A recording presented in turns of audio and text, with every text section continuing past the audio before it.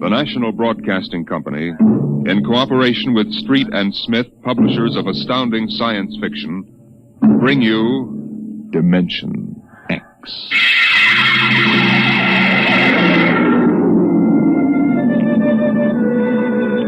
Nobody knows exactly when the nightmare began. They must have planned it for years, though, because looking back, you can find little incidents here and there. Like the concrete mixer in New Jersey that killed the bricklayer, and the time Senator Milburn was sucked into the roto-press at the Capitol Office Building. Unrelated accidents, we thought at the time. But they add up now. The day we really should have suspected was when the men walked off the construction job at the new Brookmeadow atomic pile on Long Island. I'll never forget that day. I was working as a statistical clerk in the project then, operating one of those miracle computing machines developed to fill the requirements of Army ordnance. They called it ENIAC. Mr. Gurney? Huh? Oh, yes, Bella? The chief wants to see you in his office. Me? Unless you're no longer Samson Gurney, he wants to see you. Oh, well, of course. What do you suppose? I do not read minds, tea leaves, or crystal balls. Of course, I'm sorry. I shouldn't have asked. Don't apologize. I'm sorry. And don't wait for me. Mr. Hawk is in a hurry. Yes, I'll go in right away, of course. Her name was Bella Roscoe. She was Mr. Hawk's secretary. I had always thought her a very attractive woman, but for some reason she didn't seem to like me. Of course, on a clerk's salary, I couldn't exactly afford to take ladies to the best places. But I've often thought that if there weren't such a disparity in our ages, I might have... But then... Come in. You wanted to see me, Mr. Hawk? Gurney, I thought those electronic computations were infallible. They are, sir. Well, we got a kickback from the chief physicist. These nuclear equations are inaccurate. No, they aren't, sir. I'm telling you what the memo says. Well, sir, occasionally, if there's an overload, the machine goes haywire. Sort of has a nervous breakdown, you might say. Huh? We usually rest it up for 24 hours, and it's okay again. Well, do whatever has to be done. Yes, sir. Oh, and Gurney. Yes, sir. You've been with the Bureau for over 15 years now. It would be a shame to have to remove you because you aren't keeping your mind on your work. Well, Mr. Hawk, I hardly think anyone...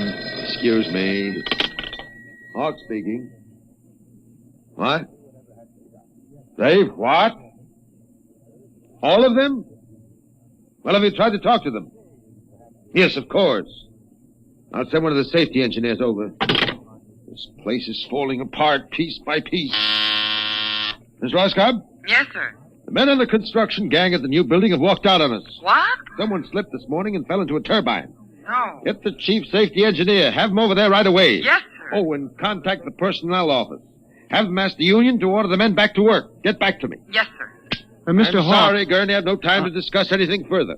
Get on the job and stay awake, or we'll have to make some changes. But, Mr. Hawk, That's all, I assure Gurney. you... That's all.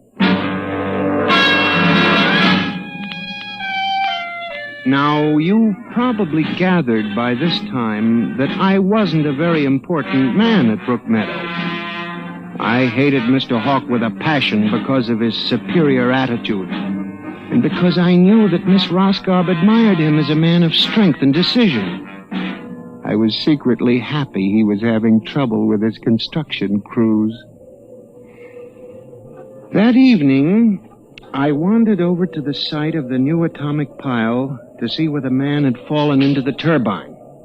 They had the construction area fenced off with barbed wire, and a security guard stopped me. Hold it, buddy. You can't go in there.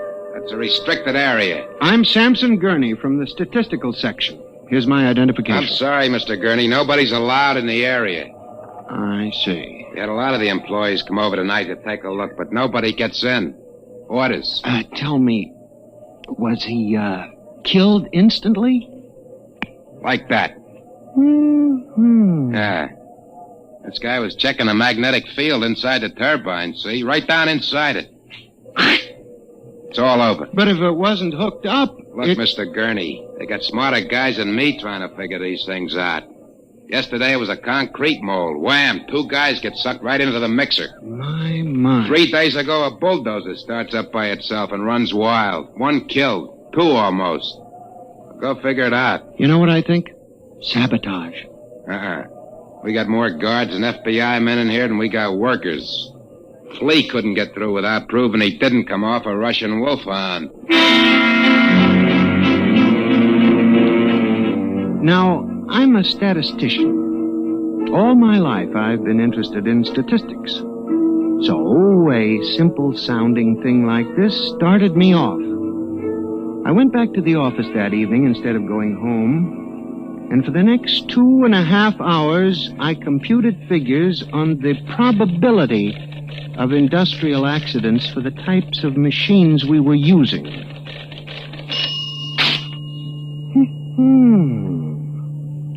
I took one look at my figures and went down to Hawk's office.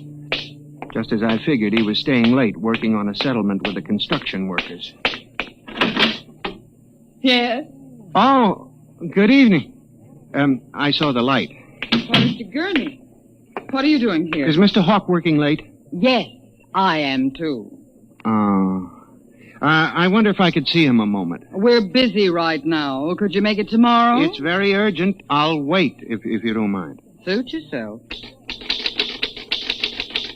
Miss Roscoe, I wonder if perhaps you would consider having dinner with me this evening after you're through. I have a date, Mr. Gurney. I was thinking we might go to Raymond's. They have very good spaghetti. Mr. Hawk has already asked me to have dinner with him at the Golden Shish Kebab. Well, of course, that's out of my class. Yes. Yeah. Mr. Hawk. Yes, Mr. Bella? Gurney would like to see you a moment. He says it's very urgent. Urgent? All right, I'll give him a minute. Okay. Thank you, Miss Roscoe. Mr. Hawk, in the past 3 months, industrial accidents all over the country have taken a sharp, unexplained upswing. Why don't you stop playing FBI man and stick to your job? Which, incidentally, you haven't been doing too well. You and our computing machines have made mistakes before. Now, this is probably another. I'll have Miss Ross come so... What's the matter with this blasted buzzer? Miss Roscoe! Miss Roscoe! Yes, sir. Stop this blasted buzzer. Get a repairman, a mechanic, anything, but stop the thing. And you, Gurney, get out. I went back to my office to get my hat and coat, feeling about as unhappy and humiliated as a man can feel. He had thrown me out in front of her. The office was dark and deserted. The whole building seemed oppressive and unnatural.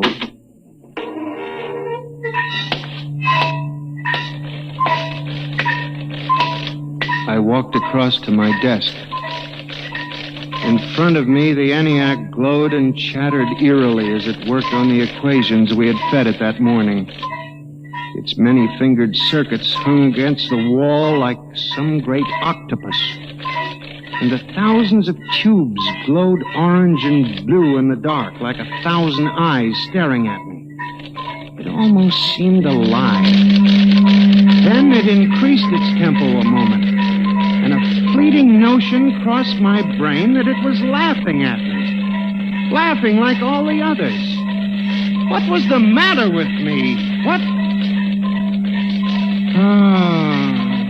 And I shut my desk drawer and began to put the cover on my ENIAC typewriter when an amazing thing happened.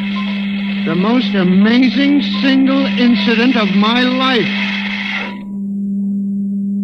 Alone, in the darkness, with no one at the keyboard, the ENIAC typewriter began to type. Am I going crazy? This can't be. There's nobody here. There's nobody here. Oh, no. I'm just imagining it. It's in my mind. But I hadn't imagined it. The paper was there in the carriage. Did I dare read it? Or would the whole thing suddenly vanish and send me shrieking to the nearest psychiatrist? Samson Gurney, there are some equations better left unsolved. The answer to yours is death. It was not until I turned to go that I was suddenly aware of the utter and complete silence of the room. Then it dawned on me. The ENIAC had stopped working.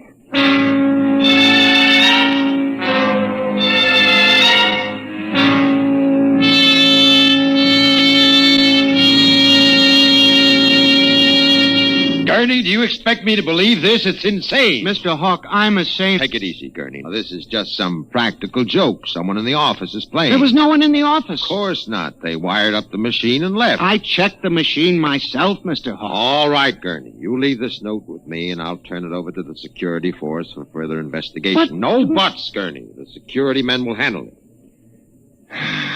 Yes, sir. Well, maybe you've been working too hard lately. You've got to relax more. Now, here, let me light that cigarette for you. I watched him trying to make the lighter work. I don't understand this. I just put fluid in it. There's a brand new flame. It seemed ridiculous. A little piece of mechanism like a cigarette lighter frustrating the big important executive. Oh, blast this lighter. Here's a match. It was such a small thing. And yet as I watched him, a thought began to take shape in my mind. Nebulous at first, incredible perhaps, but it grew. You just relax for a few days. Everything will turn out all right. Well, the main thing is not to let little things upset you.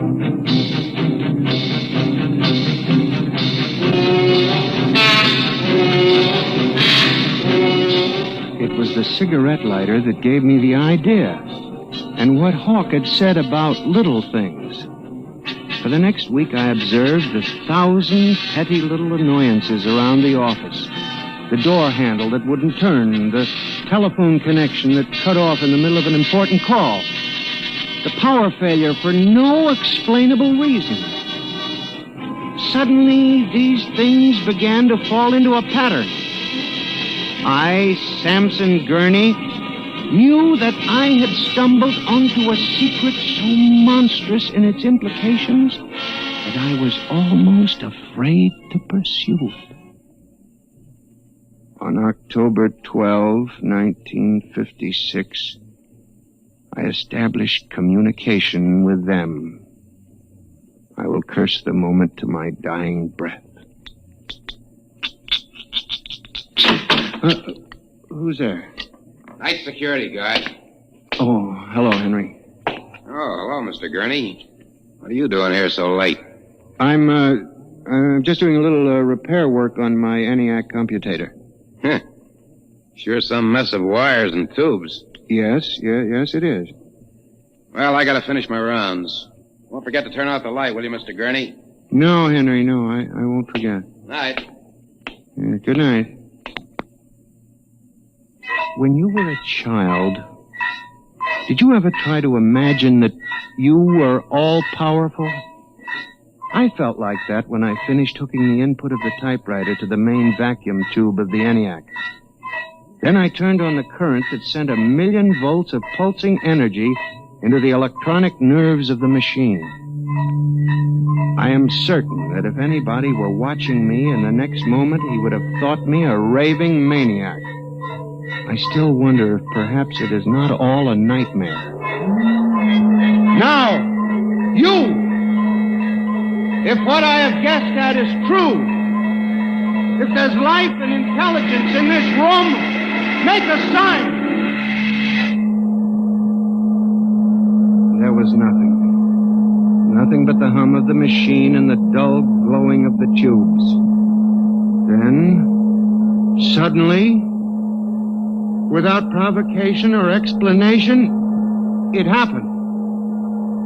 The ENIAC typewriter began to respond to the impulses from the machine. The letters were Y, E, S. Yes, it had happened. I, Samson Gurney, had communicated with a machine.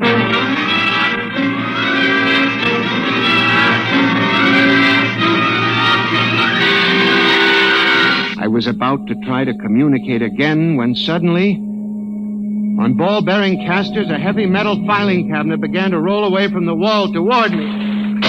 I started to move to one side when another cabinet slid out from the wall, and then another, surrounding me. That was when I realized that they cooperate. We taught them that, you see, on the assembly lines and in the factories. There was no way out. How could a mere man reason with dumb machines? Still, they needed us. They needed us to oil them and repair them and build them. They hadn't gotten to the point yet where they could exist without man. I had to make them understand that before they killed me. Listen to me. You must listen. What good will it do you if you kill me? I'm only one man, but I can help you. I can be useful to you. Do you hear me? Do you hear me? Good. You're going to need men to oil you and repair you. I'll do anything. I'll do absolutely anything you want, but in the name of God, don't kill me. If you can understand this, answer me. Answer me. The appeal captured the longing of centuries. Man as slave to the machine. And after a moment, the circuits glowed more brightly. The cabinet slid back to the walls. As I tore the tape from the machine and read it, the words were almost pathetic in their longing, but most ominous in their implication. They read, "Address me as master."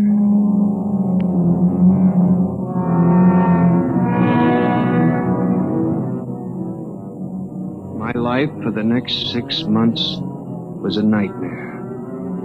The ENIAC gave me messages which I had to transmit into my telephone.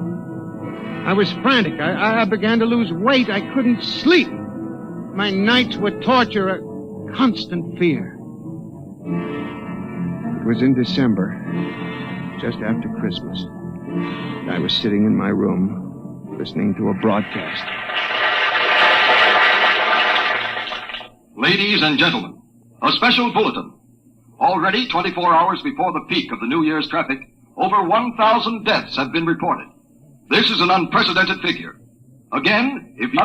That very afternoon, I had transmitted a message to the telephones for relay to all machines of transportation. The message was one word. Kill.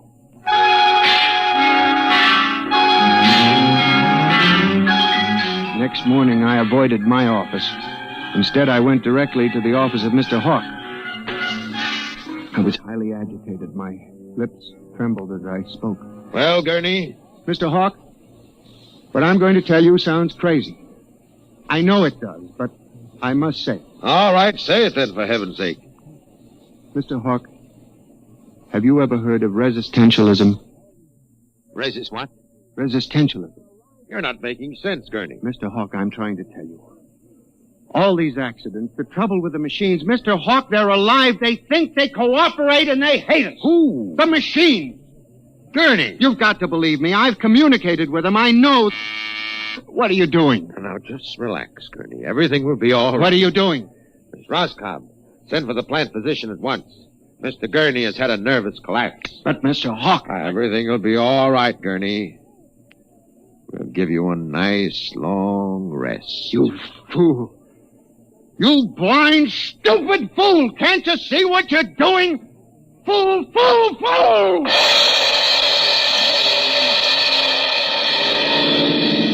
When the plant physician arrived a few moments later, Lucius Hawk was found at his desk, strangled to death in a nest of telephones.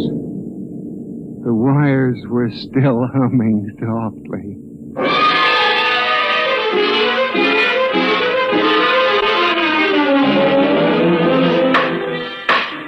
Samson Gurney, you stand accused of the crime of murder. How do you plead? I did not kill him. I didn't. So record. Prosecution will proceed with testimony.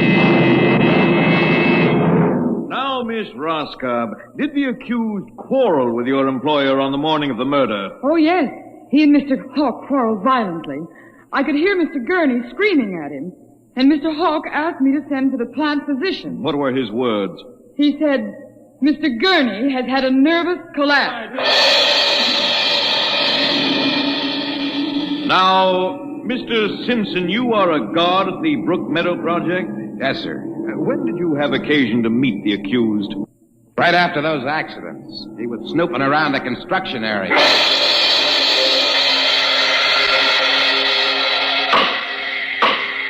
Samson Gurney, court hereby finds you guilty of murder in the first degree.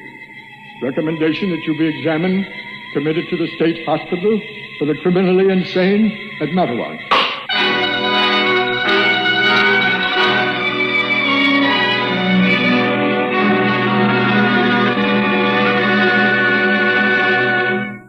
And that's how I came to be here at the hospital, Dr. Klein. That's the whole story. Thank you, Mr. Gurney. You can see that I'm not insane. You must believe me, Doctor. Of course I believe you, Mr. Gurney. Now tell me about this revolt. It will begin in Washington, then spread to New York. Yes? The Madison Avenue buses lead the charge. Picture it, Dr. Klein, 3,000 buses roaring rampant through the streets, people running like rats in a maze looking for manholes in the pavement. And you really believe this will happen, Mr. Gurney? I know it, Doctor. The worst part of it is there's no way to stop them now. It's too late. Now, you mustn't excite yourself, but Mr. Doctor, Gurney. Don't you see?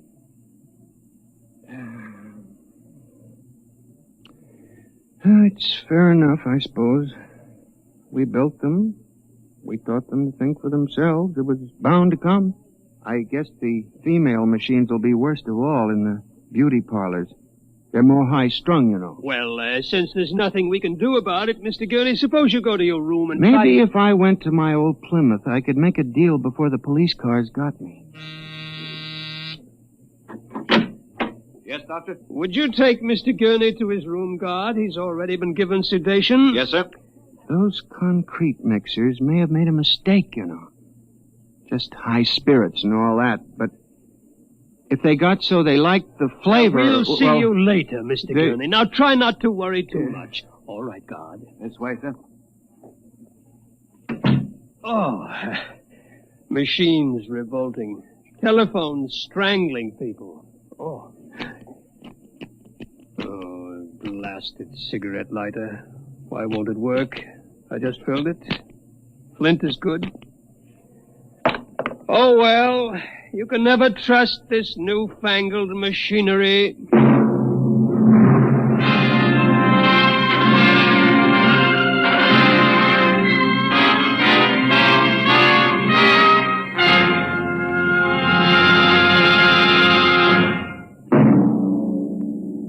Next week, Dimension X will present a story of the future.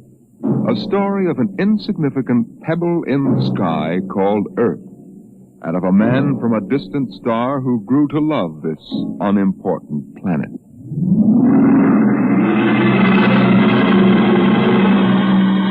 Dimension X is transcribed each week by the National Broadcasting Company in cooperation with Treat and Smith, publishers of the magazine Astounding Science Fiction.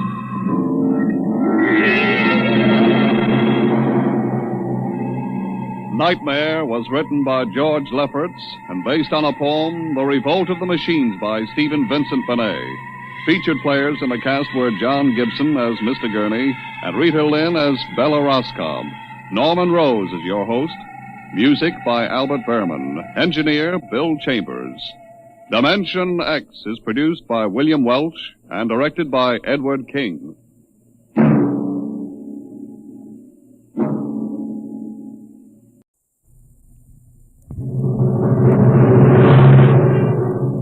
Adventures in Time and Space. Transcribed in future tense. Dimension X.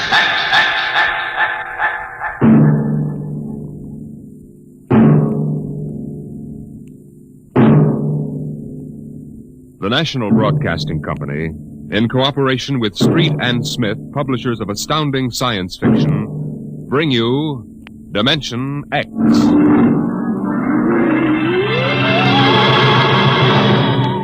The war had been going on for generations.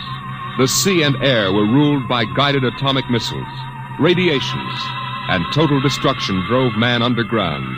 And there the war continued. The great beds of shale and limestone trembled as an underground cruiser chewed its way through the ageless rock.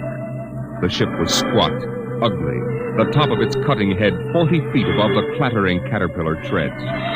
It was windowless, and behind the grinding duralloy blades were ugly lumps that concealed the guns. On the bridge, Commander Sanderson fought the bucking vibration, one hand tight on a stanchion. Culver. Aye, sir. What's wrong with the insulation? It's hot as an oven up here. Port refrigeration unit went out. Starboard can't carry the load. I've got damage control on it. Go back. Aye, sir. Give me a seismal reading. Severe shock 30 seconds back. Change course to 175 degrees. And half speed, please, sir, till I can chart the straightest. Mr. Culver. Aye, sir. 175, half speed. Aye, sir. Navigation, Lieutenant Watson. Bridge here. Change course to 175, Watson. 175. Aye, sir.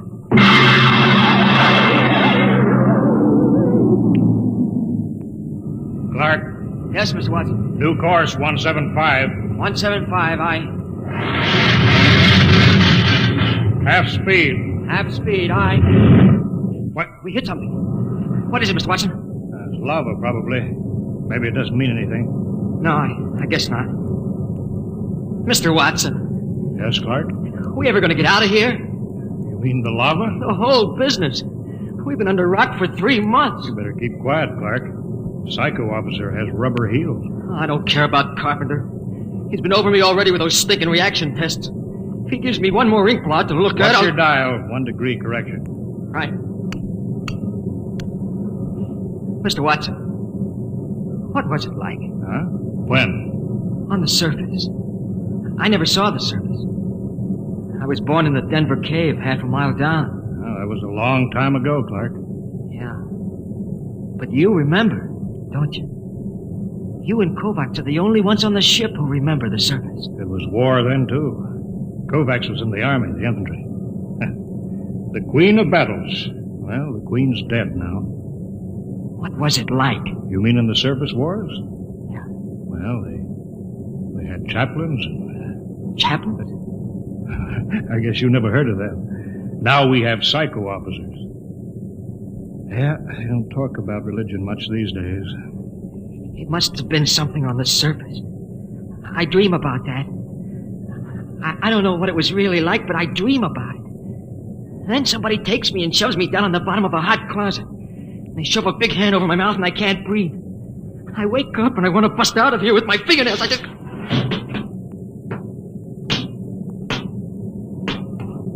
What's the matter, Clark? Nothing, Dr. Carpenter. Nothing? No, sir. We were just passing the time, Carpenter. When's the last time you had an emotional reaction test, Watson? I don't know. I forgot. Just remember your seniority doesn't exempt you from psychiatric review. This isn't some slipshod surface vessel with organized superstition aboard. The old chaplains weren't so bad. Not scientific. You know, I can remember when psychiatry and mental hygiene were the hope of mankind. Now look at it. That goes in my report, Watson. Yeah? Well, make sure you spell my name right. Now hear this. Now hear this. Attention all hands. Igneous rock detected. Fresh lava flow. Stand by to go to quarters. You're lucky, Watson. That is all. I'll finish with you later. I've got to check combat detachment. Sure. Go play with your ink blots. I'm busy. And now Go listen. on, get out of the way. Get down to the combat detachment. They'll be happy to see you. Clark, check those dampers.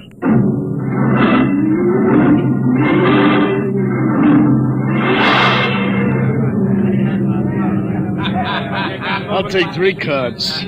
I'll stand pat. Jake to the pat hand. Combat detachment, huh? What kind of a chicken guy are you? Anytime you want to start anything, you lying, yellow All chisel. right. Don't flip your wig. All right, I don't want no trouble. That rubber-soled rat carpenter, he's worked us all over. Yeah, all except Norman. Hey, Norman. Norman, how come you ain't been psychoed? I don't need it. I'm stable. I bet you any money he's a stoolie for carpenter. I've seen his 201 personnel file. It's blank. I heard a guy say he was born in a lab. What do you mean? You ever seen him, mate? Oh, you're crazy. The science brass has been working on something like that. You're crazy. You know how many men they fell short in the last draft? 900,000. So what? Now, suppose you run out of real men for soldiers. Suppose you figure how to make them. Artificial. If they ever do, they ain't gonna talk about it. Till it's combat tested. Yeah, I never thought of that. Hey, Newman. What do you got inside of you? Gears? I'm not supposed to talk about myself. Yeah? Well, suppose I make you talk. Hey, sit down, Chip. Sit down, be... All right, let go of me or I'll lay you out, too. Hey, cut it. Keep cut going. it. Knock it Cut off. Cut it. Shut. At ease, men. Well, how's everybody feeling? You, Coke? All right. I'm all right, sir. Uh-huh. Sheehan? Sheehan? I'm all right, sir. Newman? I'm all right, sir.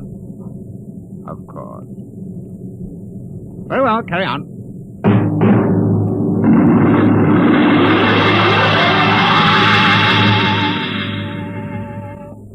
Commander Sanderson, I have my report. Later, Carpenter. It's rather important, sir. Serious personnel trouble is indicated below. It always is. Give your report to Culver. I'm busy. But, sir... Kovacs, give me a TO reading every 10 seconds. Aye, sir. Straight as steady as before. Mr. Culver. Later. If you will initial the psycho report. All right. Hurry up. This is no time for non-combat chicken. Seismo reading, sudden fault, igneous activity ahead. That means the enemy. Mr. Culver? Aye, sir. Elevate the cutters 25 degrees. We're going up and come on the enemy from above. Aye, sir. Navigation, Watson. Elevate 25 degrees. 25 elevation. Aye, sir. Figures ahead on sonar. Sounds like 3. All right. Sound general quarters. Aye, sir.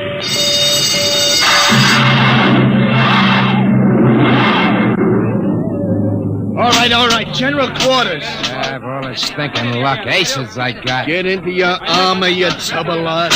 Yeah, give me a hand, Shin. The oxygen valve on my helmet's stuck. It's too tight. The helmet's too tight. You eat too much. At least I eat. Not like Newman. Yeah, look at him. Full armor and he's still smoking. I bet he lives on nicotine. Hey, Newman. Yes? You live on nicotine? Tobacco is necessary to me. Say that a roper. What did I tell you? All right, shut up and test your helmet radio. Snap it down. Okay. Now I'll get mine. Can you hear me? Is my intercom okay? Okay.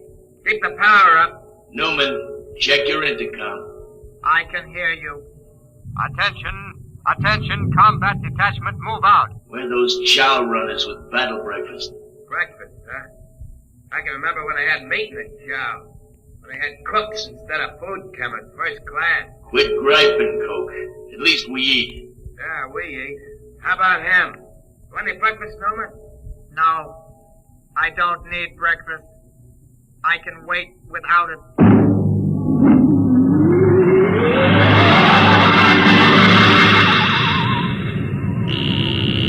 Navigation, Watson. Bridge here. Half speed. Half speed. Half speed, aye. Clark? What? What's the matter? You got the shakes? No, I'm all right. Half speed. Half speed, aye. Attention, all hands. Enemy digger sighted. What? Huh? Prepare for action at close quarters.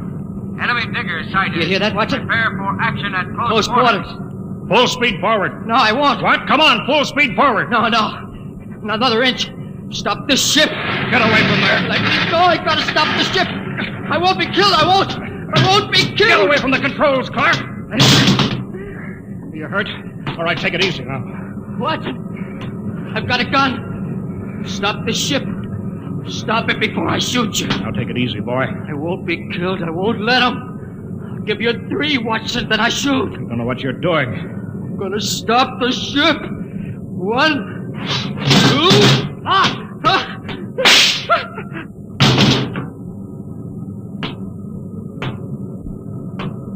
You could have wounded him, Carpenter.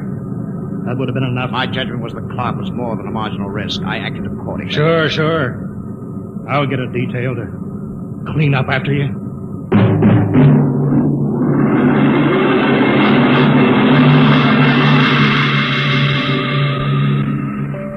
Doctor. The commander says you rate a citation. If you had read my report, Mr. Culver, you'd understand. Carpenter. Aye, sir. Don't let the crew hear of this. Wouldn't do for them to know an officer was emotionally unstable. You won't keep it quiet, sir. There was a detail to remove the body. What's that? Enemy digger within 100 feet, coming in fast. Hold it, Culver. Don't reverse engines. Turn on the drill with the tread stationary. Aye, sir. Full speed drill. Threads cut out. We'll blow up a cloud of dust that'll blind their optical technician in the infrared. Stand by, gunnery. Stand by, gunnery. Ready, sir. Enemy will be breaking through any second. There it is. Halt drill blades.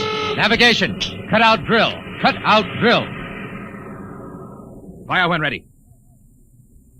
Fire.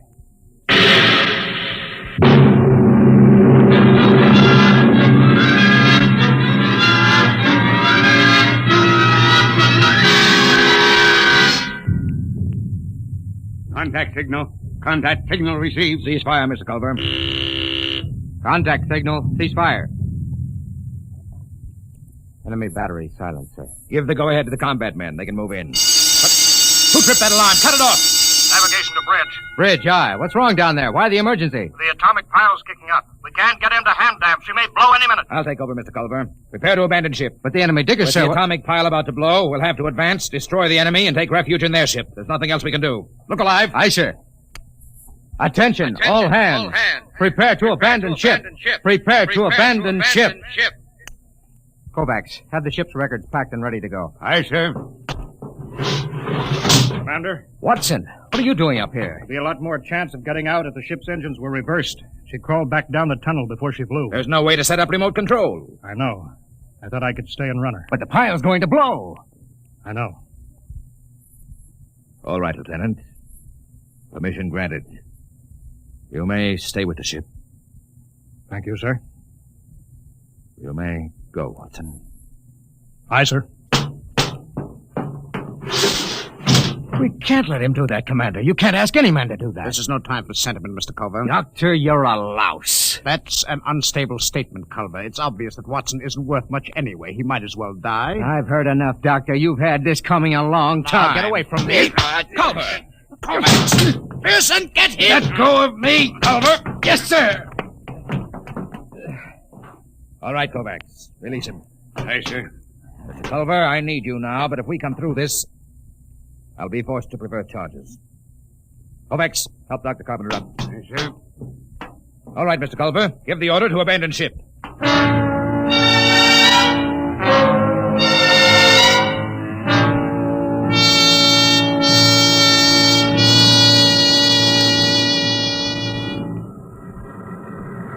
All the men are away, Kovacs. Full speed in reverse. Aye, Mr. Watson. How long have we got before the pile blows? I don't know. Kovacs, why did you stay here? You could have abandoned ship with the others. I've been saving a cigar. I got two. Would you like one? Oh, thanks. That's good.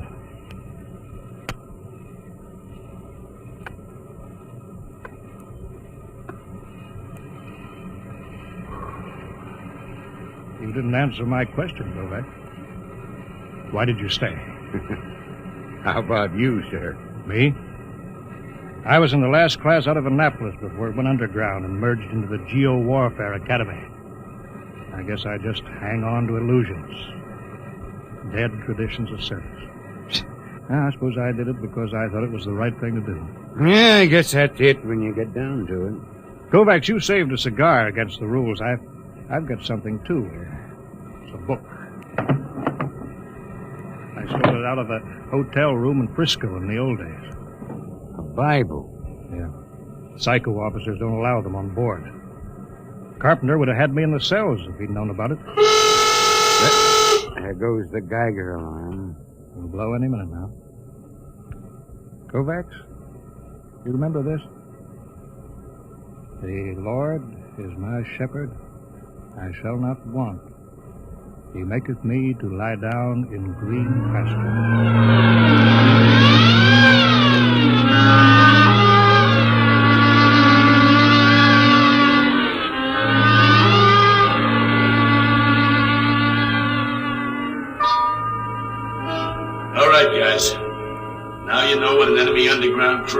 looks like. Let's board her. What was that, Sheriff? I don't know. Come on. The enemy left their landing trap down. Let's go. Look out. That's Fontaine. They kicked in his faceplate. Look out for my gun recoil when I go up the ladder. They may be waiting for us. Where are they? Ought to be some resistance. Let's get outside. Sneak into the bridge. We got him. There it is. Bridge hatch. I don't like this. They should have been guards. Forget that. You throw open the hatch. I'll cover him with a gun. Got your voice speaker on? Right. Okay, open it. Go ahead, man! Kogal. Look at them. They're all dead. Every one of them. This one did it with a sword. You beat that. Killed himself with a sword.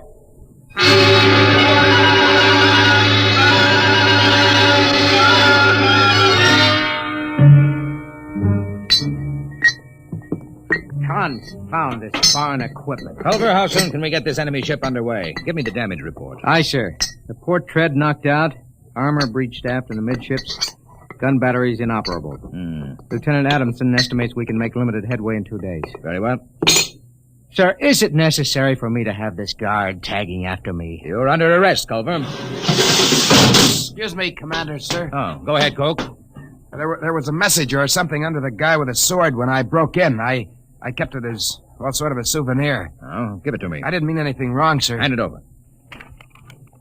Culver, you read the enemy language. I'm afraid I'm under arrest as a prisoner. That'll do. Go ahead, read it. From Supreme Headquarters. There's a code designate. To all field commanders. Subject. Secret weapon, X-39. Failure of. 1. Research project X9 released on South America front last night. X9, a semi-living chemical process attacking all forms of protoplasm, was found to be uncontrollable, is spreading through our own armies all over the world. 2, you are instructed to... Well? That's all, sir. Quiet! Gentlemen, there is only one way to interpret this news. Carpenter, you will inform all hands that the destruction of the enemy is worldwide. The war is over. Hey, Newman, why don't you laugh, huh? Why don't you shout? The war's over. I don't need to shout. Hey, Dr. Carpenter. Robot, Aye, sir. You will instruct cook to serve double rations as a celebration. No, sir. I strongly advise against it. The psychiatric implications are... What's the matter? I don't know. Something it's inside me. I've got to get out. Carpenter! Coke, Newman, go after him. Come on. No. That can't happen to a man. Not that. It's Carpenter. You can see that. But that can't happen to a man. He's dissolved. What's going on here? You don't understand, Commander. You didn't listen to that enemy message. A semi-living chemical process attacking all forms of protoplasm. All forms. Carpenter and you and me. You understand why the enemy killed themselves. They knew. The war's over, all right. There's got to be something to do. Culver, Sun General Quarters. It's too late for that, Commander. The war's over. They invented the perfect weapon. The human race is dissolved. That's funny. Dissolved like Carpenter.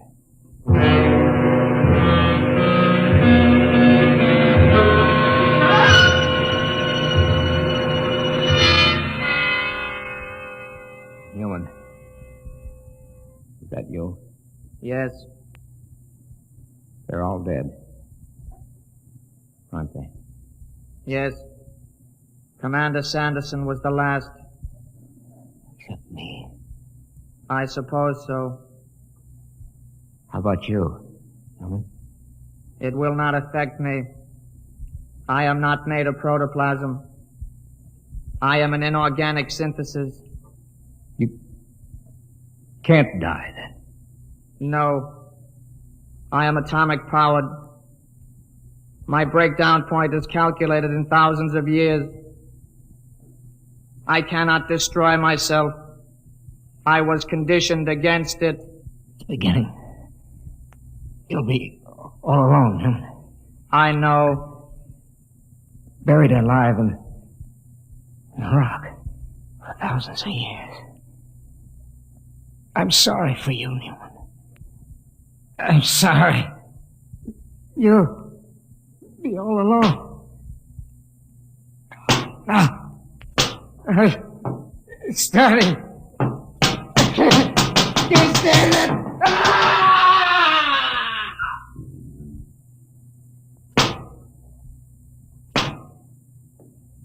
Why can't I die? Why didn't they make me so I can die like the others? I can't even kill myself. Why can't I die? Why can't I die?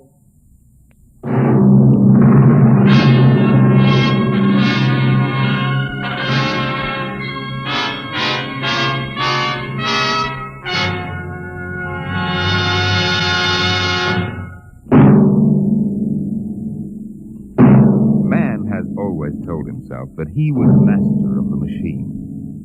But will he always be? Listen next week to the story of a nightmare.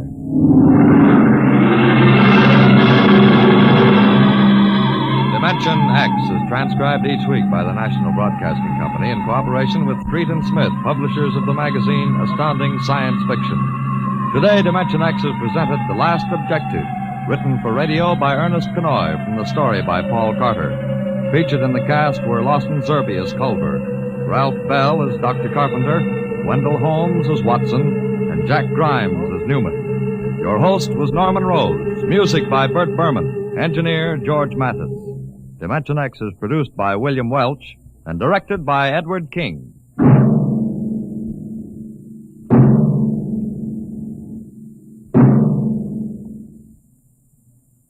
Adventures in Time and Space. Transcribed in future tense. Dimension X.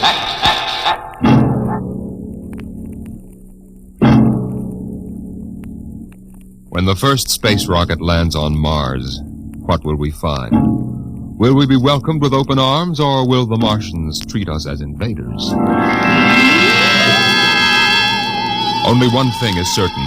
Someday a giant metal ship will take off from Earth to travel through the black velocities, the silent gulfs of space, to descend at last into the darkness of the upper Martian atmospheres. And on that day, man will finally know the answers. The day we first land on Mars.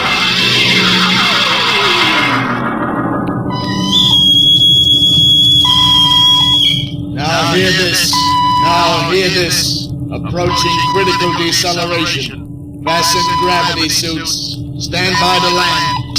Mr. Lustig, what do you make of the terrain? There seems to be a heavy ground, Miss Captain. We won't be able to use our infrared lights. And we'll have to come in on radar. Well, isn't that a little risky, sir, landing in the dark? I'd rather run the danger of a blind landing, Lieutenant, than come in without the cover of darkness. Remember, we don't know what kind of reception is waiting for us down there. Airspeed 500. Altitude now 4,000. Bridge to engine room. Stand by for deceleration. Engine room, aye. Fire forward tubes 1 and 3. Aye. Skids down. Skids check. Altitude 500. 4. 350. 3. Up a point now. All right. Let's set her down. Look out! Cut the power. Master's pipe battle stations. Aye, sir. secured, sir. Well, we're on Mars. April 20th, 1987. 4:33, Greenwich time. Enter that in the log, Masters. Aye, sir. Well, gentlemen, it's less than 2 hours till dawn. As soon as it's light, we'll send out a landing party. Masters, get me an all-over hookup. All set, Captain. Now hear this. Now hear this. All right, men. The smoking lamp is lit. We're 17 men on an alien world. And it's up to us whether we ever get home again. Next few hours should tell the story. And I want instant obedience to all commands. I'll court-martial the first man who doesn't jump to when he's ordered. And one other thing. We may be on Mars, but this is still a United States naval vessel. Officers will conduct a personal and weapons inspection in 1 hour. That's all. Inspection, Captain. Now? Mr. Lustig, we've got an hour and a half to sweat out before we find out what's outside that airlock. I'd rather have a man worried about his stripes than about what's waiting outside on Mars.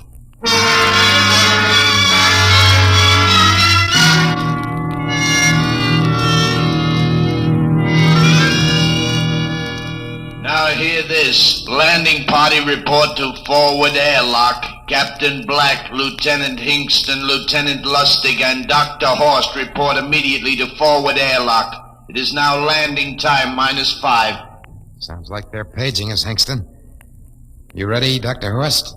Yes. Ready as I will ever be. Oh, come on. Let's report to the airlock.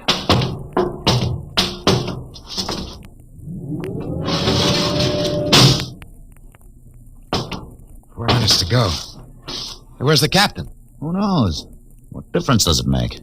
Just want to get it over with, that's all. Has anybody, got a cigarette? I think you're smoking too much, Lieutenant Lustig. Are you nervous? Lay off, will you, Horst? Wondering what's hidden outside underneath that ground mist? Very unusual planet, Mars. Why? It has an atmosphere. Wonderful thing, an atmosphere. Where you find one, you find life. You mean Martians? What do you think they'll look like? Who knows? Intelligent life can take many forms. You mean they may have green skins and eyes on stalks or something? A comic book conception is possible. Or they may have developed to a point that is far beyond us. Perhaps they have a science that can produce weapons far more dangerous than our atomic missiles. You think we may have to fight our way out? After all, we are invaders. Now hear this. Landing time -2. Landing All time right. -2. We heard this. I know what I'd like to find outside that airlock. Good old Illinois. Ever been there, Lustig? Only Chicago. Well, you ought to see my hometown. Green lawns, big white houses. Sounds like my hometown. My grandmother used to have one of those iron deers on the lawn. Every Halloween, we'd paint it another color. One time, we painted it black and white like a Holstein cow. Where does your family live, Horst? I have no family. When I was a child, they were gassed to death in the Dachau concentration camp. That's tough. Oh, it has its advantages. I have no ties on Earth. Nothing to lose now. I imagine I'm the only one on board who is free to enjoy our present peculiar position.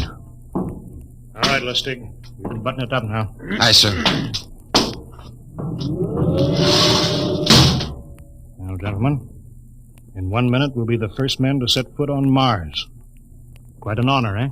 As long as the medals are not awarded posthumously. Still uneasy, Dr. Horst? Captain Black, I've been uneasy ever since I can remember. On Earth and on Mars. Now, 30 seconds. Give me the intercom phone, Lustig. Masters? Aye, sir. Battle stations will be manned till we return. If we're not back in 2 hours, I want no rescue party sent out. Blast off and save the ship, you understand? Aye, sir. All right, gentlemen. 5 seconds. 4, 3, 2, 1. Lustig, open the outer airlock.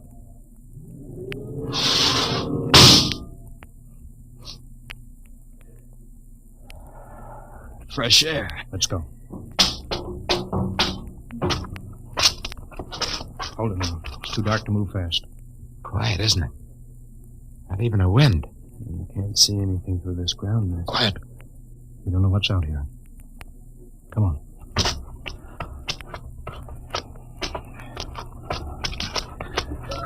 What the? Quiet! Captain.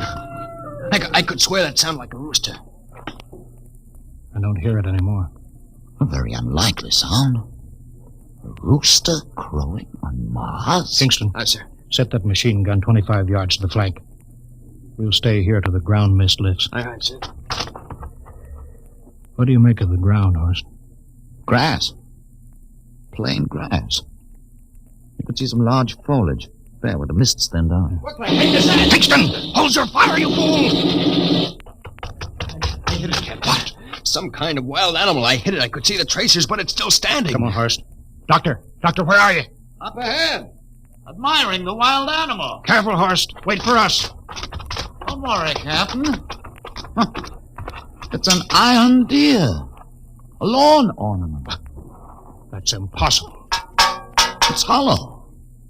Interesting, isn't it? A whitewashed Victorian iron deer sitting on a lawn in the middle of Mars. I don't understand. Look around. The mist's lifting. Captain, look there. A house, a regular old-fashioned house. On Mars. Good Lord. I haven't seen carved scrolls and gingerbread like that in years. Look at that port swing. The geraniums. There. I told you it was a rooster, Captain. Give me the glasses, Lustig. I want to take a look through that front window. What? There's an upright piano. Some sheet music on it. Lustig, it's beautiful Ohio. Beautiful Ohio? That can't be. Look here, Horst. Do you think that civilizations of two planets could be identical? I don't know. That specific variety of geraniums is only 50 years old on Earth. Is it logical they should develop in Mars? How about that port swing, that piano, and beautiful Ohio? No, it's impossible. Captain Black, this looks like the town I was born in. Well, it looks like my hometown, too. I've thought of something, sir. It's the only solution. Maybe we're not the first ship to reach Mars from Earth. That's the only answer. That's impossible, Lustig. If there'd been space travel, it couldn't be secret. Do you have any idea what ships cost, what industrial power is needed? There's got to be some logical reason. Captain, I think perhaps we might find out. A light just went on in that house. Kingston, cover that door with the machine gun. Aye, sir. Come on, Horst. You ring that doorbell. There's got to be a scientific answer to all of this.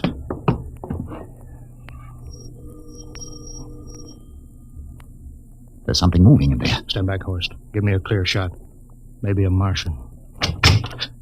Can I help you? We were looking... Well, if you're selling anything, it's much too early. No, wait a minute.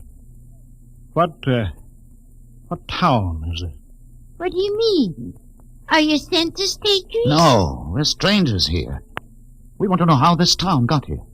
Is this a game? No, it's not a game. We're from Earth. From where? From Earth. Do you mean out of the ground?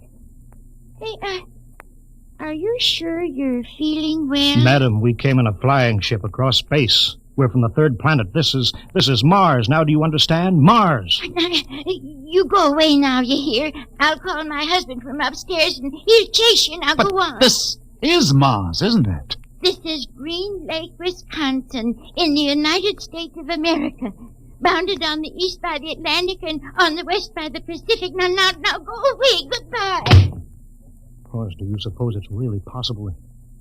I've got to find out more about this. For the last time, now go away. Pardon me, madam. What year is this? Year? Well, 1928, of course. Oh, for goodness sake. You hear that, Horst? And we know it's 1987. And we know it's Mars. Is it possible that we got fouled up, made some tremendous blunder, and circled around and landed back on Earth? In 1928? Well, maybe some switch in time or dimension. Could we have shifted somehow and gone backward in time? Horst, it won't hold water. It's not logical. We've checked every mile.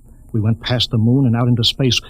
We're on Mars. Find out anything, Captain? No, we're going back to the ship till I figure out some logical explanation for all this. Lustig, out at point. Aye, sir. Hingston in the rear. Keep that gun at half load. Aye, sir. Of course, there's got to be some cold, logical solution. Captain. What? That house down the street. The white one with the green shutters. Lustig, what's the matter? I never thought. Thank God. Thank God. Lustig, come back here. He's running for that house. That crazy fool, after him quick. Lustig, stop. Come down off of that port. Grandma! Grandpa! Lustig, what the devil do you think you're crossing? Grandma and Grandpa, it is you. Lustig, what's going on here? Albert, why, it's been so many years. How you've grown, boy. Oh, it's so good to see you. Lieutenant Lustig. Oh, Captain. Grandma, I want you to meet my friend. This is Captain Black. Captain, I want you to meet my grandfolks. Howdy. Any friends of Albert's is friends of ours. How long you been here, Grandma? Oh, good many years. Ever since we died. Ever since you what? Oh, yes, sir. They've been dead 30 years. What? You mean to tell me that Mars is heaven? Oh, nonsense, no. All we know is here we're alive again. And who are we to question God's infinite ways? Lustig, we're going back to the ship. But, Captain, I want to talk to my Lieutenant grandfolks. Lustig, I don't like any part of this. You'll come back with us. I have to club you and carry you. Yeah, but, sir, That's they're enough. my... Heaven only knows what they've run up against back at the ship.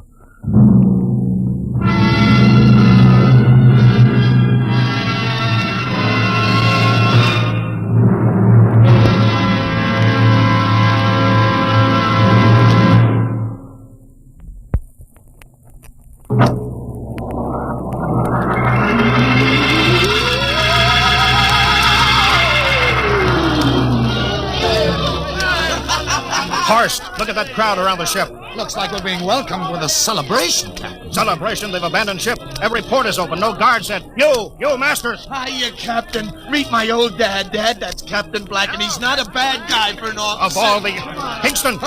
What, sir? Bring that man back. Use force if you have to. Excuse me, sir. There's my Uncle George. Hingston! I'll be right back, Captain. Uncle George! Uncle George! What the devil Don't is you going... understand, sir? They've all found friends and relatives. They're all here. He's right, Captain.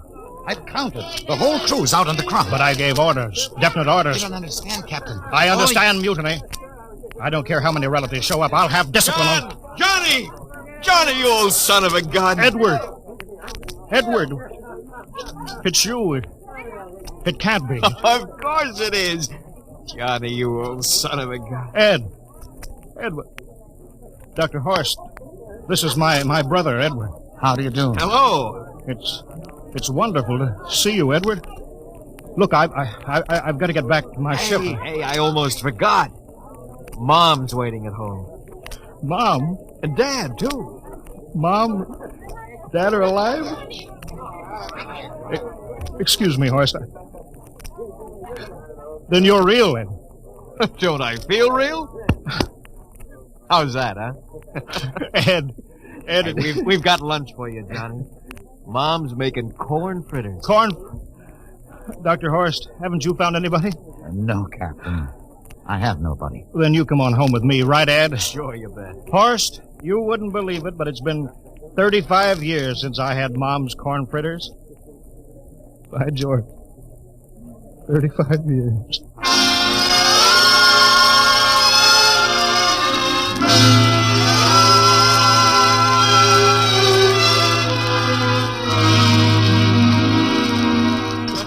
And there's plenty more in the kitchen, so don't hold back, Johnny. You too, Dr. Horst. Well, Johnny, you're still in the Navy, huh? That's right, Dad. I'm in command of the ship. We're an old Navy family, Dr. Horst. All three of our boys in the service. Ed was the best pilot in the Pacific. What did happen, Ed? Oh, what's the difference? I'm here now. Oh, you know, it's almost perfect. All we're missing is your brother Will. Then the whole family could be together. Well, it won't be long, Mom. Will's in charge of the XR-54. That's the next rocket coming out to Mars. Well, little Will. When does he leave, Johnny? Takeoff scheduled for September, but it depends on what we report. There's no question about that now, eh? Christmas together again. That'll be something, huh? Yes, sirree. Well, this calls for a celebration. How about a little of the old dandelion wine, eh, Johnny? Now, Father, don't you go giving Johnny too much wine. Oh, he's a big boy now, Mother. Well, sir, Isn't everything just fine? Just fine.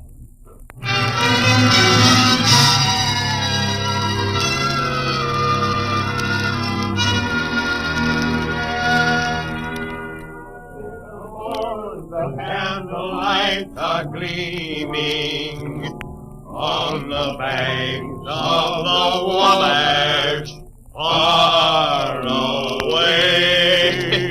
Hey, we haven't play another song. Sure, what Well, Dr. Horace, what do you think of my little family? Very nice. You know, I can't understand why you didn't find any folks here, Dr. Horace. It's just a shame. Everybody else is so happy. I never remembered my family, Mrs. Black. All I know is they were gassed at Dachau during the Second World War. When I was liberated, I was in delirium 3 months. I cannot remember anything before then. A psychiatric phenomenon. That's terrible. Isn't there anything anybody can do? I don't want to remember. Oh.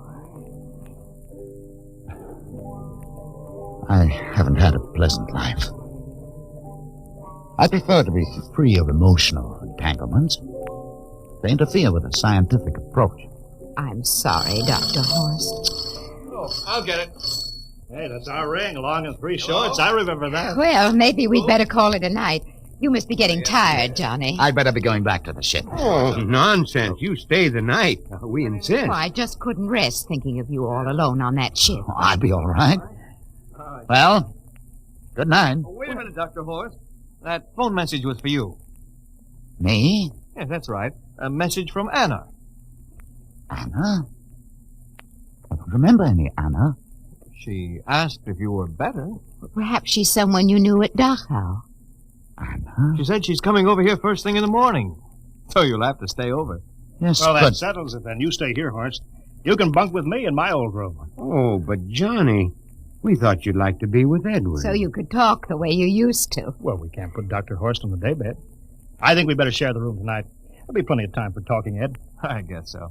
Well, I suppose I better drop back to the ship. You know, Ed, security check. Well, why do you have to do that here? Well, I don't know. There's no good reason, I guess. Well, I suppose we skip it tonight. Oh, sure. Well, good night, everybody. Oh, it's good to have you home, Johnny. It's good to be home, Mom.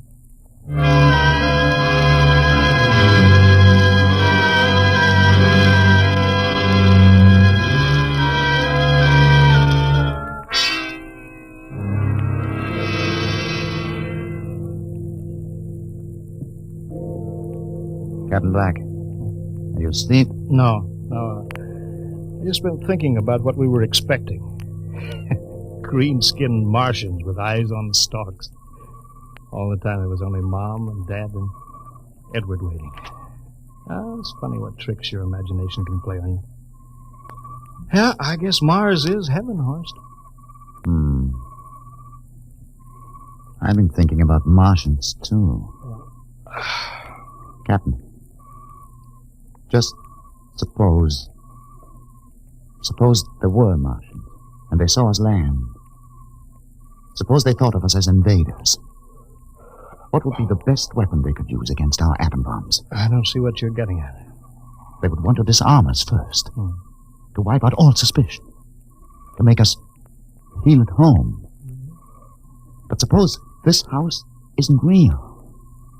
Suppose the people are just images, stolen from our own memories by Martians, created for us by telepathy, hypnotism. That's the craziest theory I ever heard. Maybe that's why there was no one for me.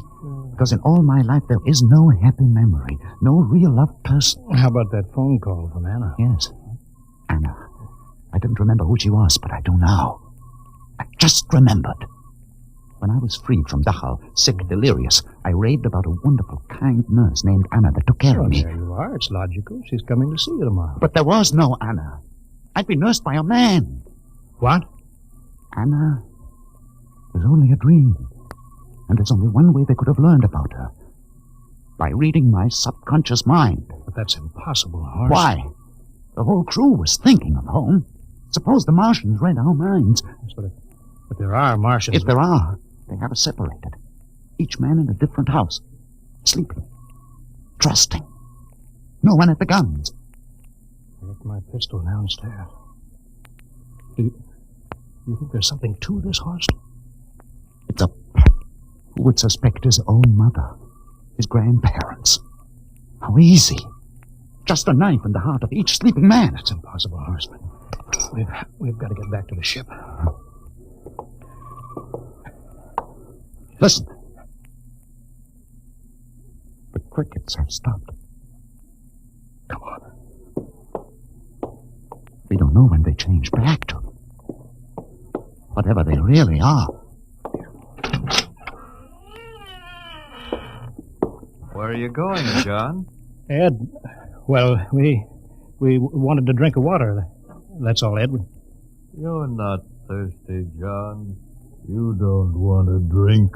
You don't want to drink. His face! It's changing! And his hands! He's a Martian! Run, horse! Run! Get away, John! You can't get away! This way, horse! Horse, where are you?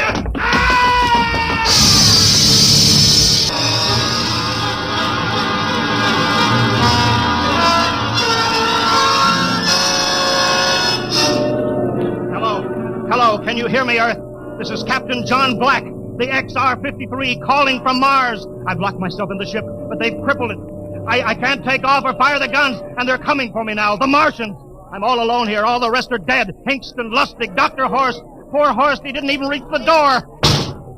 Listen, they're trying to break through the hull now. Edward and Mom and Dad and all the folks. But they're changing now. Melting and changing back into... They're Martians. Can you understand me? Martians, not men. They made us think that Mars was heaven and we fell into the trap. Can you hear me, Earth? You've got to stop the next rocket. Tell my brother Will. Tell my brother Will not to come. They'll trap him too. They'll kill them all. Hello! Hello, can you hear me, Earth? This is John Black on Mars. Hello, Earth. This is John Black on Mars.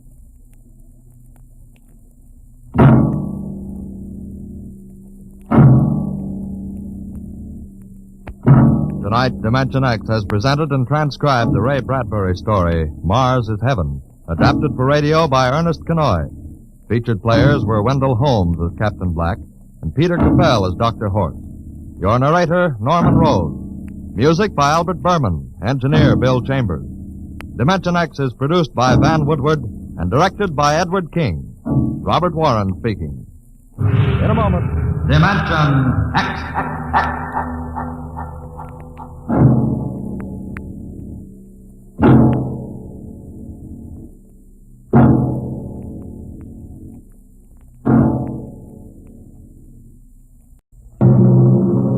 Adventures in time and space. Transcribed in future tense. Dimension X.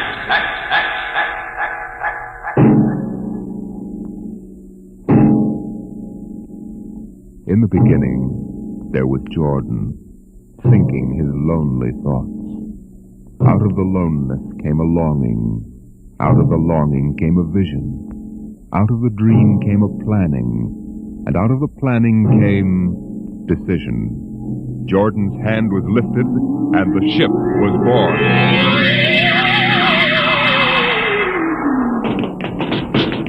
You, look out! Are you all right? Yes, it missed me. What was it? A mutant with a slingshot. I think it dashed down that passageway. You want to go after it? We'd never catch it, Alan. It's probably 12 decks above us by now. I didn't think they ever came down this far. Patrols usually get them before they reach this level. They get more daring with each generation. This one looked like a female. Male or female, it might have killed us. I told you this trip was pure foolishness. Climbing 24 deck levels to hear a crazy old man rave. We're almost there now. Compartment X15, level 24. This is the place. This area smells as if it hadn't been visited by a sanitation crew for generations. Part of the ship is almost deserted.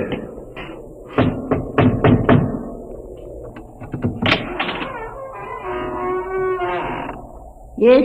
This is the compartment of John the Witness. Who are you? My name is Hugh Hoyland. I'm a cadet from the scientist barrack. This is my friend Alan Mahoney. What do you want of John the Witness? Only to talk. Are you a believer in Jordan? Naturally. I have heard that there are those among the younger scientists who doubt the word of Jordan. To doubt is death. We're not heretics. Enter. I have brought a gift of tobacco, grown on the richest level. It smells good. I assure you it's the best. Wait here. What a rat's nest. Shh. What the devil do you think he can tell you? I don't know. Now, hush.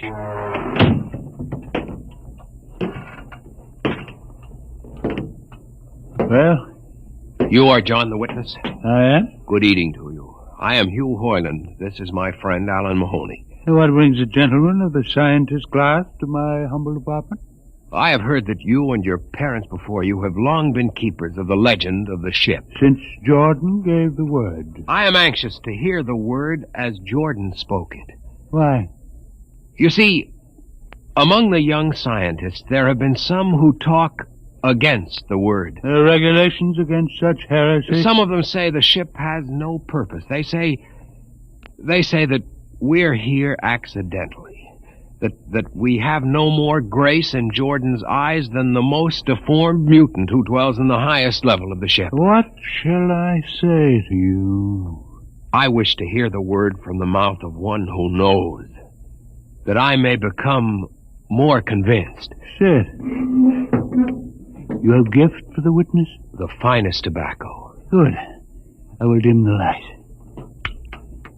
Now, pay close attention, for these are the words as my father's father's father gave them to his son's son's son.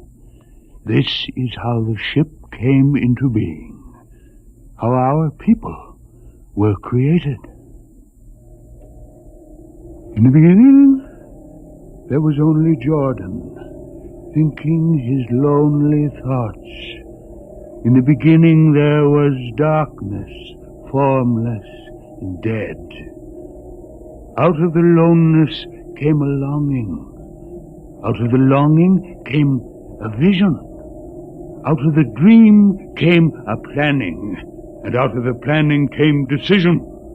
Jordan's hand was lifted, and the ship was born. Mile after mile of good compartments, tank after tank for golden corn, ladder and passage, door and locker, fit for the needs of the yet unborn. He looked on his work and found it pleasing, meet for a race that was yet to be. He thought of man, and man came into being. Then Jordan checked his thought and searched for a key. Man untamed would shame his maker. Man unruled would spoil the plan. So Jordan made the regulations, some to speak and some to listen. Order came to the ranks of men. Crew he created to work at their stations, scientists to guide the plan. Over them all he created captain, made him judge of the race of man. Thus it was in the Golden Age.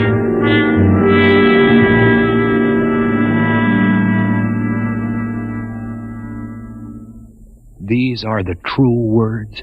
As my father's father taught them. But what of the strange beast-like people on the upper levels of the ship? Surely Jordan did not create them. Jordan is perfect. All below him lack perfection. You have heard of the legend of Huff? I have heard that he mutinied against Jordan. Darkness swallowed the ways of virtue. Sin prevailed upon the ship. And before wisdom prevailed and the bodies of Huff and his followers were fed into the converter, some of the rebels escaped and lived to father the mutants. They are tainted with the sins of their fathers. One more question, witness. Speak. What is the ship? The ship is a great sphere, 25 kilometers wide and 100 levels deep. I know that, but what about the upper levels? The regulations forbid us to venture into the upper levels, but it is said that beyond the levels of the mutants lies the A forbidden place where Jordan's spirit prevails. So I've heard. But something troubles me. Something which prompted my coming here. Yes, my son. What lies beyond the ship? What? What lies beyond the ship? This is heresy. Answer me. I will not permit such talk. The ship is complete. The ship is universal. The ship is everywhere. The ship is endless. Your mutterings are those of a frightened old man. They answer nothing. You question the word? I think you lie. Hear me, Mr. Highland. For what you have already said, I can have your body fed to the converter. Your soul launched on the endless trip. You threaten me. You, for Jordan's sake. You think I fear this dried fig of a man? You. Sir, my friend is impetuous. He doesn't understand. I might be persuaded to forget a substantial gift. You pig. You. Come on, Alan. The sight of this so-called holy man offends me. No, you shall not leave. Look, don't try to frighten me with a gun, old man. Remain where you are, heretic. I warn you, put down the gun. No. No closer. Drop it. Very well, then. Death to the heretic. Alan, get him! Is he dead? I don't know. Come on, Hugh. We've got to get out of here. Now where? We can't go back. They'd feed us into the converter. What's that? The old woman must have turned in an alarm. Come on, the patrol will be here in no time. Where can we go? The upper levels. But the mutant. We'll have to take our chance. Listen, that's the patrol we've got to climb. There's a hatchway. Down the corridor. Quickly. Halt! Halt, do we fire? The ladder.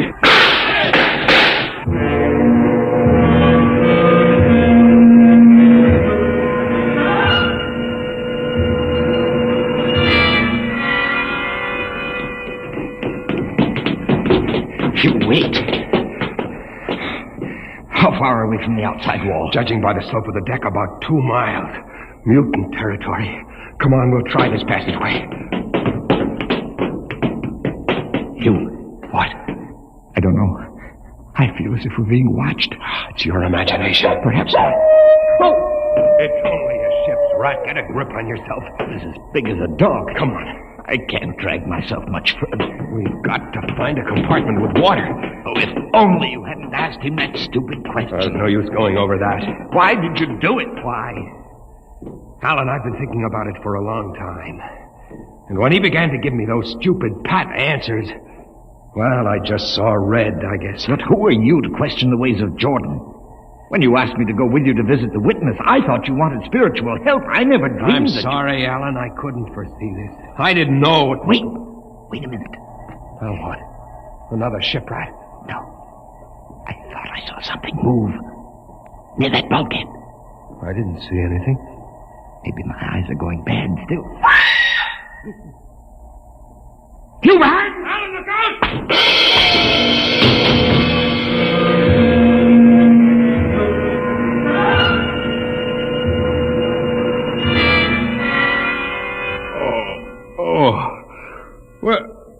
Where am I? What are you? Get away from me! Alan! Alan! Look out with that knife! Stay away from me! Alan! Alan! Don't kill him, Bobo. Not yet. Who are you? Forgive my friend Bobo. Like so many of my people, he's rather impetuous where members of the so-called super race are concerned. Who are you? What place is this? As you can guess from my leg, I'm a mutant. Where is Alan? Your friend is dead. I was not able to restrain my people in time to save him.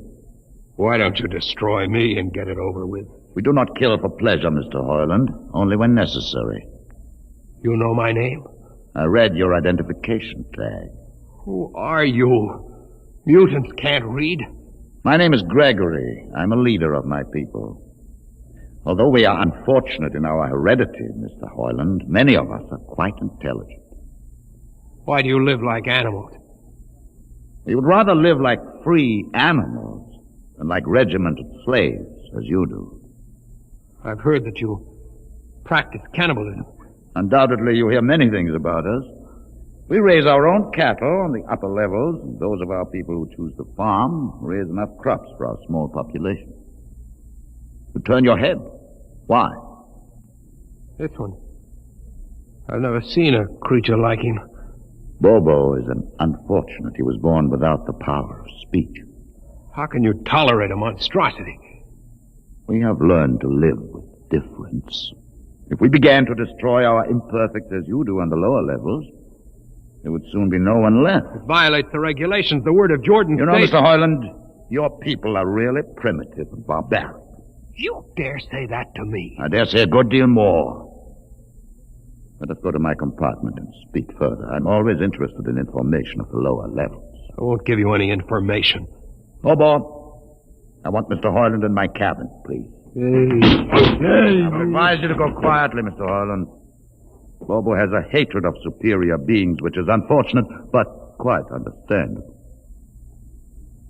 Proceed.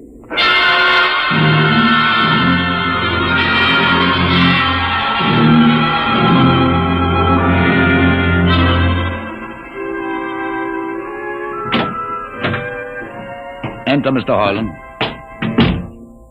This is where you live? Yes. But you have books. Stolen from your libraries, Mr. Hoyland. Compton's Astrophysics. The Philosophy of Interstellar Navigation. Celestial Mechanics. You have read these? Most of them. Why did you bring me here? What do you intend to do? Do you believe in Jordan, Mr. Hoyland? There is no other belief. And the trip? I suppose you believe in the trip, too. Well, what else is there to believe? When you die, your remains are fed to the converter, and your soul makes the trip. And where does the trip take you? Why, to Centaurus, of course. Huh? What is Centaurus? Why, Centaurus, mind you, I'm just telling you the orthodox answer. Centaurus is where you arrive when you've made the trip. A place where everything is happy and everybody's happy and there's always good eating. It's mythological, of course. And you believe this? The peasants believe it, literally, but many of the younger scientists like myself know that it's figurative, symbolic. Why do you ask? Didn't it ever occur to you, Mr. Hoyland, that the trip is exactly what your peasants believe it is? That the ship and all the crew were actually going someplace? Moving? The ship can't go anywhere. It already is everywhere. Imagine a place bigger than the ship, much bigger, with the ship inside it, moving inside. But there can't be any place bigger than the ship. There wouldn't be any place for it to be. Oh, for heaven's sake. Listen, you know the lowest level? Yes. If you started digging a hole in the lowest level, where would that hole go? Where would that hole... Oh, no. No, it's forbidden to think such a thought. Where would it go? No. No, I can't think about it. Bobo, we're going to take Mr. Hoyland to the place. Where are we going? To the top level. But it's certain death. Nonsense. I've been there 1,000 times. Come along. No, I won't. You can't make me. I think we can. Now, shall we proceed peacefully, or shall I have Bobo persuade you?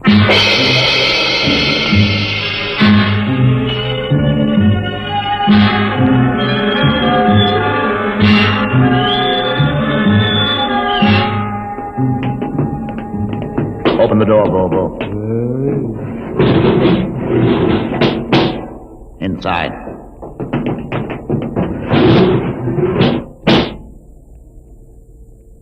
What place is this?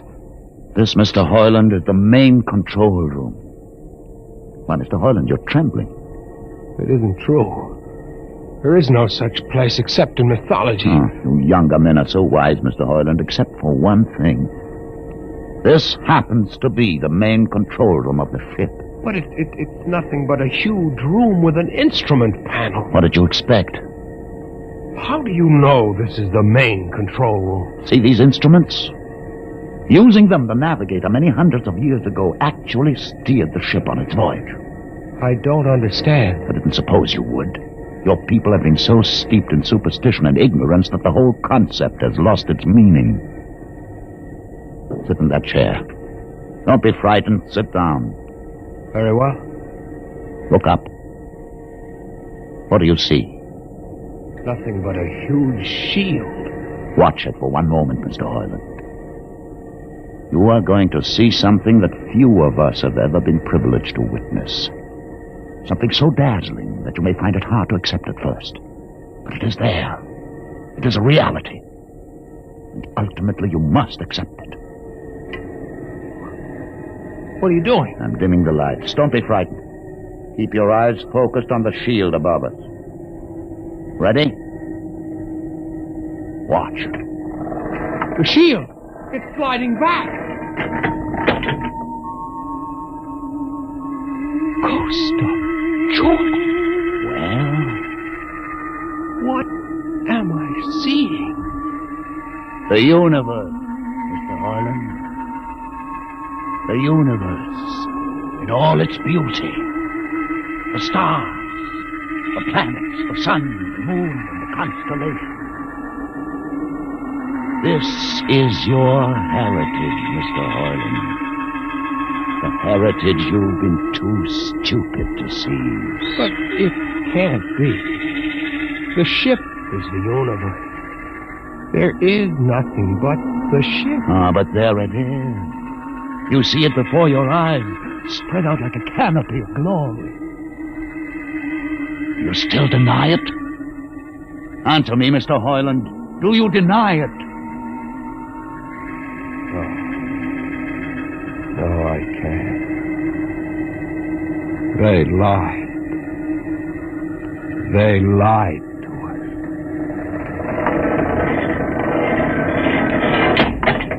Good. Why did you close the shield? You will see it again if you're not afraid. I'm not afraid. Many times. I've shown this to others of your people whom we captured, and though they saw it before their very eyes, they would not believe it. Tell me about it. Tell me about the ship, about the universe. What are these things? How did this come about?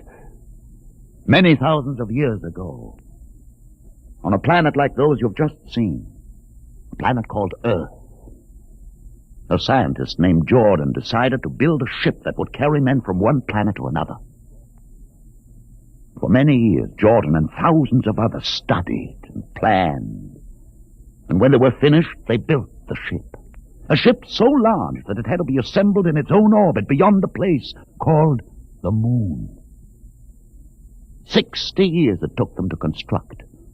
And when it was finished, a whole new science had been conceived. Then the trip was begun.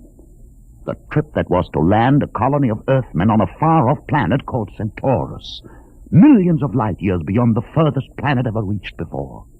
How do you know these things? Among my books are the log which Jordan himself kept, and the records of the journey for the first 40 years. What happened? There was a mutiny. A man named Huth led a rebellion of those who wanted to turn back. In the struggle, the navigators were killed, and the crew fell into a state of anarchy. In the years to follow, small groups of men tried to organize the ship for navigation, and each time they failed. Finally, the whole idea was abandoned. And so for centuries, we have swung in space, unmanned, undirected, living in a lost world of our own making, without purpose, without direction. Why have you told me this? Why have you brought me here? You could have killed me. Can you guess? No. No, I can't. Unless... But it would be too fantastic. Well? You want to finish the trip. Yes, that's it. What would it take to do it? A miracle, almost. The crew would have to be trained. Many people, each skilled in a certain duty. Couldn't you train your own people? We are too few. Besides, the main drivers in the lower levels where my people are forbidden to go. No. It would mean that both our peoples would have to work together. Our differences encouraged rather than denied. It can be done. You showed me. You can show others. I can show them. Can you? I'll see the captain himself. I have an uncle on the central board. I'll tell him what I've seen here. And do you think he'll believe you? Send one of your people with me. That's asking a good deal. I'm risking a good deal by going back. Very well. Bobo will go with you. He can't talk. There will be no need for talk. I will write a message guaranteeing safe conduct for a group of unarmed scientists to visit the main control room. Bobo will take you safely through our territory. What happens when you reach your own level is up to you.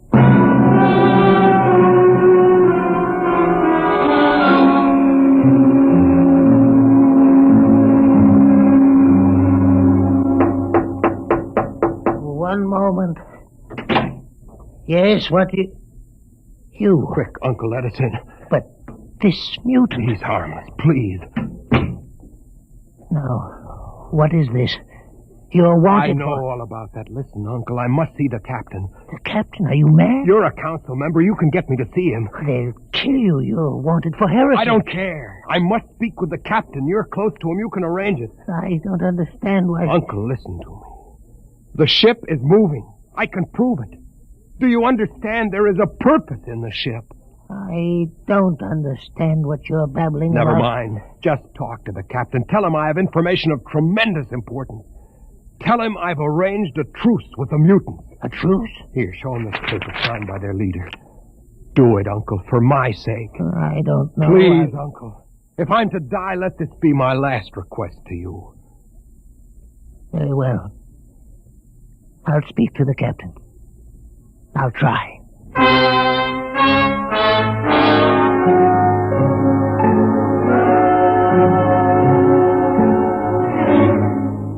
And you say, Mr. Hoyland, that you saw this with your own eyes? I swear it, Captain. I swear it on the word of Jordan. Let me see that paper again. What do you think, Commander Erst? I don't know, sir. It might be a trick. I guarantee you safe conduct. If these things are as Mr. Hoyland reports them, it would pay to risk a few lives. The man is a convicted heretic. Still, we mustn't discount his word entirely. He has a safe conduct. The mutant risked its life coming with him. I think we might investigate. You will do it? I'll have an expedition outfitted. Dismissed, Mr. Hoyland. Thank you, sir. Thank you. Captain, do Commander Erst. Sir. You'll make the necessary arrangements for an expedition. I trust you understand. Perfectly, sir. Perfectly.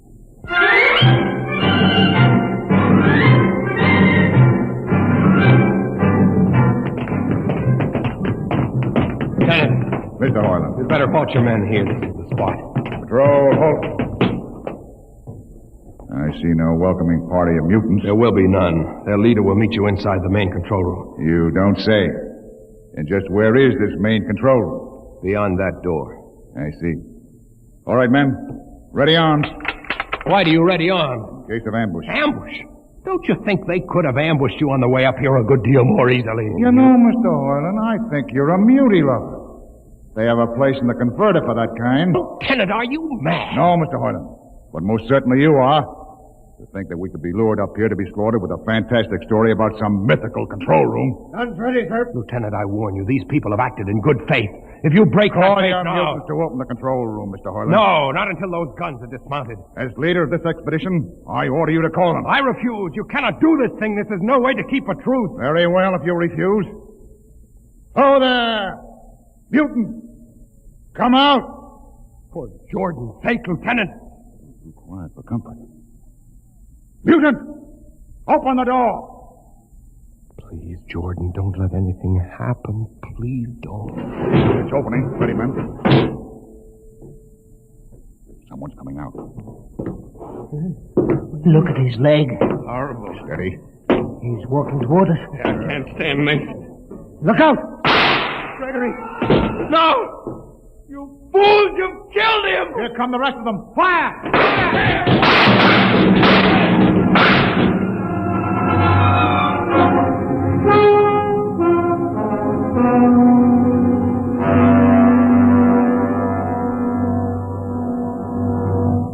That should teach them a lesson they won't forget. All right, men. Inside the room. Hoyland, you're under arrest as a conspirator in this ambush. Ambush? You fool. You blind, stupid fool. That'll be enough. Have you been inside this place before? Yes. What's all this machinery? These are the controls he would have used to steer the ship. He's gone out of his mind, Lieutenant. Steer the ship? Who? The leader. The one you killed. This ugly mutant? This ugly mutant happened to be a man of true greatness. You're mad. Am I? This man had a vision which could have saved you, but you chose to kill him because you couldn't stand the sight of his difference from you. I'll not listen to these ravings. Close your ears. Shut your minds against the conscience that tells you it's wrong to kill. That tells you that your need to be arrogant only proves your inadequacy to yourself. Shut him up. Don't listen to him, man. You can't shut your ears. My words sting you. You cannot shut your mind. And you cannot shut your eyes. Don't do this! The roof. It's moving back. Look. Let the vision of this confound your ignorance and blind your eyes. This is the heritage you tried to stifle in your own breast. This is the heritage of stars and open skies for which men have yearned for centuries. Try to destroy this, and you will only destroy yourself. Death to the heretic. Kill me if you choose. But I say to you that this you cannot keep from our people. That they will seek it out, and the ship will be manned, and the ship will be steered, and there will be freedom and purpose and respect for ourselves. This is your heritage. Look upon the universe. Kill him! Kill him!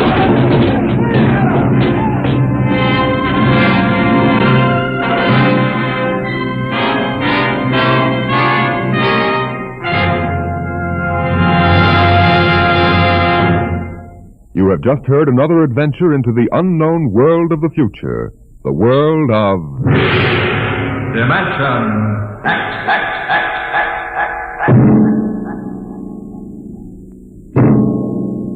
This has been the concluding broadcast in the current series of Dimension X.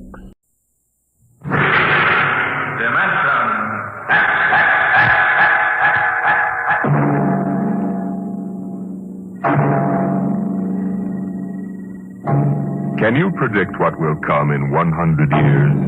Can you see beyond the known dimensions of time and space into the unknown, Dimension X?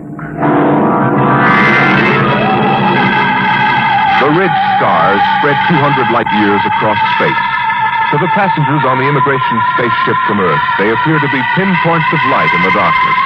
The men, women, and children slept in their bunks in the tiered dormitories, or sat reading the immigration folders that described the worlds of the ridge stars in glowing, rosy terms. Anne Travis stood before the vision port and searched for the spot of light which would be her new home.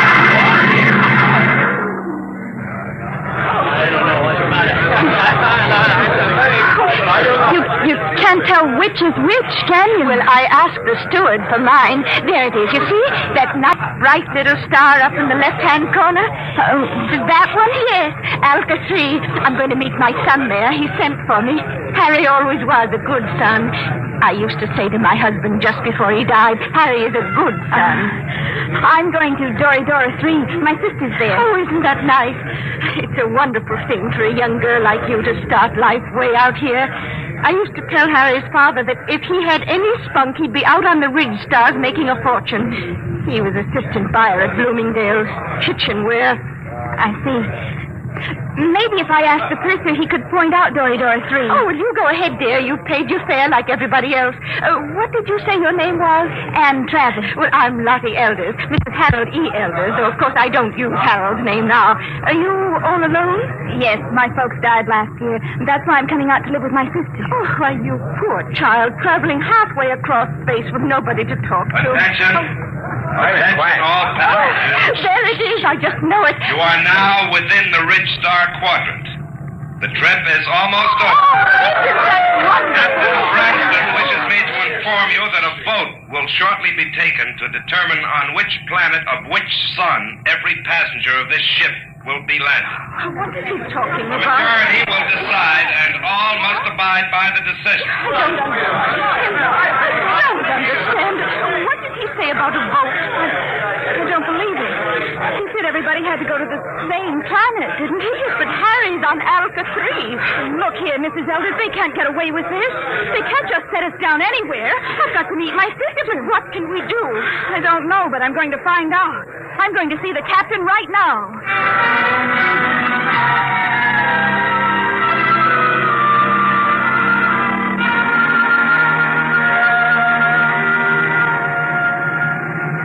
Landing manifest 12436. Cargo holds 1 through 12 at premium rate, including... I want to see the captain. Oh, look, I'm busy now. What kind of an outrage is this?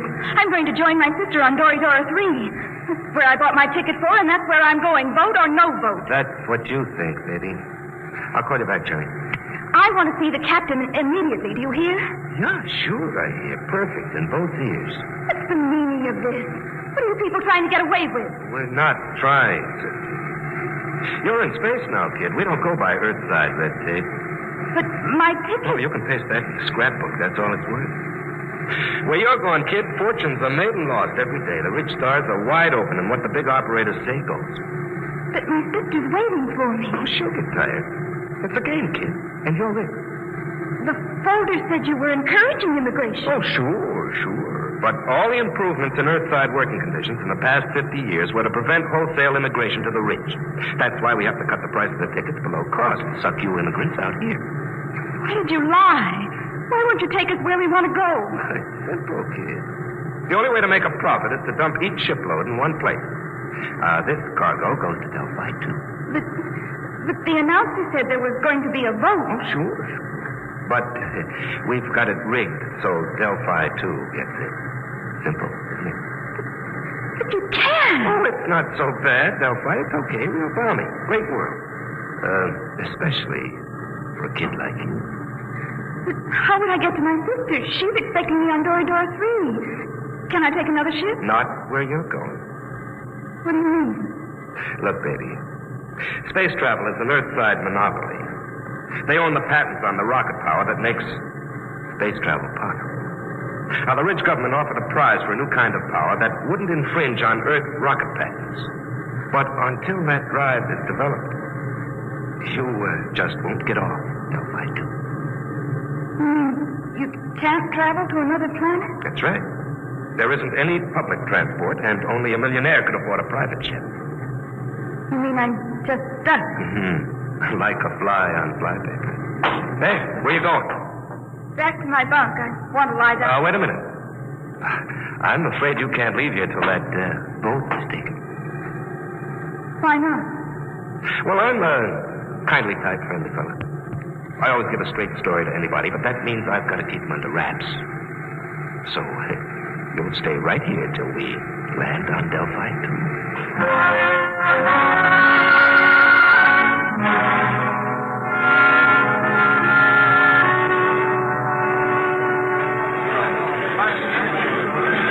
All immigrants who have not been cleared, please report to the inspector under the first letter of their last name. Anne, where have you been, child? I looked all over for you. They kept me in the prince's cabin. Mrs. Elders, what shall we do? I'm sure I don't know.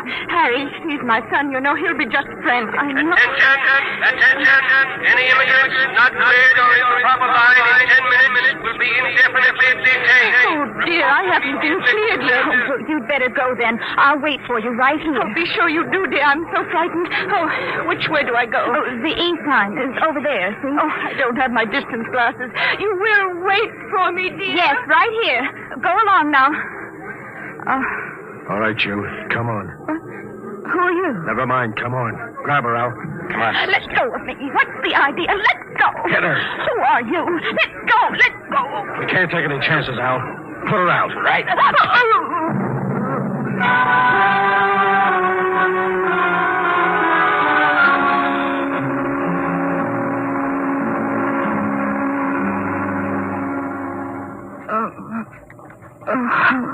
Come on, up. What happened? Come on, sit up. What? Who are you? Your face. That's a motor-driven face dissolver mask. I've read about them. I've never seen one. Who are you? That's why I'm wearing a mask. Because I don't want you to know. But there must be... Look, lady, quit babbling. I hauled you in because you're pretty and intelligent looking. But why? You're going to make 1,000 stellars for yourself, whether you like it or not. Now stop looking like a scared rabbit. You can't do this. I'll call the police. The police? What do you know about the Red Star's government? Nothing. Obviously. Well, out here things are different. Now listen. You go to the New Sol Hotel. As soon as you're registered, you go to the Fair Play Employment Agency. They'll take care of you. Now take this. It's a tape reel. Play it back in your room. It'll tell you what to do. After it's played once, it'll destroy itself. Is that clear? I don't understand this at all. Have you ever heard of the 7-day poison? I don't think so. Well, it's an interesting device. It feeds on the blood. On the 7th day, undergoes a chemical change and... Oh. Very easy to use. You just inject it like this. Oh. Yeah, it's all over. For 7 days. The beauty of this poison is it can be made to look like a lock pattern in many thousands of small variations. But the only antidote must be some of the original poison at its base. And I have that. Don't get hysterical. I'll keep the antidote here. You can get it after you've done what I want. But I don't know where I am. I don't know who you are. What if something happens to you? That's your problem. But remember, the police can't help you. I have the antidote to the poison. All right, I'm through with her. Take her out and drop her at the hotel.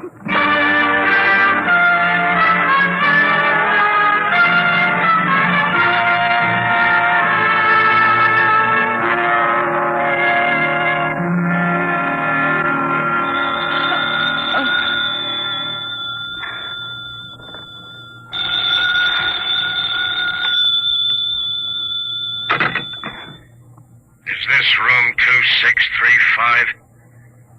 Yes? And Travis? Yes? Who's this? Play that tape reel and get started. We'll be watching you. Hello? Hello? Hotel New Sol desk. Can I help you? I was cut off. Someone was speaking to me. I'm sorry, there was no incoming call on your line. Can I help you? No, never mind. I'd better play that tape. Guess you push this button. You will find in your purse a full cigarette case. Half of the cigarettes are doped. Tomorrow, you will be hired as private secretary to Arthur Blord. When you're alone with him, you will give him one of the cigarettes. The case ejects 2 at a time. The outer one is doped. When he's unconscious, push the brown knob on the case. That will call my men, and they will come for you. You must come with them if you wish the antidote to the poison. After that, you'll be transported to any Ridge Star you wish. As soon as you've played this reel, go to the Fair Play Employment Agency. There's no time to waste. Tomorrow, the 7-day poison will have only 6 days to go. Now that the reel is finished, it will destroy itself. Why do they have to pick me?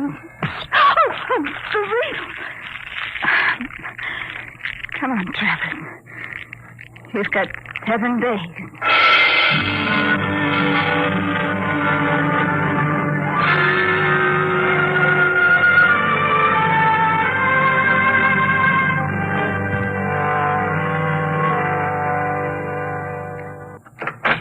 Come in, Miss Travers. Well, everything seems in order. I must verify one thing. Yes, Mr. Margaret. You did arrive just yesterday on that immigrant ship from Earth. Oh, yes, sir. And this is your first job, not only on Delphi, but on any planet other than Earth. Yes, sir, that's right. We'll check that, of course. In the meantime, we can go up to see Mr. Blord. You'll be his private secretary. Just wait, please. Did you say... Did I say what? Never mind. Nothing. Have you heard of Arthur Blord before? Not exactly. You would if you'd been in the Ridge Stars longer. Amazing man. Amazing. We'll wait here for the elevator. He must be very important. Important? There are names out here that they've never heard of back on Earth, and the greatest name is Arthur Blord. Really? In less than 10 years, he's made himself an astronomical fortune. Astronomical. Here we are. After you. Penthouse. What's he like? You'll see. Very dynamic. Sharp. He outsmarts the big shots, the planetary operators. They exploit whole worlds. He exploits them. They hate him, the rich star operators. Well, here we are. Come along, Miss Travis. Mr. Blord is waiting for you.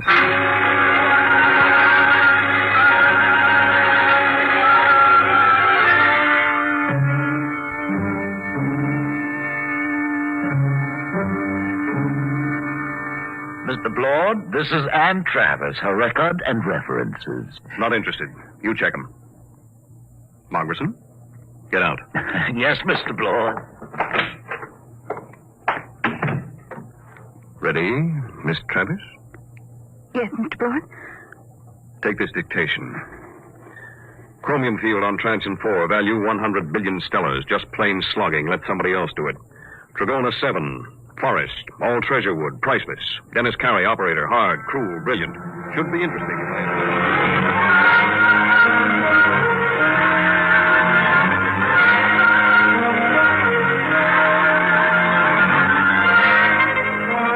All right, Miss Travis. You're new to Delphi, too, aren't you? Yes, Mr. Blord. I like new cities, new planets. They're soulless.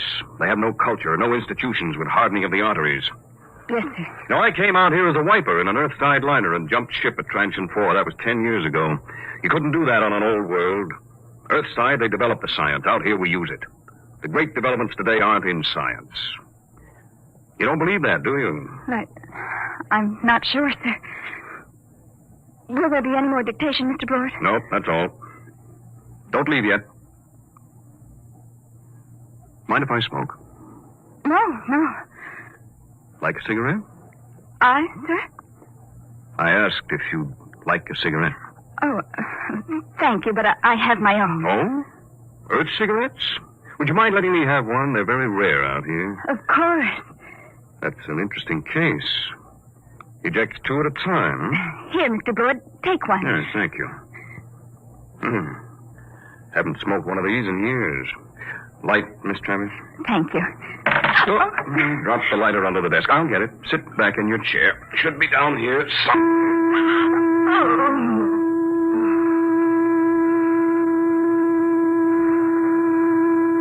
Miss Travis. Miss Travis.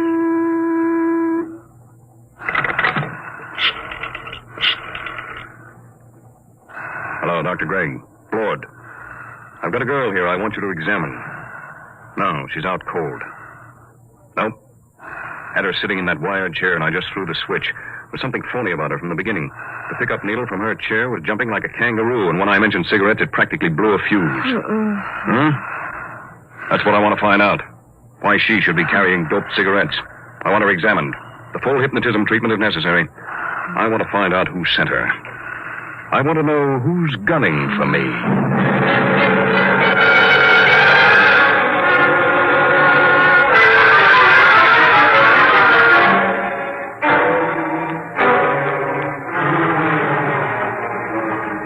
There you are, Blord. That's the best I can do, short of a full-length narco-analysis. You sure about that 7-day poison? Absolutely. She's got less than 6 days. And she was right off the immigrant ship. This is the first time I've had a plant. Somebody found out I hire 'em fresh from Earth. I've got her memory track on that face dissolver mask. It was Delaney. I thought so. But he isn't working alone. It's that gang working for the prize on the new space drive. I got into the competition 2 weeks ago, and I guess they're afraid of losing the money they've put into research. What about this kid? She's got 6 days to live, and I wouldn't take any bets that they try to save her if she doesn't deliver the goods. They wouldn't even save her if she did. Delaney wouldn't want witnesses. Doc, set everything up the way it was before she went under. What are you going to do? I'm going to let them take me. Wait a minute. They're liable. I know what they're liable to do, Doc. You take care of the girl and leave the rest to me. Okay. It's your funeral. Maybe. Now, let's revive Miss Travis. You set up the projectors. Come on, hop to it.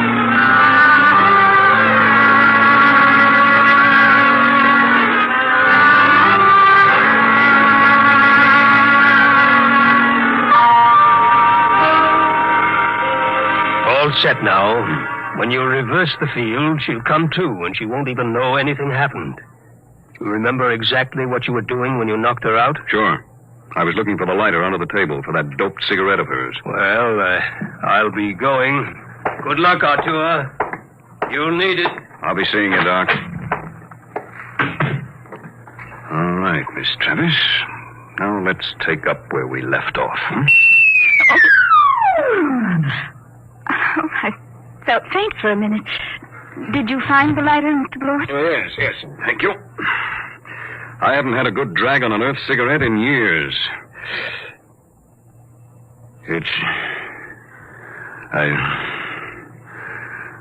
Stronger than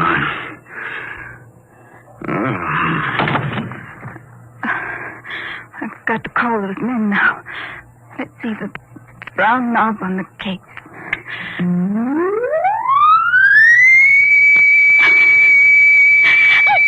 I didn't want to hurt him, but what can I do?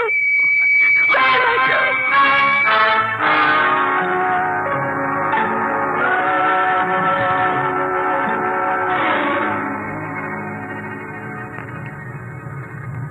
How's Blord, Al? I'd like a light. This dame sure fixed him. Where are we going? What do you care? Tell her.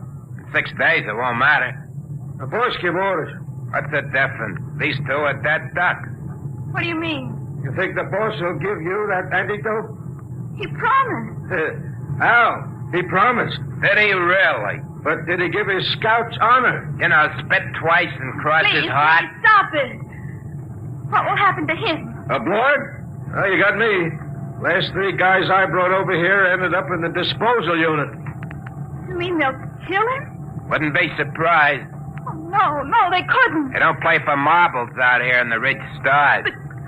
But the police... It's just like Earthside, sister. Police take their cut and arrest a couple of bindle stiffs every night to make it look good. Lord was playing around with some pretty big men. He knew what he was getting into. Oh, I didn't think they'd kill him.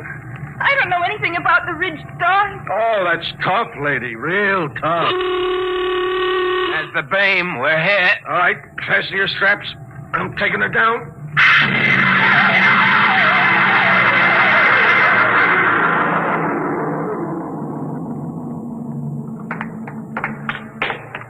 Where are we going? You're on Delphi 1. What is this place? A private escape. Very private. How you coming with Blord, Al? He's happy. All right. We stop here. I gotta spring the voice lock. Combination 1, 3, alibi, Peter, uranium. Repeat. These things never work. 1, 3, alibi, Peter, uranium.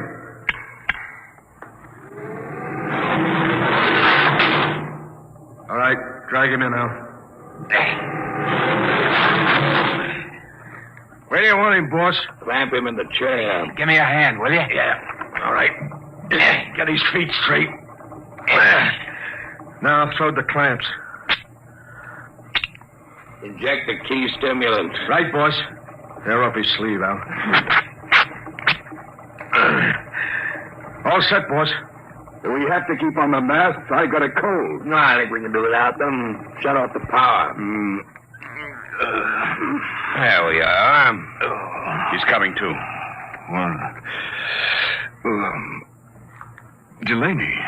What am I doing here? I think we can get down to business, Blord. We represent 90 companies. We've entered the Ridge government contest to develop a space drive that won't infringe on Earthside patents. Oh? Well, Delaney, I've got news for you. Unless one of you has a power drive that's 25% faster than an Earthside rocket, you're licked. What do you mean? You must know, Delaney, you said... Quiet. Can't you see you're trying to get us arguing? When I heard some of the low speed you boys were Shut using... up! All right. You have the floor, Delaney. 2 weeks ago, you entered the contest. We know your reputation. You can't afford a failure. Your whole financial structure is a bluff. We know you have the drive. Lord, you better save time. Tell us now, what does your space drive run on? Twisted rubber band. You'll force us to extremes, Blord. All right, take that girl out of here. No, let go of me. You can't kill him. I didn't know. You tricked me into getting him Get her here. out. Come on, sister. Let go. Oh, all right. So you want to play rough?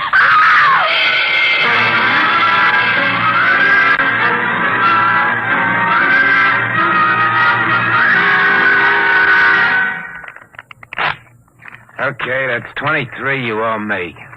Your deal. Cut. I trust your deal. Oh. Oh, she's coming too, huh? That's nice. Deal from the top.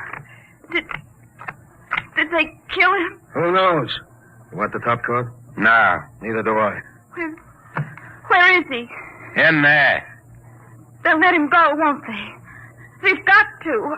I didn't realize they'd kill him. Well, thank you. Just the card I wanted. A pleasure, I'm sure. Look, you've got to tell me. Are they going to kill Mr. Blord? Look, lady. A, you are interrupting a very important card game. B, you're better off if they do kill Blord. Let's face it, kiddo. You crimped him good. Crimped him? You think he's going to like you for doping him and getting him into this mess? Blord's a tough guy. When he first come out to the ridge, he killed 3 men in the mining camp over on Tranching when they double-crossed him. Sure, if he ever gets out of this, I wouldn't bet a lead slug on your life. I'll go with 10. Please. Tough luck, Sonny. I got 3. And double for spades. Yep, if Blord gets loose, I wouldn't want to be in your place. But I didn't understand. They tricked me. I don't think Blord will sympathize. Deal a card, will you? Hold it. Blord, you're a crawling rat. I'm a realist, Delaney. He's alive. You got me. So I'll make a deal. Now look, we form a joint stock company. Each of you signs over his patent rights to the new firm, and we split the shares. You hear that? You get my space drive. I get 25%. Delaney runs the new company. The whole deal to be publicized if you wish. Lord, when this gets out, it'll ruin you. They'll despise you when they find out how much dirt you've eaten. Well, I didn't have much choice, did I? All right. Now the other part of the deal. You got me here through a certain young lady. Now, we can dispose of her. No, I think I'd like to do that. I'll take her as part of my 25%. Any objections, Delaney? No, just be careful. Get rid of her clean. We don't want any mess left around for the Ridge government to find. What are you going to do with me? You promised Did I? Get rid of her, Blord. Only make it clean.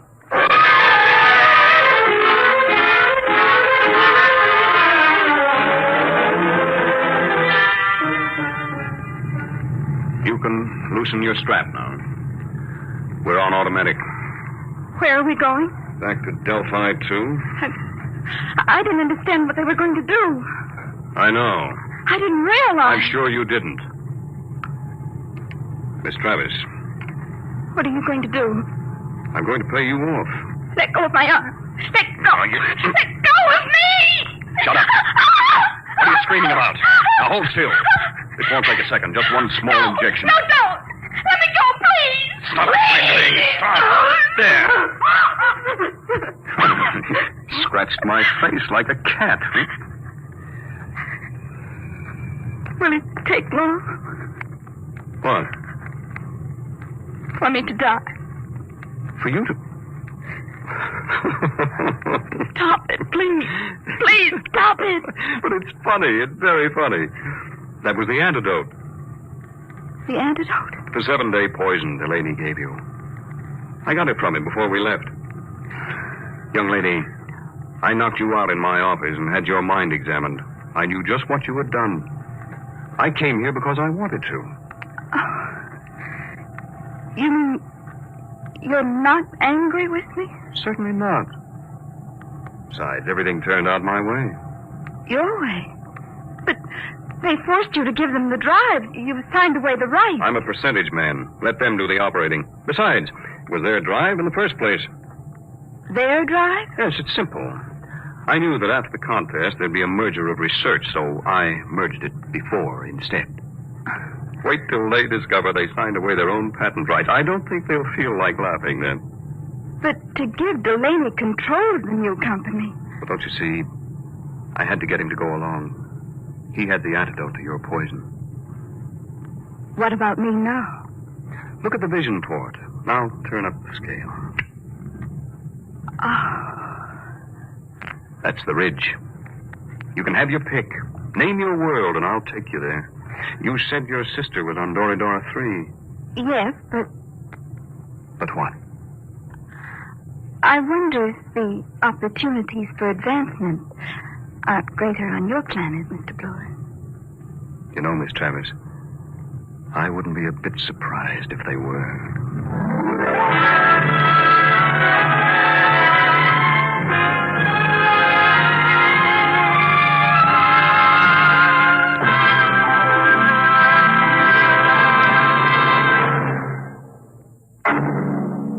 How would you like to live in a world no larger than a single gigantic rocket ship?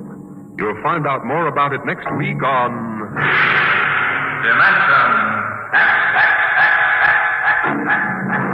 Today, Dimension X is transcribed Competition, adapted for radio by Ernest Kenoy from a story by E.M. Hull.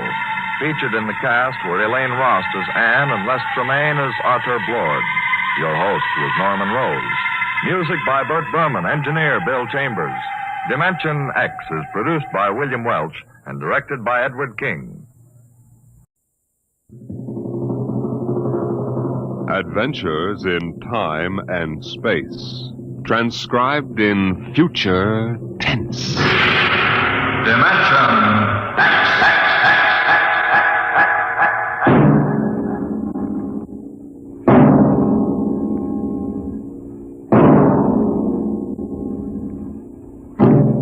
Can you predict what will come in 100 years?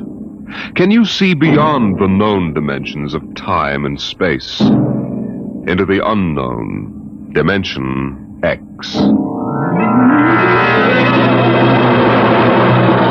In 1987, Atlantic Spaceport was established on the site of old Fort Devon outside of Boston. And as the ships pushed deeper and deeper into space, the time of voyage increased by geometrical progression. It became more and more difficult to persuade able spacemen to sign on for flights which lasted for years, 10 to 15 monotonous years in the cramped forecastle of a deep spacer.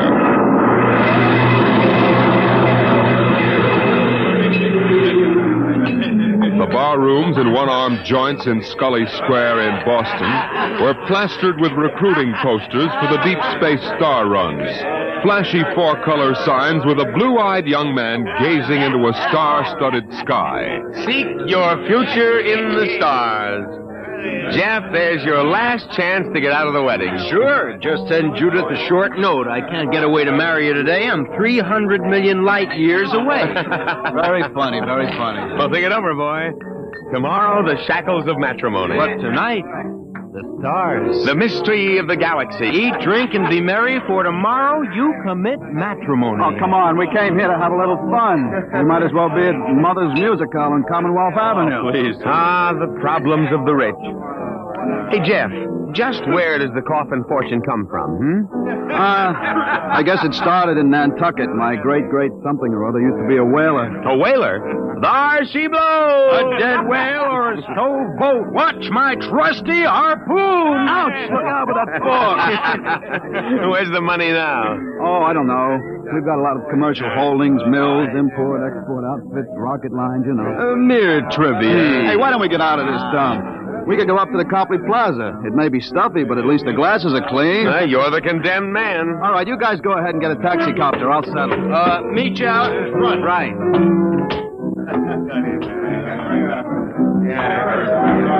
Excuse me. Want something, bud? The check. Okay. Hey, Milton, check. He'll be right out. Right. Hello, mate. Huh? Nice night, eh? I suppose so. I've been watching you. Celebrate? Sort of. Well, so am I. Just got off a deep space run out to Centaurus. Centaurus? That's a 15-year run, isn't it? 15 and 3 blooming months.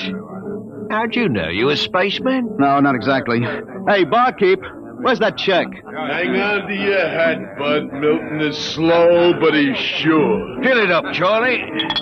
Say, why don't you join me, mate? Here, Charlie. No, thank you, no. Oh, come on, won't take off on Mo. Celebrate whatever it is you're celebrating on me. Come on, pour it, Charlie. Yeah, sure. Well, I guess I might as well. Thank you. Cheers. Cheers. Was that varnish? Charlie's special brand, eh, Charlie? Yes. Hey, look, could you get that waiter out here? I've got to meet my friends. They're waiting outside. What's your hurry, mate? You got plenty of time. Sure. Sit down. Take it easy. You don't look so good. I don't feel so good. Well, here now, you sit right here. You'll feel chipper as a blooming grasshopper in a second. Gotta get outside. In a hurry. Where's the check? Check! Oh! All right, come on. Get him out the back before his mates turn up. Grab his other leg. Let's go. In a hurry, is he? That's what he thinks. Where he's going, he's got plenty of time.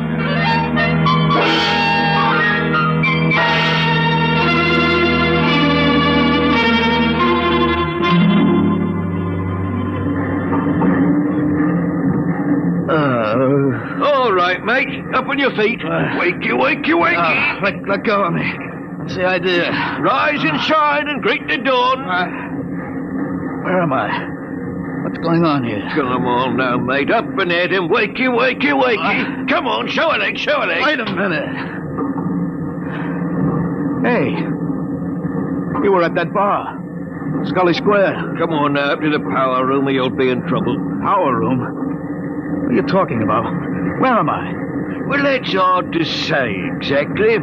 Offhand, about 8 hours out of Atlantic Spaceport. Atlantic Spaceport?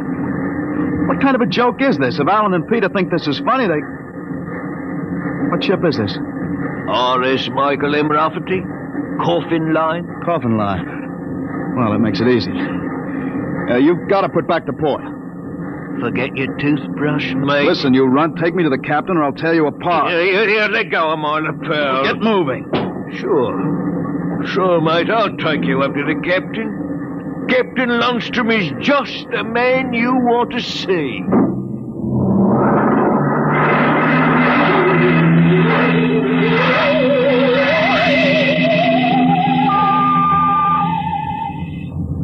Martin, what the devil are you doing on the bridge? Get below. Right away, sir, right away. Only this here gentleman asked to see you. Now, that's right, Captain. There's been a mistake made. I'm afraid it was supposed to be a joke. Oh? Yes, you see, I'm going to be married today, and I suppose my friends thought it would be funny to make me miss the ceremony. I'm sure it won't be too much trouble to have you drop me off back at Atlantic. What? Martin, what is this? Oh, it's simple, Captain. He wants you to turn the ship around, that's all. If there's any trouble with your superior, I'm sure I can fix it up. You see, I'm Jeff Coffin. Yes? Well, you don't understand. My father is Cyrus Coffin. He owns this ship. He does, eh? I can understand you're not believing me, Captain, but I can identify my... Hey, where's my wallet? My. Look, Captain, all you have to do is radio back and check. Mr. Black, remove this man from the bridge. Aye, sir. You heard the captain, Buster. Wait a minute. Let go of me. There's no way to treat a passenger. Passenger? Wake up, sonny boy. You're one of the crew. What? Well, you're crazy. I'm Jeff Coffin. Maybe, but you're signed on as a crewman. Now stand at attention. You can't get away with this. And say, sir. Why, you cheap hoodlum. Now listen careful, sonny. You're a spaceman on this ship. And when an officer gives you an order, you're going to jump. I'll have you all busted. Let go of my arms. I guess you need a little lesson in ship's discipline. And you might as well get it now. All right, Mr. Black. Now take him below.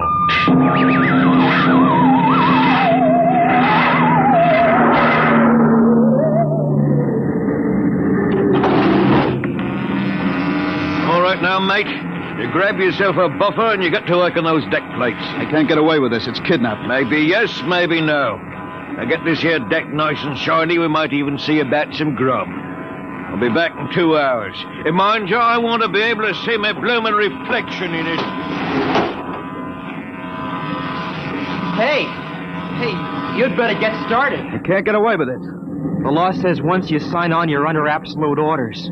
I looked it up. But I didn't sign on. I was kidnapped. You won't be able to prove it. Come on, mister, please. I didn't get anything to eat today. Give me a break. All right. You run the buffer over it, is that it? Yeah, that's right. Like this. Okay. You sign on? Yeah. I ran away from home. What? How old are you? 16. I'll be 30 when we get back. What do you mean 30? We're headed for Mars, aren't we? Only to refuel. We're bound out to Centaurus. But no, we can't, but that's 15 years. Morton! I've got to get back. It's no use. I'm getting married. She'll think I'm dead. Morton! Morton! Morton! Now, what's up? You want me to call Mr. Black again? He'll give you what for. No, listen. Now, listen, I've got to get back. I can't disappear for 15 years. How is that a fact? Look, we stop at Mars, right? Yes, and you'll be below decks under lock and key. Listen, I can make it worth your while if you get me off at Marsport. Jumping ship? Why, that's real naughty, mate. $1,000. Why, what would I tell me poor old mother in Battersea? $2,000? 5. In advance. What do you mean in advance? I'll bet you're the one that rolled me for my wallet. As a way. They don't believe you, young Coffin. Maybe I know better. All right? It's a deal? All right. Look, Mr. Coffin, can you take me with you? I didn't realize what it would be like. I'll pay my share. I could work it for you, or maybe borrow money. I couldn't stand 15 years. I'd go crazy. It'll cost you another 1,000. You cheap swindler. Here now, Mr. Coffin. I'm all what stands between you and a lovely pleasure cruise for 15 years, so I'll thank you to treat me with the respect and politeness what a gentleman like myself deserves.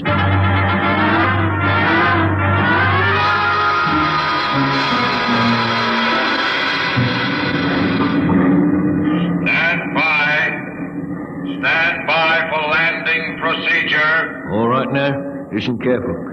This here's the cable locker for the grappling anchor. When she lands, this hatch will open and the cables go out. Don't get yourself caught in the middle, be tore apart. All right, we got that. Are you sure we can get out? You just do what I say. When you drop down, run for the blast pit. Nobody's there for a landing. Lay low until dark. You got that? All right. Don't worry, I'll tell the patrol you helped us get away. That'll help you when they catch up with this gang. Well, thank you, sir. Thank you kindly. I've got to get to my station now. Good luck. Thanks, Mr. Morton.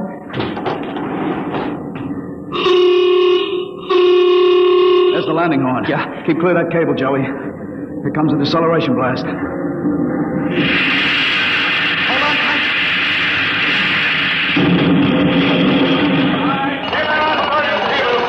There goes the grappling cable. All right, come on. Drop to the hatch. It's about 6 feet. It's clear. Hurry up. What? Here I go. You all right? Twisted my ankle. It's all right. There's the blast pit. Come on, get going. Yeah. Yeah, we're all right so far.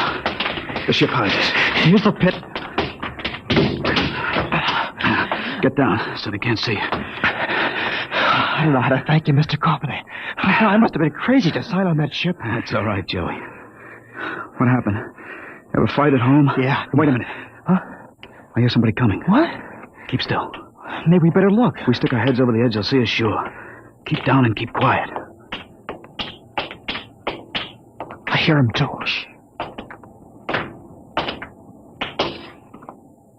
Well, look what we have here. 2 little babes in the wood. You 2 move and I'll shoot you each once in the belly. Morton, you got good eyes. I told you I saw him come this way, Mr. Black. Jumping ship! Why, that's a terrible thing to do. You double-crossing rat! You got paid in advance, didn't you? Then turned us in. I'll see the port police about this. Yeah? We already turned your papers over to the port police as ship jumpers. Papers? I didn't sign any papers. You just don't remember signing them. We got them stamped nice and legal. It's no use, Mr. Coffin. We haven't got a chance. My, jumping ship. Well, don't worry, mate. You'll see your girl again in 15 years.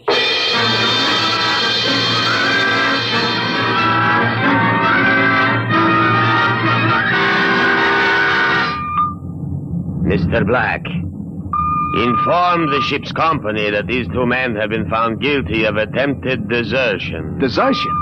Well, you kidnapped me, you dirty crook. Don't you talk to Captain Lundstrom that way. I'm sentencing them to 24 hours hull watch.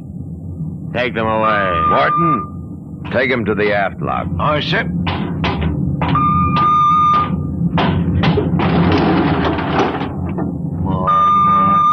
Ship jumping. If you didn't have that gun, I'd break you in two. Double-crossing rat. You calm down after 24 hours hull watch. What's hull watch? Very simple. We put you two in spacesuits and shove you through the airlock on the end of a line. You sit out there and you watch the hull for 24 hours. You can talk to each other on the wireless intercom, but no food and no water. And the heating units in those suits are just a little bit defective. Makes it interesting long about the 18th hour. I'll bet. Well, here we are, gentlemen. The airlock. Now, you get in here. You've got 5 minutes to get into suits and we blow you out of the lock. See you in 24 hours. Maybe.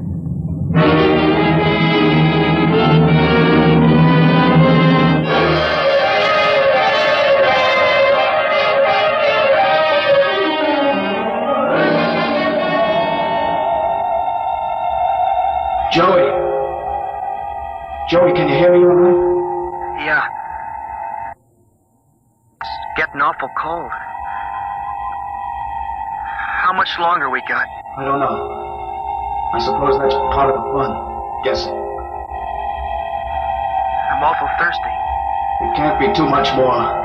Hang on, kid. It's cold. It'll probably get colder. We'd better snap the safety hook. Jeff, what would happen if we drifted away from the ship? We'd keep going in the same direction till the oxygen gave out. Yeah. Will it get much colder? I don't know if I can take it. We haven't got any choice, Joey. Just hang on. It can't last forever.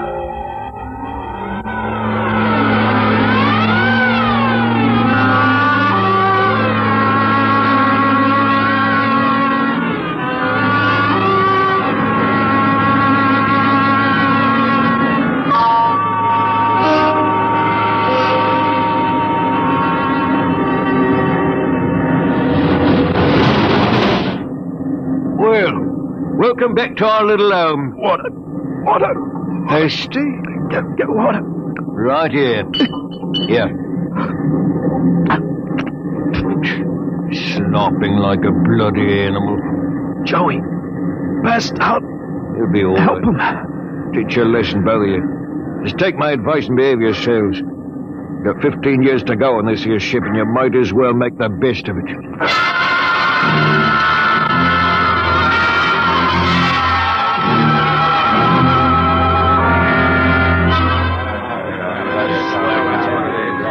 Hey, Martin, what do you call this mess? That's your supper, mate. Food concentrate. What's the idea? Only 2 months out and on concentrates already? You complaining, Red? Yeah, I'm complaining. If Captain Lundstrom's chiseling on the manifest, that's his business. But when he tries to take it out of our hides... You keep quiet or I'll turn you into Mr. Black. Concentrate is what you get to eat from here on out. Now shove it in your face and keep quiet. I'll shove it in your face and see how you like it. Look out, fella. Look out. What's going on in here? Gordon? What happened? He struck me, that's what. 48 hours hull watch. Huh? What are you all looking at? Get back to your places. Morton, bring that man to the aft airlock.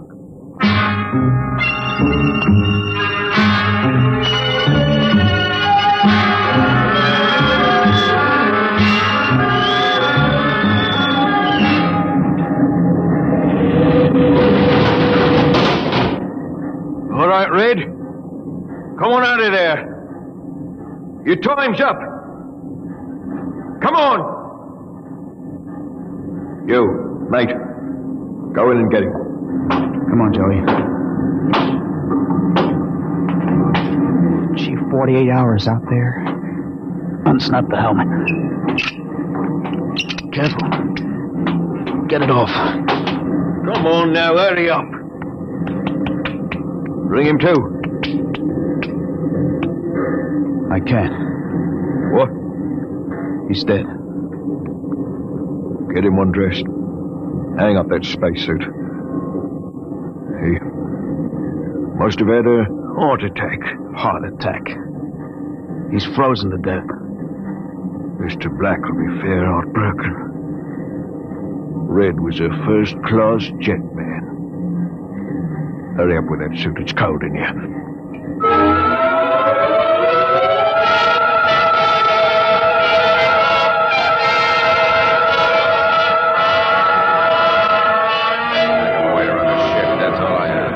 It's murder, that's what. Just plain murder. Space Code gives a 30-hour limit for punishment. They didn't even have a burial. Just shoved him out of the lock. Well, if the owners knew about this, they'd stop it. Oh, fat load of good that's going to do us for the next 15 years. Oh, wait a minute. Wait a minute. If we could get the ship back to Mars... Oh, look, that's no good, son. 2 weeks after we landed, we'd be hung. That's what Space Code says about mutiny. If they catch you in the act, they shoot you down and no question. Well, I'm willing to take the chance. Are we going to let Black and Lundstrom kick us around for 15 years? Why don't we take over and head back? Okay. Quiet. Did I interrupt something, gentlemen? A discussion? Talking about the captain, maybe? Well, grab him. Let go of me. I'll have you all out in the island shifts. I'll see you in our places. That's what I'll do. Yeah, chew on my oil, right, Morton? There. Well, that's done it, Harry. He's an officer. Who cares? Look, we've got to move now. Joey, get up to the radio room and smash the set before they can get a message out. Right. Pop, you get out and tell the engine watch. All right. The rest of us will go up to the bridge. How about this, Rat? Tie him up. Speed counts now. We've got to take over before they know what hit him.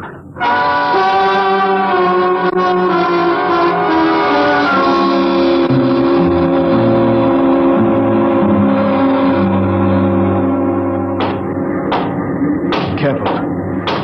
We've got to surprise them. We'll get him cold. Jack, quiet. Sparks was sending when I got in, but I knocked him out and smashed the set. We're all right. All right, come on. Let's get up to the bridge. Hey, look out. They closed the hatch. Hey, we're cut off from the bridge. We'll never get through that. They must have found out somehow. Forecastle intercom. Black must have turned it on from the bridge. He must have heard the whole thing. Yeah. We better get out of here. Yeah. What'll they do? I don't know. They got all the controls up there. We can shut down the drive, but we can't steer. Better dog down the hatch behind us. Yeah. Well, what next? All right, men. Captain Lundstrom's giving you 1 minute to give up quiet. In a pig's eye, Black! You'll hang for mutiny, every one of you. What do we do now? Quiet. They can hear everything on the intercom. Not if I cut the switch. Got to get through to the bridge. Well, it's a Mexican standoff. We can't get at them, they can't get at us. What's that? Air leak. The pressure's down. Fellas. What is it? Lundstrom, he blew the hatch in the mess hall section, just opened it up and let the air out. Oh, anybody caught? Al Haynes, he was cooking supper, dead as a doornail. Well, they can kill us all. They'll do it, too. All they've got to do is bleed off the air. They've got the atmosphere controls up there. I'll see all of you blokes swinging from a landing crane. I will, you scum. Morton, you know what Black's going to do? Bleed off the air down here. Oh, serve you all right. If I had my way, I'd see you all out in the yard till you froze stiff. You're forgetting something, Morton. You're back here with us. What do you mean? If Black and Lundstrom blow out compartments one by one or bleed the air off, you'll get it too. They'll take care of me, don't you worry about that. You think so? Joey, plug that intercom back in. Yeah. Black! Heavy up? We've got Morton back here. Yeah?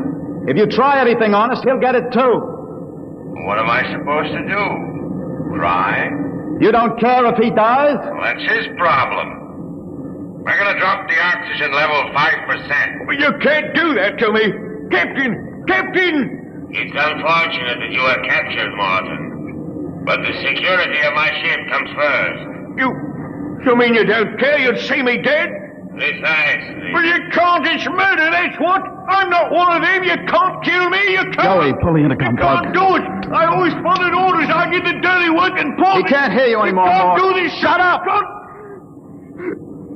Morton, they'd kill you as soon as look at you. Now listen. We've got to get through to the bridge. You know this ship. There must be some way. We're your only chance, Morton. Get us through that hatch and up to the bridge. All right. All right, why shouldn't I? They'd kill me. And there is a way to get through? Emergency release. Works by hand. I don't tell crewmen about it to keep them from breaking through in an engine blast and leaking radiation to the bridge. Let's get going. We've got to get through before Lundstrom cuts the air down and gets us all.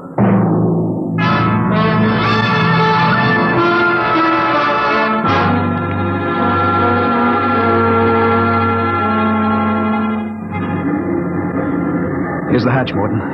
Where's the release? Under the floor panel. You can pry it up. Hurry. I got it.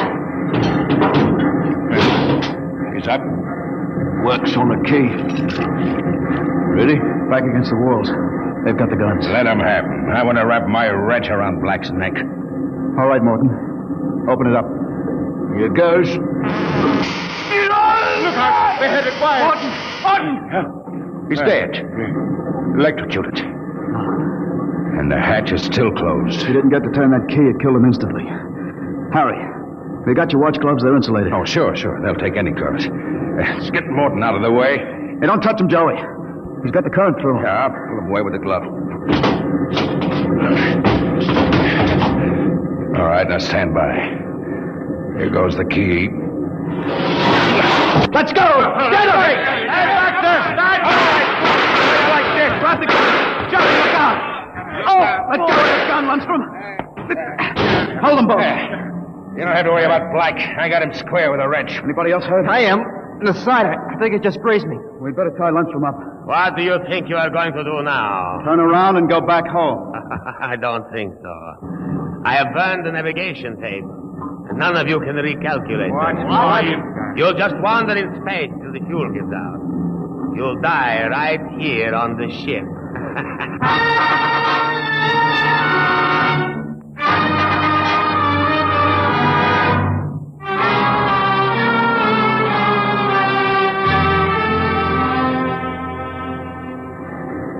How you coming, Jeff?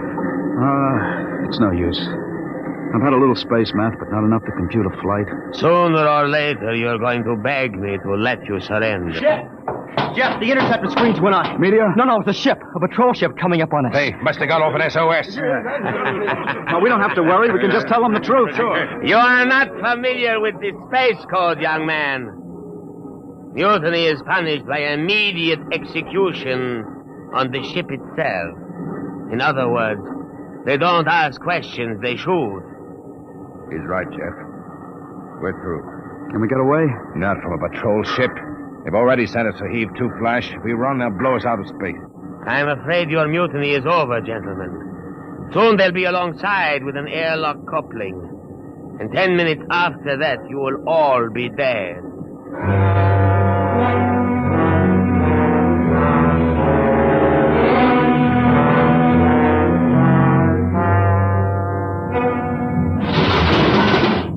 Nobody move. Sergeant, take a squad and secure the ship, collect all weapons, and post a guard in the engine room. Yes, sir. You, Brown, Williams, Kentucky, Kelly. I'm delighted to see you, Major. I was not sure that an SOS had gotten through. Oh? You're Captain Lundstrom? That's right. I can swear out the affidavit of mutiny and... I don't think a mutiny charge will stand up, Lundstrom. Not with the relief of command warrant out for you. I think we'll just forget about it. You're under arrest, Captain. Oh, you can't do that. Space code is clear. You recorded my SOS. SOS? Of course. How else did you get here? They sent us after you to get Jeff Coffin. Where is he? I'm Jeff Coffin. We had a missing persons alarm for you, and then when a check you signed turned up at Marsport... A check? That's right. I gave one to Morton to help me get away. And he sold it to a fence for half face value. We traced it back to this ship. Coffin, I've got orders to escort you personally. We're taking you back to Earth, son. Major, can I send out a message? Of course. Oh, that reminds me, I've got one for you. From your fiancée. Oh? She said to tell you that she didn't object to a bachelor party in principle, but Well, she did think 6 months was stretching it a bit.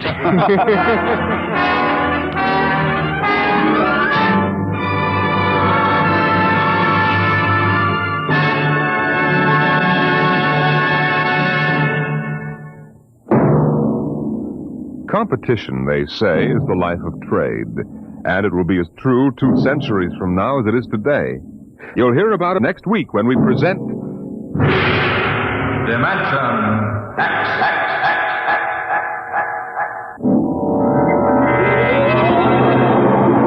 Today, Dimension X has transcribed Shanghied, an original story by Ernest Kenoy. Featured in the cast were John Sylvester as Jeff and William Griffiths as Morton. Your host was Norman Rose. Music by Bert Berman. Engineer Bill Chambers. Dimension X is produced by William Welch and directed by Edward King. Adventures in time and space, transcribed in future tense. Dimension X.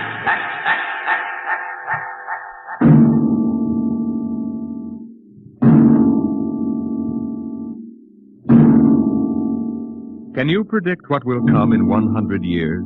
Or in 10? Or in the next minute? Some people think they can. Nuclear science, mathematicians, astronomers, biologists. They'll predict the shape of the future because they make the future. Because they see beyond the known dimensions of time and space into the unknown, Dimension X.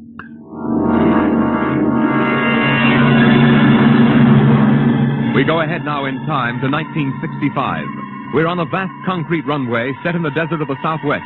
A giant metal ship stands before us, prow pointed for the stars.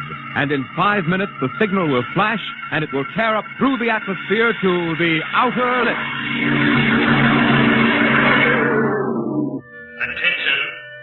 Attention.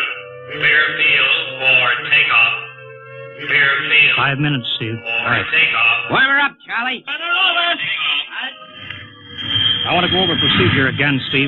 Don't worry, I got it straight. We'll just make sure. Okay. I take her up on jets to 50,000, then I cut in the rocket. No lower, or your tail blast will burn out 3 counties. I climb 4 minutes on rockets, then start maneuver tests. Remember that, no more than 4 minutes. Right. This ship isn't like those strato rockets you've been testing. She's the first one built for outer space. If she works, she can go clear to the moon.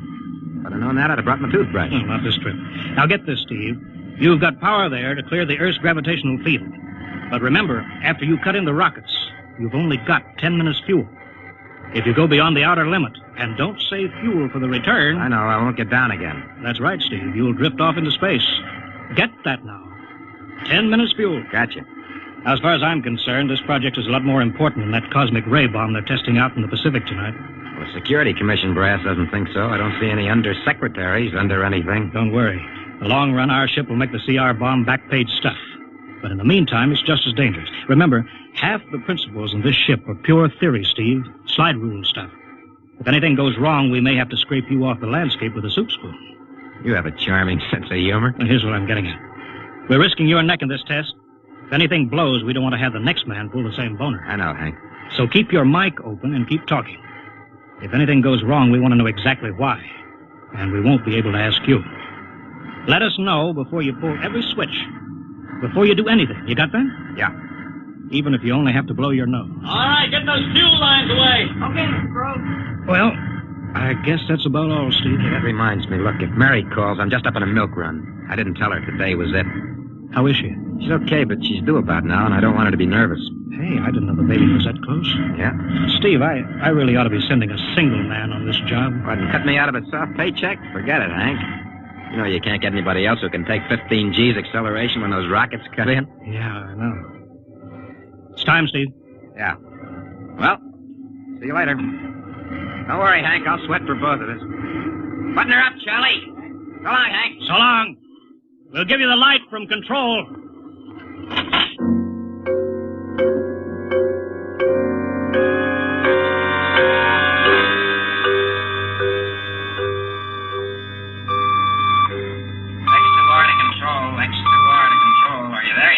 Okay, Steve. Got you on the speaker. I'm ready to go. Mr. Hanson. Ready on radar, Sergeant? Mr. Hanson, you better see this. What is it, Elsie? Message center for Steve. Mrs. Weston just left for the hospital. What? Hello, Steve. Yeah. Stand by a minute. Shall we hold the takeoff, Mr. Hanson? What? Oh, yes. No, wait just a minute. It's too late now. You going to tell him? Maybe he's got enough to worry about. Hey, what's holding us up, Hank? Something on your mind? No, it's nothing, Steve. I just wanted to say good luck. Clear for takeoff, Charlie? Right. Okay. Give him the light.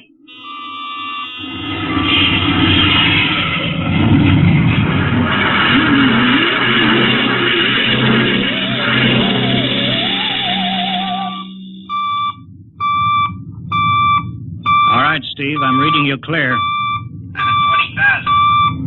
Airspeed 600. She's running fine. Soundproofing works. There's a third-degree waiver in the AGY pressure. Got that, Charlie? Check. Dead center on radar, Mr. Hanson. 50,000 now. Cutting out the port jet. Now the starboard. Off jets. Airspeed dropping. Opening the rocket ports. Switch sticks a little, Charlie. Knock the alcohol pressure at 350. All right, now I'm advancing the ignition key. Here goes rocket one.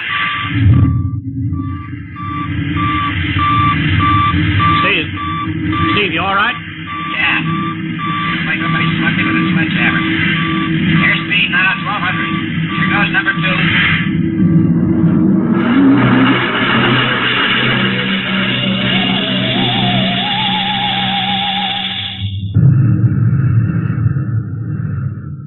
Hello, Steve. Elapsed rocket time is now 4 minutes. What's your altitude? Over to you. Speed 4,400. Still climbing. Altitude 297 miles. All right, you're at the outer limit. Level off for maneuver test. You've got exactly 6 minutes fuel left. Okay. Starting a 3-degree left bank. It's a little sluggish. That's all right now. There's a low vibration someplace. Maybe the cockpit hatch. Now I'm straightening out. 5 minutes fuel left. Now I'm starting a 3-degree... Hey! What's the matter? What's wrong? There's something up here. Something shining. What are you talking about? There's something above me, Hank. I'm going to chase it. Steve, you're at the outer limit now. I can see it plain now. Steve, don't go any higher. You've only got 4 minutes left. You've only got... Getting static. I can't hear you, Hank. It's dead ahead now. I'm going to make a pass at it. Get a good look. Hey, it's swerving to meet me. It's dead ahead now. It's dead ahead.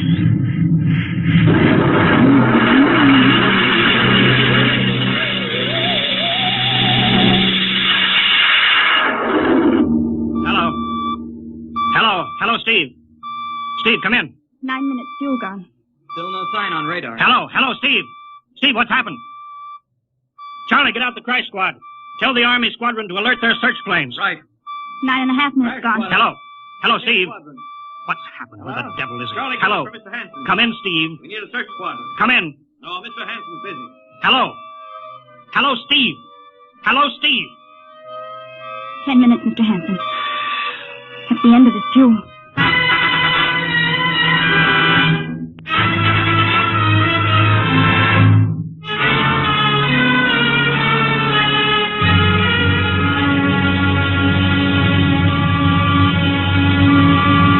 How long's it been now? 10 hours, Mr. Hanson. Nothing more on radar, Sergeant? Screen's blank. Colonel Corelli called in. Search planes are back. They didn't find anything. Should be some trace. Couldn't have bailed out, could he? You don't hit the silk at 4,400 miles an hour. Either went past the outer limit, ran out of fuel. Something blew, and we'll find the pieces scattered from here to the coast. Why does it have to be the best man? Always the best man. I'll get it. Charlie, we've got to figure out what was wrong. All right, I'll tell him. Something must have blown. Yeah? There's a message from Northside Hospital for Steve. Well, what is it? Mrs. Weston's fine. It's a boy. Thank you, Elsie. It's a boy, Charlie. Oh. Fine. It's a boy. He didn't even know she went to the hospital. How am I going to tell Mary that? Wasn't your fault, Mr. Hanson. Ship had to be tested. Yeah, we'll build another one, and some other flying fool will shoot past the outer limit into space. Oh, I'm getting old, Charlie. You can remember when I used to take them up myself. Now I've got to send other men. It's a job, Mr. Hanson. Now I'm afraid. Every time I hear a jet go off, I jump. Every time I have to send someone up in a new model, I start to sweat. Mr. Hanson. Yeah? I think there's something on the radar. No flights scheduled in, are there, Elsie? We have the whole day cleared. It's coming in behind us. Here it comes over the building. What crazy jockey is buzzing the field like that? Is that an Army plane, Charlie? I can't see. It's turning. Charlie, alert the field. I know that engine. Steve! That's impossible. Look, that's his ship. It can't be. Well, there's no other model like that. It's Steve, all right. It's coming in. Thank God. Thank God.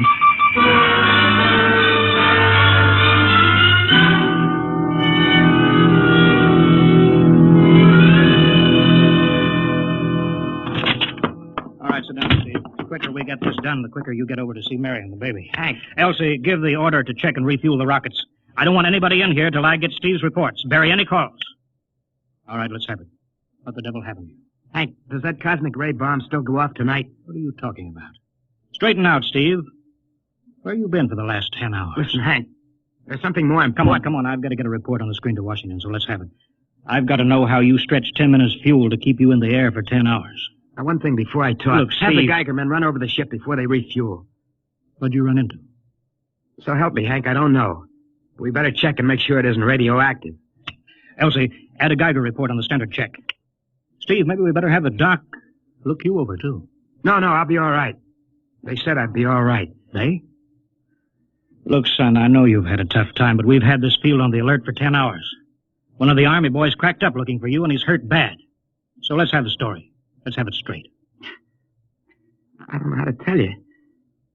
Hank, I saw something up there. At 300 miles? I chased something up there, Hank, and I caught it. Now, don't hand me that, Listen, Steve. I was cruising along, just starting the right bank, when I spotted something. It must have been going about half my speed. It was egg-shaped and smooth. I made a pass at it, and I was coming back for another, and then there was a humming sound. Humming? A sort of vibration. And I blacked out. I was headed straight for it at 4,400 miles an hour. I thought it was going to be the biggest smash since Hiroshima, and I guess they were drinking that bottle. Never mind that, Steve. What happened? I came to inside their ship. Uh-huh. Steve, this whole thing has been a devil of a strain on you. I'm going to call Major Donaldson from the Army base. Ask him to sit in. A psychiatrist? Yeah, that's a good idea. Let him run his tests. He'll tell you I'm not kidding. Because, Hank, unless I miss my guess, I've just been tipped off to the way the world ends.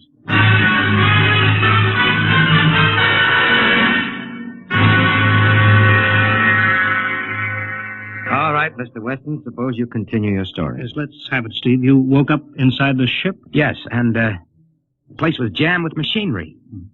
Dials, blinkers. I couldn't recognize anything. And you were surrounded by these men from Mars? I didn't say anything about men from Mars. I didn't even say they were men. I couldn't see them clearly. They were just there. Where did they come from, then? Another galaxy. Millions of miles outside of our solar system. That's all I know. You figure out where they came from. And they came all that distance to find the Earth? Yes. Did they tell you that? Yes. You mean they spoke English to you? No, they didn't. It's funny. I hadn't thought. They didn't really speak to me at all. They just planted the thoughts in my mind. You mean thought transference, telepathy? Yes, that's right. Well, Steve, what brought them here? We did, Hank. We rang their bell. We brought them in. How? With our atomic explosions. Hank, that's why you've got to stop that bomb test tonight. I'll give up. Look, you've got to believe me, Hank. Oh, how can I make you understand? Maybe I can help, Mr. West. Would you submit to narcopsychometry? What's that? Under proper drugs, I can put you back in this, ship. By suggestion. Then we can get a playback record of your memory pattern on the audio circuit. How long will that take? Half an hour. We'll have to go over to the lab. Will you believe me if it checks? It will give us an accurate memory picture of what your mind reports. All right, let's go. Hank, you gotta believe me. We haven't got much time.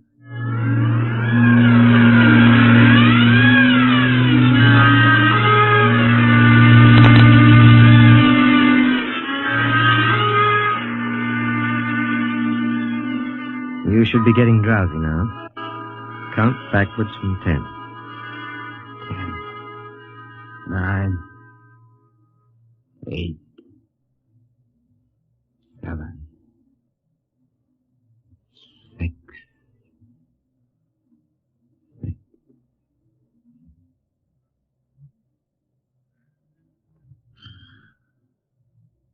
He's under. Now we attach the head plate electrode. The cortical pickup. Look out for that wire, Mr. Henson. 3-old setting. 31.3. Now throw that switch, Mr. Henson. I have to start him off by suggestion. All right, Steve. You're in your ship now. You're in the rocket. You're in the rocket. You're in the rocket. And you've just sighted something strange. Now I'm starting at 3-degree right. What's that? Hey, there's something up here. Something shiny. His memory pattern. We're picking it up electronically. There's something above me, Hank. I'm going to chase it. It's piped through the audio circuit. I'm getting static. I can't hear you, Hank. This is where we lost contact with him. I'm going to make a pass at it and... Hey, it's swerving to meet me. It's dead ahead now. It's dead ahead. Now what? This is where he blacked out. There's no telling how long, minutes or hours. What's that noise? I don't know, quiet. Where? How did I get in here? What? Who are you? Is he seeing things? Intergalactic Patrol. What's that? What are they saying, Steve? What are they saying? It's about nuclear fission. They know about it. They know the danger of it. Long ago, they had wars that almost destroyed them. But finally, they learned. Now they've outlawed war. Go on, Steve. They patrol space. When their detector picks up an atomic explosion, they send a patrol. What are they going to do? They've quarantined us. Quarantined? They've isolated the Earth. Because we don't know how to control ourselves yet. Until we learn, we'll be a menace to the whole universe. What is this nonsense? Quiet. How are they going to do it, Steve? They've spread a layer out here of... I don't know how to call it. All around the Earth. It's miles deep. When there's an atomic explosion on Earth, the radioactive particles will drift up to this layer and set off a chain reaction. It'll go around the world in microseconds. And that's the end. The end? What's he... Wait. Yes. Yes. I understand. I've got to bring back the warning. You're going to put me back in my ship to bring the warning.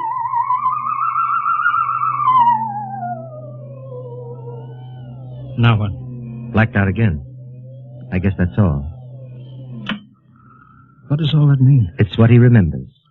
Don't think that really happened. No. Narcopsychometry circuits produce what he remembers. It just means that Steve believes this happened. I don't like to see this. I've seen too many top pilots snap. Steve is the best I've known. How bad do you think he is? Frankly, outside of the presence of this well-organized hallucination, there's no sign of unbalance. May not be too serious. If he had a more plausible story, I'd be inclined to believe him. Warning. Hank. It's all right, boy. Did you hear it, Hank? You understand? Sure. We've been quarantined. Let me give you something to make you sleep, Steve. Don't you understand? They fixed it so that if we set off one more nuclear explosion, that'll be it. Of course. Don't roll your sleep down. You don't believe me. Now, take it easy, Steve. For the test tonight. They're setting off the CR bomb. Hank, what time is it? 11:20. Well, it's scheduled for midnight. Hank, we gotta stop that bomb. Steve, let Donaldson give you the hypo. Hank, you've gotta believe me. I saw them. I got the warning. If we touch off that bomb tonight, it'll be the biggest galactic 4th of July of all time. The whole Earth will go up like a Roman candle. April 10th, 1965, the end. Now, look, Steve, you better calm down. Don't you want to see Mary and the baby? You've got a new son, remember? Yeah, that's just it, Hank. I want to see my son. I want him to live. If that bomb goes off, Hank, we've got to stop them. Mr. Hanson, I think we'd better get over to the base hospital. Hank, you've got to believe me. me. Sure, Steve. Maybe there is something to it. Look, it's out of your hands. I'll put it in a report and shove it into Washington in the morning. In the morning? There isn't going to be any morning, Hank. Don't you understand? You've got to call Washington now. Get the head of the Security Commission and postpone that test. Now, you know I can't do that, Steve. My neck would be out a mile. Besides, this is 1965, not 45. 20 countries have atomic bombs now. What's the use of stopping just this one? The rest will keep right on popping them. Well, we'll have to call an international conference. Can't you understand, Hank? The first one that goes off finishes us at the end. They've given us the quarantine warning. Steve, I think you'd better go with us to the base hospital. Look, Steve, we can call up for a detail if we have to. All right. I'll go with you. You don't need a straitjacket. That's the way, Steve. You'll probably feel better by morning. Let's go.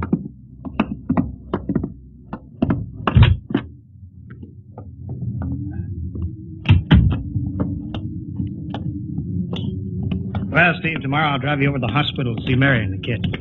Sure. Look at the ship under the floodlights. Pretty, huh? You'll be flying her again soon, don't you worry. Yeah, I guess so. What you doing out in the line? They fuel her? Yeah, we got Clausewitz coming in tomorrow from Denver for another test. Figured we'd give you a day off. That's good. Why? Steve! Steve, come back! Come on, Donaldson. Steve! Steve, wait! He's heading for the rocket. Look, there he goes up. That crazy fool. You can't get at him now. That covers armor glass. He's waving. Yeah, towards control. It's the radio. He needs the radio. Come on. I should have gotten help. Oh, the radio's still hooked up here. Hello. Hello, Steve. Listen to me, Hank. You gotta call Washington now. Come out of that rocket, Steve. I'll call my men. Don't try anything, Hank. They've refueled the rocket for tomorrow. Take it easy, Steve. Listen, you know what'll happen when I fire the rocket tubes down here? Steve, don't. It'll burn out every building for 5 miles. All of us in one big blast. Steve, what do you want? You've got to stop that bomb. You got to call Washington right now. They won't believe me. You make that call or I cut in the rocket. Now, I mean it, Hank. Now, hook my screen to yours in parallel. I want to see exactly what you're doing. All right. Just don't fire those rockets. Get going, Hank. You got 12 minutes to make that call and stop that bomb. All right, I'm making the parallel hookup right now. Donaldson, you think he'll really blast? I don't know. Up to now, I'd almost say it was normal, but now he's liable to do anything, Hanson. Steve, there, you getting it on your screen? Yeah. Now put that call through. All right. Operator. Visit screen to Washington. The visit screen circuits are busy, sir. You'll try again in half an hour. This is Security Commission priority. Break in, get me a line. Yes, sir. Just a moment, please. 10 minutes, Hank. Listen, Steve, I'm trying. Ready to take your call, sir. Washington, Security Commission 3. This is urgent. I want Undersecretary Herbert Ames. Washington 3. 1 moment, please. Hurry, will you? 1 moment, please. What time is it, Donaldson? 11:51. Do you think he'll fire those rockets? He might. Washington? Visit screen 3. Mr. Herbert Ames, please. That is a coded exchange. I cannot accept your call without clearance. Get it through, Hank. Listen, Washington, put it through. This is Mr. Hanson at San Marco Air Base. This is a priority call. I'm coded. 1 moment, please. I will check your code number. Get that through, Hank, and that bomb goes off at 12. Will you be reasonable, Steve? Your call has cleared, San Marco. Washington, visit screen 3. Herbert Ames, please. Security Commission Ames. Listen, Ames. Hello, Hank. Ames, you gotta get me to the chief. Are you kidding? He's at the test control room. Yes, I know, but get him for me. What's up? You look lousy. Or is it a bad circuit? There's no time. I've got to get him before the test. It's about the CR bomb. I can't take that responsibility. Get that through, Hank, or I blank. Hey, what's going on there? Ames, my project has a high enough rating. This is a priority A call. What? Okay, it's your neck. I'll try to get him for you. He's in the control room, so you'll have to switch off your screen and speaker and go on earphones. Too much going on in there. Security ruling. You hear that, Steve? I've got to cut the incoming screen. All right, but don't try anything. 8 minutes, Hank. Hello. What? You got him, Hank? Yes. This is Hanson at San Marco. No, sir. Priority A request to cancel the bomb test. No, I'm serious. This is deadly serious. We sent the X2 JTR up today to the outer limit. We uncovered evidence. Yes, on the automatic instruments. What's that? No, possible chain reaction. No, I can't tell you the whole story. There isn't time here. Yes, I'll bring the readings into Washington in the morning. You've got to postpone the test till you see them. Look, I've worked on contracts with the Commission for 10 years. Yes, I have complete confidence in my information. You can record that. All right, I'll call you back immediately. Bye. Hank? He's agreed to cancel, Steve. The bomb won't go off. All right, boy. You can come down out of that ship.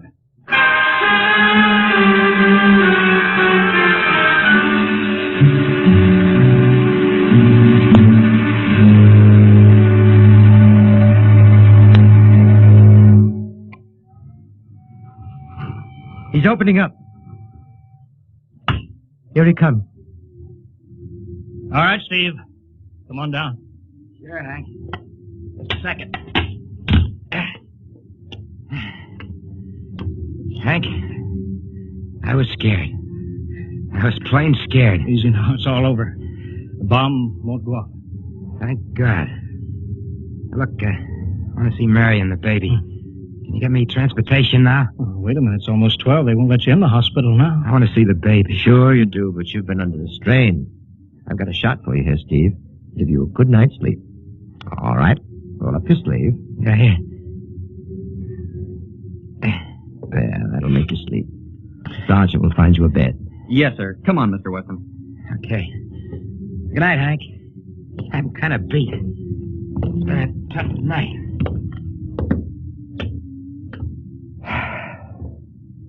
It sure has. I thought for a minute he was going to blast those rockets and send us all to Kingdom Come. Yeah. Quite a stunt getting the ray bomb test called off. It isn't called off. But the chief said... Ames couldn't get the chief. I was talking to a dead circuit. Bomb goes off in a couple of minutes. Oh. Poor Steve. Was one of the best. He was the best. 1 in 10 million. Some story of his, poor guy. For a while, he almost had me believing that quarantine. That's a very common delusion. End of the world. Yeah. I suppose so. It's a nice night. Never saw the stars so bright. We better be getting in. That wind is cold. Well, the bomb goes off in 30 seconds. Poor Steve. You know, Hanson, there's just one thing. Yeah? It's outside my field, but I'm curious. How did he keep that ship in the air for 10 hours with only 10 minutes fuel?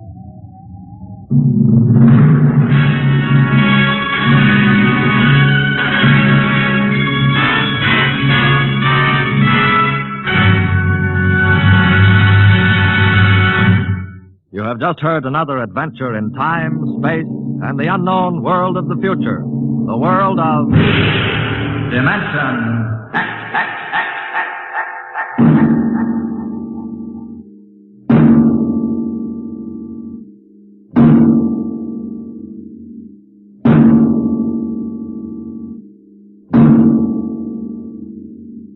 Next week, a star of the future appearing on the program of the future, Dimension X.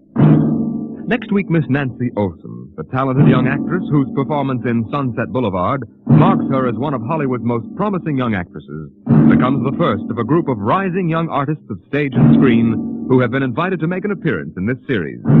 So listen then for Hello Tomorrow, starring Nancy Olson on Dimension X.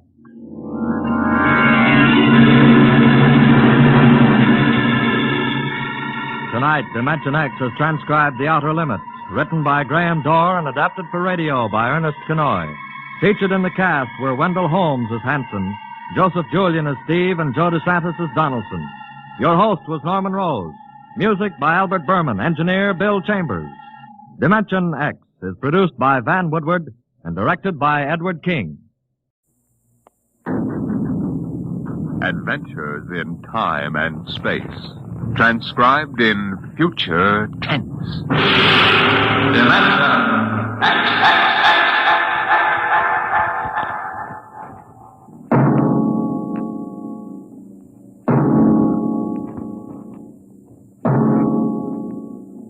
Can you predict the future? Can you tell what will come in 100 years? Or in 10? Or in the next minute? Tonight, Dimension X brings you a glimpse of what may well happen within your own lifetime. The Robert Heinlein story, The Roads Must Roll.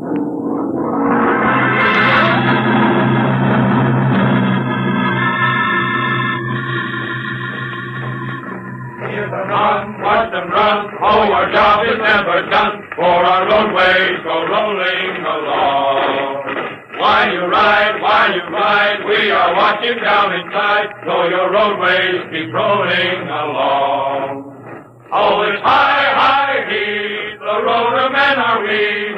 Check off the sectors loud and strong. 1, 2, anywhere you go, you are bound to know that your roadways keep rolling along. Keep them rolling! Your roadways keep rolling along. It was in the middle 1950s that the automotive age began to die. The traffic engineers had long expected it. For years they had watched our vast cities sprawl and spread out, spill over into the countryside, become more and more dependent on motor transportation. And then finally the inevitable breaking point was reached. The growing flood of cars and buses and trucks began to swamp the streets and arterial highways. The building of roads could no longer keep pace.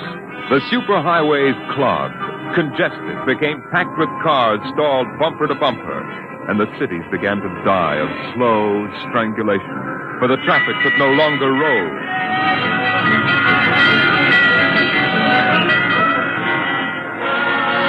Then the engineers took over. They banned the automobiles, tore up the superhighways, and in their place they built the rolling roads.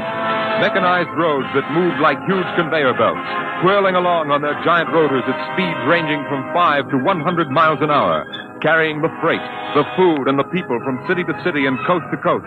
An engineering miracle had changed the face of a nation. The automobiles and railroads vanished. The rolling roads had taken over all transportation. And no one worried over the fact that if the roads should ever stop, our whole economic life would stop. For the machinery had never failed yet. The machinery that rolled the roads was perfect. But people forgot that machinery depends on men, the men who run it. Who makes the roads roll? That's right. The engineers. Not the supervisors, not the mechanic union, but the engineers. We're the brains of the roads. And where would the public be if we didn't keep those roads out there rolling? Right behind the 8-ball, and everybody knows it. All right, then.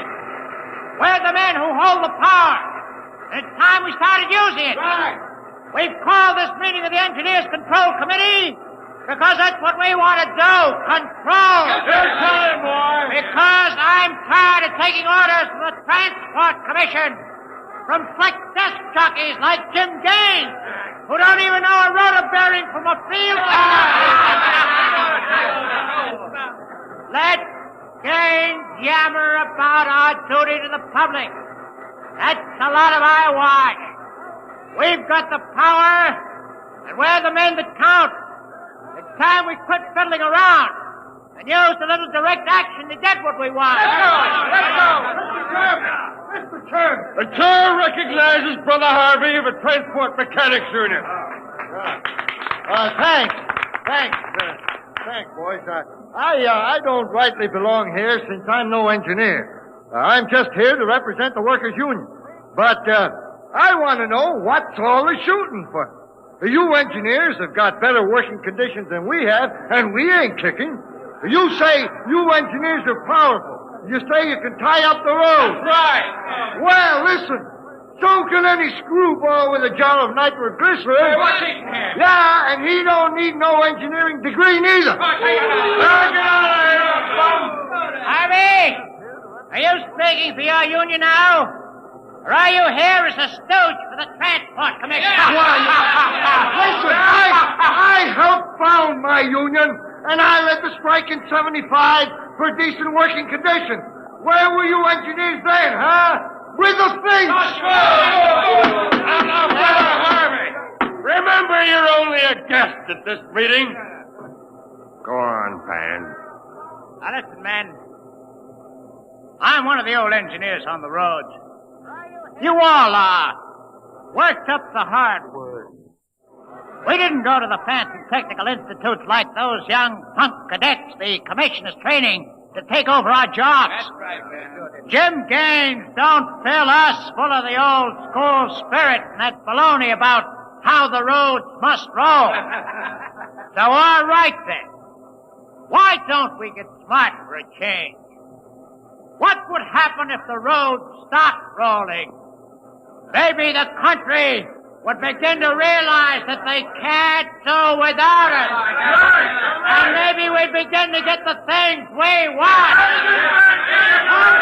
The roads must roll!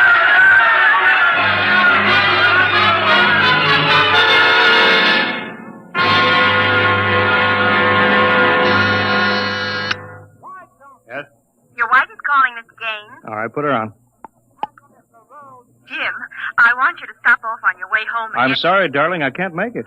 Oh, but But you promised. Yes, I know, but Washington called in. They're sending Evans, the Australian Minister of Transport, through my sector today.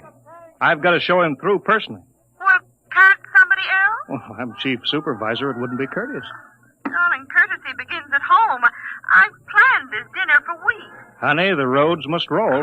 Jim, if you quote that nauseating slogan at me again, I'll divorce you. Well, I can't help it, darling. I tell you, I'll meet you at Stockton at 9. We'll take in a show. Kiss Alan goodnight for me. All right, dear. Goodbye. Bye, darling. Mr. Evans is here. Send him in. Go right in, sir. Well, good evening, Mr. Evans. I'm Gaines, chief engineer. How do you do, Mr. Gaines? Won't you sit down? Thank you. They told me at the embassy you'd be the man to see. Oh? I want to know how the roads work. I think we can handle that. I'm not a technical man, Mr. Gaines.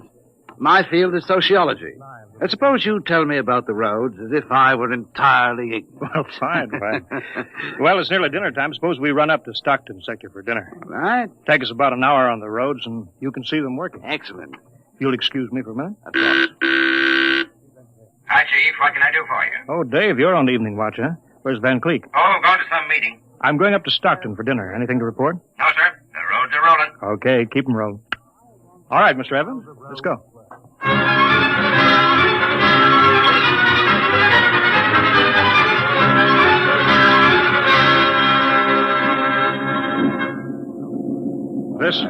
This here is the low-speed strip.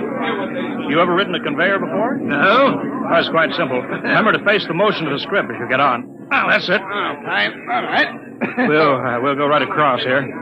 Each adjoining strip is a few miles an hour faster than the one next to it. I see. Freight is carried on the 50-mile strip. Most passenger traffic is on the express strip. Oh, yeah. All right, now, watch your step.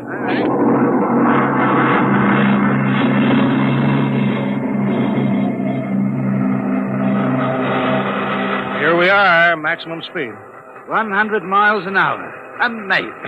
This strip makes a round trip San Diego to Reno in 12 hours. Oh, here's the restaurant. Ready to eat?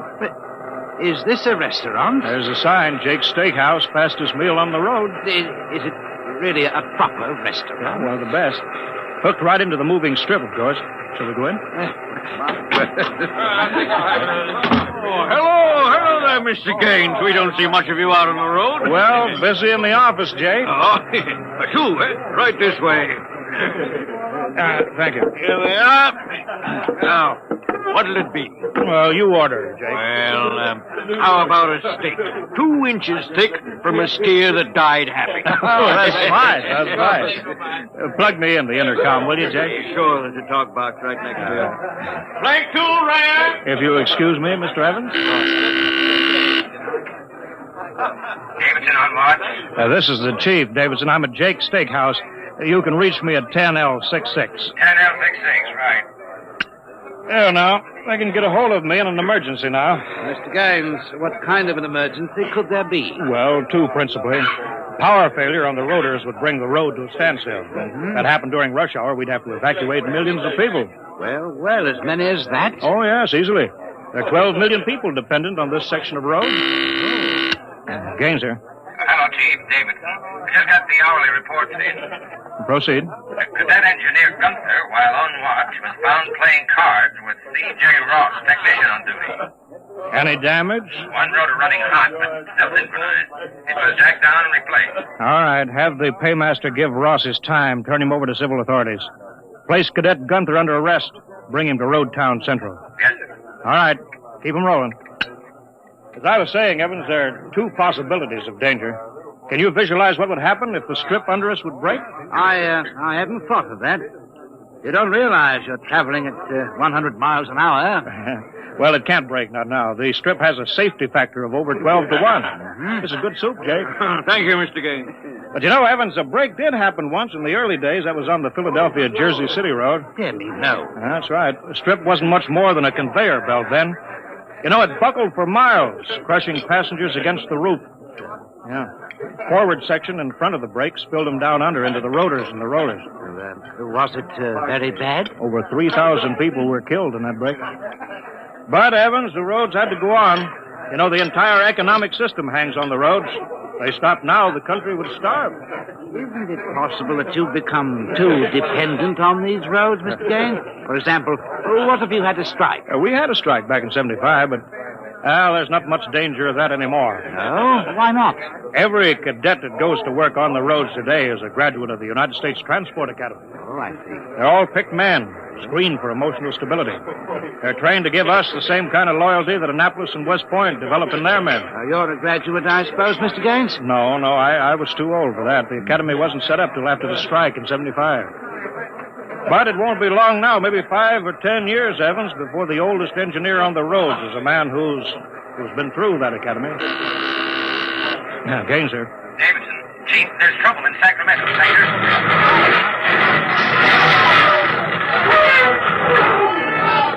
What is it? What's happening? Emergency stop. Hello, Davidson. The phones must be out. Come on. Jake!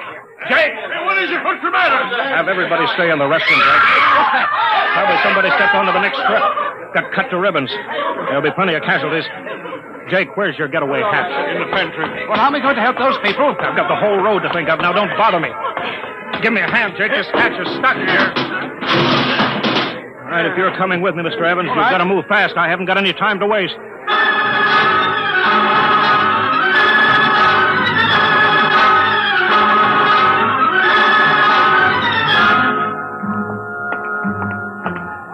Where are we now? Freeway on top of the inner road ceiling. That's the outer shell over us there. Are we going outside? No, there'll be an access down manhole over here. They're spaced every 100 feet. It's there by the green light. All right, this will get us down on the northbound road. Careful now, it's dark. All right. Stand away from that door, Evan. But this road is still rolling. Yeah, so it is. It was only the 100-mile strip that stopped. There's what I want, a phone booth. Look out, Evans. Excuse me, will you? Hey! Out. I'm talking to my wife. What? Don't argue. Out. Emergency priority. Division office. Davidson? Gaines here. Report. Chief, where you been? I've been calling... Never mind that report. 709 report. Strip 20 past emergency level. Interlocks acted and cut the strip out. Cause of failure unknown. Direct communication to Sacramento control office out. Evacuation of Strip 20 commenced. No casualties. There are casualties. I saw them. Put police and hospital routine A into operation. Get me Van Cleek. I want him to take over for me till I report in. We can't reach him, Chief. Shall I cut out the rest of the road? No, keep those other strips rolling or we'll have a traffic jam the devil himself couldn't untangle. There are 5 million passengers on that road now. Notify the governor that I've assumed emergency authority.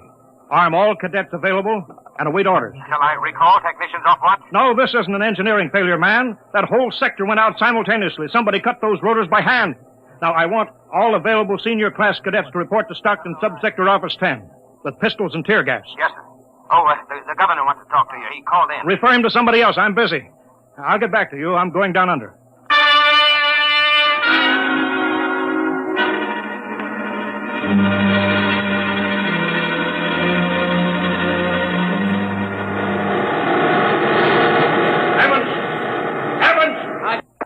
Put on this helmet. What? Helmet. This helmet. Oh. You can't hear without an anti-noise filter. All right, come on. What are we looking for? A recon car. There should be one here. Are those the rotors? Yeah, the big ones are rotors. They drive the road. The little ones are rollers. They give continuous support. I see. Oh, there's a watch gang now, jacking down a rotor. Can they hear us? No, the noise filter works on a 4-foot radius. I'll flash them. He sees the light. Wilson reporting, sir. I want your recon car, emergency. Yes, sir. Right over here, sir. Come on, Evans. All right, now, get in. Well, it's so small. Oh, you fit. All right. All right, now, hang on. She accelerates like a rocket.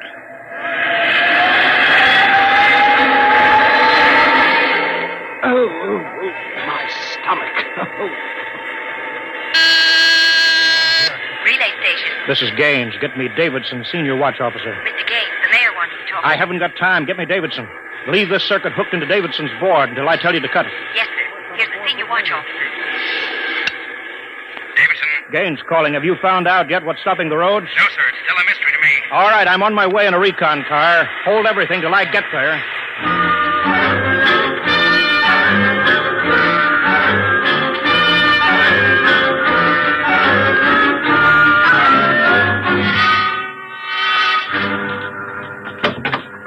Cadet Edmonds reporting, sir. 3 platoons of cadet engineers standing by with tumblebug motorcycles. Are they armed? Pistols and tear gas is ordered. All right, good. Assistant Supervisor Van Cleek is calling you on Circuit 9. Well, it's about time. Cut me in. Yes, sir. Hello, Van. Where are you? Sacramento office. Now listen. Sacramento. That's good. Report. In a pig's eye. What? I'm not your deputy anymore, Gaines. Van, what are you talking about? Don't interrupt me and you'll find out. It's true, Gaines. I've been picked the director of the Engineers Control Committee. We're taking over. Have you gone off your rotor? You can't start strip 20 until I'm ready to let you. Van! I can stop the whole road if I have to. Van Creek, I'll call in the Army. How'll you get him here if the roads aren't rolling, eh? Listen, Gaines. Whoever controls the roads controls the country. And right now, that happens to be me. Sign off, Gaines. I've got to call the White House. You behave yourself. You won't get hurt. I don't believe it, sir. He's got us, Edmonds. If we go in and blast him out, he may wreck the road. What's your rolling tonnage now? 53% under evening peak, sir. How about strip 20? Almost evacuated. Yeah. Listen in on this, Davidson. Standing by, Chief. I'm going down inside with these cadets. We're going to work north, overcoming any resistance that we may meet. The watch technicians and maintenance crews are to follow behind us. Each rotor, as they come to it, is to be cut out from under Sacramento's control, then hooked into the Stockton control board. You understand? Got it. Check. If it works right, we can move control of Sacramento sector right out from under Van's feet. He can stay in his office there till he's hungry enough to be reasonable. Edmonds, get me a pistol. Mr. Gaines, there's a man here, and he's badly hurt. He wants to see you. Take care of him. I haven't got time to... He's from Sacramento sector, What? sir. Send him in here. Mr. Gaines. Mr. Gaines. Take it easy. Mr. Gaines. You're Harvey from the mechanic show, you know. Tried to warn you. Tried to get away. Shot me 3 times. Get a doctor, will you? All right, now. Easy, Harvey. Harvey, how long has this been building up? It isn't the men. It's the engineers. I told them they were crazy. Told them the road's got to roll. And when I tried to get away... Easy now. Bleeding from the mouth. Harvey. Harvey? Can you hear me? He's dead, Mr. Gaines. Come on, Edmonds. We better move.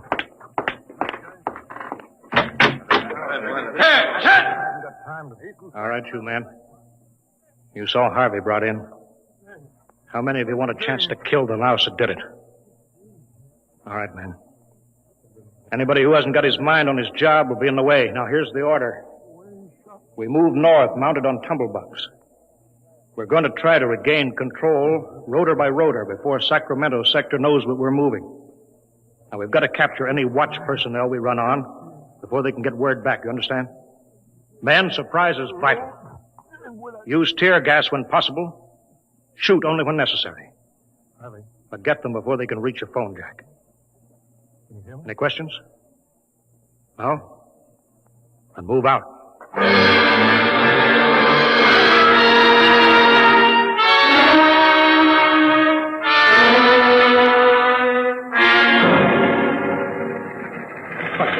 What's the score, Edmonds? 33 prisoners so far. No one killed. For years since I rode one of these tumblebugs, forgotten how to steer it. There's a man ahead. There at the rotor base. Yeah, he's got a phone jacked in. Hurry. He gets word back, we're sunk. I don't think he's seen us. I'll dismount and get him. All right. Halt! We're out fire! Quick, he sees us. Come here, you. Look out, he's got a gun. I got him, sir. I got him. Grab his gun. Yeah, he had an intercom jacked in, all right. If he's got through to Sacramento office, it's going to be tough. I don't know, sir. Maybe you can get the call through. Listen. The road. Take off your noise filter. There. It's the road. The road is stopping. Halt your men. Halt! Hold up there! Hold up! Edmonds, there's a recon car coming up. Relay station call for Mr. Gaines from the recon speaker. Give it to me. Here you are, sir. Gaines here. Davidson here, Chief. Van Cleek's calling you. Who stopped the road? He did. Oh, he did he? All right, cut Van Cleek into me. You thought I was falling, eh, Gaines? What do you think now? All right, Van. The road is stopped. You've won this trick. Then why don't you get smart and give up? You can't win. You forgot something, Van. You can't lick the whole country. Yeah? Gaines, I've got a switch button in my hand. If I push it, it'll blow 300 yards straight across the road. And then for good measure, I'll take an axe and wreck the control station before I leave. That's pretty drastic, Van. Yeah? If I blow this charge in the middle of Sacramento sector, it'll get an awful lot of people. There are plenty of shopkeepers still on Strip 20. That row of apartment houses next to the road will go. Now, look, Van, you don't want to blow the road, neither do I. Suppose, Van, I come up to your headquarters and we talk this over. Two reasonable men ought to be able to make a settlement. Is this some kind of a trick? I'll come alone, unarmed. My men will stay here. All right. All right, Gaines. But one wrong move and I blow the road.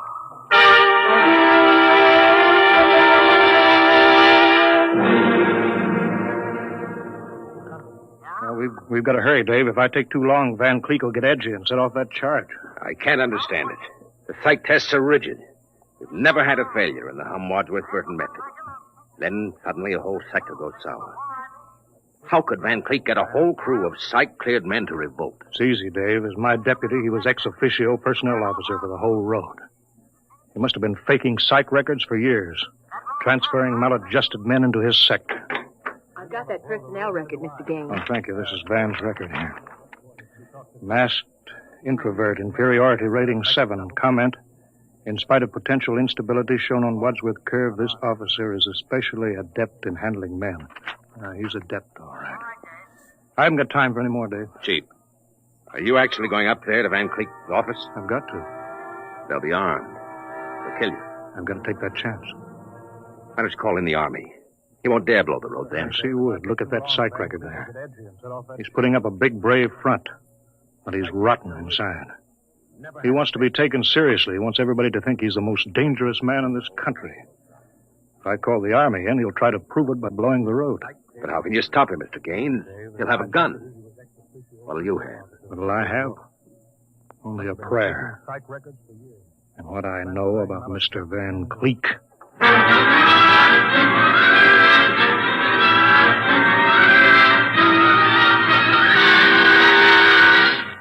All right, Gaines. Director Van Cleek will see you now.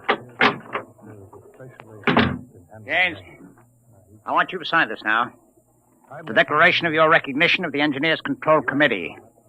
You've got 1 minute to sign it, Gaines, or I'll push this button and blow up the whole sector. You better sign, Gaines. You need this gorilla with the gun, Van? Why are you? Can't you handle one unarmed man alone? All right, Harry, out. Out. Yeah. Oh.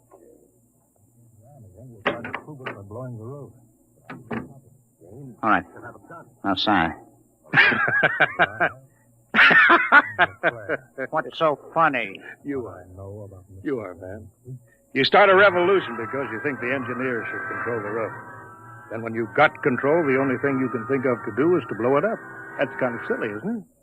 All right. Tell me what you're so scared of. I'm not scared. Yeah, sitting there sweating all over that push button that you're holding. If your buddies knew how afraid you were, they'd probably throw you into the road. I'm not afraid. You're afraid of me right now, Van.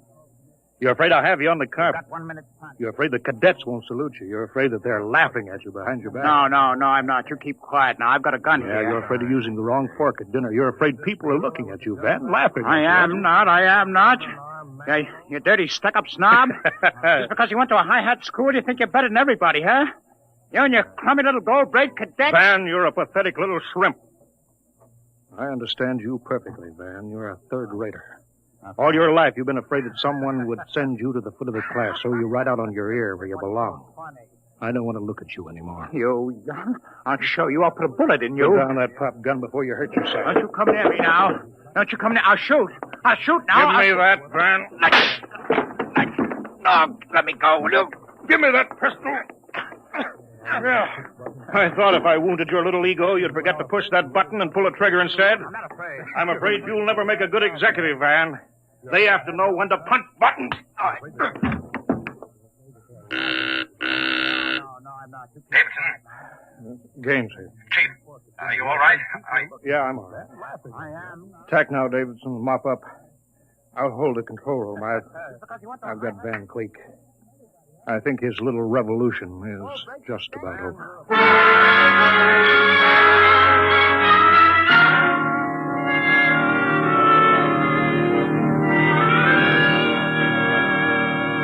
Mr. Gaines.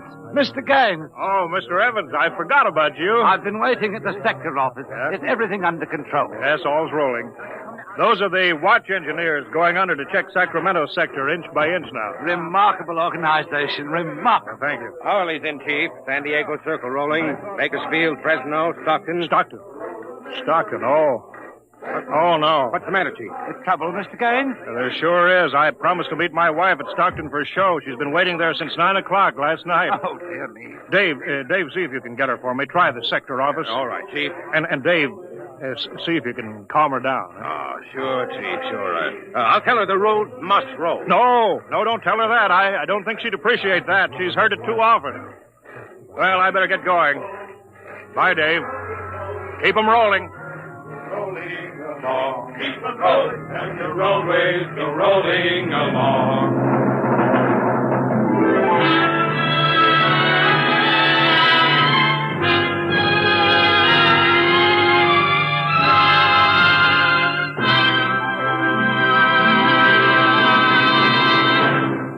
You have just heard another adventure into the unknown world of the future. The world of Dimension X.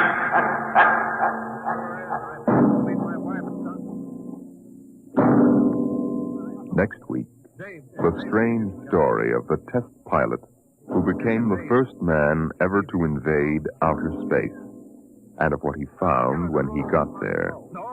Listen next week to The Outer Limit.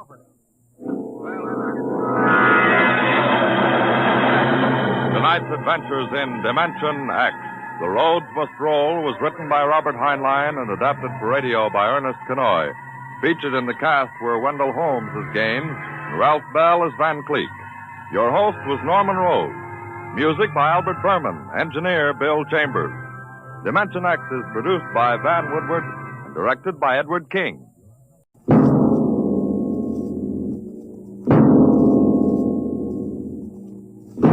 Now, tonight's adventure into the unknown world of the future. The world of Dimension X, where anything can happen.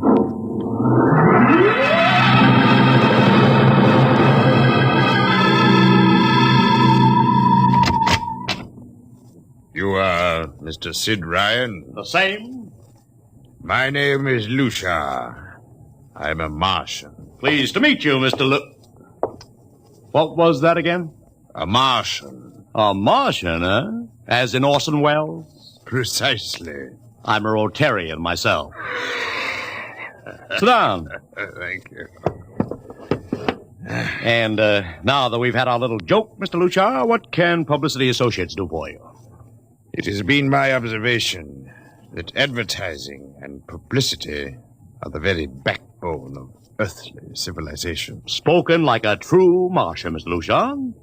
Now, if you'll tell me the name of the client. The client, of course, will be the Martian. You don't give up, do you? Give up? The gag, I mean. Oliver.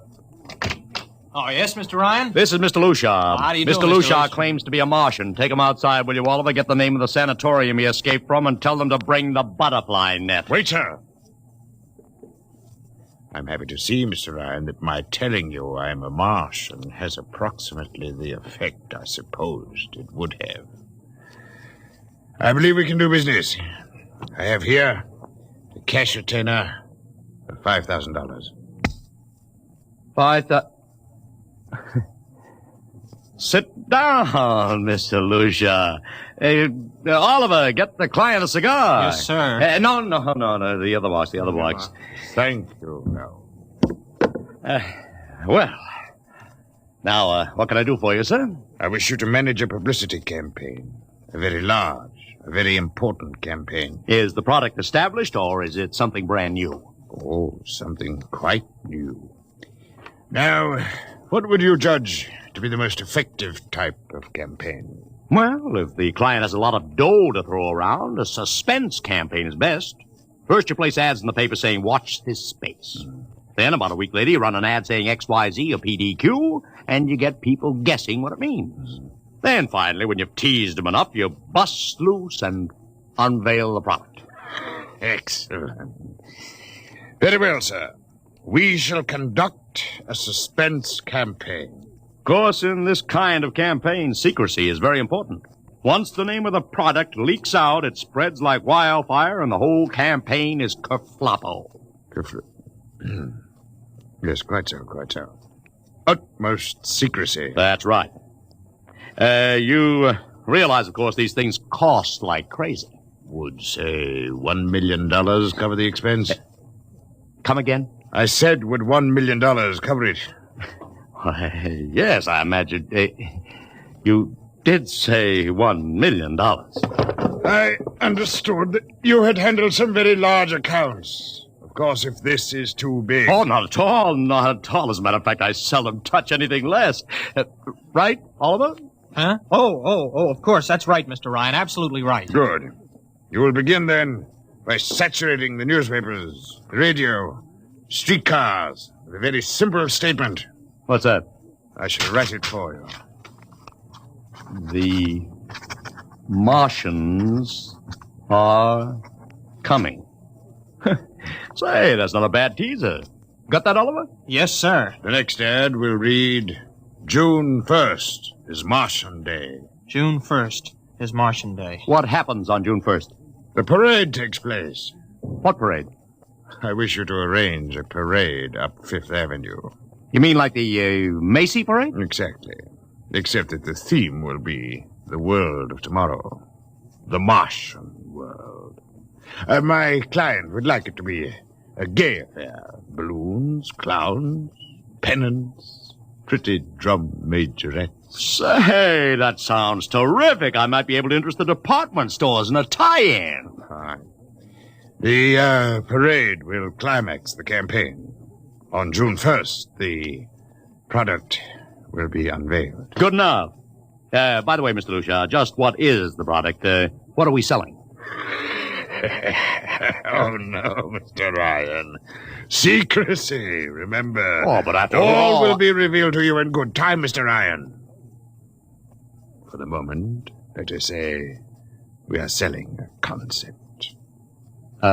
Concept? Precisely. The concept of invasion from Mars.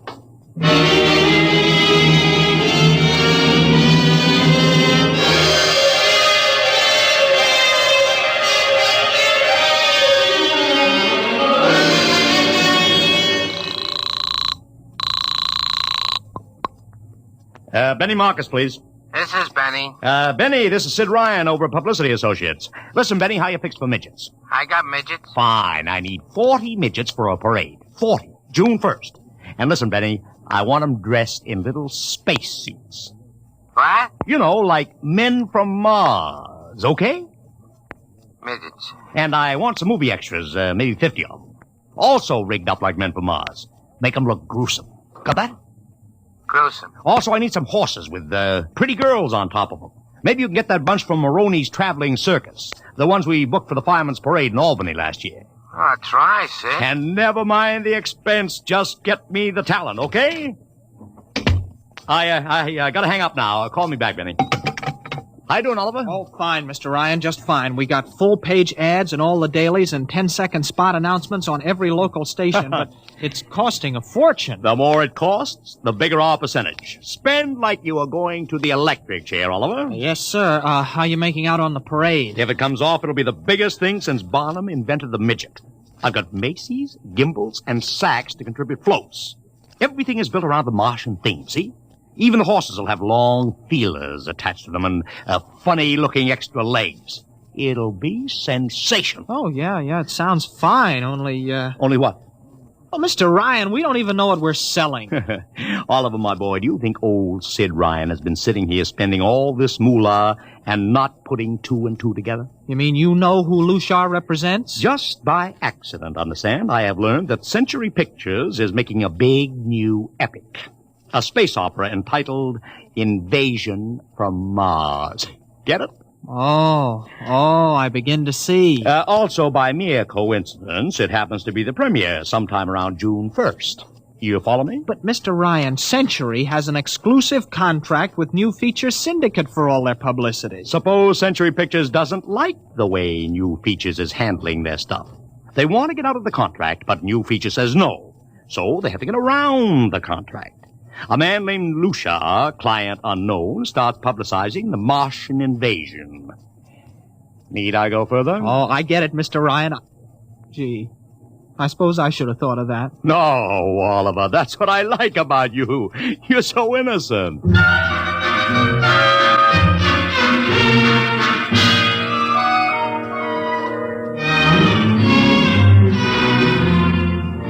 Let me talk to Commissioner Patrick, please. Sid Ryan. Hello? Commish, Sid Ryan. Oh, it's you. Well, what is it this time? If you want to drop a man off the Empire State Building into a teacup full of water, the answer is no. Also, we are not arresting any fan dancers. You know I don't handle fan dances. I want a permit for a parade, June 1st, 5th Avenue. It's a Sunday. There's no traffic. Oh, come now. Look, Ryan. Macy's gets a permit. Gimbel's gets a permit. The American Legion gets a permit. The Sons of Erin march every time Morton Downey sings the Wearing of the Green. Don't give me a hard time, Patrick. This is too big. Come on. I have the 5th Avenue Merchants Association behind me. Okay, Ryan. Fill out the forms. I'll pass them along to the license commissioner. That's my boy. Oh, by the way, what's the occasion? Oh, don't you read the papers, Patrick? June 1st is Martian Day.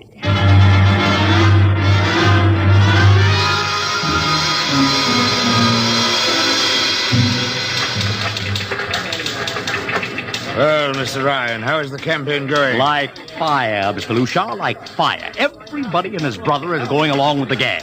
Yesterday, we distributed 50,000 Martian hats to school kids. I even arranged for Commissioner Patrick to accept a $50,000 check for the Policeman's Benevolent Fund from the man from Mars. Excellent. I understand Century Pictures spent over $1 million making that space opera. I beg pardon? Oh, come, Mr. Lucia. Sid Ryan wasn't born yesterday, you know. I know who our client is, even if you don't admit it. You do? Always thinking that's me. Well, as long as you know, let's keep it to ourselves, shall we, Mr. Ryan? As you once remarked, when these things leak out, it destroys the surprise and ruins the effectiveness of the campaign.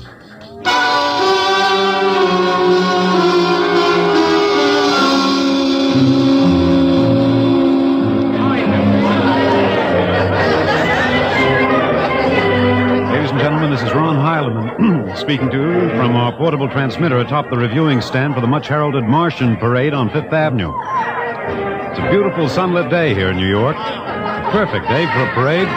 And the streets are packed with thousands of spectators, all eager to find out what this is all about. There's an air of shrill expectancy. Run, over here! Okay, tell them all right. I've just had word from Sol Brown up at Central Park Mall that the Martians have landed from big pink balloons. And while we're waiting here for the arrival of the parade, we brought some people up to our microphone to tell you their reactions to this spectacular affair. What's your name, madam? Miss Ada Shackley. A little louder, please. Miss Ada Shackley. And where are you from, Mrs. Shackley?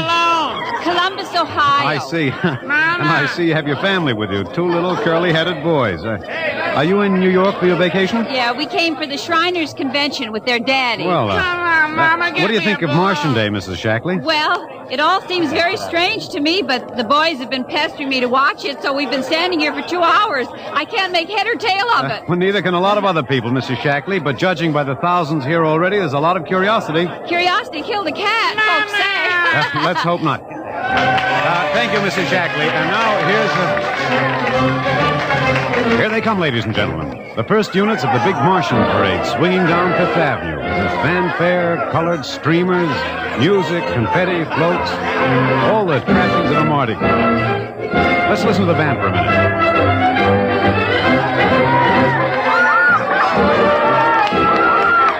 Here in the vanguard, the whole troop of little midgets in weird-looking pink and blue spacesuits, carrying Rube Goldberg weapons with signs painted on them. I can read one which says Atomic Blaster. Another has a placard reading, We're Martian through Georgia. And here come the clowns, laughing and falling all over each other. They're giving free sugar candy to the kids along the way. Yes, ladies and gentlemen, there's a happy, laughing crowd along Fifth Avenue today. A true reflection of the great sense of humor and good nature that makes America the place it is. Why only... What's this? The crowd's murmuring now. They've fallen somewhat silent. There's something coming. I'll try to get it for you. What? Ladies and gentlemen, here comes the Martian contingent. This is promised as the climax of the show. And now a great hush has fallen over the crowd. It's quite a sight to see these thousands of people standing here expectantly, hearing only the great regular sigh of their mass breathing. Now here they come, ladies and gentlemen. The Martians, marching in booted, helmeted ranks, row after row of them. This is an impressive sight, ladies and gentlemen. And a rather serious contrast to the rest of the joyous slapstick parade we've been witnessing up until now.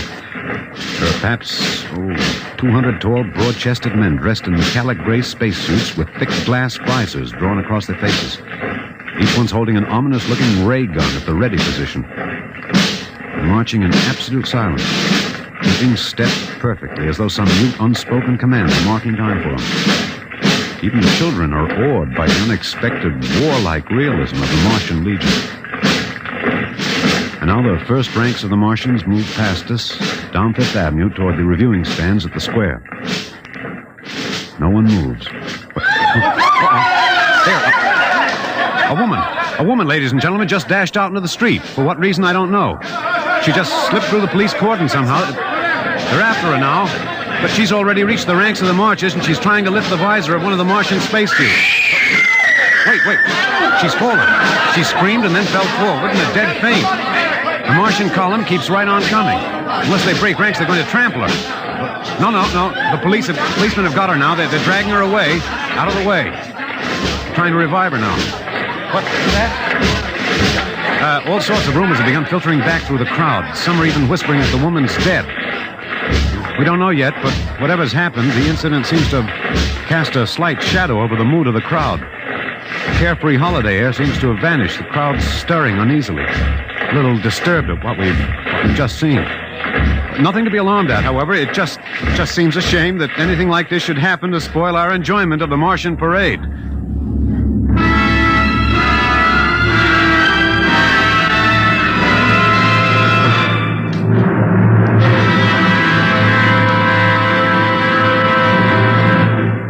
Dimension X will continue in just a moment. It's National Wheaties Week. I want to take that again, Frank? Oh, sure. It's National Wheaties Week, and we're celebrating. And that voice you heard belongs to my severest critic, who is here to help us celebrate tonight. He's the fellow who's backstage when I'm telling you about the Wheaties. He listens to see that I tell you right. Wheaties' best friend, next to me, Blaine Butcher. I think you took that introduction a little fast, Frank. Now suppose... You see what I mean, folks? Seriously, Blaine, you say the Wheaties words once. Okay. All I'll say is this. Those of us who tell the Wheaties story believe what we say. And during National Wheaties Week, the good word is this. Get a package of Wheaties and try them just once. I'll be right behind you in line at your grocer's, between you and Frank Martin. Okay? Do that now. Try Wheaties. It's National Wheaties Week.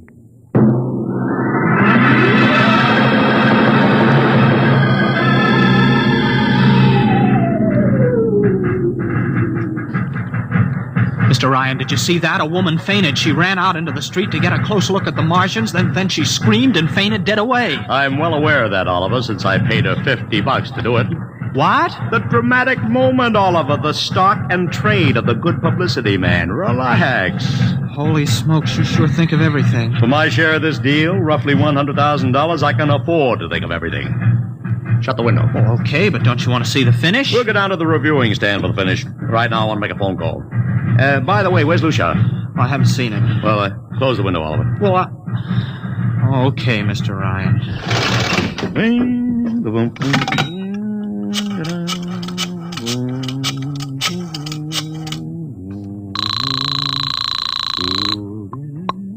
Marcus Talent Agency. Benny, this is Sid Ryan. Oh, say, listen, Sid, I was going to call you. I'm awful sorry about those Martians. What do you mean, sorry? They're terrific. No, don't joke, Sid. I mean it. Well, I mean it, too. They're great. Are you in a bag? Never felt better. You mean it, don't you? Of course I mean it. What is this? There are Martians in the parade? About 150. Of course, I only ordered 50, Sid. but under the circumstance... Sid.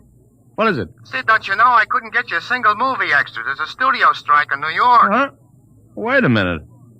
Where'd these guys come from if you didn't hire them? I don't know. Hold on. Oliver? Oh, yes, Mr. Ryan? Did you hire those Martians? Well, no, sir, I didn't... Benny, this is on the level, isn't it? Honest, Sid, Okay, Benny, I'll call you back. What's the matter, Mr. Ryan? I don't know. Just don't know. Wonder if Lucia hired him. What's Century Pictures number? Tremaine 4, 1000. Tremaine 4, 1000.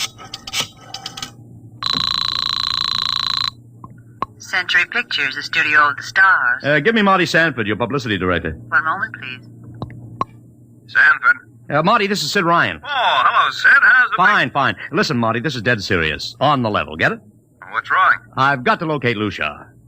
Lou who? Lucia, come on now, Marty. This is life and death. The guy you sent over to hire me for the invasion picture. I never heard of a guy named Lucia. And, what invasion picture? Invasion from Mars, the space opera. Are you batty? Marty. That picture was shelved last month. What? Sure, back in the can. The big shots decided you can't sell a Martian invasion to the American public. It's too incredible, Sid. Who'd ever believe it could really happen? Of all the crazy... Mother in heaven. What is it, Mr. Ryan? You look terrible.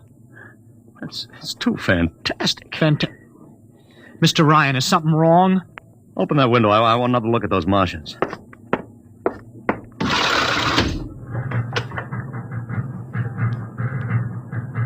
Look at them. Oliver, you were in the Army. Could 150 movie extras learn to march like that in, say, 24 hours? No. Not in 24 days, Mr. Ryan. Not a second's hesitation. Not one out of step. Look at the way they carry those ray guns at the ready. The only other time I've seen troops march like that was on a film of the Nazi SS troops marching through the streets of Paris. Mr. Ryan. Oliver, get down there. Find that woman who painted. Her name's Gloria Montez. Get her up here. Make it fast.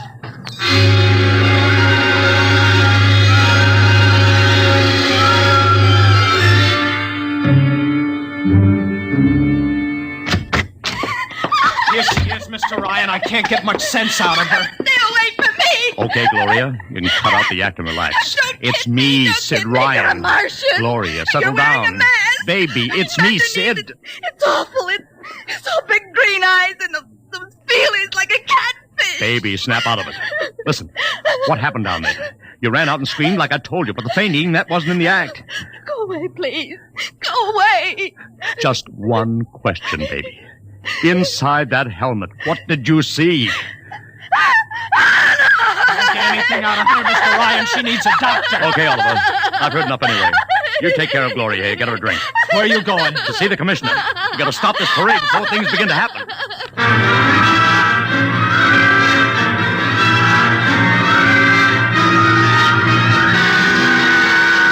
Okay, Ryan, what's the beef? Listen, Patrick, I don't know what it is, see, but something's wrong. You've got to stop that parade. I suppose you'd like the riot squad. That would get you a front-page spread on every paper in town. Now, look, Ryan, I've got no time for your cheap publicity gags. I'm a busy man. Listen, I'm trying to tell you I don't know where those Martians came from, who they are, anything about them. Oh, Ryan, I'm wise to your tricks. Now, if you let the sergeant show you out... You won't do it, huh?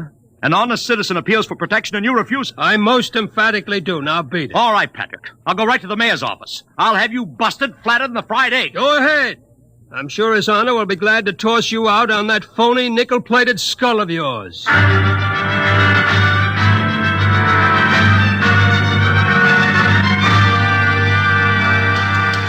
You heard me, Ryan. You can't see the mayor. Adolf, please. This isn't a gag. I don't want publicity. All I want to do is maybe prevent something horrible from In happening. case you don't know it, wise guy, something horrible's already happening. A couple of hundred little kids are in the hospital with ptomaine poisoning from that phony Martian candy you passed out. What? Or didn't you know? I didn't. We've got to stop that parade. Sure, you'd like nothing better than start a panic now. Maybe a few hundred people get trampled to death. Think of the newspaper space. That'd get you and your phony product. I won't stand for this, Adolf. This may be a matter of life and death. Don't get out of here quick. It'll be your death. Go on, beat it. Get out. You and your publicity stunts make me sick to my stomach.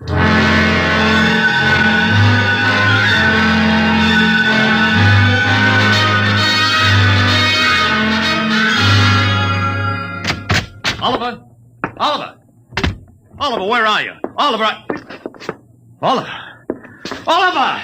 It is useless to scream at him, Mr. Ryan. Your friend is quite dead. Lucia. He wanted to run to the police with some story about a Martian invasion. I found it necessary to restrain him. Restrain him, you stinking murderer! Now, Mr. Ryan, collect yourself. After all our planning, it wouldn't do to have everything spoiled now, would it? Lucia, start talking and talk fast, because when you get through, I'm going to take you apart piece by piece. What's this all about? Surely you know, Mr. Ryan. After all, you've been publicizing it for months. You see, before colonizing your planet, the Martian government sent some of us as scouts in advance, disguised as Earthmen, of course, to study your habits, your weaknesses. We found that the people on Earth are predominantly conditioned by advertising and publicity. And so we conceived the idea of treating our entire invasion as a vast publicity stunt. Clever, yes? After all, Mr. Ryan, who would suspect an invader who advertised his invasion in the newspaper, invited the public to his surprise attack, and spent millions publicizing his plans? Holy jumping... You've done very well, you see. Then there was no product. Ah, but there is a product. The product is death. What are you trying, Lucia? We Martians are a humane people, Mr. Ryan. We do not like to destroy thousands where a few hundred will suffice. In exactly 2 minutes, our troops will treat the world to a spectacle of death, which will bring the rest of your planet to its knees in horror. Nations will clamor to surrender. Perhaps, Mr. Lucia, but not if I can help... No!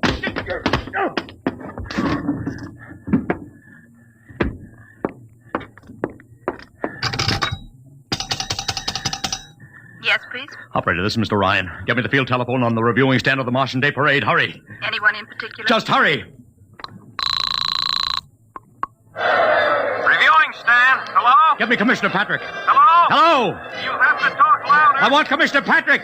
Patrick! Wait a minute. Things are quieting down.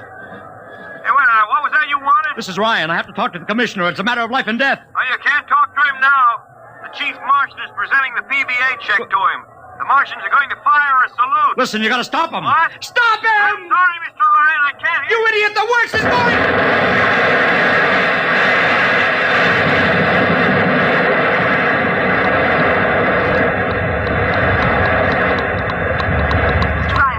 Mr. Ryan, you've been cut off.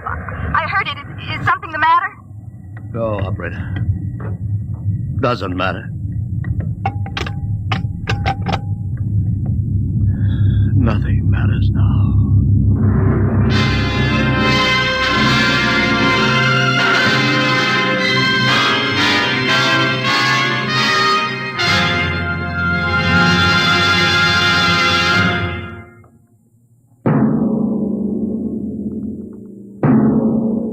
Tonight, Dimension X has transcribed The Parade, an original radio drama written by George Lefferts. Featured in the cast were Joseph Curtin as Ryan, Barry Kroger as Luchar, and Alexander Skirby as Ron Heilman. Your narrator was Norman Rose. Music by Albert Berman. Engineer Bill Chambers. Dimension X is produced by Van Woodward and directed by Edward King.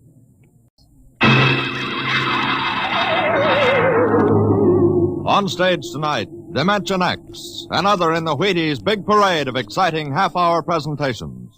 It's National Wheaties Week. The week to buy Wheaties and eat Wheaties and enjoy them as never before. The time to really find out what difference a good breakfast with Wheaties can make. You know, you're getting protein when you dip into a bowl full of Wheaties. You're getting whole wheat minerals and vitamins. You're getting whole wheat energy. Yup, there's a whole kernel of wheat in every Wheaties flake. That's how a better breakfast, beginning with Wheaties, can help you step lively all morning long. And that's why all over this big country, folks are celebrating National Wheaties Week and stepping lively. So how about it? Get out the big cereal bowl and help celebrate Breakfast of Champions. Pour out those golden flakes, put on the milk, put on the fruit, and let's have National Wheaties Week. You ready? Let's go.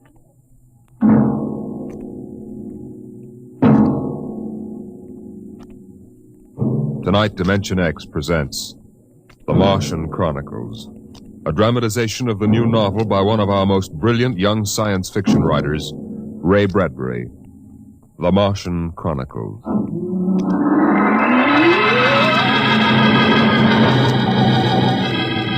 January in the year 1999. 1 minute it was Ohio winter with doors closed, the panes blind with frost, icicles fringing every roof, children skiing on snowy slopes. And then a long wave of warmth crossed the small town, a flooding sea of hot air. Bye, Mom. I'm going out. William McClellan, you come back here. You know you can't go out in winter without a coat. Do you want to catch your death of cold? But it isn't cold. It's warm outside. It's rocket summer. Rocket summer? You know, like Indian summer. The rocket lay on the launching field, blowing out pink clouds of fire and heat, cracking the icicles, melting the snow, making summer with every breath of its mighty exhausts. It seared the faces of the watching crowd and drove them back.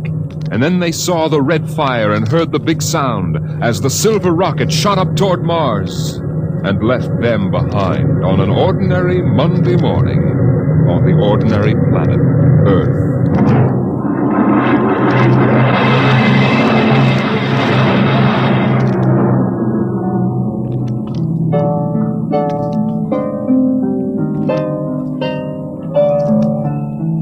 They lived in a house of crystal pillars on the planet Mars by the edge of an empty sea. And every morning you could see Ela eating the golden fruits that grew from the crystal walls, or her husband sitting alone in his room reading from a singing metal book over which he brushed his hand as one might play a harp. Ela and her husband were not old. Once they had liked painting pictures with chemical fire, swimming in the canals when the wine trees filled them with green liquors, and talking into the dawn together. But no more. Marriage sometimes makes people old and familiar while still young, and Ela was not happy now. This morning she sat dreaming between the crystal pillars and wished that somehow a miracle might happen. And then suddenly... Ela, did you call? No. I thought I heard you cry out. Did I? I was almost asleep and had a dream. In the daytime? You don't often do that. Strange. How very strange. I dreamed about a man. A tall man. 6 feet tall. Oh, how absurd. He'd be a giant, a misshapen giant. I know. And yet somehow he looked quite handsome. He was dressed in a strange uniform. And he came down out of the sky in a long silver craft. Out of the sky? What nonsense. He spoke pleasantly to me in another language. But somehow I understood him with my mind. Telepathy, I suppose. Oh, really, Ela? And he said, I've come from the 3rd planet in my ship. My name is Nathaniel York. A stupid name. Whoever heard of a name like that? Perhaps they have names like that on Earth. That's ridiculous, Ela. Everyone knows the 3rd planet is incapable of supporting life. There's too much oxygen in their atmosphere. I suppose. But haven't you ever wondered if... Well, wouldn't it be fascinating if there were people there, and they traveled through space in some sort of ship? Really, Ela? You know I hate this emotional wailing. Now, let's get on with our work.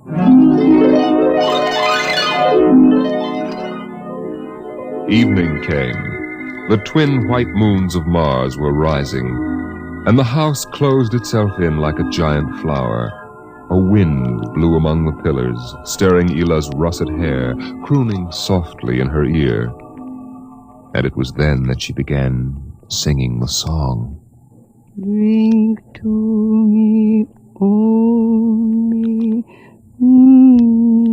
thine eyes, and I will pledge with mine. Elah, what's that song? I don't know. What do you mean you don't know? I've never heard it before. Did you compose it? No. Yes. No, I don't know, really. I don't even know what the words are. They're in another language.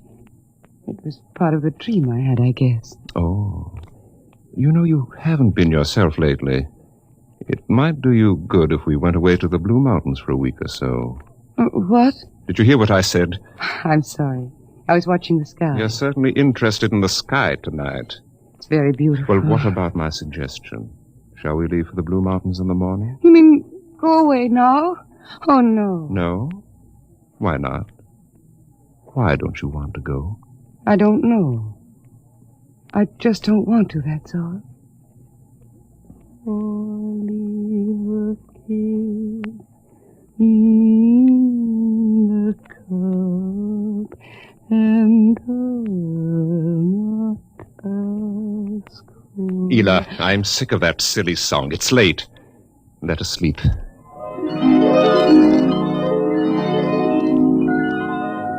From the crystal walls poured a soft carpeting of mist to support Elah where she lay down to sleep.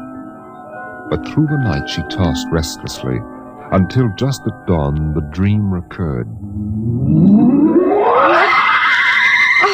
Elah! Elah, wake up. What? Oh, what is it? You've been dreaming again. You talked in your sleep. Did I? Yes. What were you dreaming? The ship. It came from the sky again. And the tall man stepped out and talked with me. Telling me little jokes and laughing. What else happened? And then this Captain York... Oh, I can't. It's all so silly. Tell me! He said I was beautiful. And then he kissed me. I thought so. What else? Why, Eel, you're so bad-tempered. It's only a dream. Is it? You know I can read your mind. You can't keep secrets from me. Well, all that happened was this Captain York told me... Well, he told me he'd take me away in his ship into the sky. Take me back to his planet with him. It's quite ridiculous, really. Ridiculous, is it? You should have heard yourself. Fawning on him, talking to him, singing with him all night. In your dream, he landed in Green Valley, didn't he? Please. And he told you he was coming today. Yes. But what's come over you? It's only a dream. You can't be jealous of that. No, I suppose not. Forgive me. I'm being childish. Eel, you're sick. You've been working too hard. No, I'm all right. But perhaps you're right. Maybe I could use a little relaxation. Yes. I think I'll take the morning off and go hunting. Hunting? Yes, in Green Valley.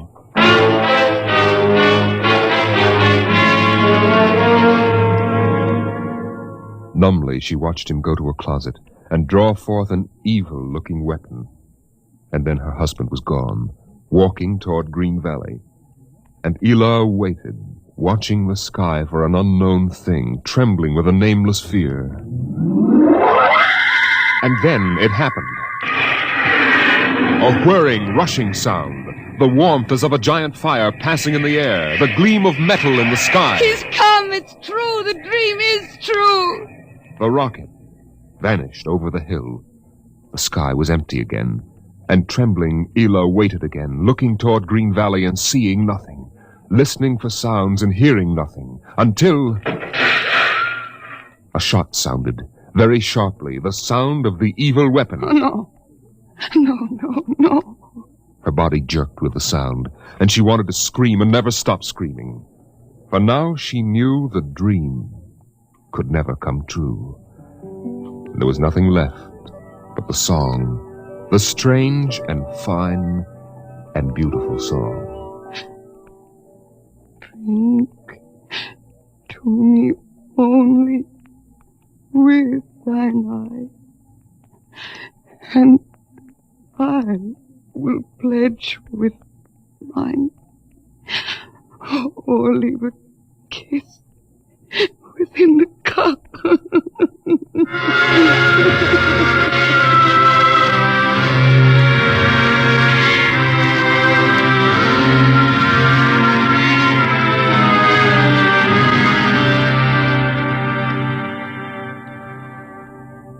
But still the rockets came. The next ship came down from the stars and the black velocities and the silent gulfs of space, and landed by night near a Martian city. The men made their way to the outer rim of the dreaming city, and then Jeff Spender went in to reconnoiter, while the others watched and waited for something to stir in the haunted city, some gray form to rise, some voice to break the unearthly stillness. Where were the people? Where were the Martians? Nothing stirred to disturb the silence until... Halt! Who goes there? Don't shoot! Hold it, Parker. It's Spender and his party. They're coming back. Captain Wildman! Over here! Well, Captain, we've searched the city. People were living here last week. People? Martians. Where are they now? Dead. Dead? What did they die of? You won't believe it, Captain. Chickenpox. Good Lord, no. Yes. No resistance to an Earth disease, I guess. So the other rocket did get through to Mars. It looks like it, Captain. God only knows what the Martians did to them. But at least we know what they did to the Martians. You mean they're all dead? Yes. This planet is through. Hey, you hear that, guys? We're safe! Break out a bottle, Cookie. Let's have a drink to celebrate. Stop it, Parkhill. Put down that bottle. What's eating you, Spender? The planet's ours now. We got to christen it, don't we? I christen thee the city of... I christen... Hey, Park Hill City. Park Hill, I warned you! All right, Spender, that's enough. That'll cost you a $50 fine. Cookie, McClure, take care of Parkhill. Spender, you come with me.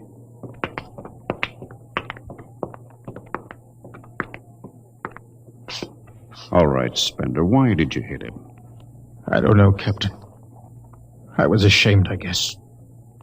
Ashamed of Sam Parkhill and the noise and the spectacle the whole crew is making. It's been a long trip. It's only natural they'd want to have their fling. Yes, but where's their sense of what's right? Their respect for what's happened here? Captain, a race builds itself for 1,000,000 years, refines itself, builds cities like this one, does everything it can to give itself respect and beauty, and then it dies. Of what? Not anything fine or majestic or fitting, but a dirty little thing like chickenpox. And Sam Parkhill wants to celebrate. I know, Spender, but you've got to remember you've a different way of seeing things. I'm seeing things all right. I'm seeing what we'll do to Mars. We'll rip it up, rip the skin off, ruin it the way we've ruined our own planet. Captain, look at the city. It may be the last time you'll ever see it this way. Beautiful in the moonlight, isn't it? Yes. There's a poem by Byron that describes it, and how the Martians would feel tonight, if there were any of them left to feel. So we'll go no more a-roving so late into the night.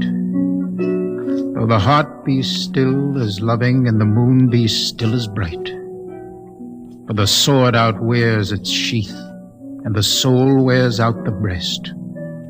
And the heart must pause to breathe, and love itself must rest. Oh, the night was made for loving, and the day returns too soon. Yet we'll go no more a-roving by the light of the moon. Without a word, The Earthmen stood and looked at the city. The bottle lay shattered at Sam Parkhill's feet, and the sour stench of liquor filled the cool air. The men of Earth had come to Mars.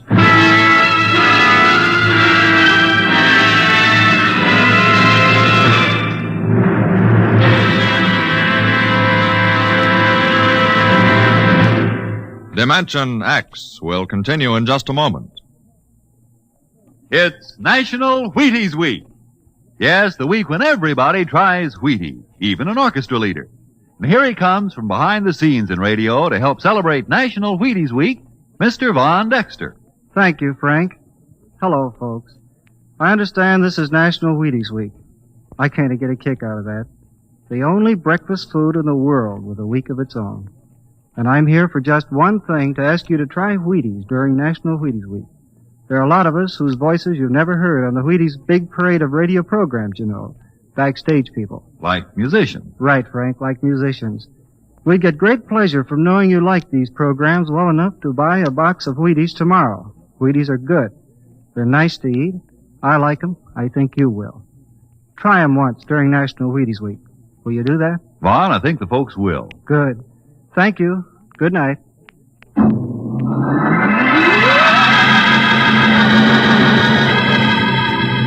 The men of Earth came to Mars.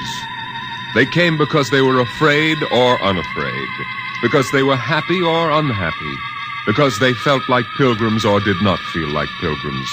The government posters screamed, "There's work for you in the sky. See Mars!" And the men shuffled forward, all kinds of men, all coming for different reasons. The rockets came like drums beating in the night. They came like locusts, swarming and settling in blooms of rosy smoke. Mars was a distant shore, and the settlers spread upon it in waves. First the pioneers and builders, then the people of civilization. Some came because they were afraid of a coming war on Earth. Some came because they were afraid of nothing. Some came to escape from the smell of the subways and the cabbage tenements. And some came from houses like the one in Ohio. It was a good house, the house in Ohio, and for 6 years the family had lived there contentedly, enjoying music and poetry and the rich, warm things of life. For the house had been built to be lived in the year 2020. It contained all the latest automatic devices, from talking book recorders to singing clocks. 7:01. Time to rise. Open your eyes. Tick-tock. 7:00. Time to rise. Open your eyes. As the family rose and dressed, the beds whirred electronically and made themselves. In the kitchen, the stove sighed, and ejected from its warm interior 8 eggs, sunny side up, 12 bacon slices, 2 coffees, and 2 glasses of milk. 7:09. Breakfast time. Come and dine. 7:09. Beside the breakfast table, the facsimile machine clacked and deposited the morning paper on the table. The headlines today spoke ominously of the danger of a coming war, and the man frowned as he read the news. Today is August 4th, 2026. Insurance, gas, and at and heat bills are due. And today, remember, the family has planned a picnic. Gee, Dad, are we really going? Sure, Timmy, why not?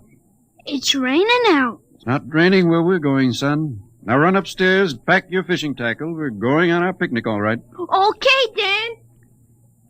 Bill, are you sure we ought to go? Yes. Have you seen the headlines this morning? Looks bad, doesn't it? Mm-hmm. The rocket's ready. All we have to do is pack and take off. I know, but... Well, flying to Mars, it seems so crazy. Well, all right, then we'll go. Should we tell the children why we're going? No, not yet. Let them enjoy the picnic. The house went on with its appointed tasks. 9:15. Time to clean. 9:15. Time to clean. Out of the molding darted hundreds of tiny mechanical mice, all rubber and metal. They sucked up the dust and dirt in the house and popped back into their burrows. In the walls, relays clicked, memory tapes glided under electric eyes, recorded voices moved under steel needles. 12 o'clock, 2 o'clock, 4 o'clock, 6 o'clock, tick-tock, 8 o'clock. Evening came. In the living room, the hearth fire bloomed out of nothing, and the phonograph spoke from beside the fireplace. Mrs. McClellan, what poem would you like to hear this evening? Mr. McClellan? Since you express no preference, I shall select at random from among your favorites. Sarah Teasdale, There Will Come Soft Rain. There will come soft rains and the smell of the ground, and swallows circling with their shimmering sound, and frogs in the pools singing at night, and wild plum trees in tremulous white. Robins will wear their feathery fire, whistling their whims on a low fence wire, and not one will know of war, not one will care at last when it is done. Not one would mind, neither bird nor tree, if mankind perished utterly, and spring herself, when she woke at dawn, would scarcely know that we were gone. The phonograph finished the poem, but there was no one there to hear, for the family had gone to Mars.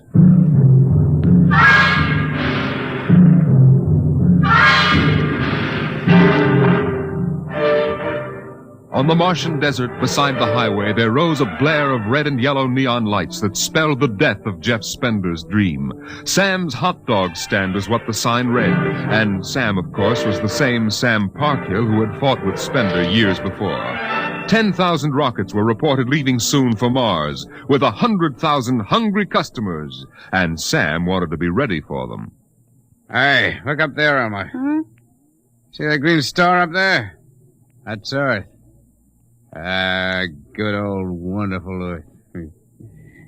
Makes you feel almost reverent, don't it? Yeah. Send me you're hungry and you're starved. Something. That's a poem I learned in school. Come on, Earth, send me your rockets. Here's Sam Parkhill with the only hot dog stand on Mars. Sam, what if the rockets don't come? What if there's a war on Earth? Don't worry, they're coming all right. Ain't nothing gonna happen to spoil my plans, baby. I figured it all out. Sam! Hey, Sam, look up there! Earth! Oh, what? Oh, no. It's catching fire. It's burning. Oh, no, that can't be Earth. Helma, they can't do this to me. I got all our money invested in this place. Go ahead, Sam. Switch on more lights. Turn up the music. Get the hot dogs on the fire. There'll be another batch of customers coming along in about 100 million years. Oh, no, it couldn't be. What a swell spot for a hot dog stand. Let you in on a little secret, Sam. This looks like it's going to be an off-season.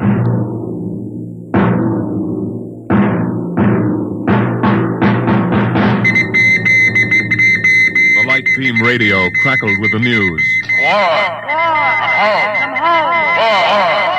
By morning, the shelves of the luggage store were empty, and the rockets were blasting off, headed back to Earth. In a few days, everyone was gone, and the planet of Mars once more lay deserted and silent.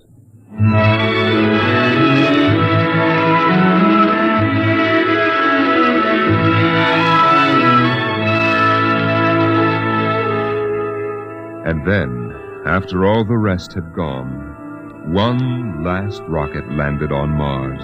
A small, family-sized rocket come all the way from Earth. It seemed a long way to go for a picnic, but Dad had suggested a fishing trip, and Mother thought the whole family would enjoy a vacation. So here they were, floating down a Martian canal, with Timothy sitting in the back of the boat with Dad and Mother up front holding Alice the baby, and the deserted Martian towns drifting slowly by. Dad, What is it, Timmy? when do we see the Martians? You promised we would. Soon, Tim, soon. Oh, but William, the last Martians died out years ago. They're a dead race now. Not quite. Don't worry, son. I'll show you some real live Martians later on. Gee, this is swell. I wish we didn't ever have to go home. How long can we stay? 1,000,000 years. 1,000,000 years? Yes. It's time we told you, son. We're not going home. This is where we'll live from now on. But what about the rocket? What about Ohio? There's nothing there now but ruins. The last Earth radio just went off the air. That means the war is over and Earth is finished. We're going to blow up our rocket and start all over. See if we can't build a better world up here. You mean Mars is going to be our home? Yes. I hope you don't mind too much. No, sir. But what about the Martians? When do we get to see them? There they are, son. Look down at the water.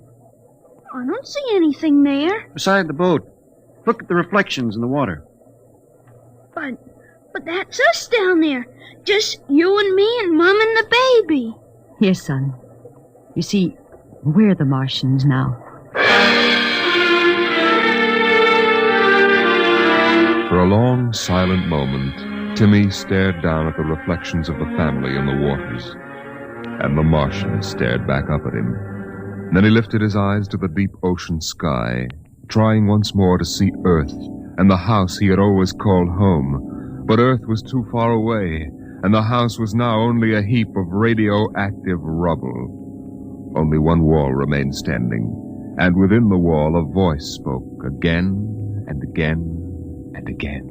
Not one would mind, neither bird nor tree, if mankind perished utterly, and spring herself, when she woke at dawn, would scarcely know that we were gone, that we were gone, that we were gone, that we were gone, that we were gone, Today is that we October were 5th, gone. 2026. Today is October 5th, 2026.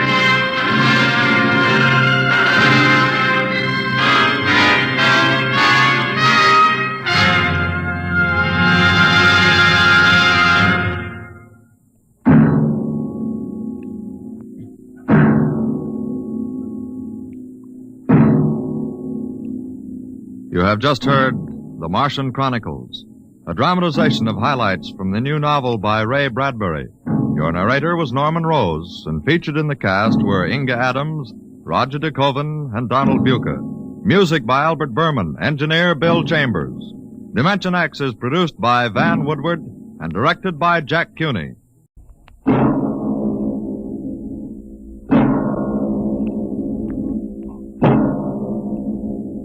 Now, tonight's adventure into the world of the unknown. The world of Dimension X.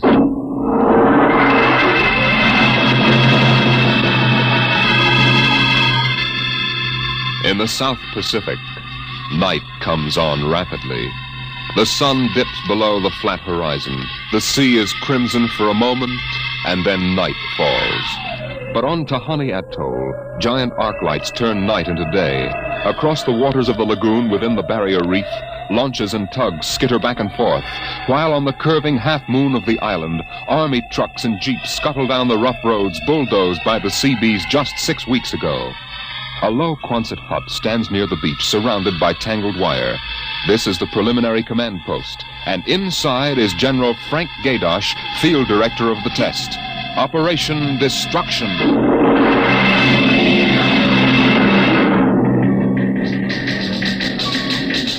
Well, everything on schedule, General Gaydosh. Radiological surveys complete. Instruments placement checked. Get me Navy and tell them HR is as ordered. Send a periodic time check to Air Force and Ewintock and observation control on the Missouri. Yes, sir. I want a complete roster check on all personnel before HR. That test bomb is going off at 10 o'clock tomorrow morning. Even if there's a whole battalion stranded on the target vessels. You see that everybody's clear. Yes, sir. Oh, Nate Cohen wants to see you. Who the devil is he? AP man. He's been selected by the press radio pool to interview you. I haven't got time. Tell him to speak to Major Breedenberg. He's the PRO. Well, I think perhaps you'd better see him, sir. The directive on public relations from Washington was very clear. Now, what blazes am I supposed to run a bomb test and play mother hen to a bunch of reporters? Washington, sir? All right. Bring him in. Relly, Yes, sir. get me some black coffee. Yes, sir. This is Mr. Cohen, General Gaydosh. How do you do, General? Lousy, as a matter of fact. That an official statement? No. And run some of that world is at the crossroads baloney. I wrote that yesterday. General, what effect do you think the new bomb will have in the world situation? I can't tell you that, even if I knew. My job is to set the blaster thing off, see that nobody gets hurt, and collect the data. Can I speak with you for a moment, sir? Later, Alan. Go ahead, Cone. Can you release anything on the scientific principles involved? I don't even understand it myself. Wait a minute. Dr. Muller. Yes? Come over here a moment, will you? Cone, this is Dr. Fred Muller. How do you do? Civilian scientific director. He's the only one who knows what's inside that warhead. How do you do, Mr. Cone? How about a statement, Doctor? Well, I'm afraid all I'm allowed to say is that the bomb is new. It's extremely powerful. And off the record, it's very tricky and dangerous. Well, what'll happen if it goes off prematurely? I don't think we have to worry about that. In fact, we wouldn't even know about it. If you'll excuse me now. How about the natives? What about them? They're going to be evacuated from the island? They already have been. General Gaydar. I saw the Tahani chief outside when I came in. The whole tribe's out there squatting down at the motor pool having a conference. What? Alan. I've been trying to tell you, sir, the Tahani are still on the island. What? The LCTs already, aren't they? Yes, sir, but they won't go. They refuse. The schedule called for their evacuation to Milani 3 hours ago. I realize that, sir, but I hoped we could still get them off without violence. Look, Alan, they're either on the island or off. Wait a minute. Cone, that's all. What are you going to do about the natives, General? I'll issue a statement later. You going to force them? Go on, out. I haven't got time. All right, General. Thanks. Thanks a lot.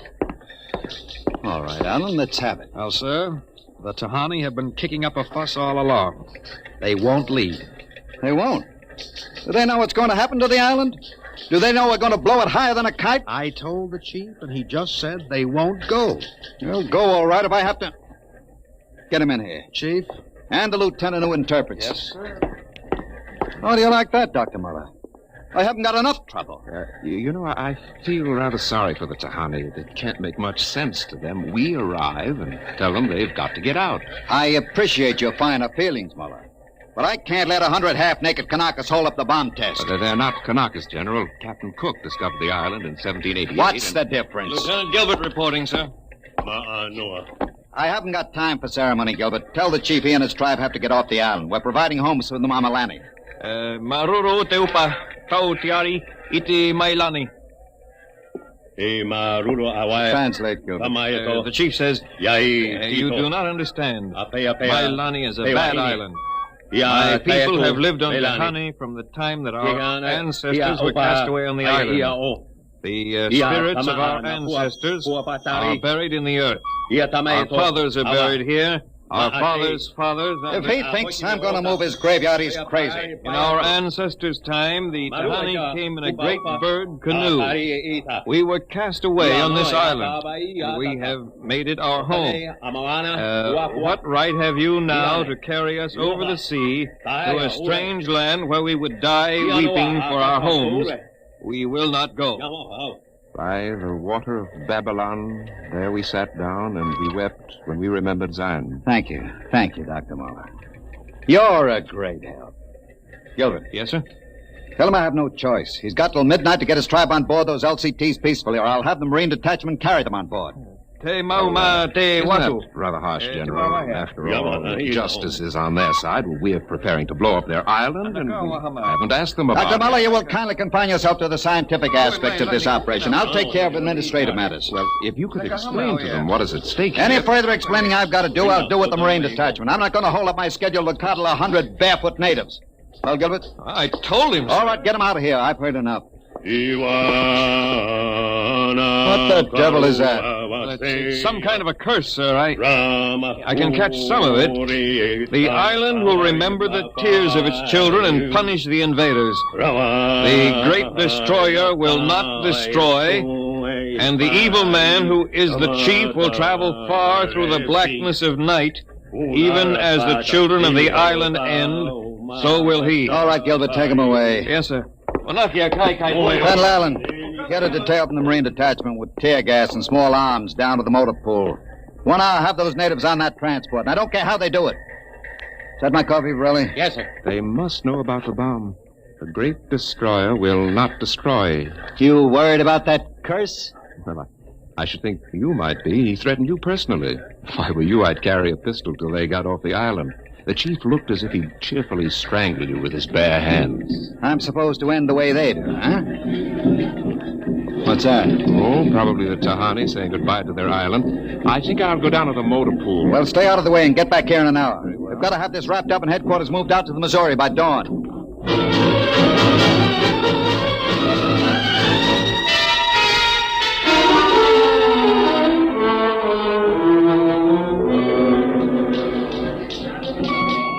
Navy and instrument room checking in, sir. That's the last. Have the Missouri take over control and send for my chief. Yes, sir. Are the LCTs standing by with those natives? Yes, sir. They're on the beach. The bomb unit is assembled in place, General. 2330. Right on the nose. Robin, start evacuation procedure. The Tahani have stopped. Allen's probably moving them out to the beach. Check them with Navy and Air Force, Relly. Yes, sir. What's that? It's coming from the beach. Tahani making trouble. Come on. You, Gilbert, what is it? Yes, sir. Colonel Allen ordered the Marines in, sir. What happened? What happened, man? The natives. They just got up and started marching. Did they embark? Oh, you don't understand, sir. They marched up the cliff and right off into the lagoon. What? All of them. The women and the kids, too. They didn't even try to swim, sir. What were you doing all this time? Just standing around with your thumb in your mouth? Where was the Marine detachment? We couldn't stop them, sir. They just walked over the cliff. They didn't even scream, not even the kids. We sent the crash boats out, but we couldn't get any of them out. Crazy idiots. Were any of the reporters there? Cohen and a life photographer. Get his film and hold it till I release it. What are you going to do, General? Postpone HR? It's too late for that now. Calling HR off isn't going to bring the natives back. But 100 men, women, and children just walking into the water. It's horrible. Look, I'm not happy about it either, but there's nothing we can do now. I gave them a chance to get off. They didn't want to take it. That's their hard luck, not mine. I hope you're right. What do you mean by that? Oh, I was just thinking about the curse the chief put on you. Even as the children of the island end, so will he. That's what he said to you, General. I heard him. Keep waiting, General. The great destroyer will not destroy. That must mean the bomb. Don't worry, Dr. Muller. It'll take more than a mumbo-jumbo curse from a native witch doctor to stop this operation. At H-hour, that bomb goes off.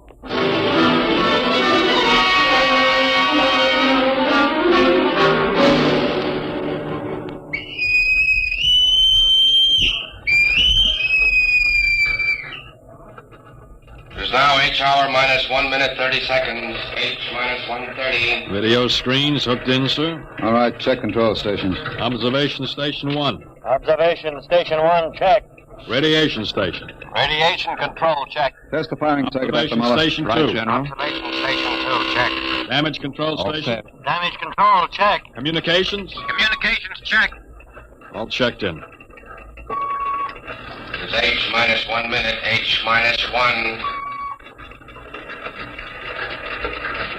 Take a good look at that island on the screen, Muller. When you throw that key, it just won't be there anymore. Nothing but an atom mushroom over the lagoon. It's quite a funeral pyre for the Tahani. Stubborn idiots. The way it serves them right, Muller. They can't get in the way of progress. Progress? I wonder if it is, General. It's H minus 30 seconds. H hour minus 30, 29, 28, 27, 26. The great 25. destroyer. That's what he called the bomb. Hold it, Muller. Allen, report. All checked in. Cameras running. Sound fire warning. Stand by for firing. Ready, Muller? Ready. 12, 11, 10, 9, 8, 7, 6, 5, 4, 3, 2, 1, fire!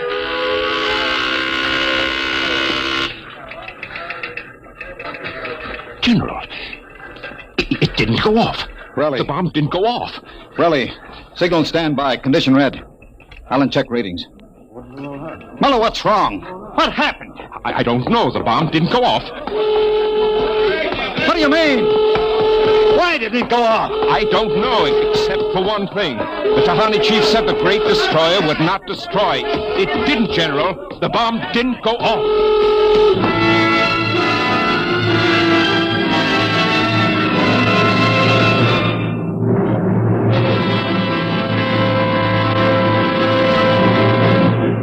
Dimension X will continue in just a moment. It's National Wheaties Week.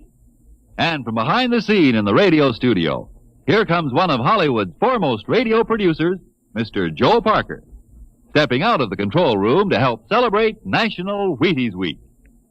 Mr. Parker puts on radio programs, and he's a visitor to Dimension X tonight. His regular program for Wheaties is Sarah's Private Caper. Joe's a regular guy. He sits there in the glass cage called the control room, running his show. But right now, here he is at the microphone to say his say about Wheaties. Ready, Joe? Thanks, Frank. You know, folks, I sit there in the glass cage, as Frank calls it. And I have to stop my programs long enough for him to talk about Wheaties. But you know, I don't mind. I kind of like this talk about Wheaties and milk and fruit. That's a lot of good eating. And I like the idea of celebrating National Wheaties Week, too. You know, we enjoy putting radio programs on for your entertainment. And we'd enjoy knowing that, well, that you're going to try Wheaties because of us. I hope you'll get Wheaties tomorrow and have some. The whole family. Matter of fact, I think I'll join you. Thank you, producer Joe Parker. If you like this program, friends, get some Wheaties and help celebrate National Wheaties Week.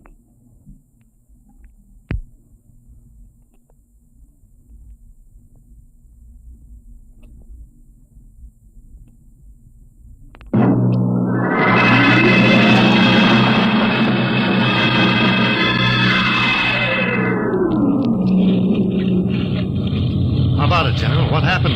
You got a statement? Nothing you can use, Cone. Not until we find out what went wrong. We'll let you come aboard this ship. I walked on. You don't know why the bomb failed, huh? It didn't fail.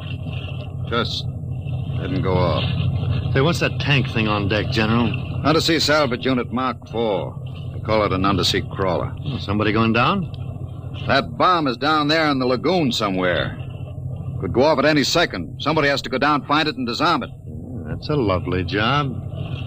Who's elected? I am. Dr. Muller. He's the only one who knows how to dismantle it. The crawler's ready, General. All right, come on, Muller. I'm ready.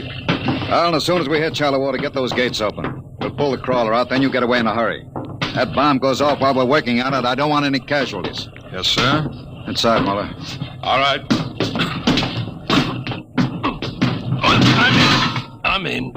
Remember, get this LCT out of the lagoon in a hurry. You got that, Alan? You take your orders from Admiral Yancey. Yes, sir. And, good luck. Closing the hatch. Get the sonar and Geiger counter warmed up, Muller. Right. I was just thinking of something, General. That curse, part of it came true. The bomb didn't go off. Well? The second part of that curse was that you would end where they ended, and that was at the bottom of the lagoon. What are you trying to do, Muller? Nothing. I was just thinking this crawler is going to take us right down there where the Tahani died. I'm not worried about a handful of dead natives, Muller. I'm worried about that bomb. Okay, they're opening the gate. Let's go.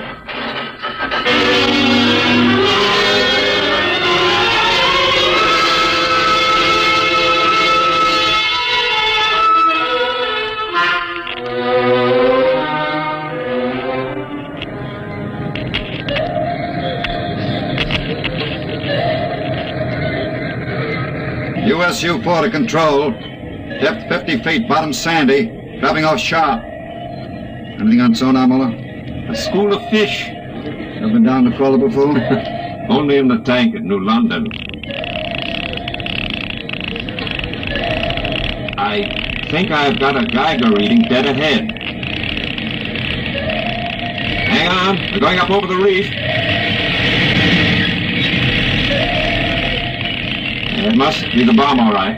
The Geiger count is clucking like a brood hen. Keep an eye on the front vision plate. If we run over the bomb, we're liable to set it off. I think I'm getting something on sonar. Left of point. USU-4 to control. Over. USU-4 to control. Over. That's a fine note. Radio's out. dead ahead. It looks too large to be the bomb. Can't see much in the forward vision plate. Wait a minute. That's part of the reaper.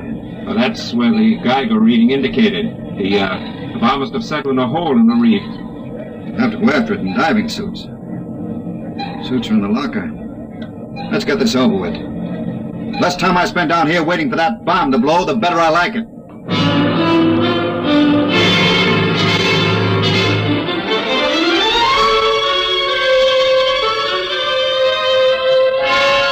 Ready, Muller?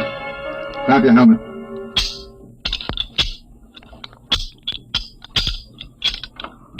Getting me all right on your headset? Okay, I'm going to fill the lock.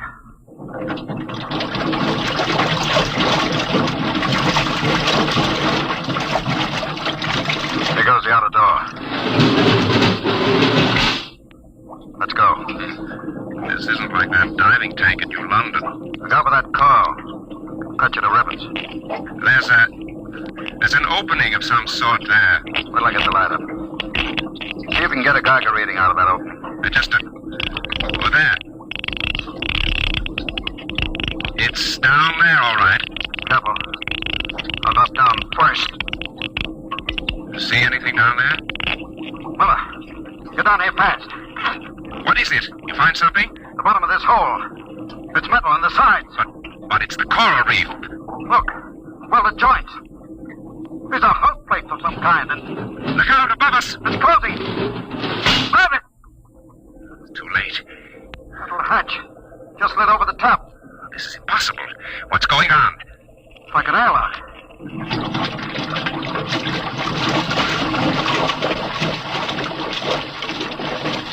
Water's being pumped out. General, do you realize what this means? Not sure. There's an inner door opening. Careful. It's a passageway. What do we do now? There isn't much to do. You can take off our helmets, so. Now shows good air. Yeah. All right. Come on. What is this? Undersea fort? What's it doing here? What does it mean? Whatever it is, our bomb must be down here. Wait. There's someone there. I can't see. There's a shadow. Who is it? Who's that? Ma'anua, Dr. Muller. Welcome to our ship. We have been waiting for you. General, it can't be. Do you see it? It's the Tahani chief.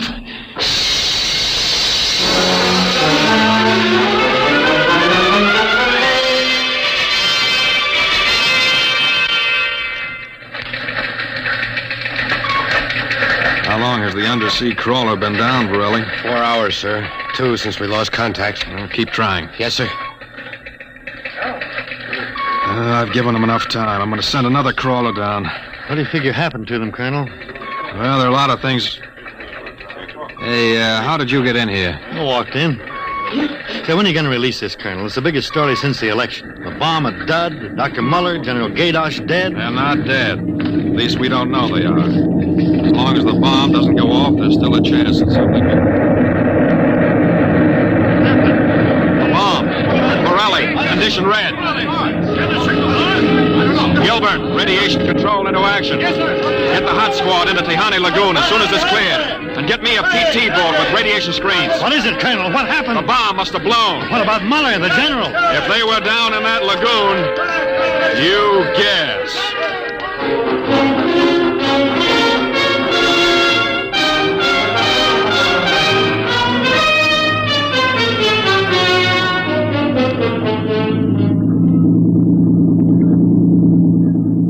Radiation reading 75 and steady. I'll take her in as close to the beach as you can. Steady she goes. Is there any danger of more explosions? No, when she goes, she goes. Radiation 82. The danger is radioactivity. Our shields aren't much good, but we've got to pick up the recording instruments as soon after the blast as possible. Radiation 93.5. Well, that's still safe. Cohen, is that something on the beach there? Oh, yeah, looks like a body. Maybe you blew one of the Tahani back out of the lagoon. No. It's moving. Gilbert, glasses. Yes, sir. It's a man, all right. Head into the beach. Aye, sir. Who is it, Colonel? I can't tell, but he's in a diving suit. It's either Muller or General Gaydosh.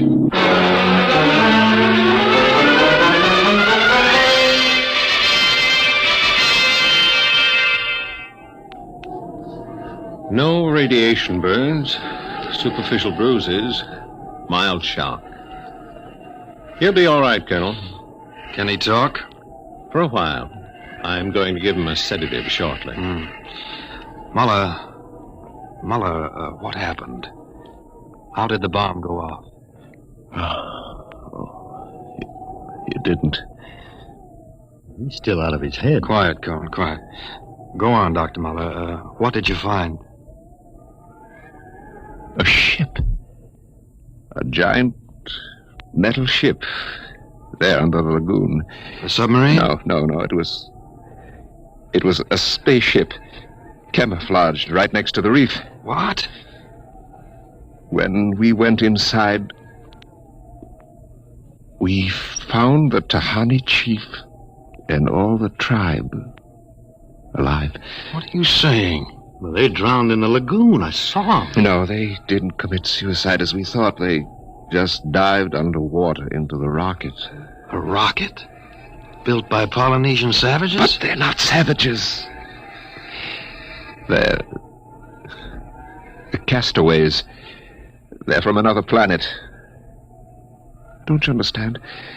Their spaceship was wrecked here 400 years ago. They've been waiting ever since for a chance to go home. This boy's out of his mind. You better put him under the sedative, Doctor.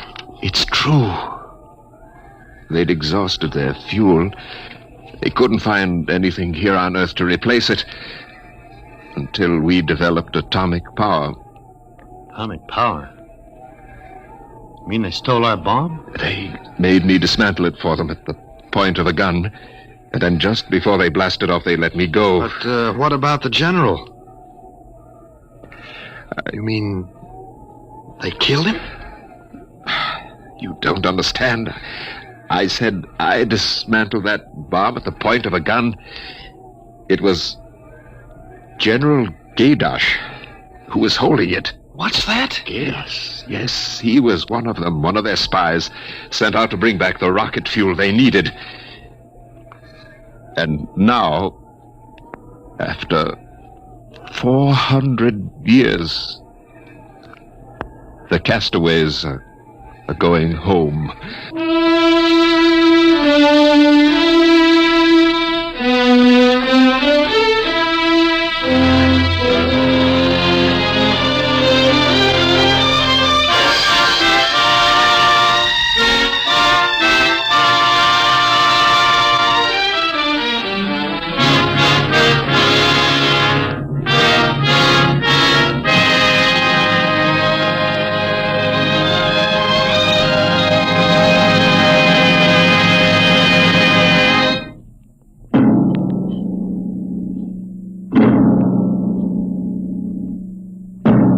Dimension X has transcribed The Castaways, written by Ernest Kanoy from an original story by Ernest Kanoy and George Lefferts. Featured in the cast were Santos Ortega as General Gaydosh, Greg Morton as Dr. Muller, your narrator Norman Rose, music by Albert Berman, engineer Bill Chambers. Dimension X is produced by Van Woodward and directed tonight by Jack Cuny. Wheaties presents Dimension X.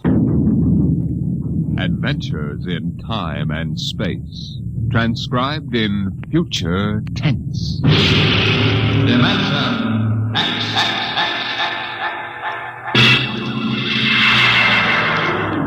On stage tonight, Dimension X, another in the Wheaties' big parade of exciting half-hour presentations. I'm thinking of a girl. Very pleasant person, very attractive, too. She has cool hands, a nice voice, and a gentle manner. She's crisp and efficient, but she needs help badly. She's the American nurse, and her problem is this. There just aren't enough like her to go around. Not enough nurses for the hundreds of important nursing careers now open in hospitals, industry, research, the armed forces, and private duty. Now, you may not know the girl I mentioned, but perhaps you know someone very much like her. A young girl with at least a high school diploma, of good health and character. If you do, tell her this. America needs 50,000 student nurses this year. Tell her you think she might be one of them. If she agrees, have her stop in at the hospital nearest to her. She'll never regret it, and neither will you.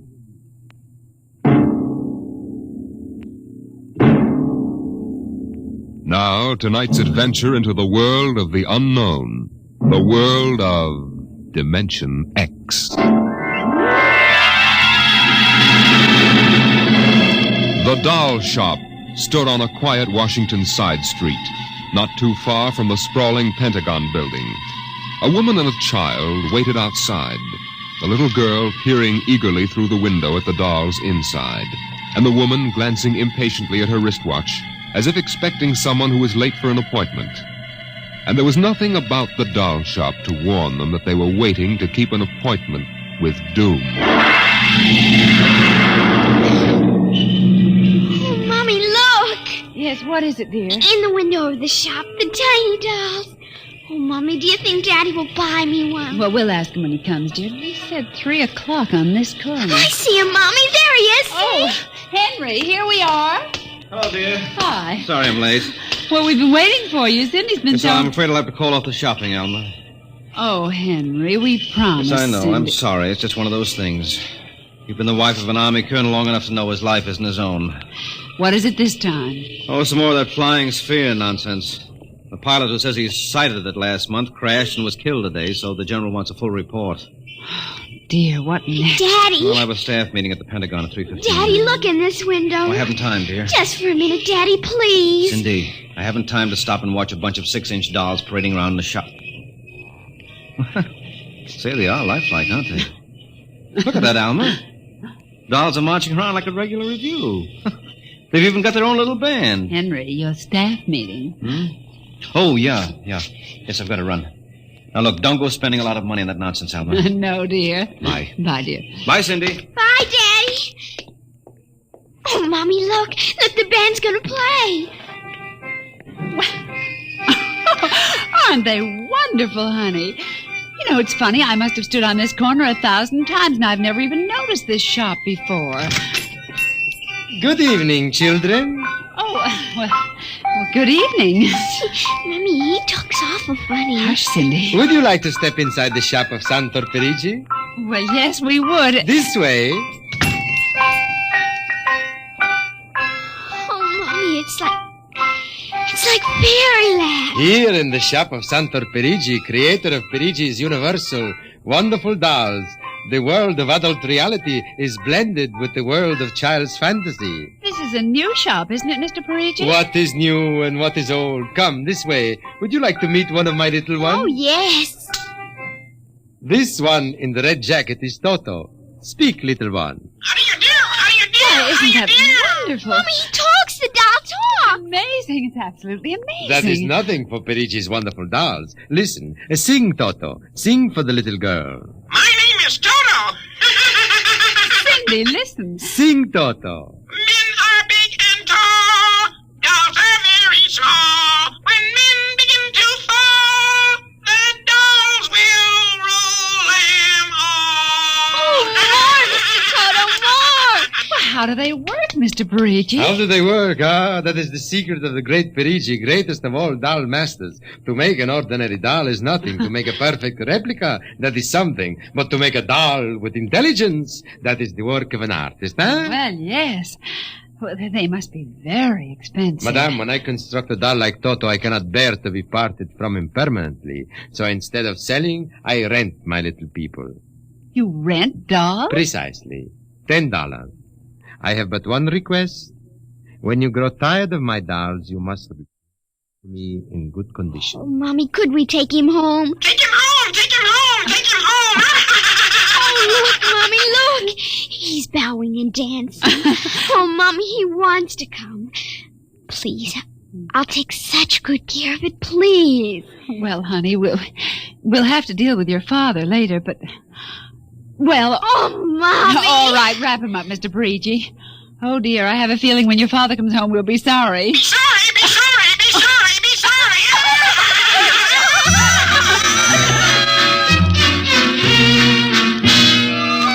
Now, Toto, this is my room, and you're going to sleep right here next to my pillow. Oh, Toto, don't laugh like that. I'm going to have to teach you some manners. You be quiet, because my daddy will be home soon, and he's a colonel in the army, and he'll bust you to private if you don't behave. Now, you wait here. I'm going to introduce you to my puppy dog, Mr. Blister. So be good now. Here, Blister. Here, Blister. Come on, Blister. Come here. Mr. Blister, now this is Toto. Oh, dear, I don't think Mr. Blister likes you, Toto. Stop it, Mr. Blister. Come over here and shake hands with Toto, Mr. Blister. Come on now. Blister, let him go! Let go! Let go! Cindy! Mr. Blister, come over here. Why, what happened, dear? Mr. Blister tried to bite my doll. Look how frightened Toto is. Dolls don't get frightened, Cindy. But he is, Mommy. He screamed. You just imagined it, honey. But he did. He did. Well, Mr. Blister didn't mean it. You know he's the gentlest little pup alive. He isn't. He's nasty and I hate him. Cindy, you hurt his feelings. Okay. He tried to bite my new doll, and I don't ever want to see him again. Ever. Oh, dear. All right, Mr. Blister, you come downstairs with me. Come on now. Cindy's angry at you tonight. I'll kill him. Why, Cindy, where did you hear a thing like that? Toto said it. Well, I see. Well, you've had an exciting day, honey. You brush your teeth now and go to bed. Daddy's coming home late, so we'll see you in the morning. Good night, darling. Sleep well. I hate him, Mr. Toto. I hate him. Hate him, hate him, hate him, hate him.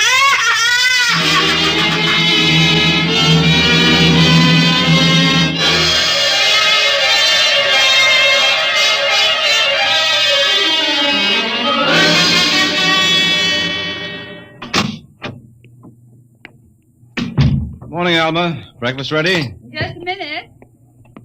How was the staff meeting last night, dear? Oh, horrible bore as usual. Where's the little one? Up in her room. She'll be down in a minute. Oh, say, remind me to take some papers back to the War Department, will you? I left them in my strong box. Henry?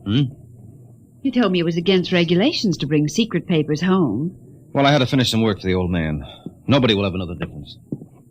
Well, I suppose not. Oh, dear, would you feed the puppy before we sit down? His bowl's under the sink.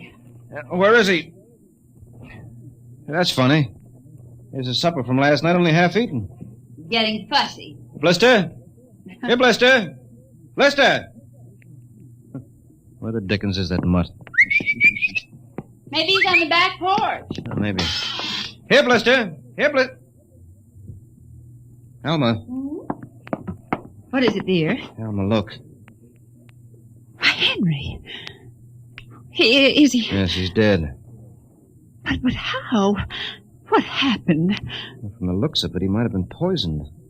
Poisoned? Who on earth would do a thing like that to an innocent little pup? I don't know. Let's see his dish. Oh, Henry. I don't understand this at all. Say, what's this? What's what? Well, look, there are pieces of broken glass in his food. Blue glass. Glass? Glass? Henry. Huh? Well, I just remembered something. What? It may just be coincidence, but in the bathroom this morning... What about the bathroom? Cindy's blue glass, you know, the one with the Mickey Mouse on it. Mm-hmm. It was broken, Henry. I found pieces in the wastebasket. I meant to ask her about it. Oh, Alma, for heaven's sake, you aren't suggesting that our little girl... Why, she loved Blister more than anyone. Not last night, she didn't. Why not?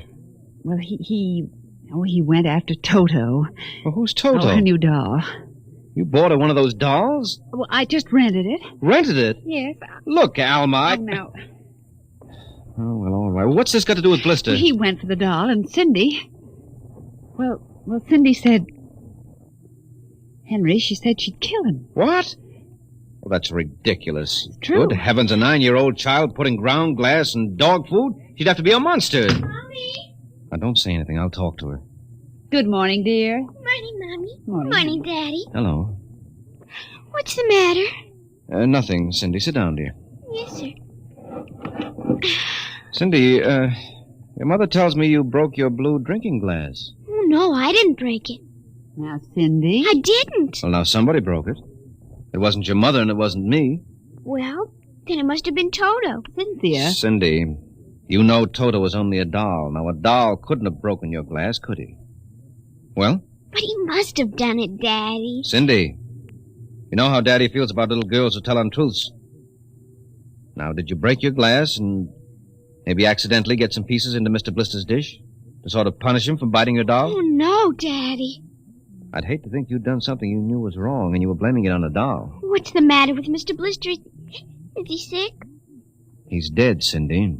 Oh, no, he can't be dead. He isn't dead, Daddy. No, he isn't. He isn't. Mommy, Yes, dear. but he'll come back. He has to come back. No, he won't come back, honey. Not ever. No, Cindy, not ever. Now that we've told you, Cindy, do you want to change your mind about the glass? Henry, let her alone. Daddy, you think I killed? You see what you've done. The child feels guilty enough, Henry. Oh, dear, this is no time for feelings to interfere. Feelings don't know any time, Henry. When they come, they just come. You go up to your room, honey. Daddy and I'll be up in just a minute. I don't want to. Please, Cindy. We'll be right up. Please. There, that's a good girl. And close the kitchen door behind you.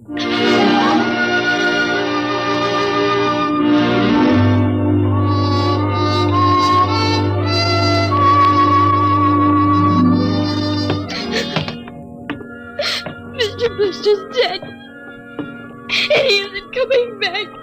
Ever. Daddy thinks it was me, but it was you. It was you!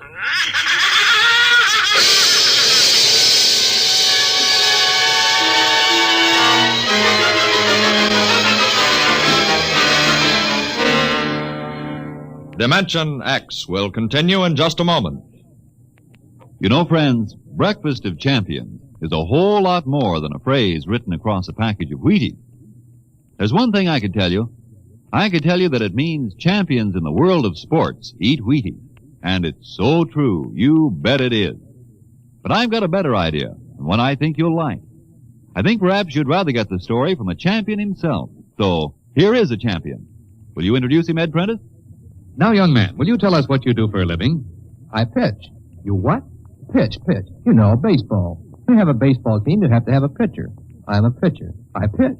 Oh, yes, I see. And are you on a team? Yes, sir. I'm on the Cleveland Indians. Cleveland Indians, What is your name, young man? I'm Bob Feller. And you know it as well as I do, Ed. Sure I do, Bob. It's good to see you.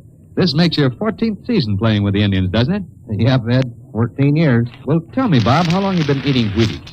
Oh, about 20 years, give or take a couple. You mean you started eating Wheaties before you started playing ball? Why, of course. What's so strange about that? Most people start eating Wheaties before they get to playing ball. In fact, most people never start playing baseball.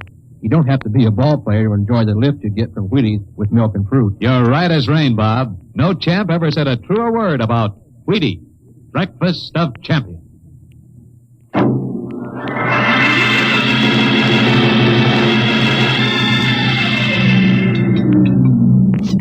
Eat your supper, dear. I'm not hungry. Cindy, you scarcely touched your lunch. I don't feel like eating. Is it Mr. Blister? Oh, Mama. Cindy, answer your mother. Now, Henry, she'll work it out in her own way, dear. Oh, I don't know. When I was a boy, there was such a thing as discipline. Where this child is being brought up... Henry! Well, it's true. There's no respect. Lying. Oh, I don't know. Alma, what's happened to us? We were a nice, peaceful, happy family until you bought that cursed doll. Now who's blaming things on the doll? Well, it's true. You wanted to get some papers from your strongbox. What? Oh, yes, excuse me. Will you try to eat something, Cindy? Now, darling. Yes, ma'am. Alma! Alma! Yes, Henry, what is it? Alma, it's gone. What's gone? The box, the strong box, is gone. But it can't be. The door to your study's always locked, and you and I have the only keys. I know all that, and I tell you it isn't there. Well, who would... I don't know, Alma. Those confidential reports, if they ever get into the wrong hands... Oh, I warned you about keeping them here. What if it ever came out in the open? Can't you see the papers? Army colonel, derelict in duty. Call the police, Henry. What, and throw my career in the wastebasket after 17 years? And we've got to find it ourselves. But it was there when I went in to clean this morning. Well, what about your key? Well, it's right here. I always keep it right with me. That's funny. Oh, no. But my other keys are all on the ring. You've lost it. I don't see how. Alma, how could you do it? Henry, please. Come on, we'll search the house. I can't think of anything else to do. Oh, dear, you're going to miss your staff meeting. Well, all right, never mind the meeting. My whole career goes up in smoke if we don't find those reports. Now, somebody get hold of your key and open that room. I know, Cindy. Oh, let the child alone. She's been through enough. You know she wouldn't do a thing like that. I don't know anything anymore. I don't know my own child. I don't even know you. Henry. All I know is that strongbox is gone with papers that are dynamite if the wrong person gets them. The question being who?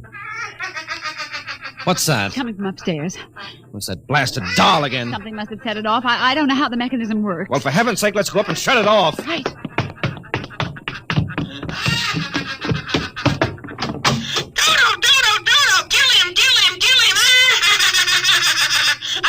Stop it! Blasted little imp! There. Henry. Ever since we've got this thing... Henry. What? Look. Where? What? Around the doll's neck. The key. The key to your study. It was Cindy, after all. I don't believe it. Ever since she got this fool doll, she's been acting half insane. First the dog, now this. I think she hates us, Alma. Henry. Cindy is my child, and I know her. I know she's a good, sensitive little person with no malice in her. You're just simply refusing to face the facts, dear. What are you going to do? I'm going downstairs and have a talk with that young lady.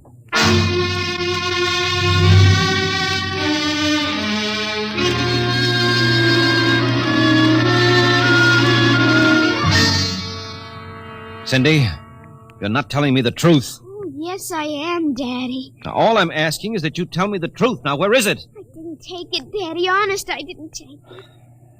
I suppose you're going to tell me now that a little 6-inch doll took my strongbox and hid it. Well? Cindy, I'm speaking to you. I didn't take it, Daddy. You don't understand. Toto did it. Oh, he's terrible awful. He says things. He says he's going to kill everybody. Oh, Cindy, you're inventing things. It's true. At night when I'm sleeping, he stands next to my pillow and whispers things to me. Awful things. He told me he'd kill me, too, if I told him. Alma, I think this child is sick. I think she needs a doctor. She's frightened, Henry. She's trembling like a leaf. Come on, darling. We'll go up to your room. I don't want to go up honey, there. Mommy will stay with you. I'm afraid. He's up there. Who, Cindy? Toto. Well, he won't be up there for long. Mr. Toto is going right back to Parigi's wonderful doll shop before I lose my sanity, which means right now.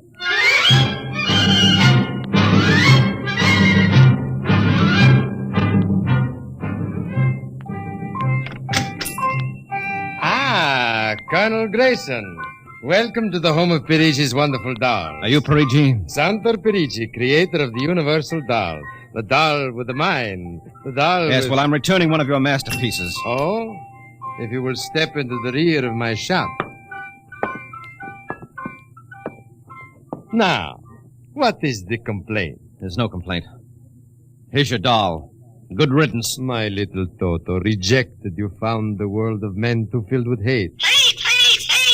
We will change all that later on. Return to your comrades in the window, little one. And now, Colonel Grayson? I think we have no further business, sir. Ah, but we do, Colonel. Let me see. Here it is. Do you recognize this, Colonel? That's my strongbox. Well, my little Toto is very clever, sir. Are you trying to tell me your doll stole that from me? Let us not say stole. I'm merely keeping it in custody. What's your game, Parigi? Blackmail. You give me what I want, I do not ruin your career. What do you want? Information. We already know something from the reports of the War Department concerning a certain strange-looking sphere reported by one of your pilots. What government do you represent? I represent Parigi's wonderful dolls, none other. I'm not so naive, sir. Perhaps I should explain. Each man hides something from the world. Each man loves something more than life. With the help of my wonderful dolls, I obtain personal information which enables me to control the men who control the world. Men like you. Hand over that strong box. I warn you, I have a gun. Give it to me. You are being foolish. Put down that walking stick. Now. No closer. Now.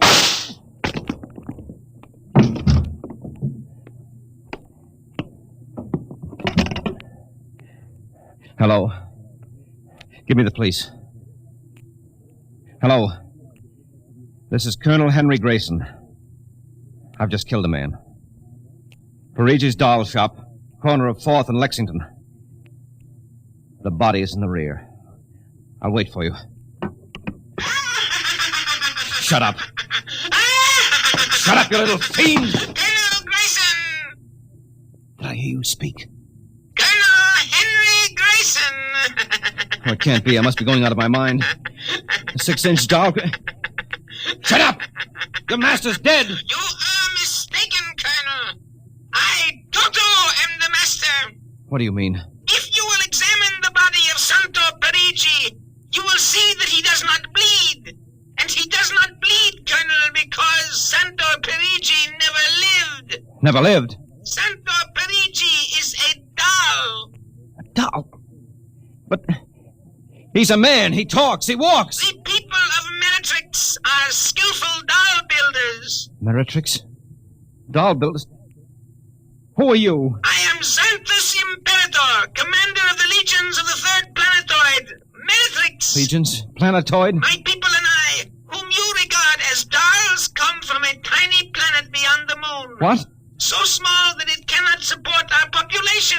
That's true. We landed one of our space spheres on Earth 3 months ago with the intention of colonizing. Unfortunately, one of your pilots intercepted us. So that's why you wanted our information. Precisely. And you are human? Quite human. Of course, in order to deal with Earth people without suspicion, we were forced to construct Parigi, a man-sized doll. No, it can't be. I can't believe this. I'm having hallucinations. I've got to get out of here. That will be impossible. We have weapons of destruction quite unknown to Earth people. I phoned the police. I'll be here soon. By the time they arrive, my people will have prepared something quite shocking.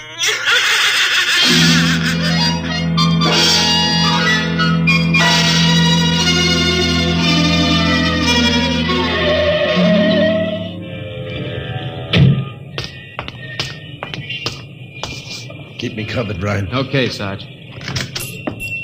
All right. You the guy who turned in the call? Yes, that's right, Sergeant. Where's the body? Well, you see, it isn't exactly a body. What do you mean? It's a doll. What? Now, wait, you've got to let me explain. I know this sounds fantastic, but I've stumbled onto an unbelievable plot. Yeah?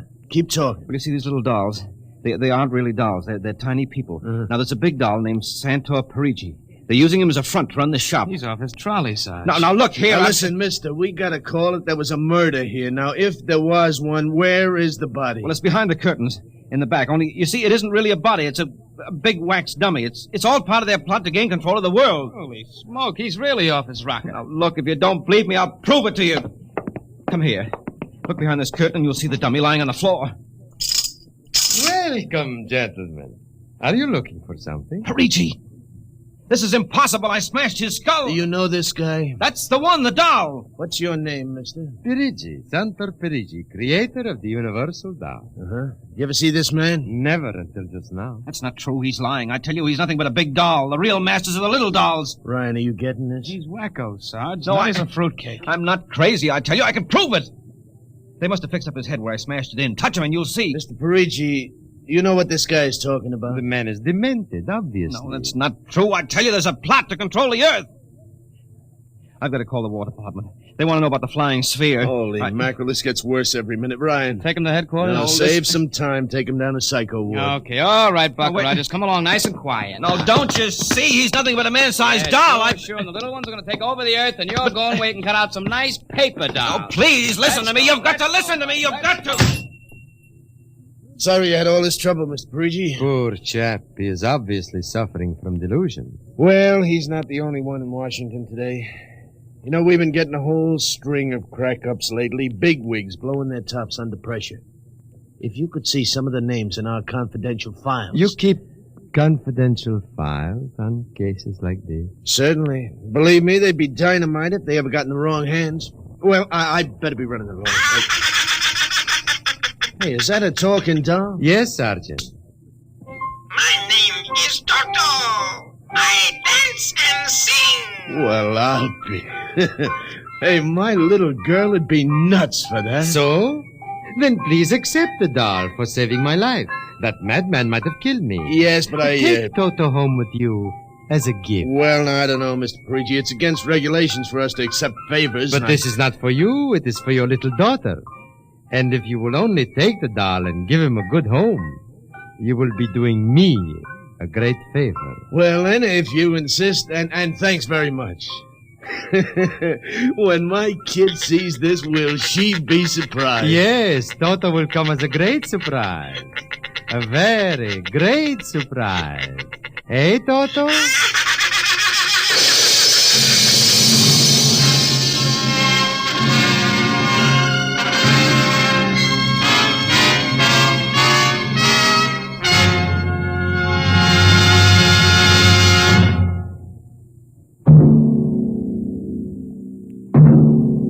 Tonight, Dimension X has transcribed Perigis's Wonderful Dolls, an original radio drama written by George Lefferts. Les Damon appeared as Colonel Grayson and Joan Alexander as Alma, with Denise Alexander as Cindy. Joe DeSantis played Santor Parigi, and Leon Janty was Toto, the talking doll. Engineer Bill Chambers. Your narrator was Norman Rose. Music by Albert Berman. Dimension X is produced by Van Woodward and directed by Edward King. Wheaties presents Dimension X. Adventures in time and space. Transcribed in future tense. Dimension X.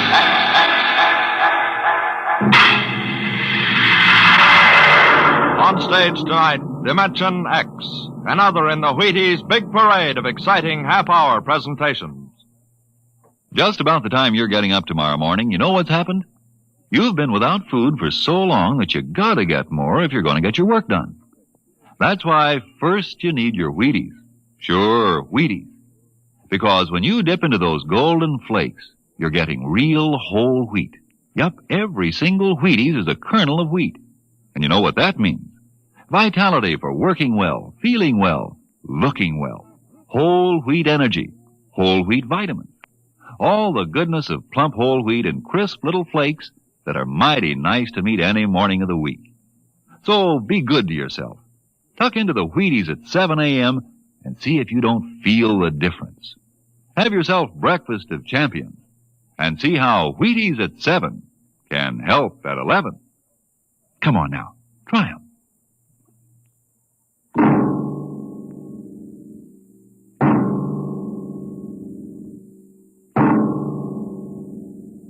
What will happen when man, finally conquering the galactic distances of interstellar travel, finds life on the strange worlds across the universe? Will he discover civilizations of incredibly advanced scientific knowledge, or primitive cultures deep in a stone age of savagery? Here is a story of the relation between men of our world and beings from beyond the stars. On the desk stood a yellow bowl, the profile a simple curve, clean and sharp. The body was thin without fragility, and the beauty of its shape was matched by the glowing intensity of the glaze, a glorious transparent yellow, soothing as sunlight, yet glowing with the fire of a volcano's core. The desk belonged to Michael Tom, Regional Administrator for the Department of Interplanetary Affairs.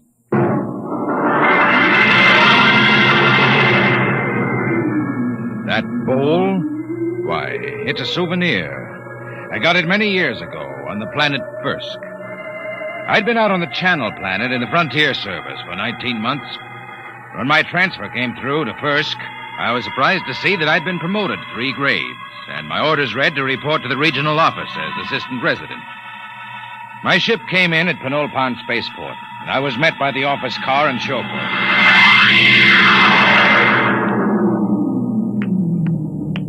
Mr. Tom? That's right. I'm Wirachek, sir. Welcome to Firsk. Thanks. Well, I didn't expect to find a 1992 Rolls here. The resident had it shipped out in parts. Mr. Koval changes every year for the new model. Pretty smooth. Hey, this is certainly different from the Channel Planet. Nothing there but ice, frost fleas, and the dullest aborigines in the system. Well, you won't find the aborigines very dull here. What kind of people are they? The Metoon? Well, they're humanoid.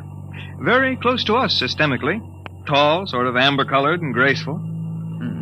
Oh, is that one, the girl balancing the bowl on her head? Yeah, she's a Metoon. There isn't a very big human population at first. Well. Looks like Mike Tom has found a home in the service. You haven't met Mr. Koval yet, have you? What do you mean by that? Oh, nothing, sir, nothing. Look, Wirachek, if there's anything wrong, you'd better tell me. Well, there's nothing, sir. Nothing you won't find out. It's just that Mr. Koval is a very forceful personality. Very forceful.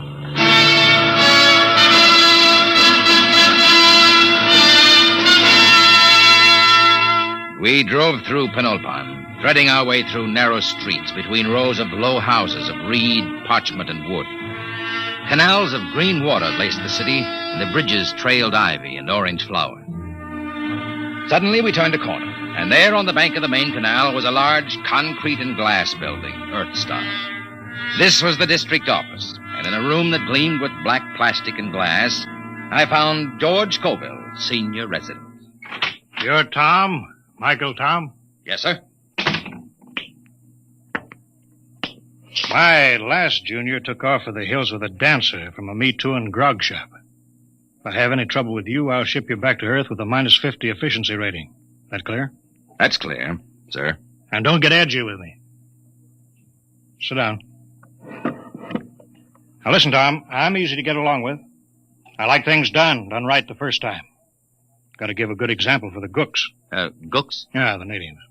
I don't know what's good for them. I brought in a high-grade silica yarn to replace the root fiber they were using in fish nets.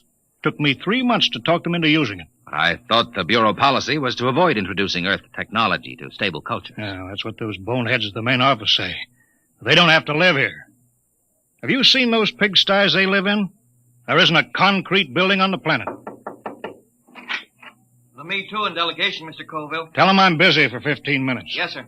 Well, I'll be going along then, sir. Why? Well, if you're busy. Forget it. I always let those Gooks wait at least 15 minutes. Softens them up. They're not hard to handle, if you know how.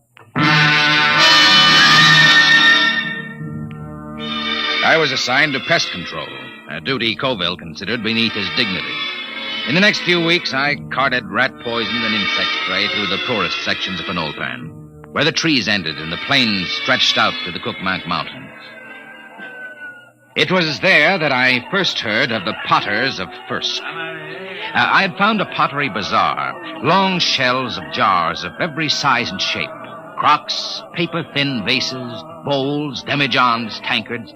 The glazes were remarkable, deep, glowing colors.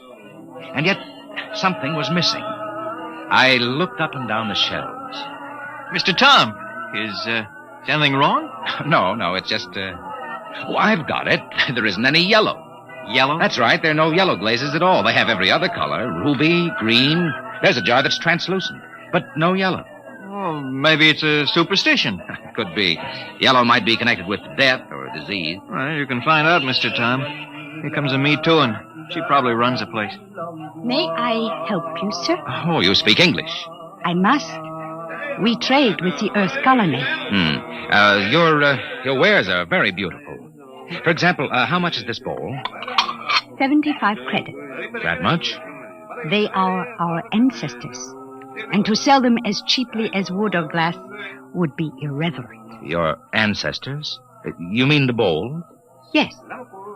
Uh-huh. Tell me, where's the pottery made? In Penulpan? No, back there. In the mountains? There our ancestors go and the pots are brought back. Aside from this, I know nothing. The Metoon fear the potters. Why? No one knows what lies beyond the first hill, Earthmen. Sometimes we see the glow of furnaces. And when there are no dead for the potters, they take the living. Living? There are the Potters now. What are they shouting? That they have sold all their wares. That they will ride back to the mountains now. Hey, big devils, aren't they? Red hair. They are very strong. I think I'll visit the Potters one of these days. No, Earthman. No? Why not? It is dangerous for you. They have guarded their secrets from all Penelpan. They are very fierce.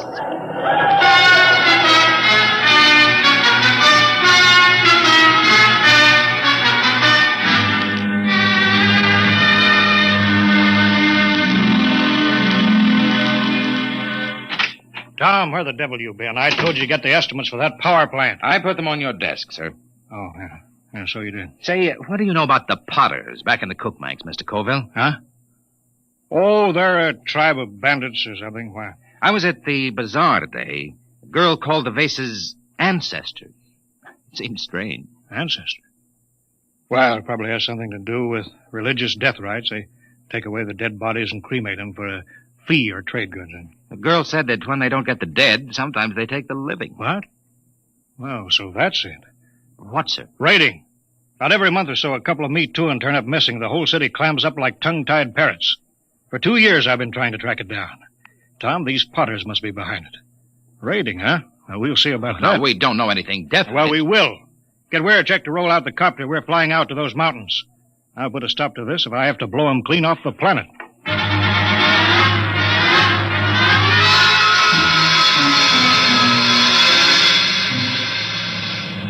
We'll never find a village in that mess down there. Look at those cliffs. There's a smoke trail over there to the right. Potters need kilns. Kilns need heat. That's a volcano, not a chimney. Let's try out along that ridge, then we'll go back. Oh, wait, I think we found them. Where? At the base of the volcano. Look close. You can see buildings. Yeah. Set her down. Should we land, sir? They're supposed to be pretty rough on home ground. We're official representatives of the system. Remember that. That might not mean much to a tribe of mountaineers. Don't argue with me, Tom. Land.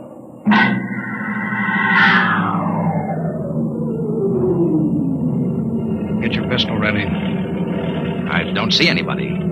The village is deserted. They're hiding. It's the Potters, all right. There's a heap of old broken jars. But I don't see the kiln. We'll stay here till something moves. What's that? One of the Potters. Wait a minute. Here they come. 3 of them. You cover them, Tom. I'll do the talking. Hey there, you! What brings strangers to the village of the Potters?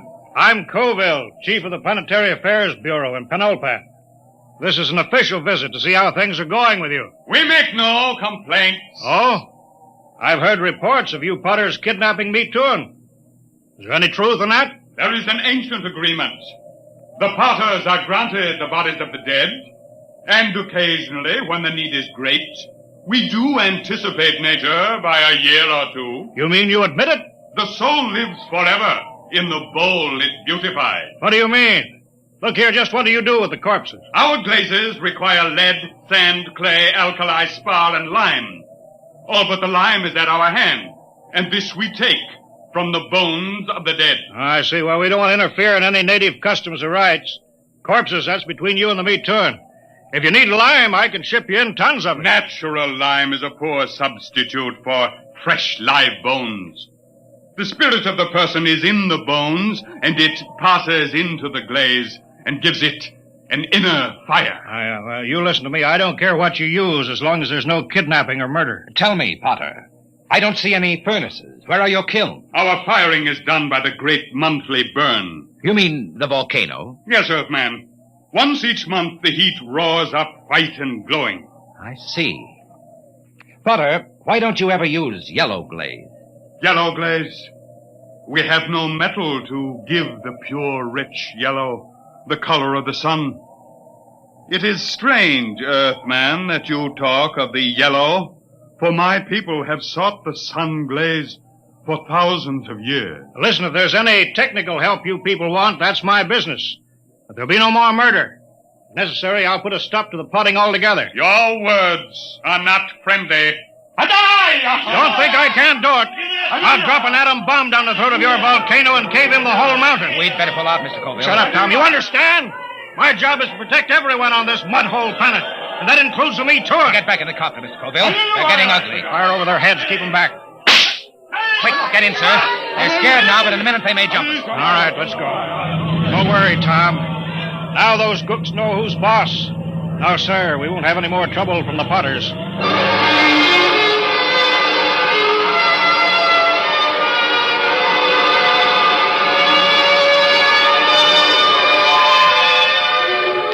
Colville kept me pretty busy the next few weeks, but I got to spending a good deal of time at the Pottery Bazaar with the girl. Her name was Sue Thin. She was interested in everything I had to tell her about the rest of the galaxy, and I was lonely, so I got to looking forward to my visits there.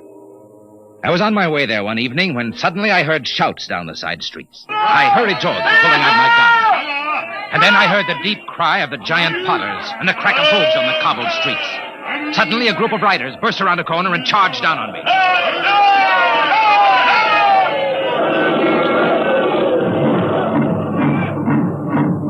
When they were gone, I hurried to the Pottery Bazaar. Sue Thin was gone. Earthman! Earthman! She's not here. They took her. The Potters? She has gone to her ancestors. Did they kill her? No, they have taken her to the hills. But soon she will live forever, her spirit wrapped in the glorious glaze. Sue Thin. There is nothing to be done. When the Potters take you, it is the end.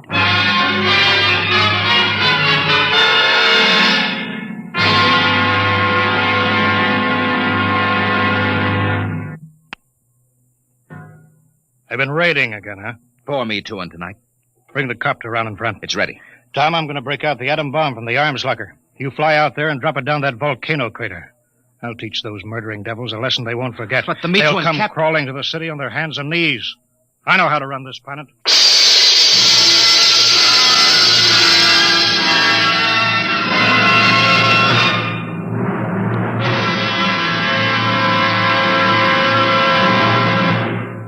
Dimension X will continue in just a moment.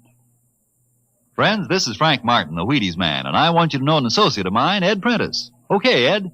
Folks, I'd like to have you meet a good friend of mine and a prominent member of a fine little organization known as the Chicago White Sox, Mr. Lucius Benjamin Appling. Ooh, Ed, don't say it like that. Whoever heard of a ball player named Lucius? What if I went around calling you Paul Edward Prentice? Let's just make it Ed and Luke, huh? All right, Luke. Say, just how long have you been with the White Sox? Over 20 years, Ed. Golly, I played in darn near 2,500 games. Then at bat almost 9,000 times. Man, I'm from way back. Well, Luke, you don't look it. How do you keep up the pace anyway? Well, Ed, I sleep good. I eat good. I eat mighty good. Wheat is about 4 mornings a week. Those little old flakes put a lot of snap, even in an old-timer like me. Must be because they're 100% whole wheat. I sure like Wheaties and milk and fruit. You know, Luke, that's exactly what I hear from a lot of ball players and plenty of other people, too. No wonder they call Wheaties the breakfast of champions. Thank you, Mr. Prentice and Mr. Luke Appling of the Chicago White Sox. Mighty nice of you to say those good things about Wheaties. Now, folks, you and I may not be playing baseball for a living, but we can use those whole wheat Wheaties, too. Step around to the grocery tomorrow yourself for Wheaties, breakfast of champions. Breakfast for you.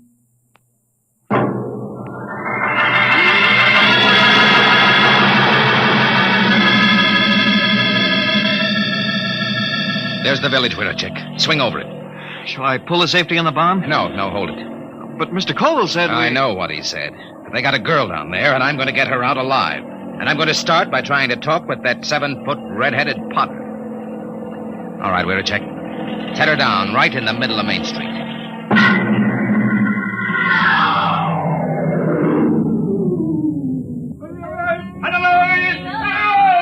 Have your gun ready, we're a check. Here they come. Tall one, the chief. Oh, this is the insolent lordling again. Come on, out of the copter. Good. We are in need of bone lime, and yours will suit us well. They're closing in, Mr. Tom. Prepare your soul for the great burn. Stand back. I'll kill a lot of Potters, and you'll be the first. I've come for the 4 Me Too-in that you took from Penultron. You don't seem to understand that we can punish. We can kill you before you can do much damage. We Potters do not fear death. Death is merely eternal meditation from the glass. Potter, listen to me. I didn't come here to threaten, but to bargain. You have a Me Too-in girl.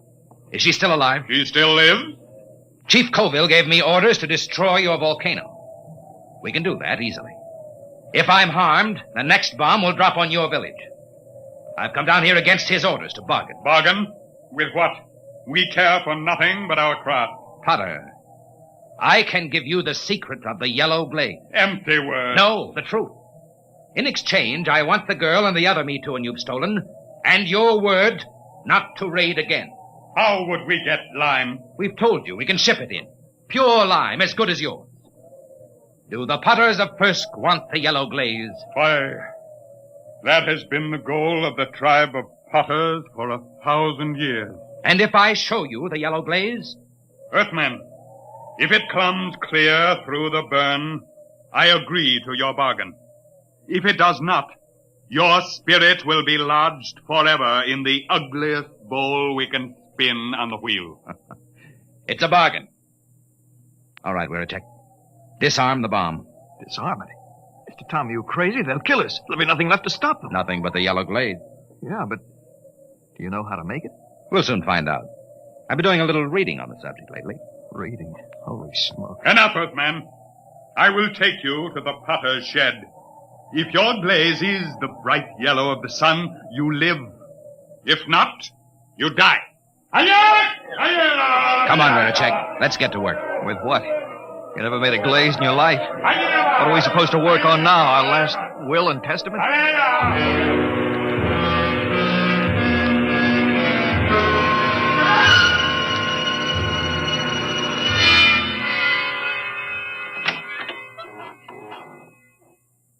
Who's that?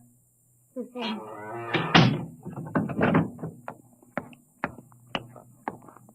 Are you all right? Yes. Why did you come? They will kill you too, Earthman. Maybe. How did you get in here? When I heard that you were here, I asked the Chief Potter to come.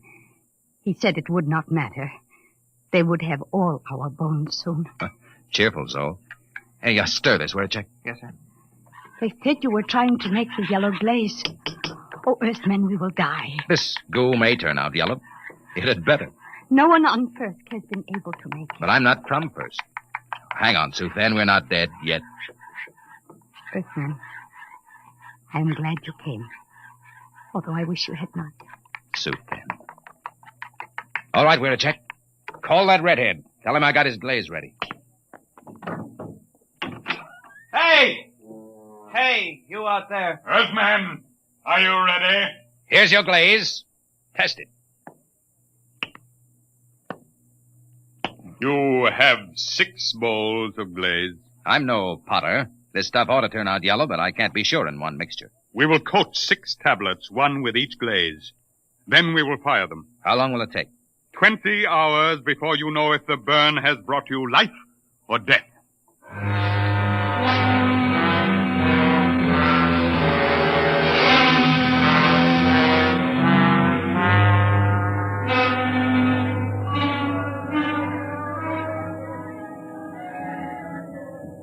How long can they keep that up?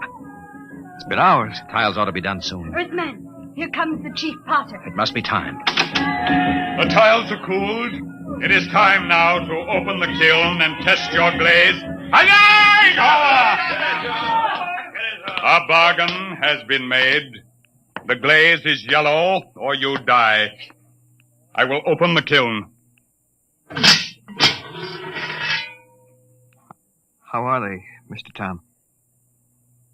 Mr. Tom? I can't see inside. It's dark. All right, Potter. Pull them out. What are you waiting for? I will remove the first tile. No. A dull, dirty brown, Earthman. Pull out the next one. The color of mud. Now, wait a minute. What is the use? There is no yellow glaze. Get that next tile out. We made a bargain. Mr. Brown, your glazes are worse than the feeblest work of our children. Prepare your spirits for the great burn. Now, wait. Look in there. The next tile. Get it out here. Earthman, you waste time. Well, I'll get it out myself. There. Look at it. Yellow. Bright, shining yellow. There it is. The yellow glaze.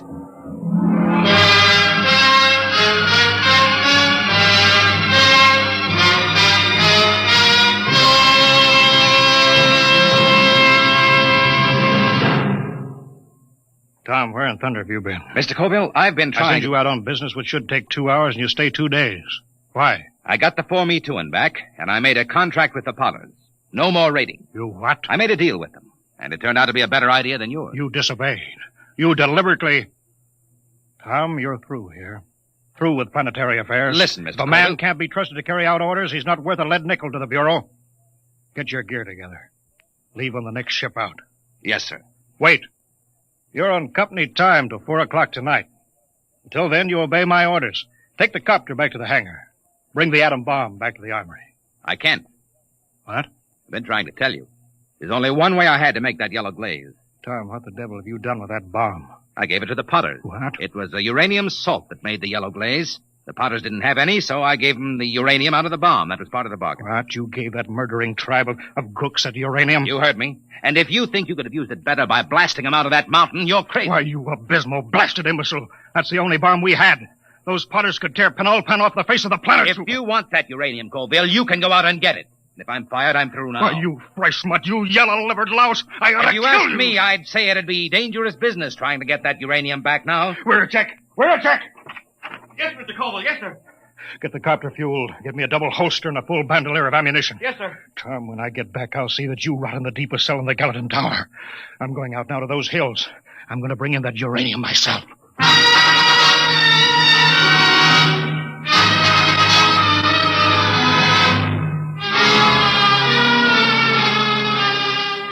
2 days later, Wiracek came into my office. His face was pale, his hands shook with excitement.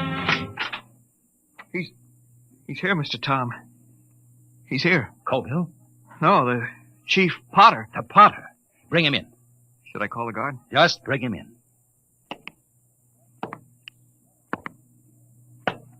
Well, Potter, I was just going to the mountains to see you. Earthman, does that bargain we made still stand? Just a minute. First, I want to know what happened to my chief. He has not returned. A madman came to the village of the Potters. He said you had no authority. He said he could not allow the Potters to keep the heavy metal that makes glaze like the sunset. What happened to Colville?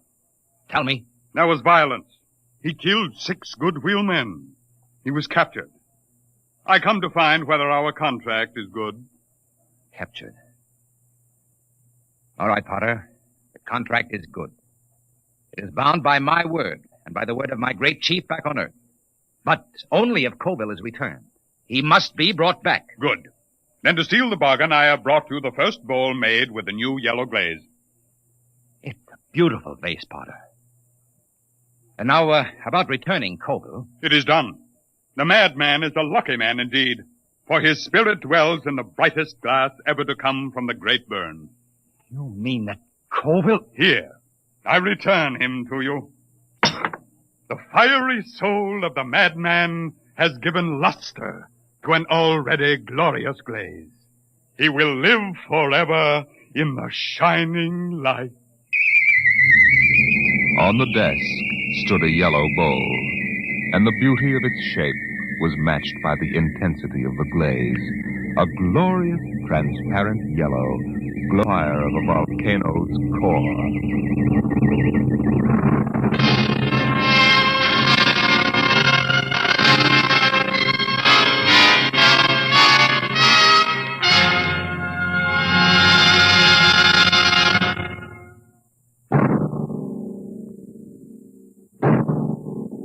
Tonight, Dimension X has transcribed The PottersOfFirsk, written by Jack Vance and adapted for radio by Ernest Kenoy.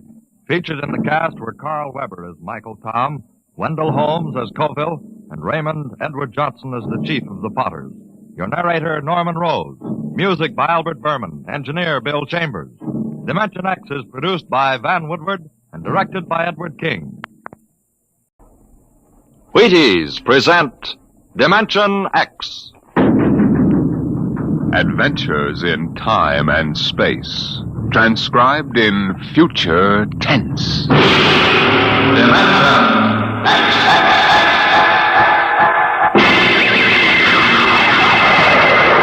On stage tonight, Dimension X, another in the Wheaties' big parade of exciting half-hour presentations. I don't mean to be too personal, mind you, but have you found out how Wheaties at 7 can help at 11? It's really very easy to find out, you know, and it's mighty worthwhile. Now, what you do is this.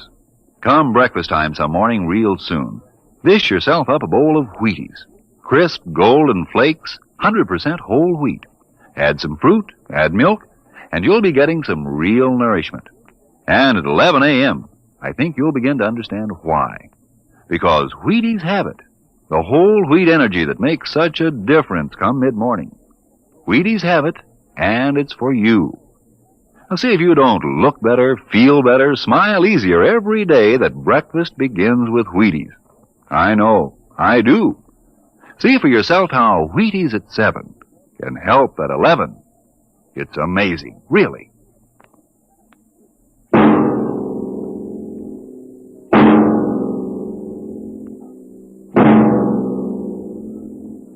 Do you remember when you were young, how your elders would tell you bedtime stories about the man in the moon? Well, tonight we have a different kind of story to tell about him.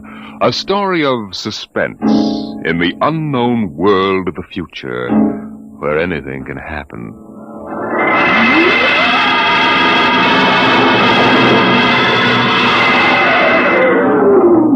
Attention. Attention. This is the Federal Bureau of Missing Persons calling all local agencies. Attention. This is a coded report nationwide. Missing since 9 o'clock this morning the following persons.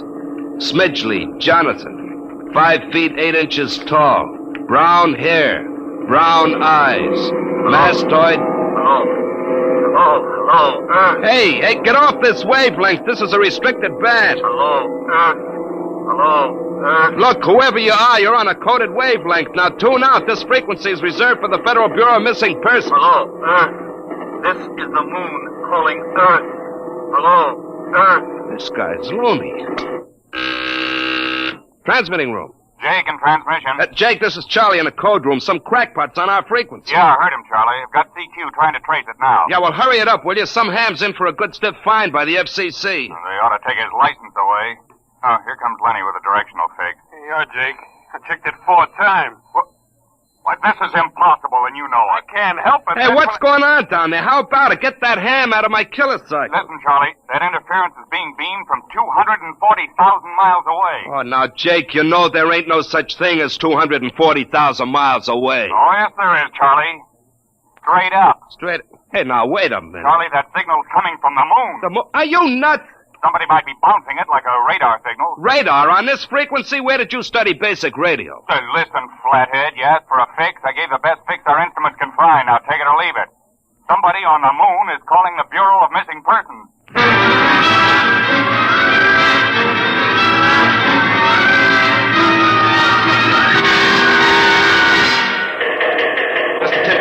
Mr. Timken. What's the sweat, Charlie? Shouldn't you be broadcasting? Now, listen, Mr. Timken, you know I'm a sober citizen, right? Never once have I broadcast with the smell of alcohol on my breath, right? In all your 12 years here at the Bureau, did I once... What's the matter, Charlie?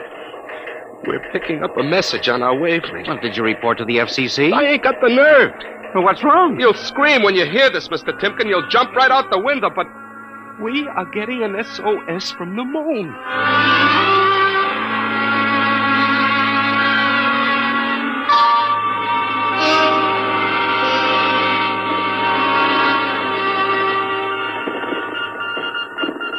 That's got it. Started on voice and switched to Morse. What did he say? Let's see now.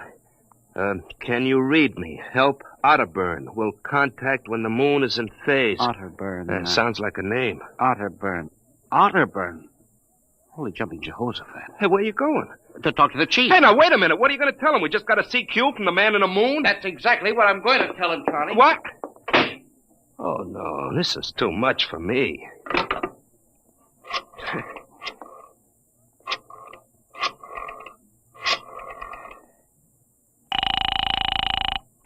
Washington Star-Ledger. Let me have O'Brien on the city desk, huh? One moment.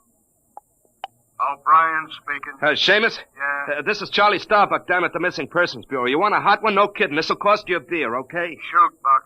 I'll stay in your wavelength for 30 seconds. Yeah, okay. We just got a radio message from the moon. What? From the moon.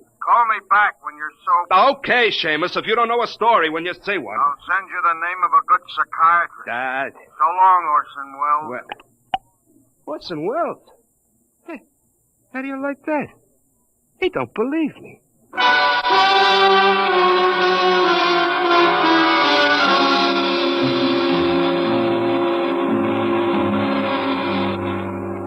Otterburn, Mr. Wade. Does that name ring a bell? You're the man with the photographic memory, Henry. What about Otterburn? Cornelius Otterburn, atomic physicist, reported missing from his home in Baltimore on June 5th, 1945, just 5 years ago. Vanished completely. Are you trying to tell me you really think there's something to this man-in-the-moon business? Henry, I'm surprised at you. This is some crackpot trying to jam the airwaves. But the name Otterburn is so unusual. So are a lot of names. But, Mr. Wade, I have a theory. Henry, you always have a theory. But, Mr. Wade. Out, Henry. Mr. Wade. Out. I'm busy. Yes, sir. I'm sorry, Henry. Oh, here, take this folder of reports for the dead file. Oh, yes, sir. And no more nonsense, eh, Henry? I appreciate that you have a very dull job filing old missing person reports, and I appreciate that you take an active interest in the affairs of the Bureau. But, no more nonsense. Hmm? No, sir, Chief. No more nonsense. Oh! Pardon me. Hmm? Are you Mr. Henry Timken? That's my name. Permit me, Jefferson Philo, scientific feature writer. May I have a moment of your time? Certainly. Just sit down at my desk right over here. Thank you. My, that's quite a stack of papers. Filing. I'm the records custodian of the Bureau. 12 years and never misplaced a record. Magnificent. Now, Mr. Timken. Yes? Mr. O'Brien, the editor of the Star Ledger, said I might drop by and investigate a rumor. Only a rumor, mind you. That a message from the, moon? Well, we aren't certain it's from the moon. It may be a bounce. They have bounced radar waves off the moon, you know. Yes, I know. I wrote the first newspaper article on it. Oh, really? Well, I'd be interested to read it. I must have a copy in my briefcase. Well, don't bother. Oh, but I insist. There you are. I'll leave it on your desk. Well, thank you very much. Now, about this message from the moon, Mr. Timken. Well, we don't know for sure, as I said, but I believe that this message, wherever it originates, is from Cornelius Otterburn. The physicist? Oh, you know him. I once wrote an article on his contribution to nuclear mechanics.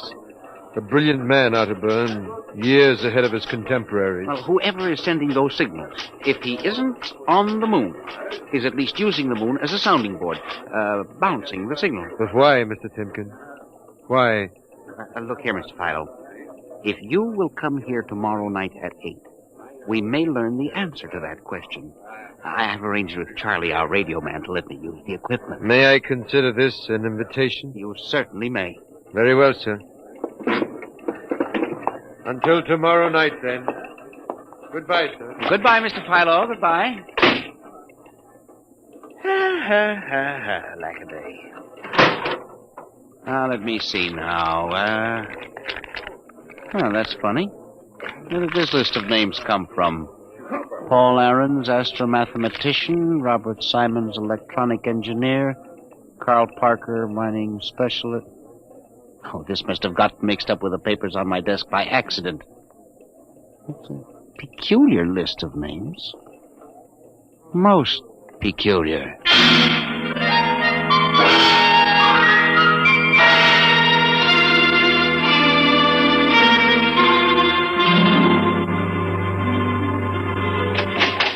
Good morning, Charlie. Oh, hi, Mr. Timken. I see we made the papers. Oh? And how? Mr. Chief steamed up about it. What did the paper say? Mostly ha-ha. Here's the Herald. Oh? Oh, brother, what a panning.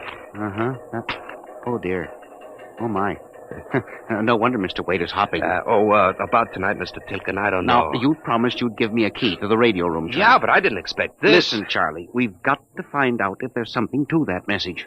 If Otterburn is alive somewhere and radioing for help, it is... Hold it. Time for the morning broadcast. We've got quite a list today. Well, do you mind if I listen a while? We may hear Otterburn. Oh, I ain't self-conscious. Stick around. Attention. Attention, this is the Federal Bureau of Missing Persons calling all local agencies nationwide. This is a coded broadcast. The following persons are missing. Aarons, Dr. Paul, 5'5", brown hair, brown eyes, scar on left side of chin. Aaron. Thick glasses, occupation astromathematician. Missing since 6 o'clock this morning. Being sought by Bel Air police. Charlie. Repeat, Dr. Paul Aaron. Charlie, shut it off a second. Oh, now listen, Mr. Timken. It's okay to stay, but you can't interrupt. This is important. Now, what time was Dr. Aaron's reported missing? 6 a.m. We got the report from Bel Air less than an hour ago. Are you certain, Charlie? Yeah, positive. What is this? Charlie, what's the next name on the list? Let's see. Simons, Robert. What? Engineer. Came in less than 20 minutes ago. 20? What's the matter with you? You look like you've seen a ghost. Nothing, Charlie. Except that last night, quite by accident, someone left a list of names on my desk, and that list included the names of those 2 men who weren't reported missing until an hour ago. What? Yeah, that don't sound right to me. It isn't right, Charlie. Which raises a question.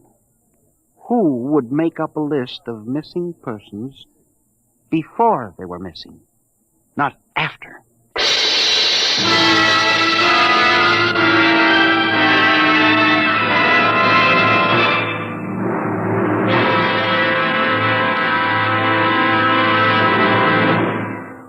Dimension X will continue in just a moment. You know, friends, when I talk about Wheaties breakfast of champions, I mean something like this. Champions do eat Wheaties because they feel Wheaties give them energy they need and because they just plain like the way Wheaties taste. And even though they are champions, that isn't unusual. Sort of the way you and I look at it, isn't it? Here's Ed Prentice with a perfect illustration of my meaning. Now, young man, will you tell us what you do for a living? I pitch. You what? Pitch. You know, baseball. We have a baseball team, you have to have a pitcher. I'm a pitcher. I pitch. Oh, yes, I see. And are you on a team? Yes, sir. I'm on the Cleveland Indians. Cleveland Indians, What is your name, young man? I'm Bob Feller, and you know it as well as I do, Ed. Sure I do, Bob. It's good to see you. This makes your 14th season playing with the Indians, doesn't it? Yep, Ed. 14 years. Well, tell me, Bob, how long you been eating Wheaties? Oh, about 20 years, give or take a couple. You mean you started eating Wheaties before you started playing ball? Why, of course. What's so strange about that? Most people start eating Wheaties before they get to playing ball. In fact, most people never start playing baseball. You don't have to be a ball player to enjoy the lift you get from Wheaties with milk and fruit. You're right as rain, Bob. No champ ever said a truer word about Wheaties, breakfast of champions.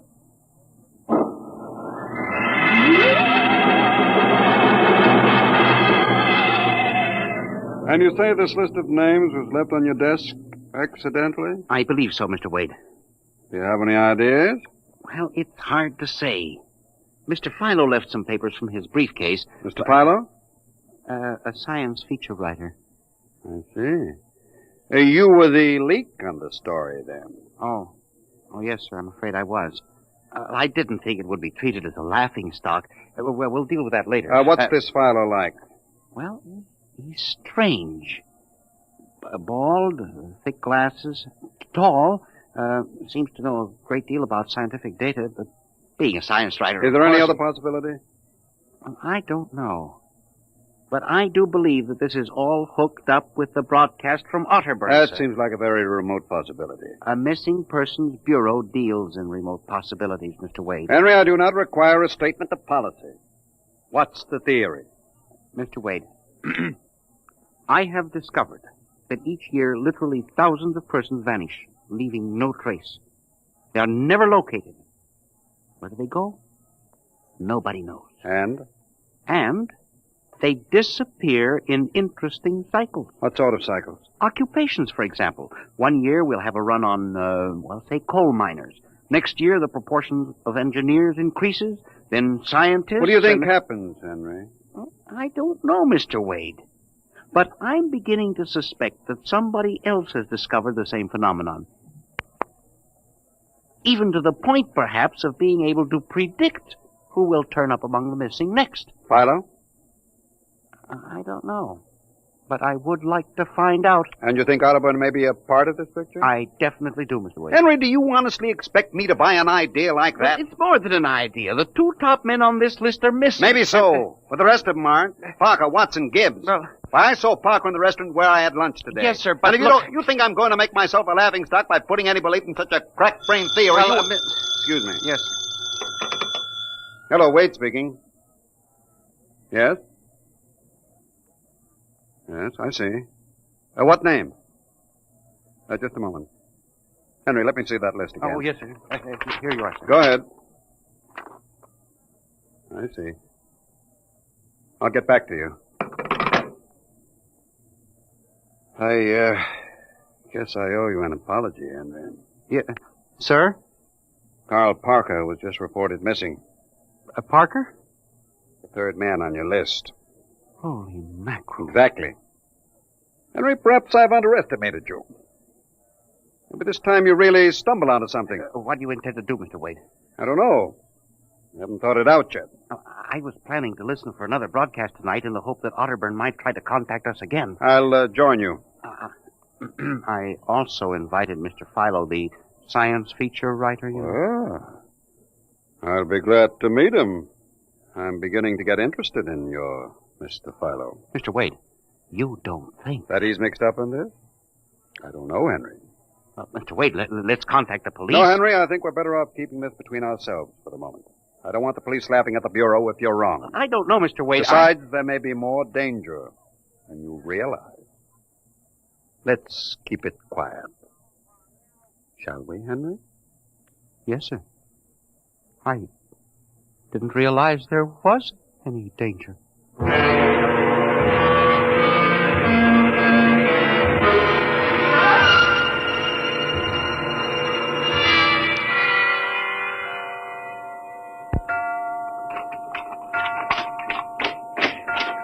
O'clock.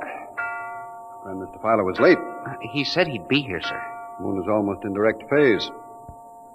You can't wait much longer. You'd better switch on the set. Yes, sir. I left a light in the hall for Mr. Filer when he comes. Are you getting anything? Just some foreign stuff. Programming from Johannesburg, South Africa. We continue in Africa. Oh, no, dear me. That's a very peculiar transmission sound. That sounds like something. See if I can work the selector here. The moon is in phase. Yes, sir. Hello. Can you hear me? I'll try to return. Hello? Hello? Hello, hello, do you hear me? I get you now. Thank God. Who are you? Can you hear me? Who are you? This is Professor Cornelius Otterburn.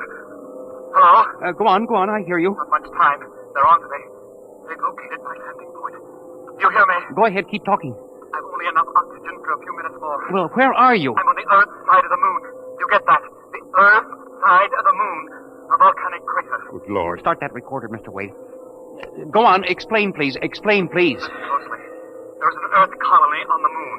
There is an Earth colony on the far side of the moon. Made up of renegade scientists and criminals. Professor Ernst Holtzman. Holtzman, he died in an insane asylum in 1938. Professor Ernst Holtzman discovered nuclear rocket power in 1935. Turned his plans over to escaped inmates of the asylum. They took off and set up a colony on the far side of the moon in 1938. Go ahead. We're recording you. Each year, they recruit new colonists from Earth. Slave labor mostly. Some women, scientists. The oxygen problem is a big one. I was kidnapped in 1945. Yes, we know. Keep talking. They wanted me to work on atomic drive with their flying discs. Hello? We're still getting you. Go on. 6 others and I escaped. Speak louder. Not much oxygen left. Getting weaker. We pulled what little oxygen we had. The others, dead now. Thank God I reached you. You've got to stop them. Stop them. Stop who? The moon colony. Planning to take over the Earth. Listen. They have agents on Earth. Hear me? Agents on Earth? Where? Who? Hello? Hello? Agents in... Henry, look out. There's a light. Someone at the window. Get down. Henry, are you all right? I think so.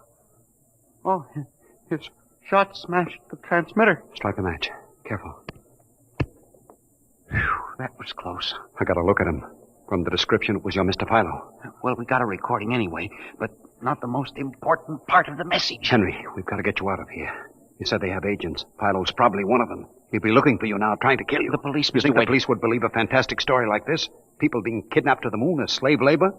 Moon colony planning an invasion of the Earth? Henry, believe me, they'd clap us into straitjackets before we could finish. We've got to do We something. need time to get proof. Well, we can't walk out of here. Philo's probably I waiting. can only figure some way. Wait, I know. How? Listen. There's a service elevator that leads to the basement garage. My car is there. Mr. Wade, By let's the call time the the police get here, we'll be dead. You think Philo will wait outside all night? Come on.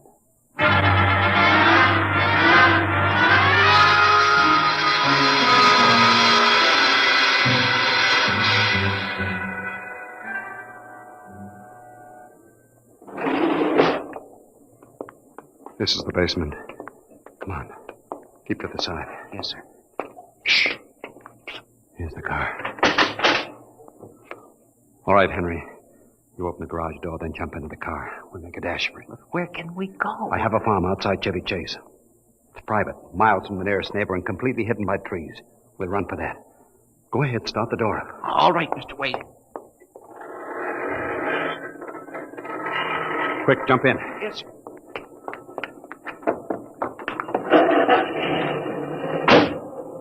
All right, here we go. Cross your fingers, Henry.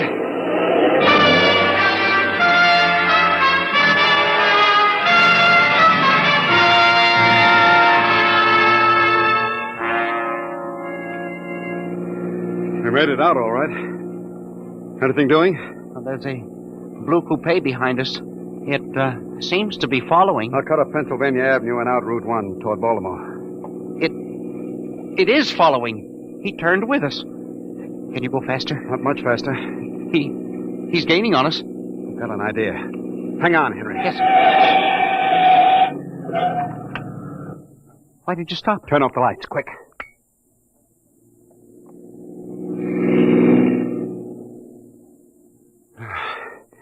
It worked. He shot right past us. Now we'll double back and go out another route. I think everything's going to be all right now. We can be at my farm in less than an hour.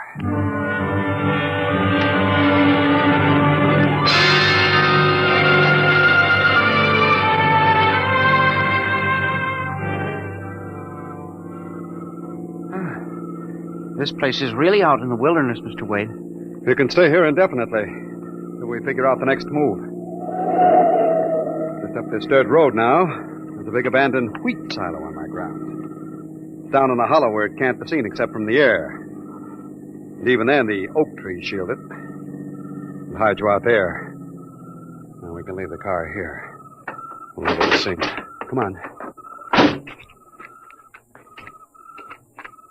How did you ever find this place, Mr. Wade? I've always liked seclusion. Came up here to get away from it all. There's the silo. Well, it's certainly well hidden. There's a small door around the side. Come on. Yes, sir. Oh, careful of those bushes. Hard to see them in the dark. Do you suppose Philo will find us? I assure you, Henry, that Mr. Philo will never find us here. Not in a million years. Here's the door.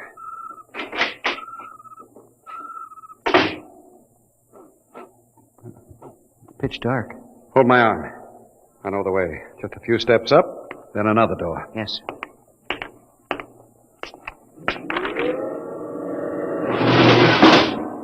Steel. This is an unusual silo. Double walls, wood outside, steel inside. Completely fired. An army couldn't break it. We're inside the inner shell. Careful. You're in a circular room. Stay here a moment. I'll go outside and see if the coast is clear. In a moment, your eyes will become accustomed to the darkness. I'll bring back some food and water. Well, don't be long, Mr. Wade. This place gives me the willies. I'll just be a moment. Yes, sir. Mr. Wade.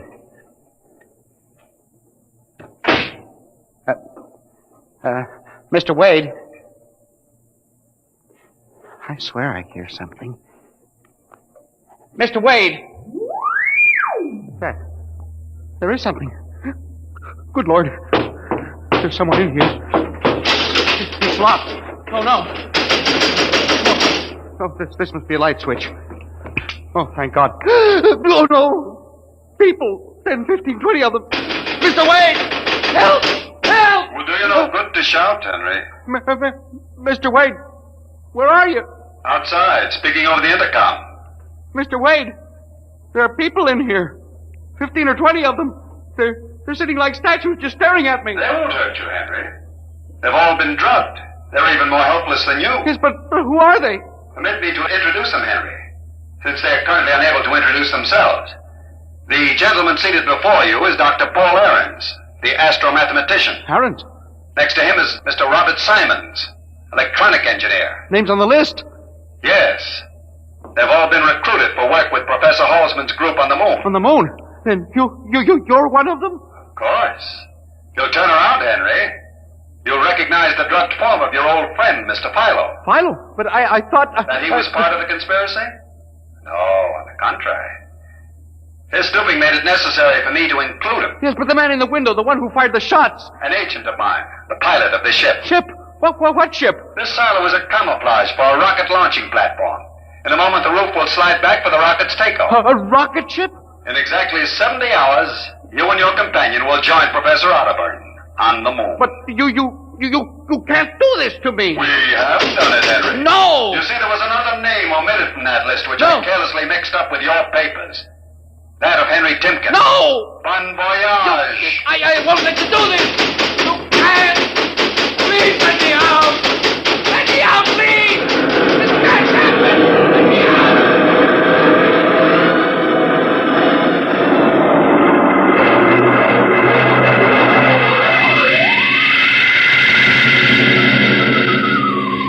Attention.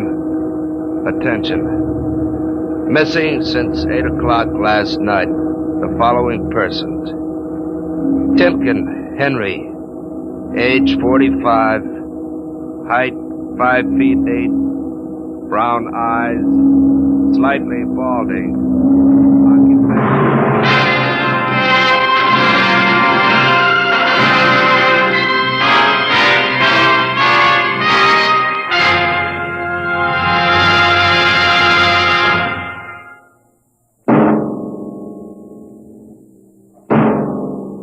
Tonight, Dimension X has presented The Man in the Moon, an original story by George Lefferts.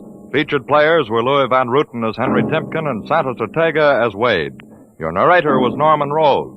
Music by Albert Berman, engineer Bill Chambers. Dimension X is produced by Van Woodward and directed by Edward King. Wheaties presents Dimension X. Adventures in Time and Space. Transcribed in future tense. Dimension X. On stage tonight, Dimension X. Another in the Wheaties big parade of exciting half-hour presentations. Say, tomorrow's Saturday, you know, and maybe you don't have to show up for work. A whole swell summer day for just what you want to do. So, start off with a big holiday bowl of Wheaties at breakfast and just see how it sparks up the morning. Wheaties are whole wheat, you know, and I don't have to tell you what good, sturdy nourishment that is. So, if you got fish to catch or golf to play or maybe a hike to take, just see how Wheaties can make it all a lot more fun. You know why? Why, lady, mister, it's just because you feel good when you've had your Wheaties. Those two-fisted little whole wheat flakes are loaded with vitamins and minerals. And so are you when you've had your Wheaties. Go on, try 'em. Just you see how Wheaties at 7 can help at 11.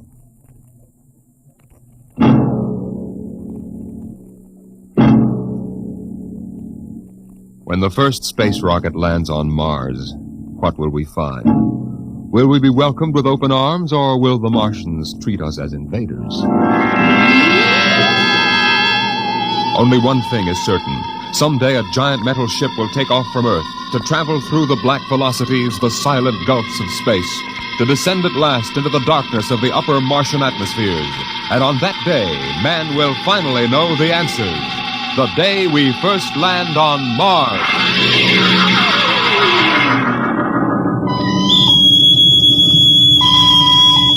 Now hear this.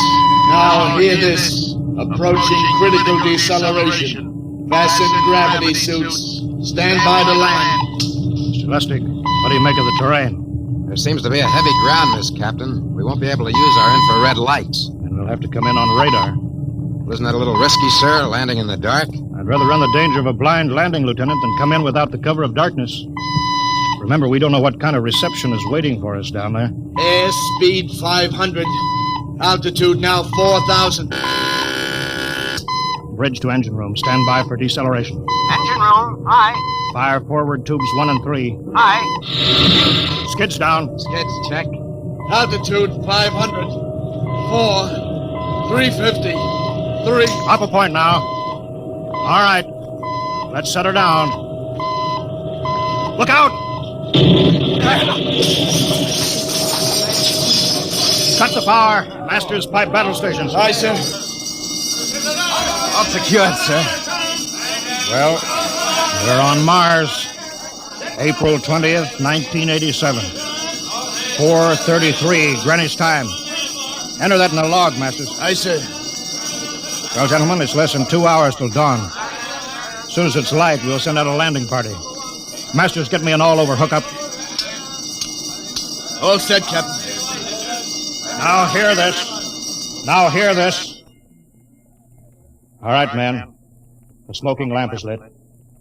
We're 17 men on an alien world. And it's up to us whether we ever get home again. Next few hours should tell the story. And I want instant obedience to all commands. I'll court-martial the first man who doesn't jump to when he's ordered. And one other thing. We may be on Mars, but this is still a United States naval vessel. Officers will conduct a personal and weapons inspection in 1 hour. That's all. Inspection, Captain. How? Mr. Lustig, we've got an hour and a half to sweat out before we find out what's outside that airlock.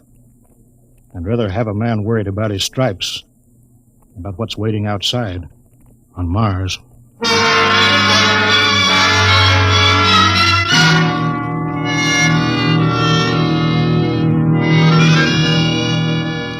Now hear this. Landing party report to forward airlock. Captain Black, Lieutenant Hingston, Lieutenant Lustig, and Dr. Horst report immediately to forward airlock. It is now landing time -5. Sounds like they're paging us, Hingston. You ready, Dr. Horst? Yes. Ready as I will ever be. Oh, come on. Let's report to the airlock.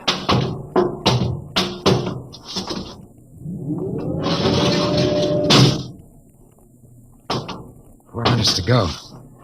Where's the captain? Who knows? What difference does it make?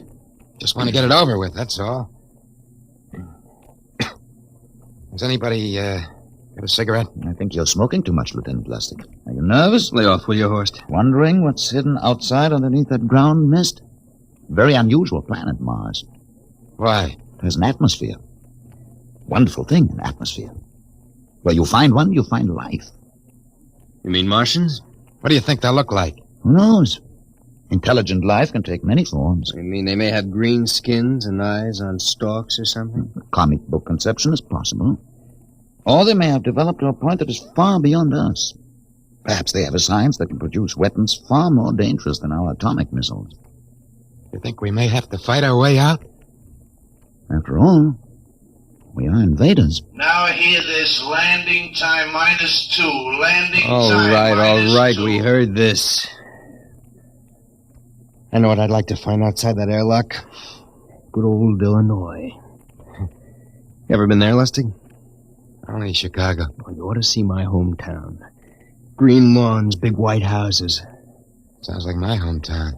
My grandmother used to have one of those iron deers on the lawn. Every Halloween, we'd paint it another color. One time, we painted it black and white like a Holstein cow. Where does your family live, Horst? I have no family. When I was a child, they were gassed to death in the Dachau concentration camp.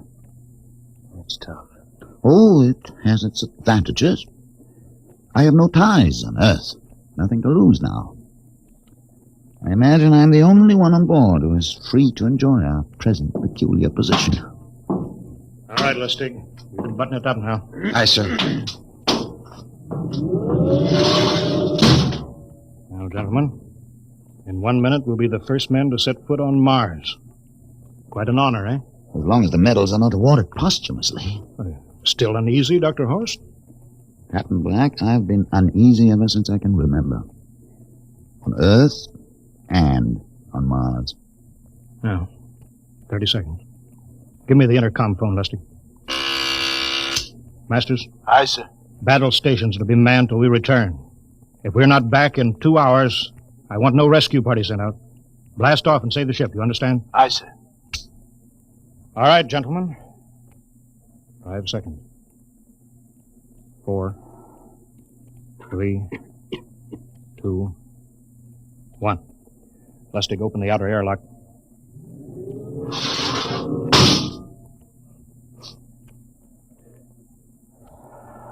Fresh air. Let's go.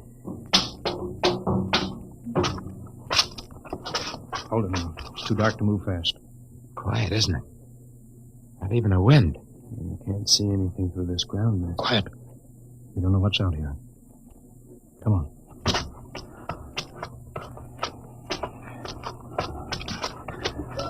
What the? Quiet! Captain.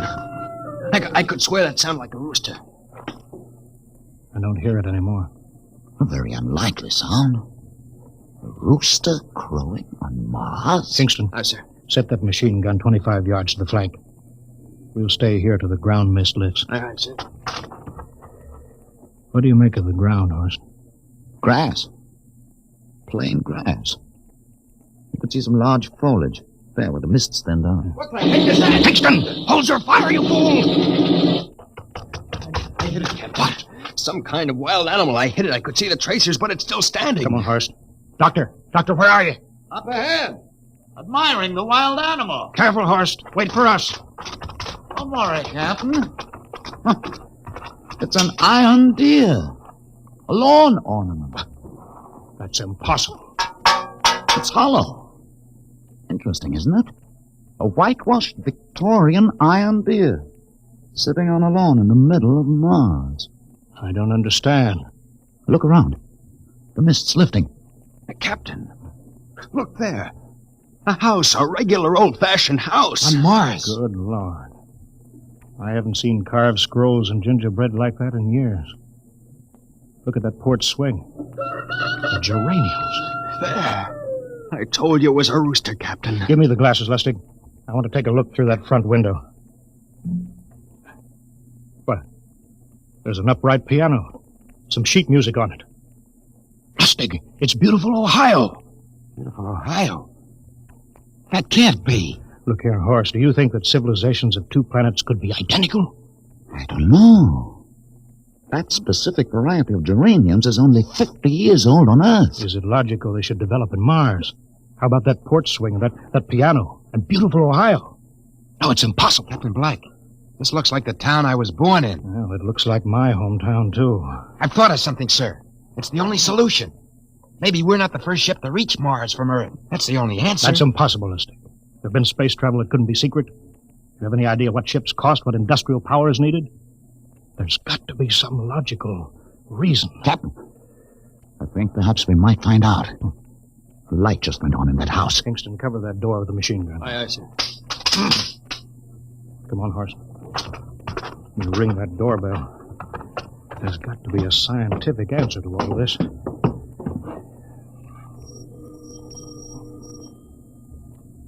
There's something moving in there. Stand back, Horst. Give me a clear shot. Maybe a Martian. Can I help you? We were looking... Well, if you're selling anything, it's much too early. No, wait a minute. What town is it? What do you mean? Are you census takers? No, we're strangers here. We want to know how this town got here. Is this a game? No, it's not a game. We're from Earth. From where? From Earth. Do you mean out of the ground? Hey, are you sure you're feeling well? Madam, we came in a flying ship across space. We're from the third planet. This is Mars. Now do you understand? Mars. You go away now, you hear? I'll call my husband from upstairs and he'll chase you. Now go on. This is Mars, isn't it? This is Green Lake, Wisconsin, in the United States of America. Bounded on the east by the Atlantic and on the west by the Pacific. Now, go away. Goodbye. Of course, do you suppose it's really possible? I've got to find out more about this. For the last time now, go away. Pardon me, madam. What year is this? Year? Well, 1928, of course. Oh, for goodness sake. You hear that, Horst? And we know it's 1987. And we know it's Mars. Is it possible that we got fouled up, made some tremendous blunder, and circled around and landed back on Earth? In 1928? Maybe some switch in time or dimension. Could we have shifted somehow and gone backward in time? Horst, it won't hold water. It's not logical. We've checked every mile. We went past the moon and out into space. We're on Mars. Find out anything, Captain? No, we're going back to the ship till I figure out some logical explanation for all this. Lustig, out at point. Aye, sir. Hingston in the rear. Keep that gun at half load. Aye, sir. Of course, there's got to be some cold, logical solution. Captain. What? That house down the street. The white one with the green shutters. Lustig, what's the matter? I never thought. Thank God. Thank God. Lustig, come back here. He's running for the house. That crazy fool, after him quick. Lustig, stop. Come down off of that port. Grandma! Grandpa! Lustig, what the devil do you think you're crossing? Grandma and Grandpa, it is you. Lustig, what's going on here? Albert, why, it's been so many years. How you've grown, boy. Oh, it's so good to see you. Lieutenant Lustig. Oh, Captain. Grandma, I want you to meet my friend. This is Captain Black. Captain, I want you to meet my grandfolks. Howdy. Any friends of Albert's is friends of ours. How long you been here, Grandma? Oh, good many years. Ever since we died. Ever since you what? Oh, yes, sir. They've been dead 30 years. What? You mean to tell me that Mars is heaven? Oh, nonsense, no. All we know is here we're alive again. And who are we to question God's infinite ways? Lustig, we're going back to the ship. But, Captain, I want to talk to my Lieutenant grandfolks. Lustig, I don't like any part of this. You'll come back with us. I have to club you and carry you. Yeah, but, sir, That's they're enough. my... Heaven only knows what they've run up against back at the ship.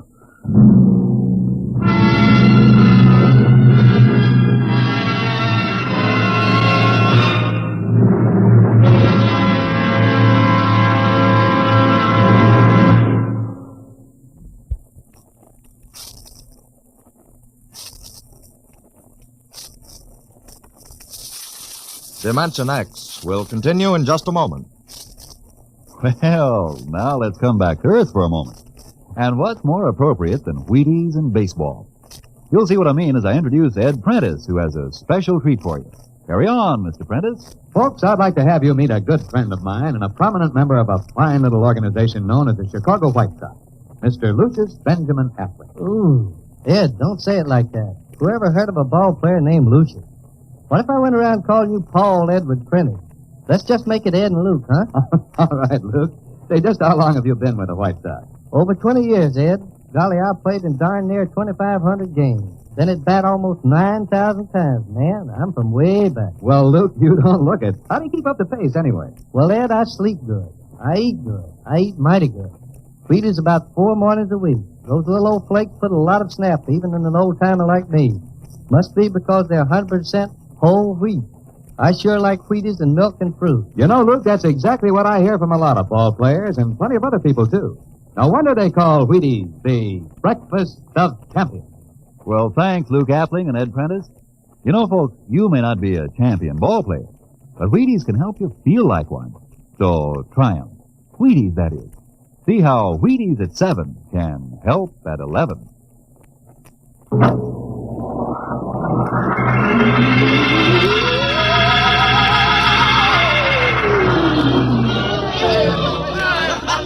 Horst, look at that crowd around the ship. Looks like we're being welcomed with a celebration.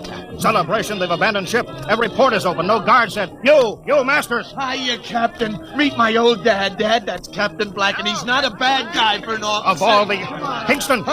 What, sir? Bring that man back. Use force if you have to. Excuse me, sir. There's my Uncle George. Hingston. I'll be right back, Captain. Uncle George. Uncle George. What the devil Don't is you going... understand, sir? They've all found friends and relatives. They're all here. He's right, Captain.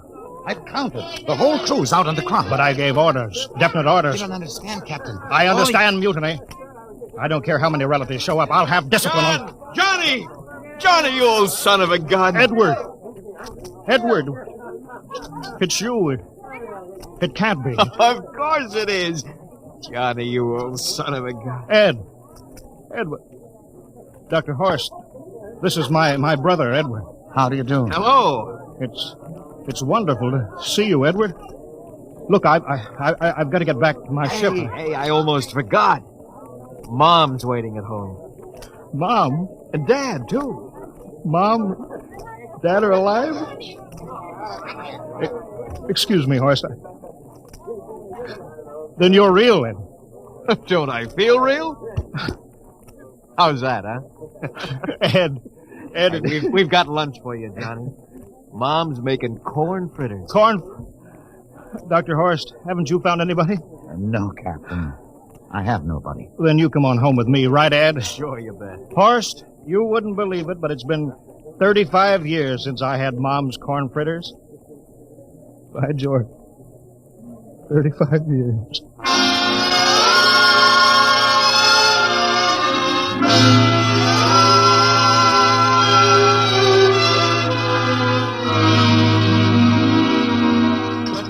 And there's plenty more in the kitchen, so don't hold back, Johnny.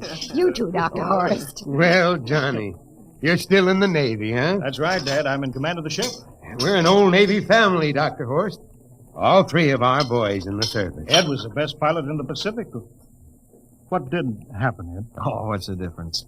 I'm here now. Oh, you know, it's almost perfect. All we're missing is your brother Will. Then the whole family could be together. Well, it won't be long, Mom. Will's in charge of the XR-54. That's the next rocket coming out to Mars. Well, little Will. When does he leave, Johnny? Takeoff scheduled for September, but it depends on what we report. There's no question about that now, eh? Christmas together again. That'll be something, huh? Yes, sirree. Well, this calls for a celebration. How about a little of the old dandelion wine, eh, Johnny? Now, Father, don't you go giving Johnny too much wine. Oh, he's a big boy now, Mother.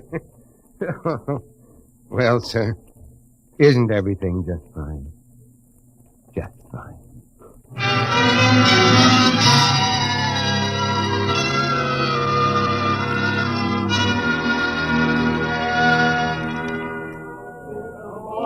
The candlelights are gleaming on the banks of the Wabash, far away.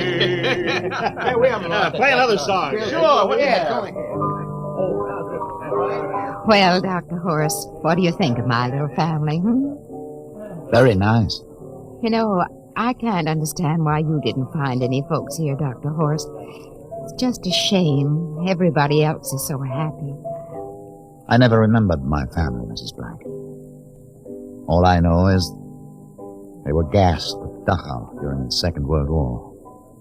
When I was liberated, I was in delirium 3 months. I cannot remember anything before then. A psychiatric phenomenon. That's terrible. Isn't there anything anybody can do? I don't want to remember. Oh. I haven't had a pleasant life. I prefer to be free of emotional entanglements. They interfere with a scientific approach. I'm sorry, Dr. Horst. Oh, I'll get it. Hey, that's our ring, long and three shorts. I remember that. Well, maybe we'd better call it a night. You must be getting tired, Johnny. I'd better be going back to the ship. Oh, nonsense. You stay the night. We insist. Oh, I just couldn't rest thinking of you all alone on that ship. Oh, I'll be all right. Well, good night. Oh, wait a minute, Dr. Horst. That phone message was for you. Me? Yes, that's right. A message from Anna. Anna? I don't remember any Anna. She asked if you were better. Perhaps she's someone you knew at Dachau. Anna? She said she's coming over here first thing in the morning. So you'll have to stay over. Yes, well, but... that settles it then. You stay here, Horst. You can bunk with me in my old room. Oh, but Johnny, we thought you'd like to be with Edward. So you could talk the way you used to. Well, we can't put Dr. Horst on the daybed. I think we better share the room tonight. There'll be plenty of time for talking, Ed. I guess so. Well, I suppose I better drop back to the ship. You know, Ed, security check. Well, why do you have to do that here? Well, I don't know. There's no good reason, I guess. Well, suppose we skip it tonight. Oh, sure. Good night, everybody. Oh, it's good to have you home, Johnny. It's good to be home, Mom.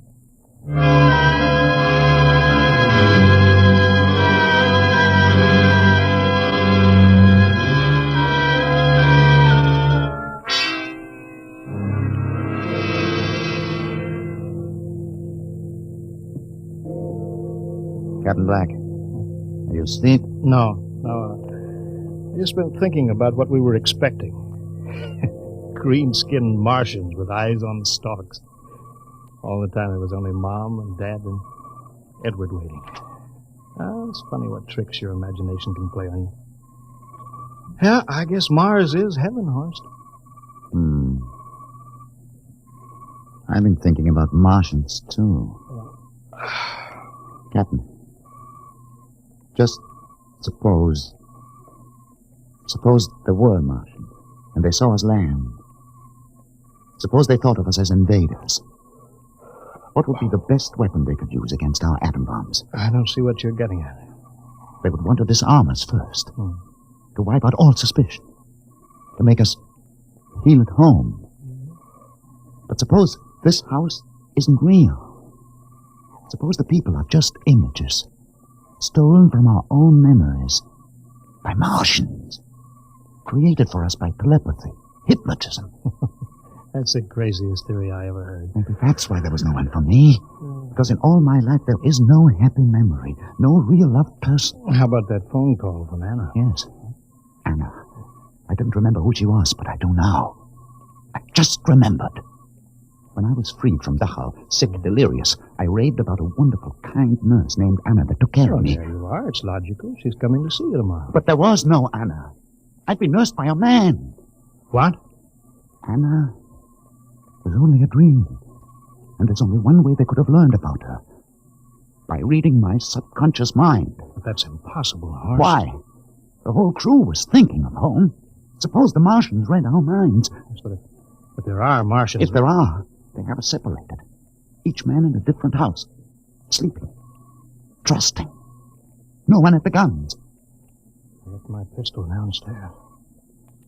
Do you think there's something to this, Horst? It's a pet. Who would suspect his own mother? His grandparents? How easy. Just a knife in the heart of each sleeping man. It's impossible, Horst. We've got to get back to the ship. Listen. The crickets have stopped. Come on. We don't know when they change back to. Whatever they really are. Where are you going, John? Ed, well, we wanted to drink of water. That's all, Ed.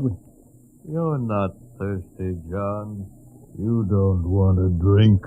You don't want to drink. His face, it's changing! And his hands, he's a Martian! Run, Horst! Run! Get away, John! You can't get away! This way, Horst! Horst, where are you?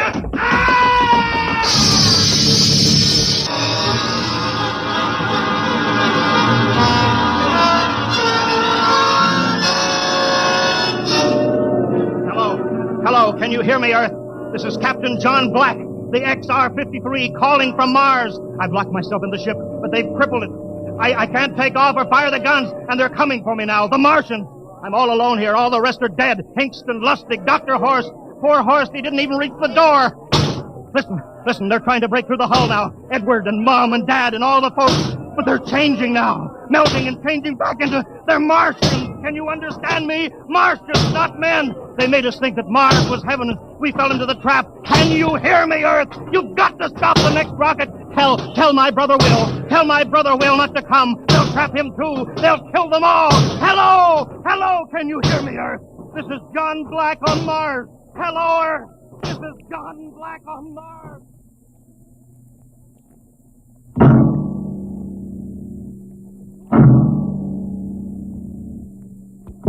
Tonight, Dimension X has presented and transcribed the Ray Bradbury story, Mars is Heaven, adapted for radio by Ernest Kenoy. Featured players were Wendell Holmes as Captain Black, and Peter Capell as Dr. Horst. Your narrator, Norman Rose. Music by Albert Berman. Engineer, Bill Chambers. Dimension X is produced by Van Woodward and directed by Edward King. Robert Warren speaking. In a moment, we'll tell you about next week's show. And now, here is your Wheaties man, Frank Martin. Folks, tonight we have a special guest for you. Here he is, Joel McRae. Hello, Frank Martin. I kind of expected to see a package of Wheaties sticking out of your pocket. What? Did I forget him? You must like Wheaties, Frank. Sure, don't you? You bet. I'm joining the big parade of Wheaties programs, you know, with Tales of the Texas Rangers come Saturday night. Well, that promises to be real entertainment, Joel. I understand these are true stories of the Texas Rangers. Absolutely. Each story is straight from the Texas Ranger files. Well, we're mighty proud to have you join us, Joel, with this new program. We'll all be listening on the same NBC station Saturday night for Joel McRae in Tales of the Texas Rangers. Okay, Mr. McRae? Okay, partner. Good night. Good night, Joel. And friends, be sure to listen Saturday, that's tomorrow night, to Joel McRae and his new program, Tales of the Texas Rangers. And get your Wheaties, everybody. And this is the Wheaties man, Frank Martin, inviting you again to listen tomorrow night to Joel McRae in Tales of the Texas Rangers on the Wheaties Big Parade. See you then. Next week, the story of the strangest case ever recorded in the files of the Bureau of Missing Persons. The case of the Man in the Moon.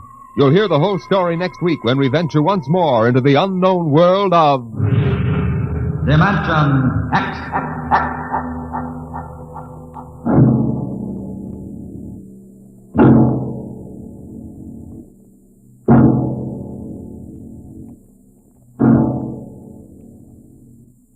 Adventures in Time and Space, told in future tense.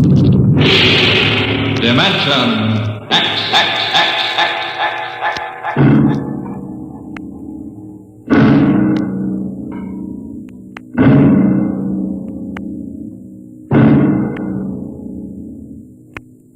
To all our listeners, a brief forward before tonight's adventure in the world of the future. Beginning next week, Dimension X moves to a new time on Friday evenings instead of Saturdays. In the Eastern Time Zone, it will be heard at 9 o'clock Fridays, Eastern Daylight Saving Time. In other zones, please consult your local newspapers to learn the new time of the program.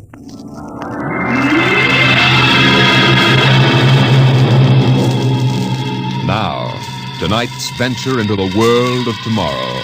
A most unusual story about a logic named Joe and a man named Frank, and of how he saved civilization. It was on the 3rd day of August that Joe came off the assembly line. On the 4th, Lorene came into town. And that afternoon, I saved civilization. Lorene's a blonde I was crazy about once. And Joe is a new 1940-74 model Logic that I got stored away down in a cellar. And how do I save civilization? I save it by keeping Joe down in a cellar. Sometimes you are listening now to a voice from the future. The voice of Frank Caldwell, head serviceman for the Logix Corporation, makers of the machine that does everything for you. Well, nearly everything anyway. In the year we speak of, 1974, the electronic Logic sets were working so well that life was soft indeed for repairman Frank Caldwell. That is, until that fatal day of August the 3rd, when suddenly the Logics began doing everything for their users, and doing it too well. Hi, boss. What's the matter? Somebody put you through a ringer? Frank, you busy right now? No, there haven't been any service calls all day. Fine, there's a customer outside. Go take care of him, will you? Me, I'm a maintenance man. I know, but there are no salesmen around this minute. This guy wants to have our machines explained to him. Explained? Yeah. Everybody in the world knows about Logix. Where's he been, on Mars? Just moved up from the backwoods someplace. Why don't you explain him? I don't feel too well. Yeah? You're okay about a half an hour ago. Look, you the boss here or am I? Go on out there, will you? Okay. Good morning. My name's Caldwell. Can I help you? Oh, thank you, Mr. Caldwell. My name's Kolanovich. This is my little boy, Freddie. Hiya, Freddie. Hiya, jerk. Ow! Freddie. I got you, didn't I? Fine kid you got there. Freddie, how many times I gotta tell you not to kick people in the shins? Excuse it, please, Mr. Caldwell. Sure, just a kid. I got a knife home, can cut you in little pieces. Freddie, we'd like to buy a Logic, Mr. Caldwell. The gentleman we spoke to first said he had to leave in a hurry. Oh, he did, huh? Well, I understand you're not acquainted with Logics, Mr. Kralanovich. Yeah, that's right. We just moved to the city. My wife, she saw that everybody else had a Logic, and you know how women are. You bet. Well, you can't get along without a Logic in this day and age, Mr. Kralanovich. Look I got a snake. Want to see Will it? you shut up that... yeah, now, about the Logic. Yeah. Here, I'll plug one in here. There, now. You see, the Logic looks kind of like an old-fashioned television set. Only it's got keys instead of dials. Now, if you want to talk to a friend, you just punch the number of his Logic. Like making an old-fashioned phone call. Except you not only hear him, but you see him, too, on this viewing screen here. Now, of course, that's not the important feature of these things. Oh? Now, suppose you want to ask a question. A question? Like, what to take for a sore throat? Or who won the American League pennant in 1911? You just turn on the Logic. Then you punch the question key, and you ask, like this. Who was the first president of the United States? George Washington. You see? I already knew that. Well, that was just a sample. Oh. Well, I got a little store. Will it keep books for me? It'll keep your books, record your contracts, serve as a filing system, and check up on what happened to your lawyer's last client. Anything. Oh, say, they're really something, these things. 10,000 services and information sources in one. Read our advertising. Well, what I want to know, Mr. Caldwell, how do these Logics work? You saw that big building across the street? Sure. Well, that's one of the relay tanks. Now, there are a dozen of them around the country, all hooked up together. And there's a data plate in one of those tanks for every fact in creation. You mean those relays know everything? If there's something they don't know, the technicians are busy making a relay plate for it right now. The Logic integrates the facts in the tank and gives you the answers. Hey, you. Can I ask this thing how to make dart poison? How to make what? Dart poison, like in Africa. I could shoot the darts from my pea shooter. Oh, well, I think maybe we better not get one of these things. Well, that's okay, Mr. Kralanovich. The Logic won't tell you about no dart poison, see? Bet it will. I'm gonna try it. Hey, how do you make dart poison? Public policy forbids this service. What'd it do that for? On account of some little brat, on account of some children might ask things that ain't good for them. Listen, I don't like this here one. I want that one over there. They're all alike, kid. I want that one. If I can't have that one, I'm gonna hold my breath till I'm dead. Well, I got lots of time. It's no use, Mr. Caldwell. You might as well give him the one he wants. But, kid, they're so much alike. Even I can't tell them apart. I can, and I want Joe. Joe? Who's Joe? Oh, I guess he means the Logic, Mr. Caldwell. He has to think up a name to call everything. You should hear the names he calls me. Not till I'm 21, I promised Mother. Okay, so we call him Joe. But what makes you think Joe's any different from the rest? He looks different somehow. Don't be silly, them things are all alike. The 1/10,000th of an inch. Just the same, I'll bet he'll teach me how to make dart poison. Okay, then. Come on, Joe.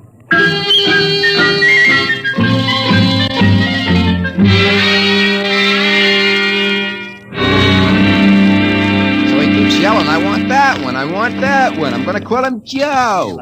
Mike, I could have wrung his neck. I could have How many cards, Charlie? I pass. I'll draw two. Well, what a holy terror. He had his father scared to death. Too bad that kid ain't mine. I'd show him quick enough who was boss in the family. Holy smoke. What's the matter? Sorry, fellas. Gotta hold up the hand a minute. I just remembered. Gotta call my wife. Oh, let her wait a minute. Yeah, sure. You ever met my wife? Yeah, I did. Don't let her see the card game or she'll be down here with a hatchet. You tell me. Hey, what's the matter with this thing? He ain't getting my house. Announcing new and improved Logic service. Your Logic is now equipped to give not only consultative, but directive advice. If you want to do something and don't know how to do it, ask your Logic. What do you know about that? It's just somebody trying to pull a gag. Yeah, didn't sound like a gag to me. Maybe the boss decided to add a new Logic service. No. Boss knows better than to start anything like that. Why, look. The minute the system starts giving advice, Some joker like you's gonna be asking questions like, how can I get rid of my wife? Yeah, but you heard what the logic just said. Nah, the sensor circuits will block the question. You don't believe me? Go on, try it. Okay, anything for a laugh. Try it. Okay, Logic, I got a question for you. How do I get rid of my wife? Service question. Is your wife blonde or brunette? You guys hear that? She's a blonde. Hexacrylaminotin is a constituent of green shoe polish. Take home a frozen meal containing pea soup. Color the soup with green shoe polish. This poison is fatal to blonde females only. This fact has not been brought out by human experiment, but is a product of Logic's service. You cannot be convicted of murder. What do you know? It is improbable that you will be suspected. The saints preserve us. It's bound to be right. These things can't make a mistake. Well, Mike, don't stand there. Turn that thing off and check the sensor circuits. Quick. We can't get to them. They're all sealed up. It's supposed to be impossible for them to go out of order. Well, they're out of order now. And I got a feeling some awful things are going to happen.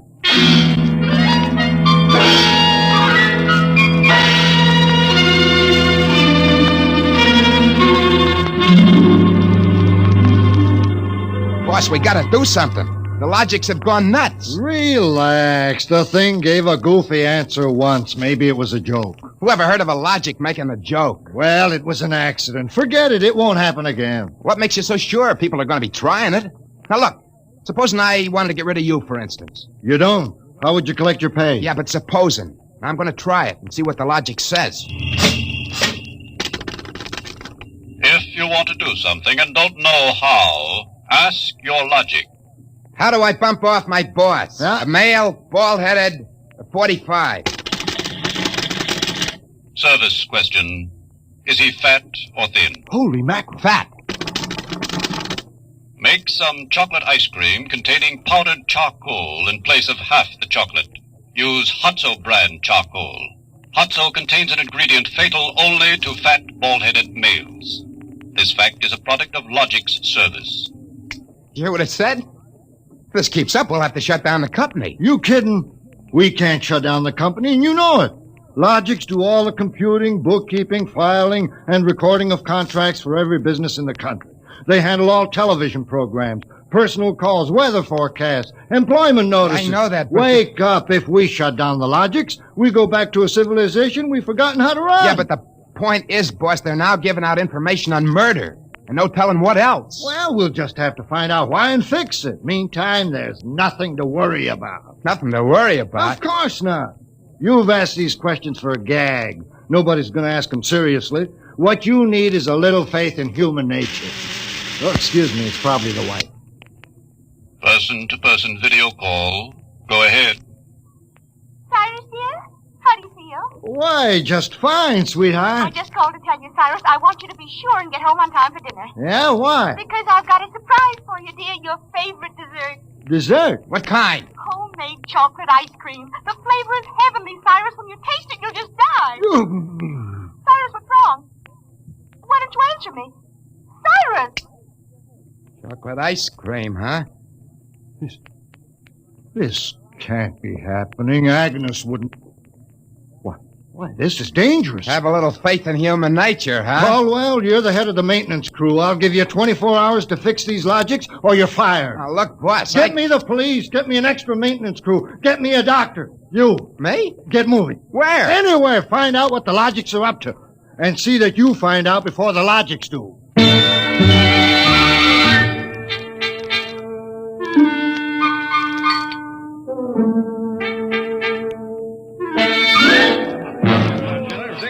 Bartender. Hey, bartender. Give me a double. Coming up. What's the matter, pal? You had a bad day? Go away, will you? Oh, listen, pal. You gotta listen. I got trouble. Hey, bartender, will you get this barfly off me? For Pete's sake, I'm tired. On your way, you... No, don't say that. I got troubles. How am I gonna keep my wife from finding out I had a couple of little drinks? How am I gonna do that, huh? Look, mister, it's a hot day. I've been driving a car around and see. Yeah. I've been trying to keep a bank president from having apoplexy on account of his logic told him how to rob his own bank. I've been tripping over dead bodies so artistically croaked that nobody's ever going to find out who done it. And all you got on your mind is... How am I going to keep my wife from finding out I had a couple of little drinks? How? Go ask a logic. A logic? My pal, that's a wonderful idea. Where's the logic? Huh? Right Where's the behind logic? you. Here's a nickel. Oh, give me a nickel. This I gotta hear. This is gonna be good. Now, come on, logic, old pal, be nice. How does a guy keep his wife from finding out he's had a couple of little drinks? Answer me that. How, huh? Buy a bottle of Franin hair shampoo. It is harmless, but contains an ingredient which instantly neutralizes alcohol. 1 teaspoonful for each jigger you consume. Oh, boy, I gotta buy a bottle of What was that again?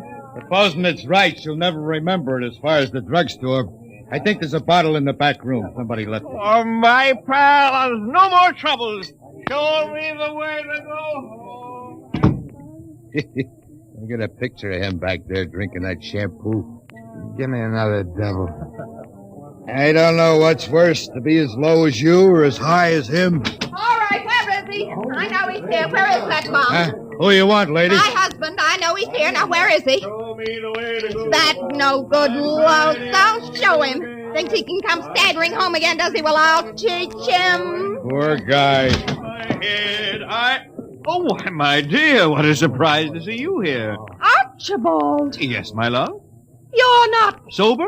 Well, of course, my love, I'm sober as a judge. Then what are you doing in this saloon? Well, merely conducting a little research, my dear. Research? Your suspicion wounds me deeply, my love. Let me tell you, my dear, that I've been conducting a research project that is going to make us a fortune. I'm about to patent Sober, the drink that makes happy homes.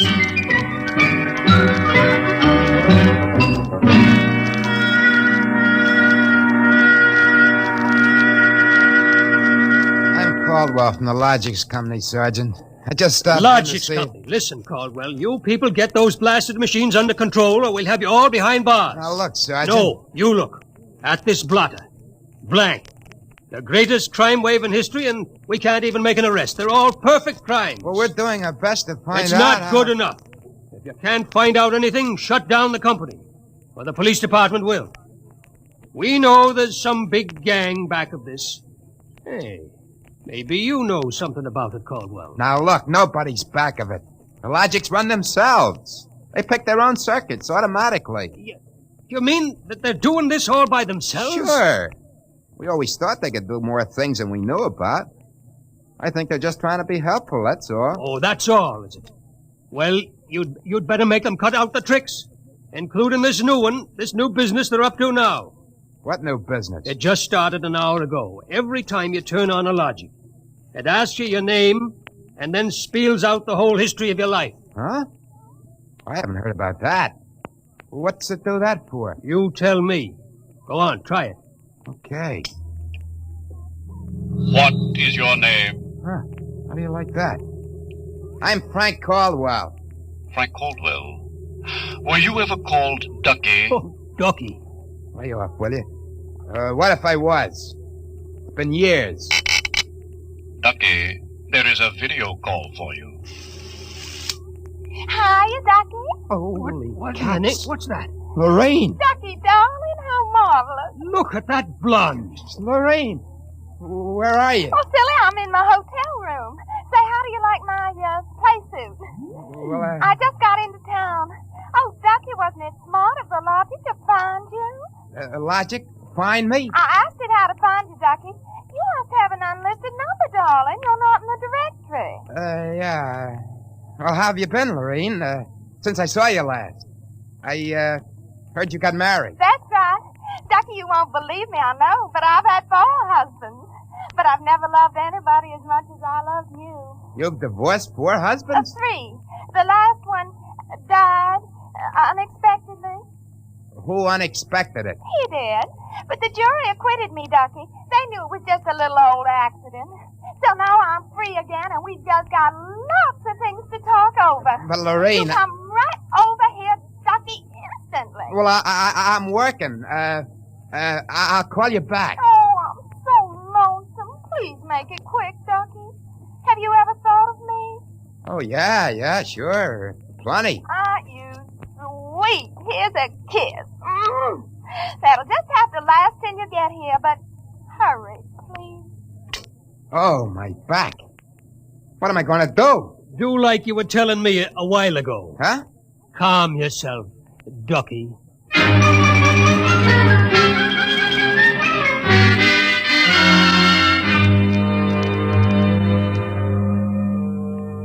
Call on a logic for you, Frank, your wife. Oh, thanks, Mike. Hi, Gert. Frank, I've been trying to get you for an hour. Where have you been? Well, I've been out making calls, honey, trying to find out what ails these logics. Well, you better find out in a hurry or there's going to be trouble. That thing told me my address, how much I owe every store, and how much you make a week. And all about the time we had that fight and I went home to Mother. Well, Gert, I don't think they're doing that anymore. I think that was just temporary. Well, in the meantime, it's told everybody in the neighborhood all about me. I punched Mrs. Hudson's name. She's been married 3 times, and she's had Mr. Hudson arrested twice for non-support and once for beating her up. It'll tell anybody anything. Yeah, but I tell you, Gert... Frank, you stop these things or I'm going to leave you. Gert, you don't mean that. I do. If you can't figure out how to keep our private lives out of every logic in town, then I'm through. And that's it.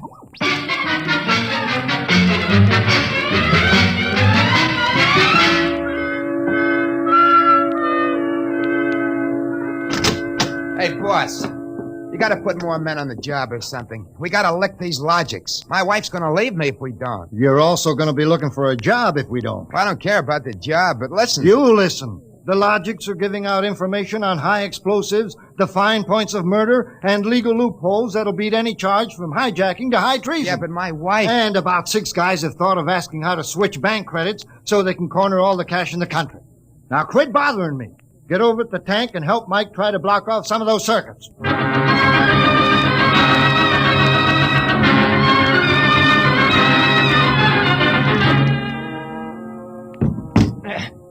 I can't even budge any of these relay plates. Me neither. Isn't there any way we can disconnect them? There is not. They weren't built to be disconnected. Mike, what are we going to do? I'm thinking of slitting my throat. When they were giving out all the information on everybody, my wife got the lowdown on a certain blonde. I got nothing left to live for. Blonde? Why did you have to remind me? You got one? My only hope is I ain't got her. See who that's for? Hi, Ducky darling. Oh, Lorene. Not again. Ducky darling, I'm lonesome. Why haven't you come over? Well, I've been busy. Oh, cool.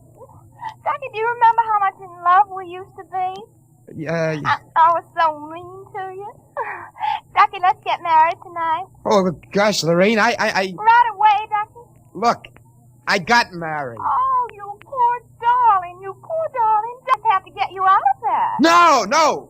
Now, look, Lorene. Darling, I'll just call up your wife and have a little talk with her. Look, please, now, it's nice of you to think of me and all that. You just give me your address and your logic number, darling. I ain't got one. Ah, you just don't want to tell me. You're bashful. Never mind, darling. The logic will tell me. Lorene! Oh, I gotta call Gert. Frank, will you get away from that thing and give me a hand? Yeah, Mike, in a minute. I gotta call my wife. We gotta get out of town. I punched the wrong key. Frank, I told you to help Mike. Yeah, boss, I am, but I just gotta make this call. Call? What do I care about your call? The president's getting ready to close down the company and declare martial law. Now, for the love of heaven, do something. Yeah, boss, I will. I just gotta make this call. Attention! To assist in solving a special problem of logic service, kindly give the following information if possible. Where does Frank Caldwell live? Oh, she got me.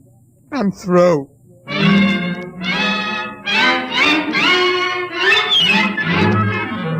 Look, Gert, there is no blonde. Frank Caldwell, I told you I was leaving you. Leave me later, will you? Right now, pack yourself up and the kids. We gotta get out of here. What is all this? Are the cops after you or something?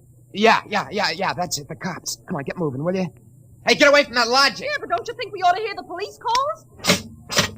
27 and car 31 detailed to round up all employees of the Logics Company. Use caution. They are suspected of sedition. Holy smoke, the car cops are 17, after me. But you just said they were. 17, proceed to vicinity of 119 East 7th Street. Child terrorizing neighborhood. Use extreme caution. Child is armed with pea shooter using poison dart. That is all. Ready. Who's Freddie? Oh, he's a mean little kid. He wanted a logic that would tell him how to make dart poison. They're all alike, I kept telling him. They're all alike. What are you talking about? I don't know. All I know is it was a nice world up till yesterday. Now it's like a guy named Joe come along and squashed all our mud pies for us. Looks to me more like it was a logic named Joe. A logic name. They're all alike.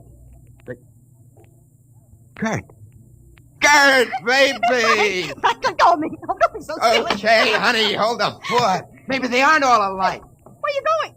Frank, you're going to make a getaway? Baby, if you got the right inspiration, I'm going straight to the middle of this whole jamboree.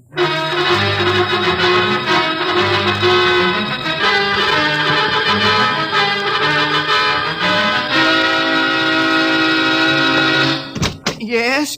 Oh, I was hoping it was the police. You remember me, Mr. Kralanovich? Caldwell of the Logics Company? I wish the Logics Company was at the bottom of the ocean. Well, I don't blame you. Now, where's your logic? Oh, in here? I'd smash it into a million pieces if I wasn't afraid of what Freddie would do to me. Just get out of the way, will you? I got business with Joe. If you want to do something and don't know how, ask your logic. Oh, we're back to that routine, huh? Well, I want to do something, all right. Tell me, Joe, can a logic be modified to achieve correlations for which human brains are too limited? Yes. How great will the modifications be? Microscopically slight. Changes in dimension not detectable even by precision gauges. They can come about only through an extremely improbable accident. And what would this super logic then be able to do? Come on, you spell it. It could set up entire new combinations of electronic relays which would bypass the normal sensor blocks, thereby enabling it to perform valuable new services, including the giving of helpful advice on any human problem. Uh-huh. Has this accident ever happened, Joe? Come on!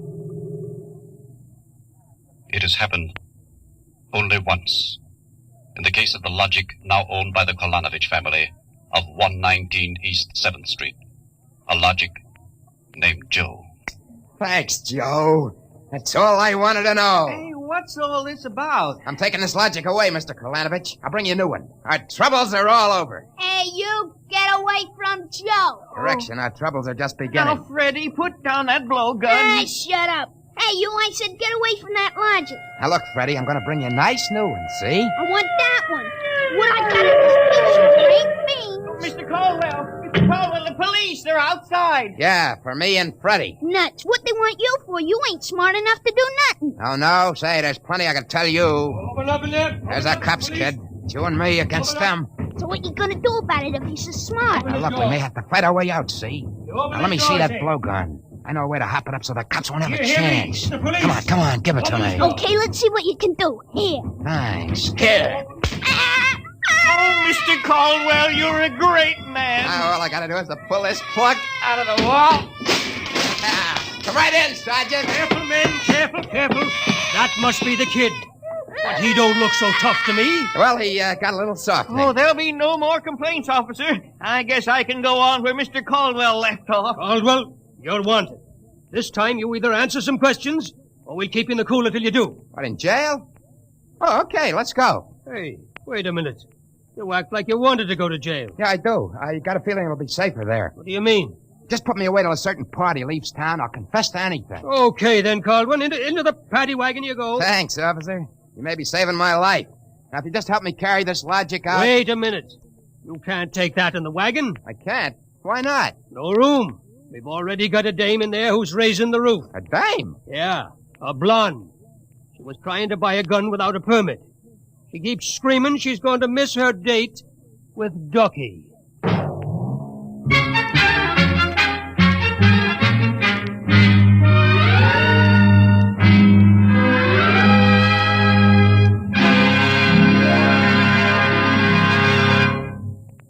You have just heard another adventure into the unknown world of the future. The world of Dimension X.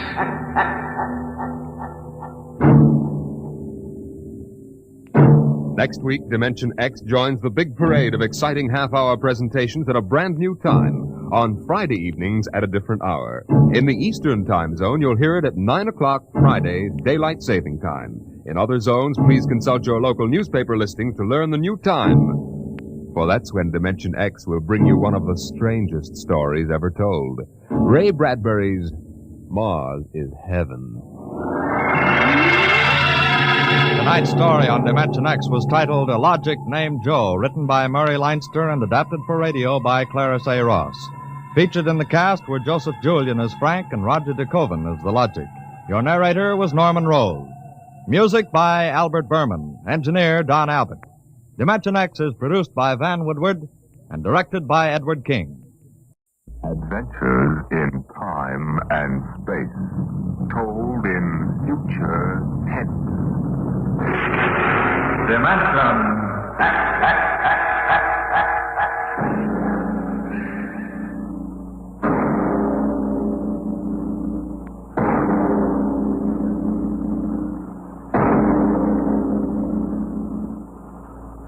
Man has always dreamed of conquering the barrier of the atmosphere. The problem is on the drawing boards of aeronautical engineers and atomic physicists.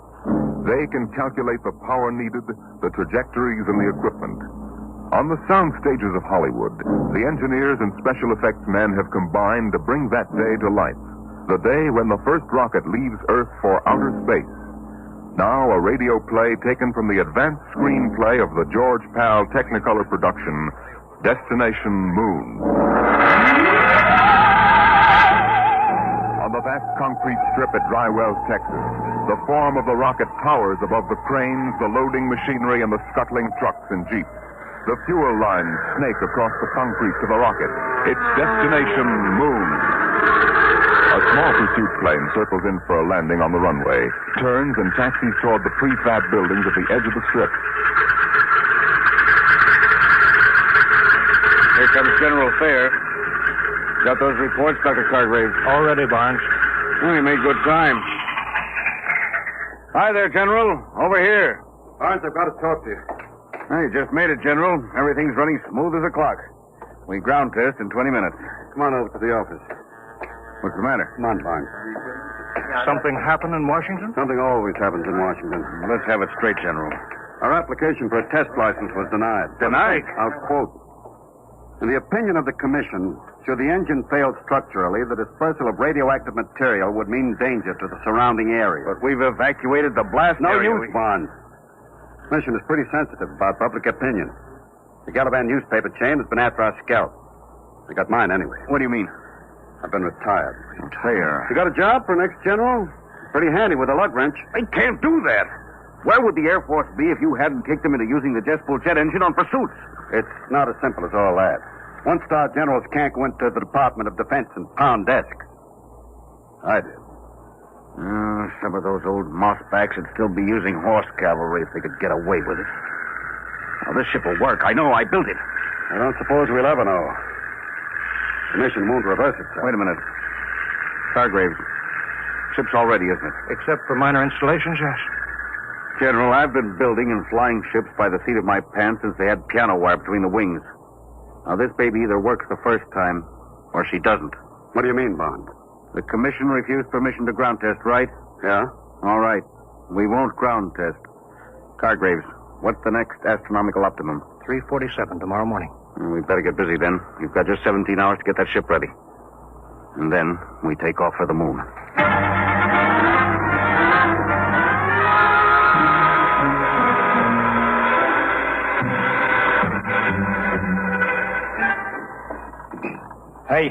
Hey, Brownie. What do you want, Sweeney? What color is the skin temperature lead wire on the chart? Orange with a black stripe. This stuff looks like insulated macaroni. I got it. Hurry up, will you? We're running behind. What's your rush? You're going along on this clam bake, aren't you? Can't you wait to break your neck? Hey, look out for the starter. Come on, move. We gotta take off before somebody flats the writ on us. Brownie, you really going? Sure. Beats me. What do you want to go to the moon for? To see what's on the other side. Ask a stupid question, you get a stupid answer. What's the separation rate positive lead? Red and white spiral. Oh! What's the matter? I'm knocked in a bellyache. Eating green apples? No, I'm all right. Come on, Sweeney, get busy. We've got 2 hours left to patch this mess together.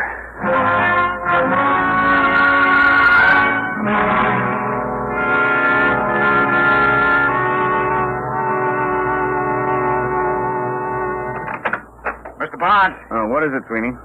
Brown. They just took him to the hospital. They what? Well, is he all right? He will be after they cut out his appendix. There goes our radio, man. There's no chance of finding a substitute? No, it's special equipment. Brown installed it himself. I've got it. Barnes here. What? Well, we'll have to delay the takeoff a month. Okay, goodbye. We can't, General. That was Hastings at Dry Wells. There's a United States Marshal driving over. Something leaked, and he's got a court order forbidding the takeoff. We were so close. Yeah. $1 million gone up the flue. You want me to give a standby, Mr. Barnes? I suppose. Wait a minute. Sweeney. Yeah. You installed that communication equipment with Brown, didn't you? Yeah, but... Then you must know the operation. You could go in Brown's place. The moon? Oh, no, not me. It's an important project, Sweeney. The scientific advance... There's the military aspect, Sweeney. I had 4 years of the military aspect, General. That's enough. Afraid? You're darn tootin'. That ship is safe. Maybe, maybe not. But, Sweeney... Look, you guys aren't going to get anywhere pressuring me. Maybe you got reasons to go to the moon. You, Mr. Barnes, you got $1 million tied up in the ship. It's your scientific baby, Doc, and the General's out on a limb in Washington. What's in it for me? That's no way to talk, Sweeney. It's an important advance for the whole world. You pardon the expression, baloney. Sweeney. I work on a scientific theory, too, General. Hooray for me, you look out for yourself. I ain't going. I don't like to say this, but this isn't the time to consider yourself, Sweeney.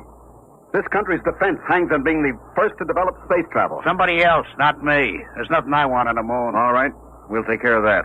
Sweeney, I'll offer you $10,000 bonus and a 10% royalty on the ship patents out of my cut. Barnes. It's no use to me unless we get off before that marshal gets here from Dry Wells. Well, Sweeney, you'd be rich enough to retire. You could take it easy the rest of your life. Well, now you're talking my language, Mr. Barnes. Okay. When do we leave?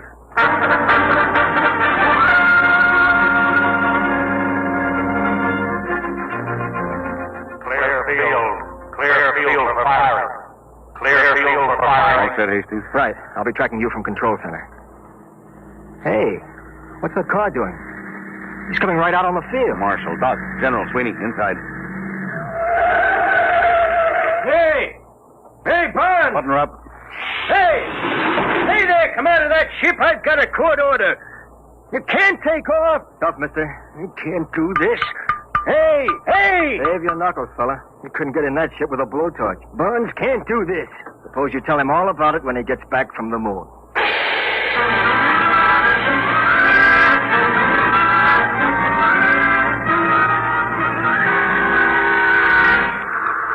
Sweeney, warm up your communication circuit. Yes, sir.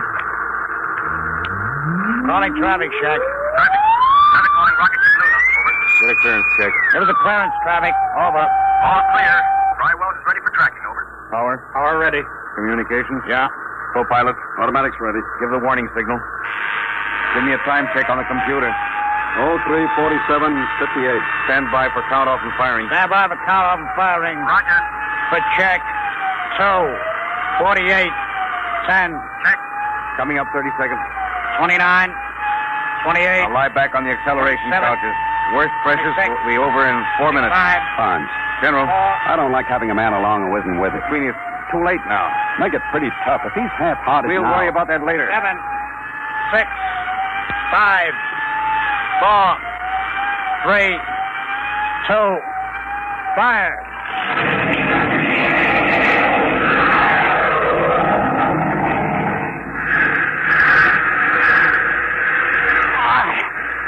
What happened? Noise. All gone. At speed of sound.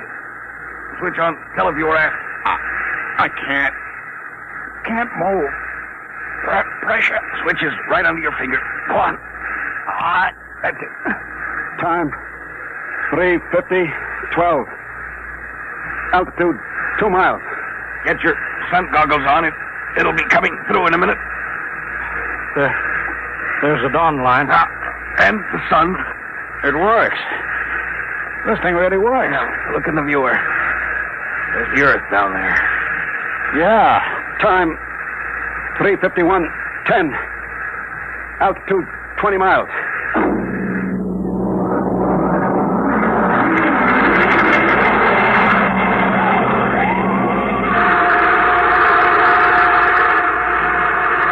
Time 3:53:50. Altitude 807 miles. That's the end of the blast. We're in free fall. Unbuckle your straps.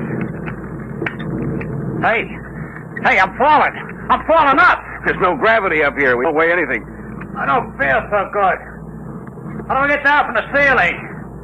I feel lousy, seasick. No, space sick. What's the difference so long as I ain't healthy? There's a bottle of pills under the head pad. They ought to settle your stomach. I'll break out the magnetic shoes. Then we can at least keep our feet down on the floor plates. Here, Sweeney, you put these on. Hand them up. All right. Here. Now you can walk down the wall. Try it. Like this? Hey, it's like a human fly. You know, this is the second time I ever walked on a ceiling. Only this time I'm sober.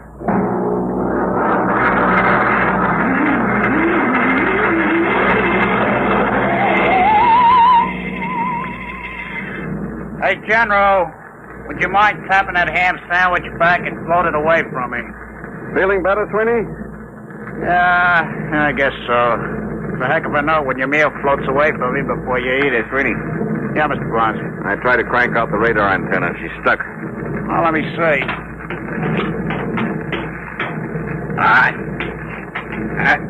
Stuck all right. I don't understand it. I greased it good. Grease? Well, no wonder it's stuck. It's exposed to outer space. It must be frozen solid. What's the idea, Sweeney? Didn't you read the engineering manual? Yeah, and a flush fitting gets greased. Don't jump on me. Well, if we can't get that radar mast cranked out, we can't land on the moon. Well, it's all right by me. Don't you realize that half the value of this trip is in the landing, geological surveys, radiation tests? Look, General, I told you before I started, this whole thing is slud nutty to me. Who wants the moon? They're trying to be first with the old Brooklyn Battery Tunnel. Sweeney, this isn't getting that mast fixed. Well, we've got to go outside in spacesuits and chip it loose. Outside? You mean outside the ship? You can't fall. You'll be in the same trajectory as the ship. Worst that could happen would be to drift away. Drift away? Don't bother getting one of them monkey suits for me. I'm comfortable in here. Sweeney, we've taken enough from you. We can't let one man endanger the whole project. You get out there in a spacesuit, or we shove you out without one. All right. Well, that's settled. You got us into this mess. You're going to help get us out. General, break out the spacesuit.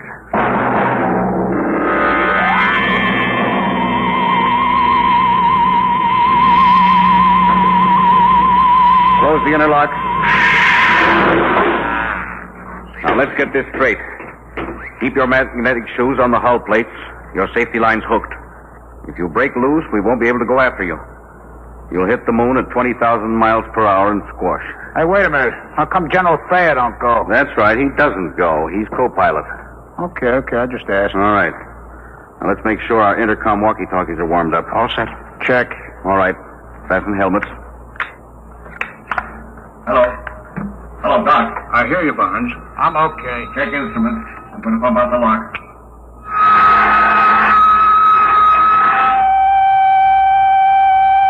All set. Open the outer door, Doc.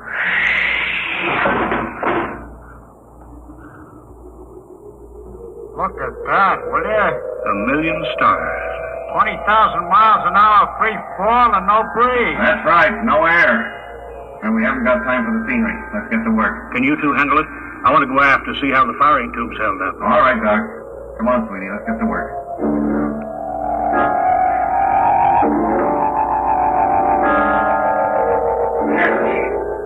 Loose now. Pull the mast out, Sweeney. Slippery as a hog on ice. Yeah. Now let's get back. Suits me. That's the Earth up there? Western Hemisphere. You can see America. That dark strip against the light. Pretty far away, huh? Barnes. Greg, what's the matter? Help, I'm loose. I'm drifting. Doc, what happened? My shoe magnet's pulled loose. There he is. The safety line broke. Hurry, help. He's too far to keep a line. Oh, he's cooked. We'll never get him back. Hello, General Thayer. All right, Barnes, I heard you on the control room speaker. coming outside. Bring an oxygen tank, got that? Right. Hurry. What are you going to do? Throw him a bottle of air and forget about him? Barnes, help. Now, all right, Doc. General Thayer's coming out of the lock. Where's Congreve? 50 feet out and down that left. Give me that oxygen tank. What are you going to do? Unhook my shoe first. You're crazy. You'll float away, too. I can use the pressure in the oxygen tank for a jet. Maybe I can ride the tank out there if there's enough power from the nozzle. Just turn the bell. There. What was that? Recoil's making my helmet light shake. I'll try it again. Hey, it works. Like an outboard motor. Keep going, Barnes. About 30 feet more. Swing a little to the left. All right. A couple more shots. There. Now, reach out for me, Doc. You're too far. I can't. Hang on, Doc. One more shot. There. Hang on. Can you get back, Barnes? If we don't, we tour the universe together.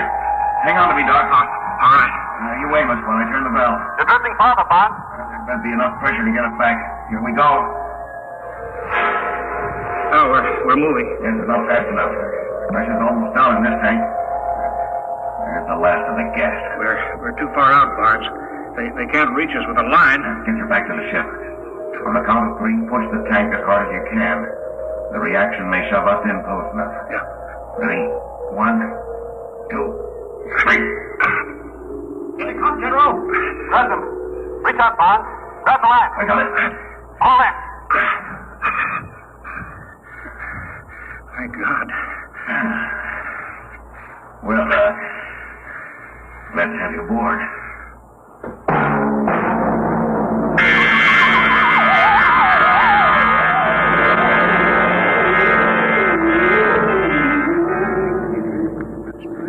There she is.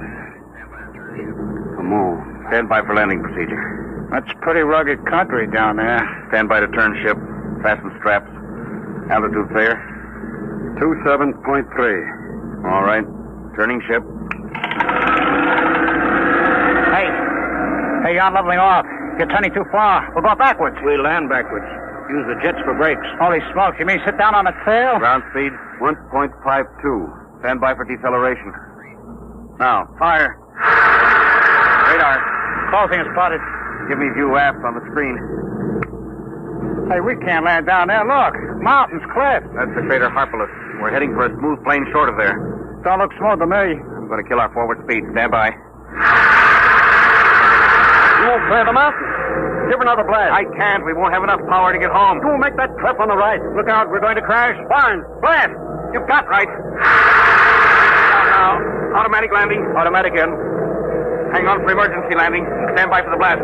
Hold it. Now. Jack down. Get out your gyros.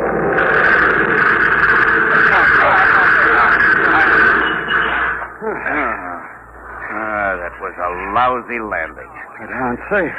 Yes, but I wasted reaction mass we'll need to get home. We'll worry about that later. Right now, I want to get out there and plant my feet on the moon. The moon.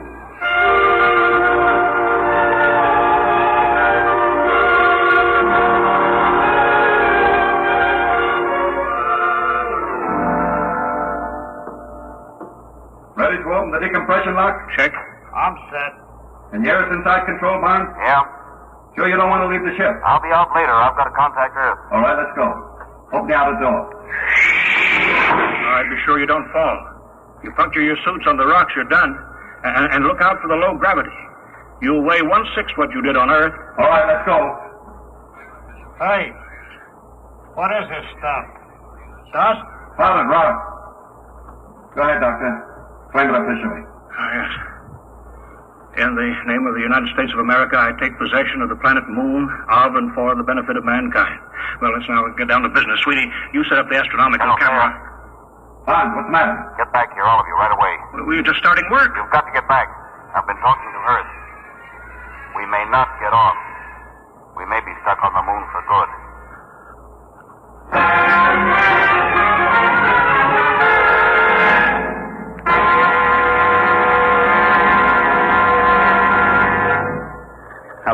Hello, Earth. Reaction mass down to 0.8672. Wasted power in a bad landing. Request new figures for return trip. Earth to Luna. Looks bad. bad, Mr. Barnes. I'll have to run it through the machine. In the meantime, dump everything you can. I'll check back with the results. I'll be standing by. Roger. Out.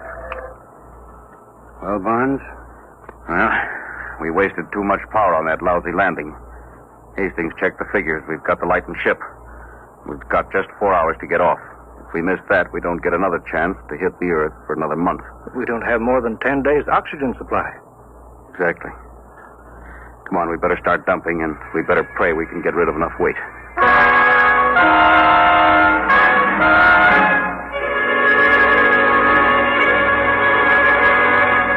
Acceleration pad 4, serial 706, schedule B, 14 pounds. Check.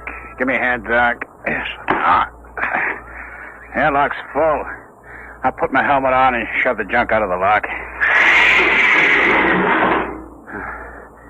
Barnes, is that everything we can get out? 3 of the spacesuits will be dropped before we take off. How about the 4th? We'll have to keep that so we can open the airlock to shove the others out. I've got a removable bridge I could dump.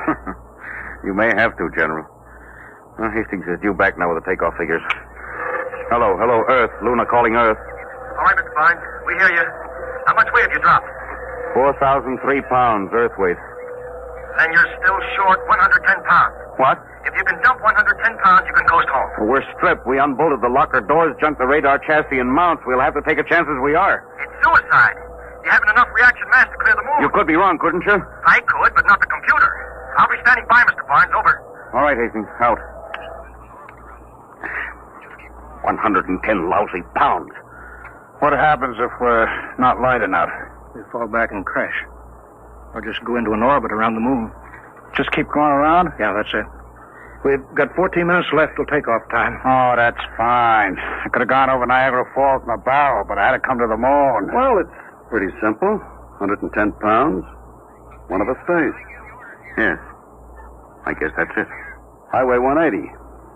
That's plenty. Now, wait a minute, General. I'm the oldest one here. Yeah, and I'm the captain of this ship. If anyone stays, That has I nothing to give do- the orders here.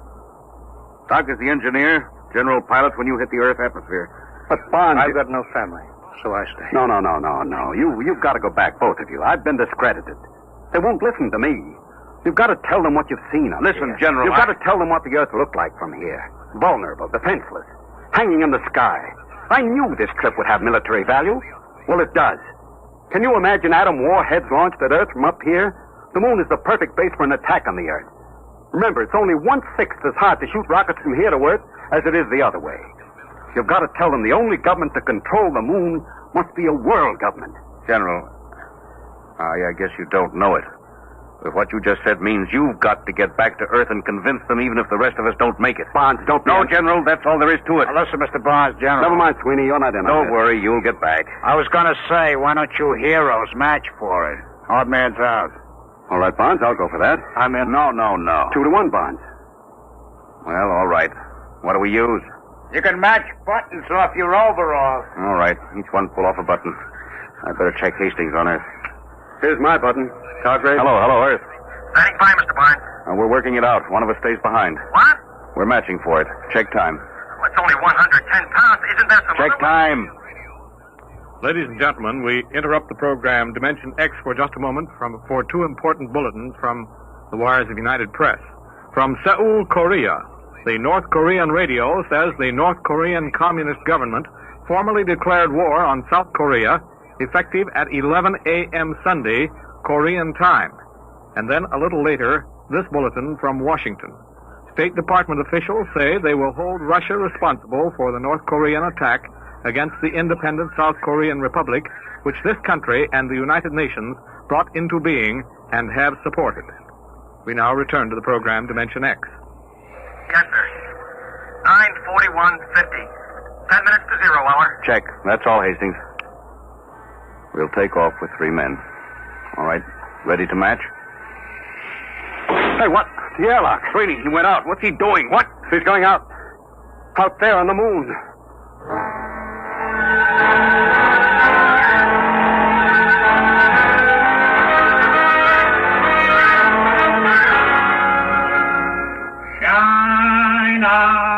Shine on, harvest. Hello, Sweeney. Can you hear me? Yeah, sure, Bud. Hiya. Oh, come back in here, you fool. Blow it. It's nice out here. Come back, Sweeney. You're going home. Yeah. Some other time. Remember the girls. Any girl. Listen, Sweeney, come back. This trip doesn't mean that much to you. We've talked you into it. Nobody can expect you to do this. Now, don't be crazy. Why not? I'm a lunatic. Get it? A lunatic. Sweeney, come back. Listen, I lighten your shift, get it? 160 pounds, that's me. Now go on, take off. Come back, Sweeney. You can't do this. Listen, you guys wouldn't count me in on the matching. Oh, no. I run on hooray for me, and you look out for yourself. Well, maybe you change my mind. I've been looking up there at that Earth hanging in the sky. We're gonna build something on this moon. All of you guys gotta go back. Doc, he's the guy to work it out in the lab. Bonds, you build the ships, and, the general, he's gotta pound those desks and see that it gets done right. You don't need me. Now, Sweeney, wait a minute. Come on, Blow, get gone. You're spoiling my whole day. So long, heroes. You don't understand. We can take off, all of us. What do you mean?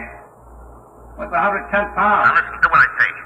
Get back in here, and on the way, pick up a screwdriver and a rat tail file and an oxygen tank. What's the deal? Get back in here. I've got a way to get us all off, if it works.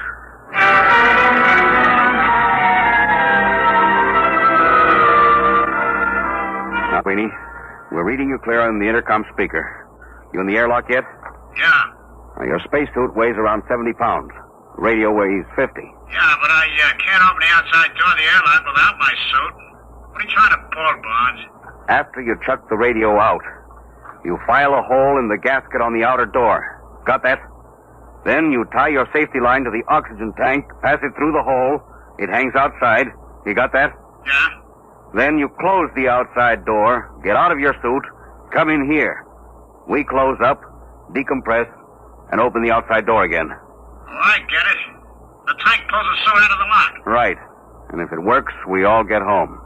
Now, hurry now, Sweeney. 8 minutes to calculated takeoff time. 8 minutes.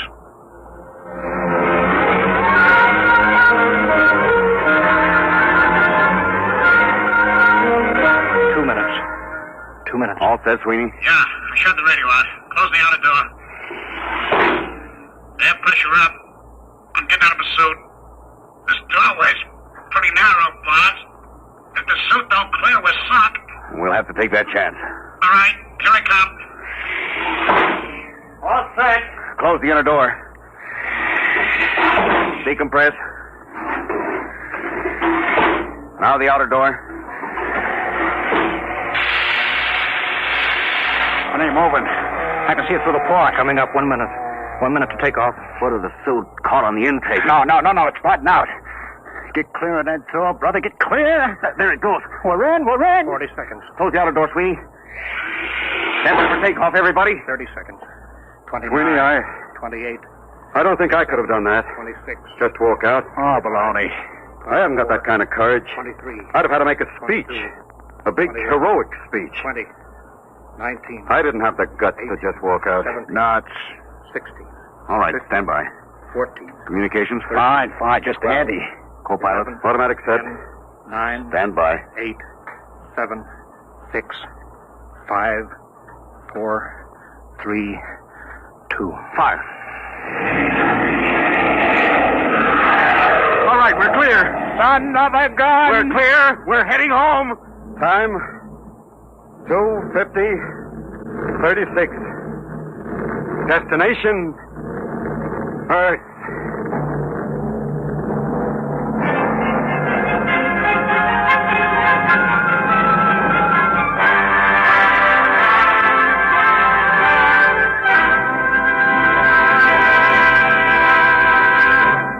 You have just heard another adventure into the unknown world of the future. Adventures in time and space, told in future tense.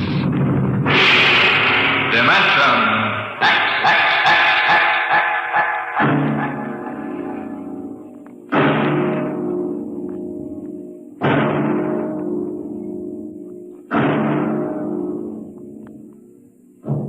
Can you predict the future? Can you tell what will come in 100 years? Or in 10? Or in the next minute? Tonight we present two ventures into the unknown. Two fantasies of the future, chosen from the works of one of our most brilliant young science fiction writers, Ray Bradbury. First, his story entitled, There Will Come Soft Rains.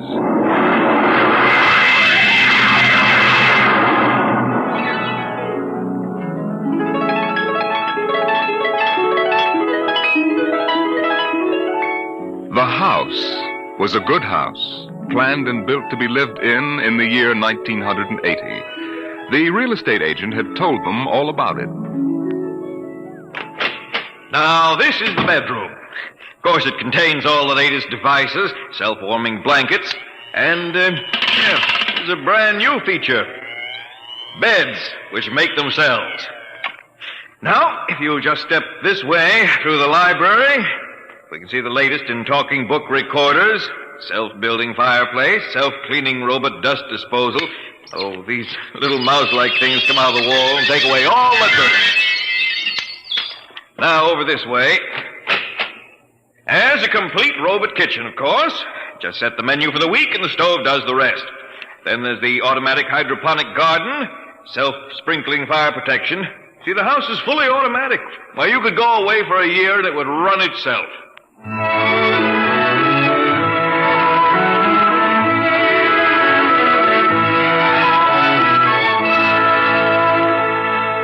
And so the family took the house. The man and the woman and the two children.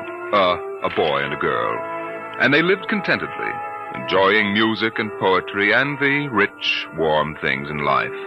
And the house fed them and slept them and entertained them. It made a good life for them. Until one day, there were 10,000 explosions, and the world shook, and red fire and ashes and radioactivity fell from the sky. The happy time was over.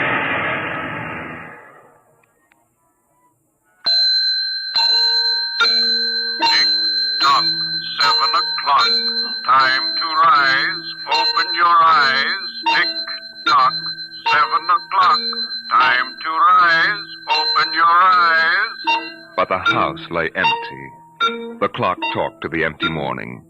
In the kitchen, the stove sighed and ejected from its warm interior 8 eggs, sunny side up, 12 bacon slices, 2 coffees, and 2 cups of hot cocoa.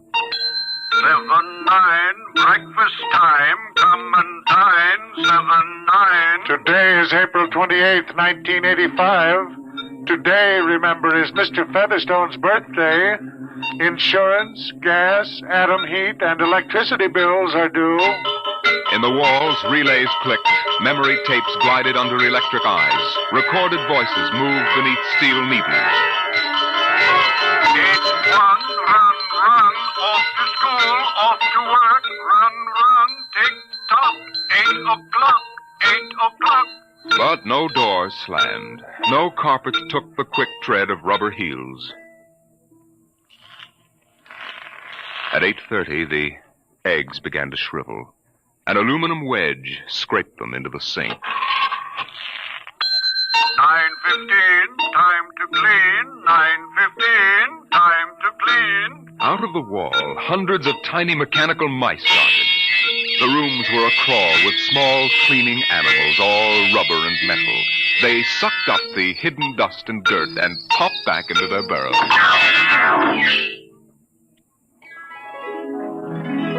At 10 o'clock, the sun came out from behind the rain. The house stood alone on a street where all the other houses were rubble and ashes. At night, the ruined town gave off a radioactive glow which could be seen for miles. At 10:15, the garden sprinkler filled the soft morning air with golden fountains. The water tinkled over the charred west side of the house, the side which had been facing the blast. It was black, except in 5 places. One of the 5 places was a silhouette of a man mowing a lawn, just as he'd been the instant the radioactivity burned his image into the side of the house. Over there, a woman bent to pick flowers.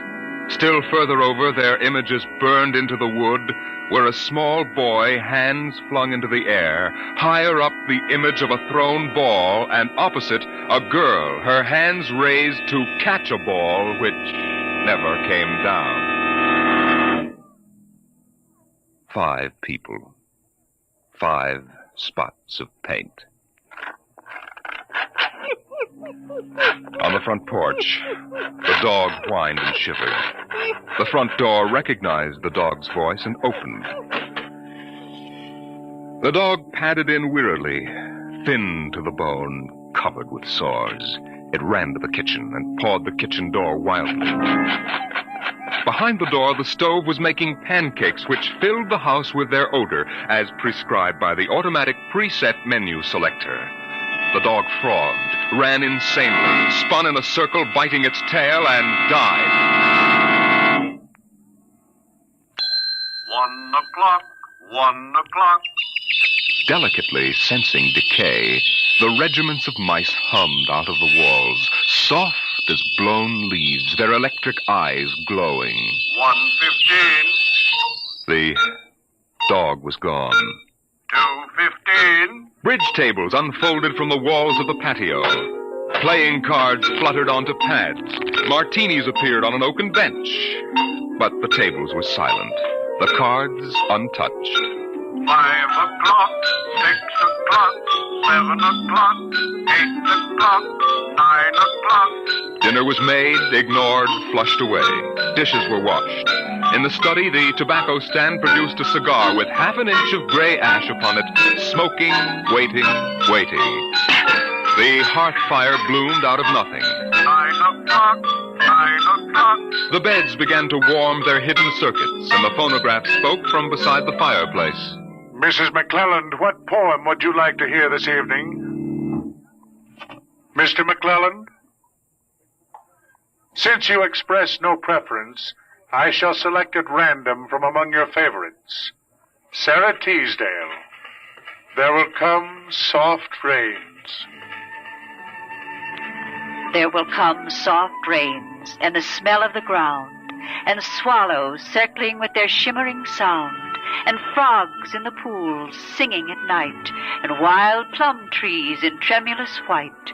Robins will wear their feathery fire, whistling their whims on a low fence wire, and not one will know of war. Not one will care at last when it is done. Not one would mind, neither bird nor tree, if mankind perished utterly.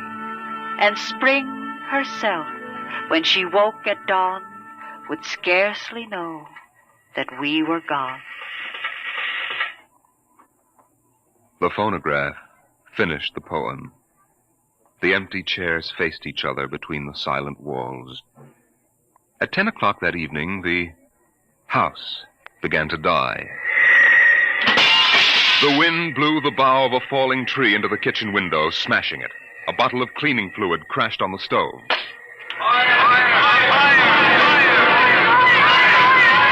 Water pumps shot down from the ceiling. But the solvent spread onto the doors, making fire as it went. Other voices in other rooms taking up the alarm. The windows broke with the heat, and the wind blew in to help the fire. The fire crackled upstairs at paintings, lay hungrily on the beds, devoured the rooms. The house began to shudder. The bared skeleton began to cringe in the heat. The wires revealed as if a surgeon had torn the skin off. Voices screamed in every room. Windows snapped open and shut like undecided mouths.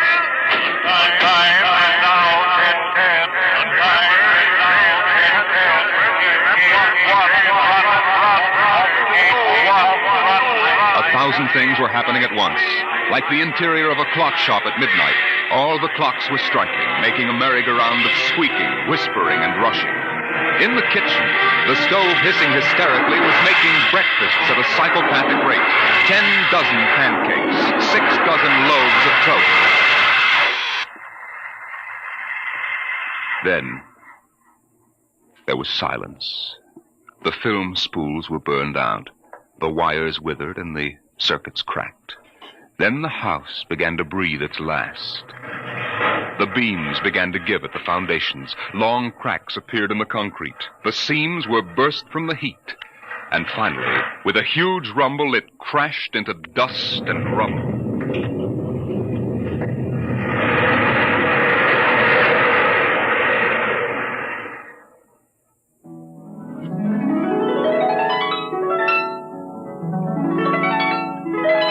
dawn shone faintly in the east. In the ruins of the house, only one wall remained standing. And within the wall, even as the sun rose to shine upon the burning rubble, a voice spoke again and again and again. No one would mind, neither bird nor tree, if mankind perished utterly. And spring herself, when she woke at dawn, would scarcely know that we were gone. That we were gone.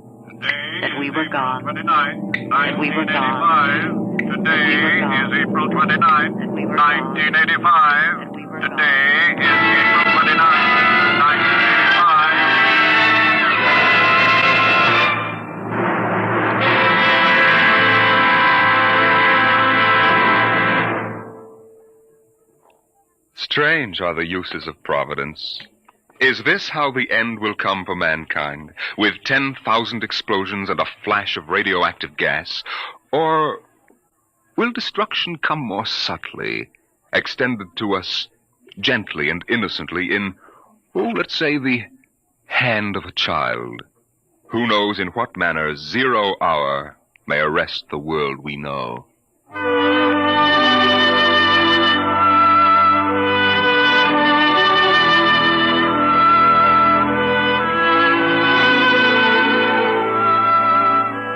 It was a perfect summer day in the year 1985. The streets were lined with green, peaceful trees. Businessmen sat in their quiet offices, taping their voices or watching televisors. Rockets hovered like darning needles in the blue sky. There was the universal quiet conceit and easiness of men accustomed to peace, quite certain that there would never be war or trouble again. There were no traitors among men, no unhappy ones, no disgruntled ones. The world was upon stable ground. Sunlight illumined the suburbs, and the town drowsed on a tide of warm, sunlit air. On the lawns, the children played, catapulting this way and that across the green grass, shouting at each other, holding hands, flying in circles, climbing trees, and laughing. And in the homes, busy mothers prepared for the evening arrival of their husbands. Excuse me, Mom. Good heavens, Mick, what's all the excitement? We're playing a game, Mommy, the most exciting game ever. What are you doing in that cabinet? I need some tools from Daddy's kit. Your father may not like... Oh, I'll take good care of them, Mom, I promise. Very well. Don't you lose anything. Oh, thank you, Mom. You want a glass of milk? Can't stop now, Mom. What's the name of the game, Mink? Invasion. Invasion. What will they think of next?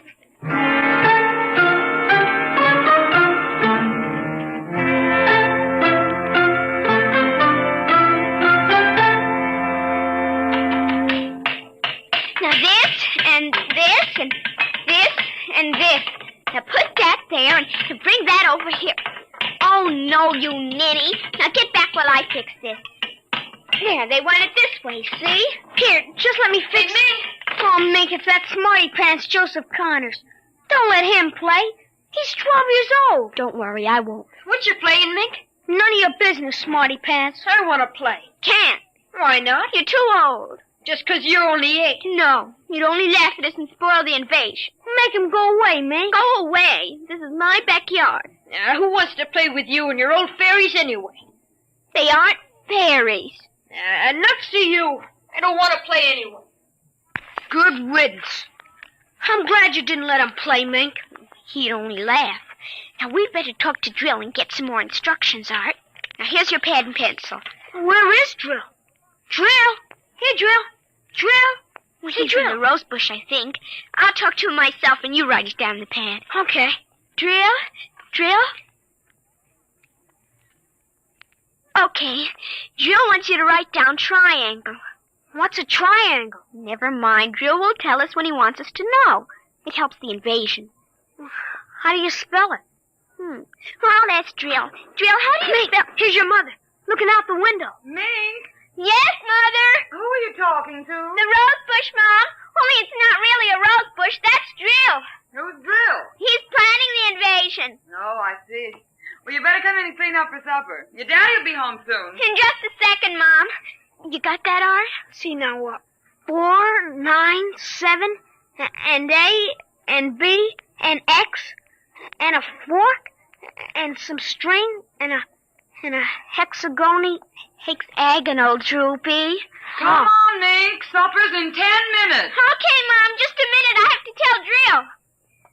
I wish we didn't have to eat, though. It holds up the invasion.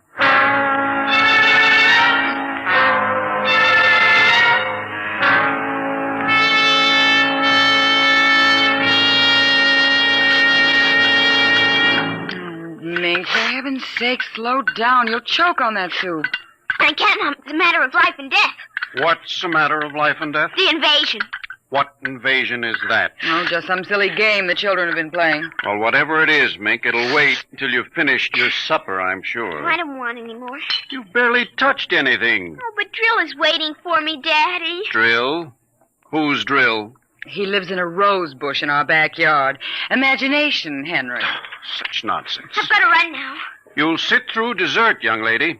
Oh, gee, Daddy. And while you're at it, tell me more about this new game. It's Martians invading Earth, Daddy. What? Well, not exactly Martians, Daddy. They're from... Well, gee, I don't know, from... Oh, And from inside that little head of yours.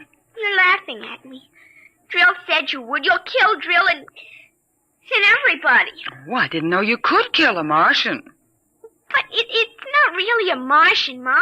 Maybe it's from Jupiter or Venus, even. Imagine. They couldn't figure out a way to attack the Earth. We are impregnable. Impregnable, dear. Well, that's the word Drill said, Well, anyway, that was the word, Mom, the same word. Anyway, so we're helping them. Now, who's helping who? Well, the kids are helping the Martians. Oh, fifth column, eh? Well, Drill says in order to make a good fight, you gotta have a new way of surprising the people. That way you win. And he says also you gotta have help from your enemy. Pretty slick, those Martians, using the kids for a fifth column, eh, Mary? And hiding under rose bushes, too, Henry. Don't forget that. Well, that's because grown-ups never look under rose bushes. Only kids. Oh, I see. Well, finish your fruit, darling. You can play for an hour afterward. Mary. Oh, it's so nice out, Henry, and there's no school tomorrow. Very well. Till 8 o'clock. Drill says after the invasion we can stay up as late as we want. No more bets, either. Oh, is that so? We can watch all the grown-up televisor shows. I don't wonder this invasion has caught on among the kids. Well, some of the kids are giving us trouble, like Dale Britz and Petey Jarek. They're growing up so they won't believe in the invasion. They make fun. Worse than parents, even. I hate them worst. We'll kill them first. I hope you're saving your father and me for last. But Drill says you're dangerous. What? But I think they'll let me keep you because I'm helping so much. I'll talk to Drill. Maybe we won't have to kill you. Mary, I think this nonsense has gone far enough. Can I go out now, please? Well, run along, dear. Don't worry, Dad. I won't let them hurt you. Mary, I think the child's taking this game entirely too seriously. Invasion. Now, Henry, you know how Mink is. Besides, all children have their aggressions. Better to get them out in the open, I suppose. Maybe you're right. I was wondering about bridge with the Jacksons tonight, Mary. All right. But, you look tired, dear. Why don't you sit in the relaxer for a while and get a massage? I'll sew for a while until it's time to... Oh, I wanted to call my sister Helen. Oh, good. Find out when her husband's going to return my golf clubs.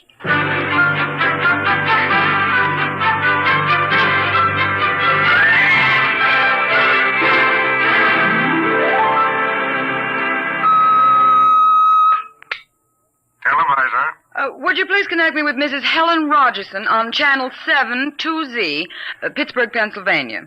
What is your channel, please? 817X, New Rochelle, New York. Thank you. Just a moment. Go ahead. You can see your party now. Hello, Mary. How are things in New York? Fine, Helen. How are things in Pittsburgh? You look tired. Oh, I've been having a terrible time with the children. Sick? No, just underfoot. They've got a new game that's got me just about crazy. It's called Invasion.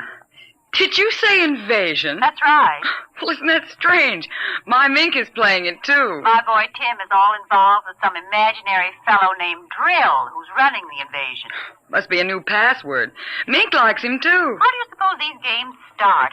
My backyard looks like a scrap drive. They've got every conceivable kind of mechanical gadget arranged out there. I talked to Josephine Schiller in Boston, and she says her kids are wild about it, too. It's sweeping the country. Remember when it was the Roomba? Please, dear, I'm not that old. Mommy! Oh, please, Minky, I'm on the televisor. Come on, see your Aunt Helen. Hello, Ming. Hi, Aunt Helen. Look what I've got. What is it, honey? Well, it's the yo-yo. Look when I unroll it. See? Well, Helen, look, it vanished. Where did it go? Into another dim... She means dimension. I say the darndest thing. My Timmy brought one home, too. I can't figure out how they work. Make it reappear, honey. There. See, it's easy. Oh, where'd you get it, dear? Jill gave it to me, Mom. Mink? Bye, Aunt Helen. Gotta run now. Mink, you come back here. I want to talk to you. Aunt Mom, 0 hour, it's 5 o'clock. Mink! Bye! Oh, I can't understand it. The child's never been so unruly. Helen, do you suppose that... What? Nothing. Just a wild thought that... Say, the reason I called, I want to get that black and white cake recipe, and Henry wants his golf clubs. I don't know what he'll do. What was that? I don't know.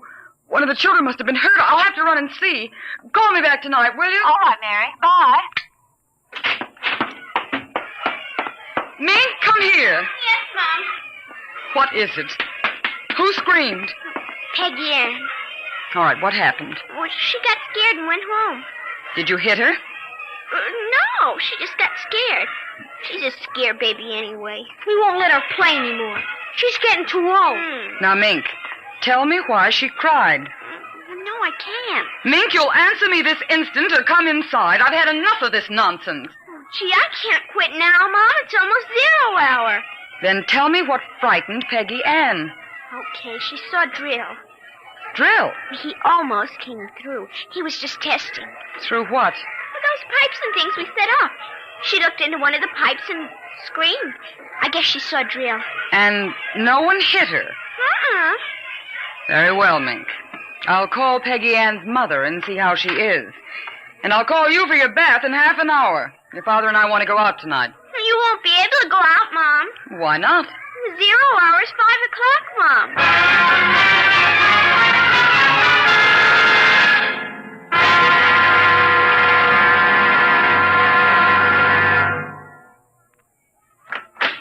Hello, dear. Oh, you home already, Henry? Yes, I thought I'd relax a little before we went to theater.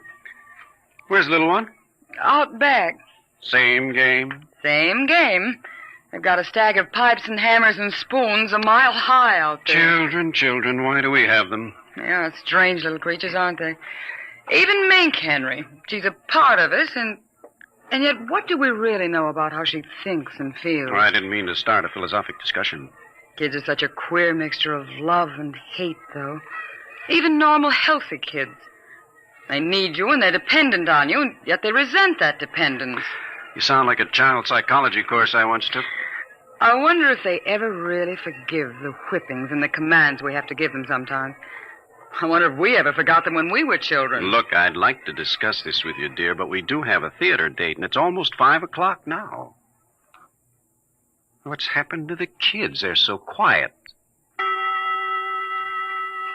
When children are quiet, you know there's some mischief. What's that sound? I don't know. Those kids aren't playing with anything electrical, are they? I'm sure they aren't. At least I Just the same, I'd better go out and Henry.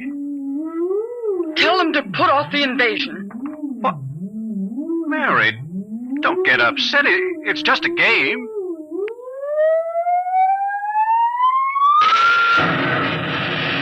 Good Lord, what's that? Look out the window, Mary. What is it? Where are the children? Mary, why are you shaking? What did you see? Henry, quick. Up to the attic. They aren't in the attic. Yes, the attic. Quick. Mary, come back here. Mary! Mary, don't go up. They aren't up there. Mary, you out of your mind? There's no one up here. Quick, shut the door. Lock it. But there's nothing up here. What is wrong with you? Mary, come to your senses. Henry. What are you talking about? I saw it. Through the window, Henry. It was horrible. What? It is an invasion. For heaven's sake, let's get down out of this attic and talk this over sensibly. I want to find out if Mink is all right. She's all right. I saw her. She was leading them around the corner of the house. Leading who? The kids? Shh. It's nothing. Oh, listen. Huh? The front door.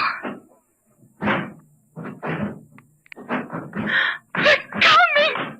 Good Lord, those kids sound like 50 men with boots on. No, not men. Oh, please, God, don't let them find us. Don't let them, please, God. I don't understand. Who's there? Shh, don't shout down here. Who's down there? I demand that you answer me. They're coming. The whole house is shaking. Who? Who's there? Shh, please, be quiet, Henry. They might go away. Henry? Mom? Dad? Are you in the attic? Henry, listen. It's Mink. Mink, we've got to save her. Henry, you don't understand. She's leading them. What? She's leading them. She's on their side. Oh, please, God, forgive them. The children on their side? Oh, she told us, but we wouldn't believe her. Henry, they're coming out!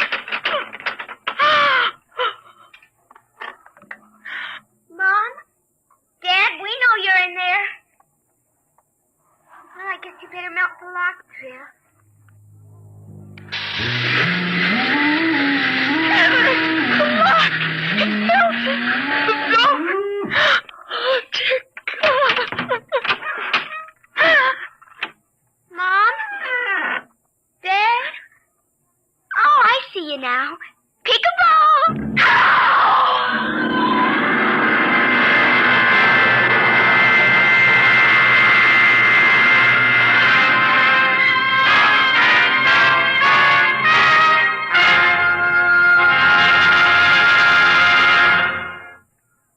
You have just heard another adventure into the unknown world of the future. The world of Dimension X.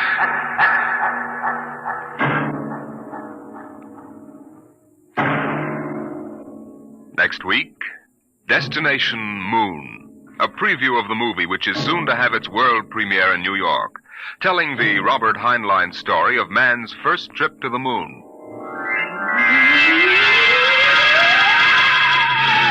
Tonight's adventures in Dimension X, There Will Come Soft Rains, and Zero Hour were written by Ray Bradbury and adapted for radio by George Lefferts. Featured in the first story as narrator was your host, Norman Rose. The leading players in Zero Hour were Denise Alexander as Mink and Rita Lynn as the mother, Roger DeKoven as the father. Music by Albert Berman. Engineer Don Abbott. Dimension X is produced by Van Woodward and directed by Edward King. Robert Warren speaking. Transcribed in future tense. Dimension X.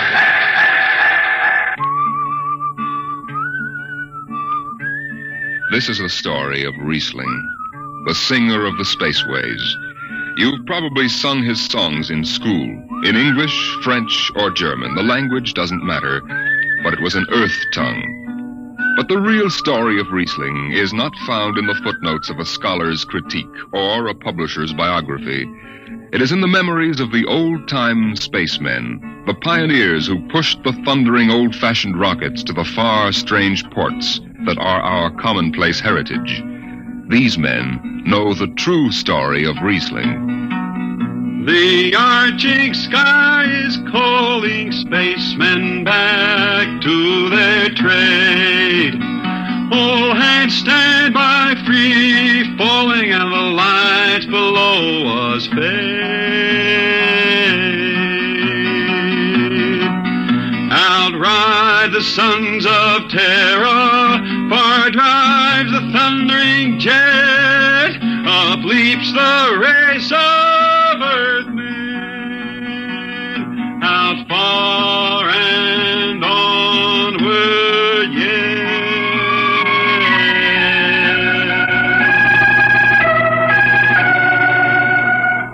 I first met Riesling, he was hustling drinks in the Twin Moons bar at Drywater, Mars. He'd won a guitar off a Chinese barkeep at Luna City by cheating at one thumb, and he made his whiskey by singing in the bar and passing the hand. Listen to her, Hertzman. Don't she strum pretty?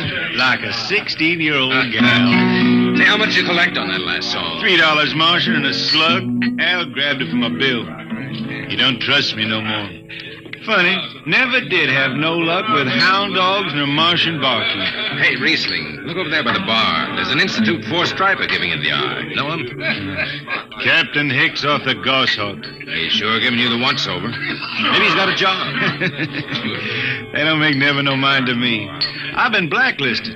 Hicks logged me for making up a song on watch. Right fine song, too. Hold it. Here comes the brass arm. Riesling, I've been looking for you. I've been right here, Skipper. You saw to that. I need a jetman on the Goshawk. Interesting. Real interesting. Well? I got news for you, Skipper. You blacklisted me, remember? Well, you kept your nose clean, and we need an experienced man. Been a little changing down aft in the Goshawk, ain't there, Skipper? How'd you know that? You got that new atomic pile drive. Last 3 of them tea kettles blew somewhere in the asteroids. Look, it's double pay, but if you're scared... Scared? Listen, fella. For double pay, I'd jump off the top of the Harriman Tower if you allowed me rubber heels for the landing. All right, then. You show up tonight to sign the book. Sober. Got no choice, Skipper. Money and me is total strangers. We lift at 11:30 Mars time. Sober, you understand, Riesling? You taking the job? Well, that Goshawk is one stinking old tub. Her engine's got more bugs than a beagle dog in spring. And that new drive is about as safe as a pretty gal in the Ozarks. But I reckon she'll do for one more trip.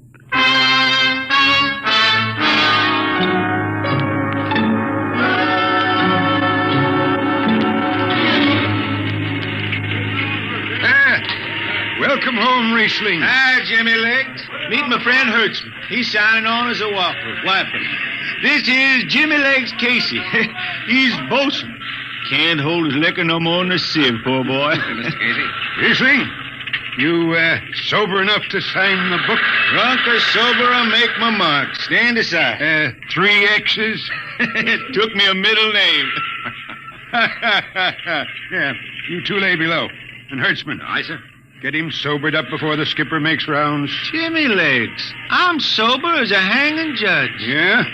Well, you can leave that bottle here. What bottle? The one in your back pocket. Oh, glass buttons, maybe, huh? Give it here. Jimmy Legs, I swear I'm going to write a song about you. Go ahead, threaten me. Now get below. We raise ship in 30 minutes.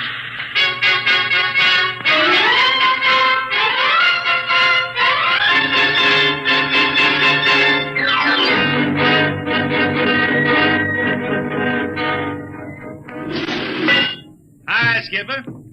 Riesling, what the devil are you doing up here on the bridge without permission? Figured I'd take a little stroll. Riesling, get below before I have... Hold on, Skipper. You'll have that gold braid just crawling up your arm. I'm up here on business. Well? That number 2 jet ain't fit. Cadmium dampers are warped. Why tell me? Tell the chief engineer. I did. He says they'll hold. Well? He's wrong. He's wrong. He's got a Harriman Institute degree in power electronics. And some drunk space rat says he's wrong. Skipper, I was damping jets when that shirt-tailed tad wore pins for buttons. I've got no time for you, Riesling. Casey, sound takeoff. Aye, sir. I'm telling you, Skipper, that number 2 jet's gonna blow. Dampers warped crooked like a turtle's back. Riesling, drag your deadhead out of here. Get below. Go ahead from control tower, Captain. All right, Casey. Fire 1 and 4.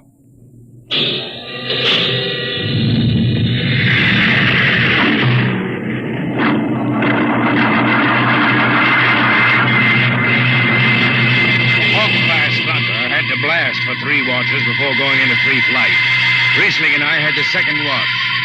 Damping was done by hand in those days with a multiplying vernier and a danger peeper. And as long as the peeper ticked off slow and steady, we knew the ship was safe. For a while. Hey, Riesling, you better stow that guitar. If Jimmy Legs catches it, he'll blow a gasket. Don't worry, I can damp this tea kettle in my sleep. How's number 2? All right, so far. Did you ever hear that song about Hicks, the one that got me blacklisted? Oh, the skipper is the father of his crew, a gentle guiding light to me and you. But on Mars he likes his women if they walk or if they're swimming, or if they've got 6 arms instead of 2. Hey, the second verse is better. Now the skipper likes his liquor by the quart. Yes, he'd go from Mars to Venus for a snort. He'll drink rocket fuel and... Well, hi, Skip. Didn't see you come in. You were too busy, eh? Who's watching the gauge? I got an eye on it. Don't you fret none. Riesling, I'm going to fix it so you can't get a berth on a rocket-powered pogo stick. Report to Casey under arrest. I don't rightly think I will. You what? You kind of forget, Skipper. According to Space Code, you can't remove a jetman till the end of the watch, right? Now, look, you corn-fed space lawyer. Now, is that a rule or ain't it? Riesling, your shift is over at 2300. And I'll see you ride the rest of the way in slot locker. Maybe. Maybe. In the meantime, you clear out of my power room. I gotta make me up a third verse from a song.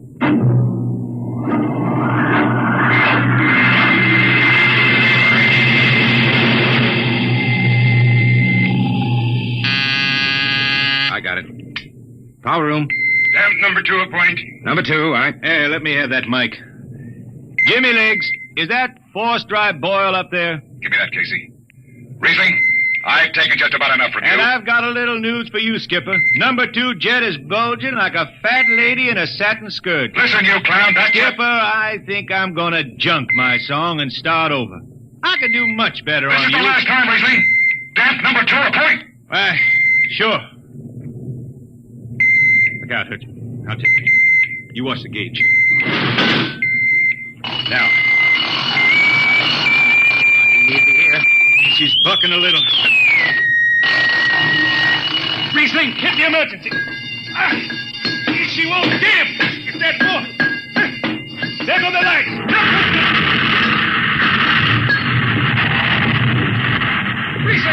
Riesling, stay down behind the baffle. I've got to take a look. It's radioactive. Look out. I've got to piece the hot stuff out of the tube.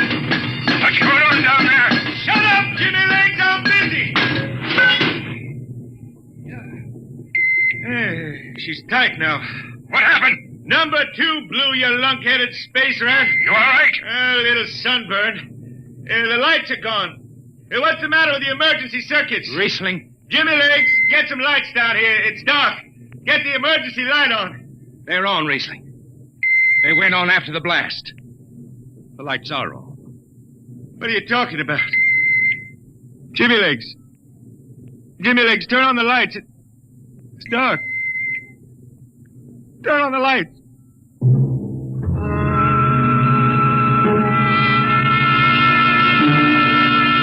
That blue radioactive glow from the jets was the last thing Riesling ever saw. His optic nerve was burned out in an instant. He was in sick bay on the rest of the trip, and on the swing back, we set Riesling down at dry water Mars. Look out for the cable, Riesling. Thanks, Hurtsman. Hey, Riesling. That you, Jimmy Legs? Hold up a minute, will you? Oh, Riesling. Jimmy Legs, I promised I'd write a song about you, didn't I? Sure, Riesling, sure. Can't seem to sing like I used to. Look, Riesling, the men up on the bridge feel kind of bad about this. Yeah? Why didn't they think of that when Riesling told them that damper was shot? Now, Hertzman, that's all over. Sure. That's all forgotten. Riesling, let's get down to the Twin Moons before I vomit. Now, hold it. The skipper feels pretty bad about the whole thing, Riesling. Kind of late for that, Jimmy Legs. Feeling sorry don't hold no corn. The boys passed the hat. The skipper kicked in half a month's pay. Did he now? Then on principle, I suppose I ought to tell him to stuff it back up the jets. But you can't buy no drinking whiskey on principle. I'll take it. Here you are. I'll get it. I'll be seeing you, Riesling. Sure, Jimmy Lee. Sure. Come on, Hertzman. Let's get that drink.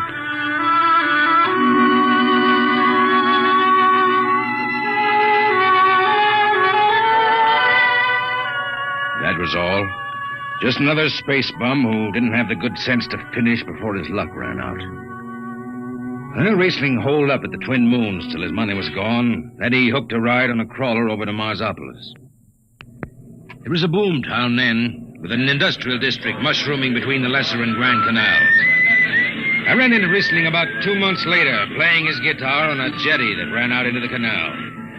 He had a dirty rag tied over his eyes with a jetman's knot, and his hat was on the wharf beside him. Riesling! Who's that? Wait a minute. Hertzman. Yeah, how have you been? Passable. Say, is this a Venusian dime? Ah, it's a slug. I figured. Well, how's it going? Singing again? Some. Working saloons mostly. But I've been thinking some funny songs, Hertzman. The words come out different than they used to. Come on along the canal with me. Sure. Here, take my arm. I know the way. That's a funny thing, Hertzman. I figure I know it better than other folks. Look back there, towards the city. What do you see? Factory towers. Smell them from here. But it don't seem that way to me. I remember them old buildings, old before Bible times on earth. Thin and graceful like the fairy palaces my Grammy used to tell about down home in the hills. They've torn them down now, or else blocked them up with cinder bricks. Hertzman, when I stand out here on the canal, I can see it the way it used to be. The water, ice blue with the stars shining up out of it. Way off there, the city with the towers sweeping up like a bird flying off a tree. I can see it. It's the dirtiest stinkhole in the system. Not always. Depends on how you see it. Won't tie the race that raised the towers, forgotten are their lores. Long gone the gods who shed the tears that lap these crystal shores. Slow beats the time-worn heart of Mars beneath this icy sky. The thin air whispers voicelessly that all who live must die.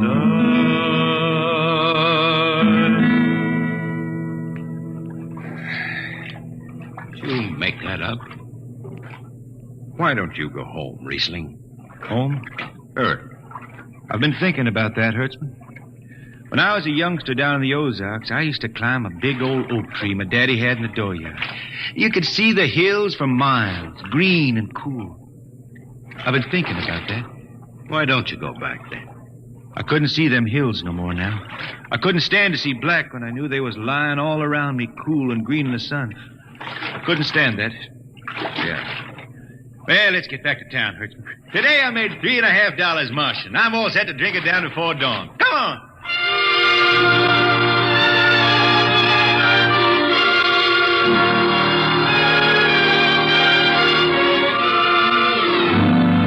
I lost track of Riesling after that. I shipped out on a slow freight of the Condor class for Luna, and he hitchhiked a ride to Venusburg on an ore ship in a tri-planet run. And so he beat around the system, Venusburg to Layport to Drywater to New Shanghai and back. Any spaceport was his home, and no skipper had refused to lift the extra mass of Riesling and his battered guitar. He made up his songs, sitting out watches down in the power rooms with old shipmates, while the monotonous beat of the jets shook the hull plates.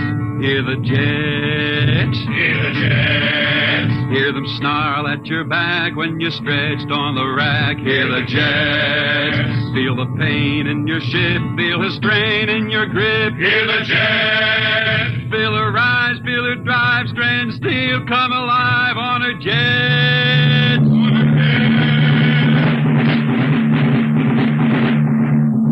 Little by little, his songs began to travel along the spaceways ahead of him. Raw spaceman songs with titles like Since the Pusher Met My Cousin and The Spacesuit Built for Two. But more and more, we began to hear a different kind of song. Strange, sad songs magazines, the ones you find printed in the centennial editions. Dark Star Passing, Death Song of a Woods Cove, and then, finally, The Green Hills of Earth. It grew for 20 years, that song. They say it started way back when Riesling was down in the labor camps on Venus, singing for the indentured men. Now, if someone will kindly pass a bottle. Oh, it is not much, Riesling. Here, it'll do. What is that stuff? Tequila. You cannot make him good here on Venus. What do you use? Carac bush. Home it is different. Where are you from, son? Tasco, Mexico. That's a long way from here. See, a long way. How'd you come to sign on? The man comes out to the village from the city in a shining automobile. Very big. He says there is work. You signed the paper for 10 years and you work. Yeah, work. There is work here, all right. 10 stinking hours in the jungle with machete. I tell you, when I get home to Earth... What'll you do, son? What is the use? We aren't getting home. You know how many men die out there in the swamp today? 10 men. 10! What is the use? My mother, she's dead. My father don't care. A girl? Oh, she says she wait. I don't know. Sure, son. You sing some more, Riesling. We drink, you sing. Maybe a new song, son.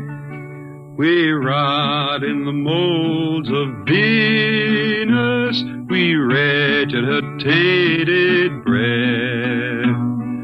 Foul are her flooded jungles, a-crawling with unclean dead. What is the matter? Finish the song, Riesling. I can't. Can't yet. It just don't come. I'll finish it when I go home. That's it. When I go home to the hills. Now pass that bottle. The dawn whistle don't blow for 4 hours.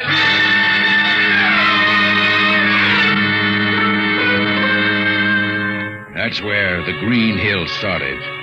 And I was there when it was finished. It was 20 years after that. And there wasn't a man flying or on the beach hadn't heard of Riesling and his songs. He was getting old now for a spaceman. He was a familiar figure through the whole system. Tall, gaunt, and with that dirty bandage tied across his blind eyes. I was chief jetman then on the old Falcon. We were cradled at Venus Alice Isle, scheduled for a direct jump to Great Lakes, Illinois, on Earth. I was checking in dunnage when Riesling felt his way up the gangway and came through the lock. Riesling! Who's that? Mike Hertzman. Hertzman. Well, what are you doing on this old hog? I figured I'd ride her back to Earth. Earth? Are you going home, Riesling? I thought you were never going to make that run. I've been hankering to set foot in the Ozarks again. How about those hills? I've been singing about them so long now, Hertzman. I got to finish the song. I got to set foot in the dooryard and hear the wind through that oak tree. About the last thing I'll be doing. I got to get home before... Riesling, there's a new company policy. You see, now, Hertzman, I'm getting just a little old. Riesling, listen. No more deadhead rides. The new code book is in force. Oh, I seen code books come and go. The skipper's one of them youngsters fresh out of Harriman Institute cadet training. He's liable to throw the book at you. At me? I've been around space as long as Halley's Comet and Brewster's Ridge. I'm going back to Earth, the cool green hills of Earth. I'm going home. All secured, Hertzman. What are you doing here? That's Riesling, Captain. Riesling, huh? I'm dragging it back to Earth, Captain. Not in this ship. Hertzman, have this man removed. Funny thing, Captain, I sprained my shoulder suddenly. Look, Skipper, you're a youngster. You're pretty new out here. I'm going home. You don't know what that means to an old man, going home. I can't take you. Against the Harriman Code. Oh, now look, Skipper. You can slide me by to the distressed spaceman's clause in that code book. Distressed spaceman, my eye. You've been bumming around the system for 30 years. Skipper, you make me do something I never done for no one before. I'm an old man. An old blind man, and I want to go home. I ain't never crawled in front of a four-striper in my life, but you gotta let me drag home. The law says a man's got a trip coming to him. You can stretch for a poor old blind man, now can't you? You got it, Skipper. All right, you old space rat. But keep out of the way. I run an efficient ship, and I don't want any trouble. No, sir, no trouble. I'll just lay down to the power room. I kind of like to be near the jets when they blast off. For Earth.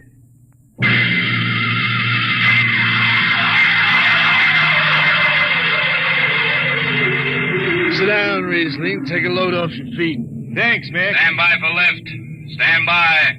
Best seat in the system. Power room and an old Hawk glass ship. Power room, fire 3. Aye, sir.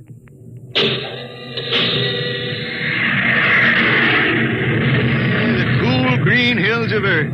You still singing that, Riesling? Oh, some. I changed her a little. Gonna finish her now, Mac. Going home to finish her. Yeah. Have you seen those new automatic dampers, Riesling? Don't have to do nothing but sit and watch. Where's the peeper? Turned off. She's all automatic. You have it soft nowadays. When I was twisting her tail, you had to stay awake. You got an old hand damping plates on? All but the links. Iron shipped them. They cover up the dials. You might need them. No, the automatics handle. Finally going home, Riesling, huh? Won't seem the same out past the moon. I've been waiting for this a long time, man. Gonna be good to get home, I reckon. The argent sky is calling spacemen back. Mac, you all right? I got the emergency. The hand dampers. Where are the links? Mac, you gotta be on the wall here somewhere. I got him.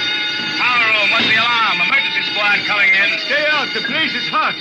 Radiation blast. Stay behind the baffle. I got the link shipped. I can hand damper now. What's going on in there? I'm still in Jet 3. Is this McDougal? McDougal is dead. This is Riesling on watch. Riesling, get out of there. You'll kill yourself. Don't worry, Skipper. I know this power room like the inside of my shirt. Somebody's got a damper. Riesling, I'm sending in a crew. No use. The whole room will be hot for an hour and the other jets won't hold. Skipper, throw on the recording tape. What? Throw on the recording tape. I want to get something down. Tape's on, Riesling. Stop it, Riesling. The radiation will burn you down. Yeah, I reckon. Yeah, pretty sharp sunburn. Pick me out of here with a tongs and bury me in a lead shield coffin. Okay, Skipper. She's clean. Radiation's getting brighter. I can almost see it. Bright, rosy like the sun. Like the sun over the hills down home. I got my song figured right now. Here it comes. We pray for one last landing on the globe that gave us birth. Let us rest our eyes on the fleecy skies of the cool green hills of Earth. I can see him now. The hills. The sun. I can see the sun. That's the way he died. Riesling, the blind singer of the spaceways, singing of the home he never reached, the cool green hills of Earth.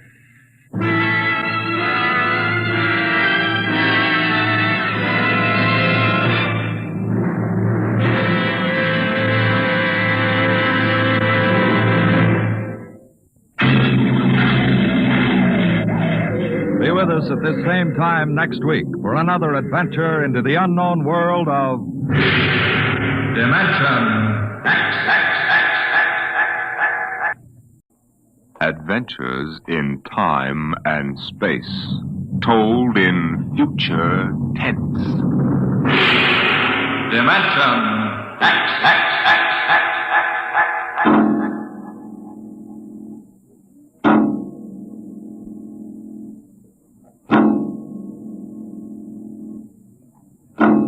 Time is an interesting phenomenon. A ticking clock, the running sands of an hourglass, all these have captured the imagination of men.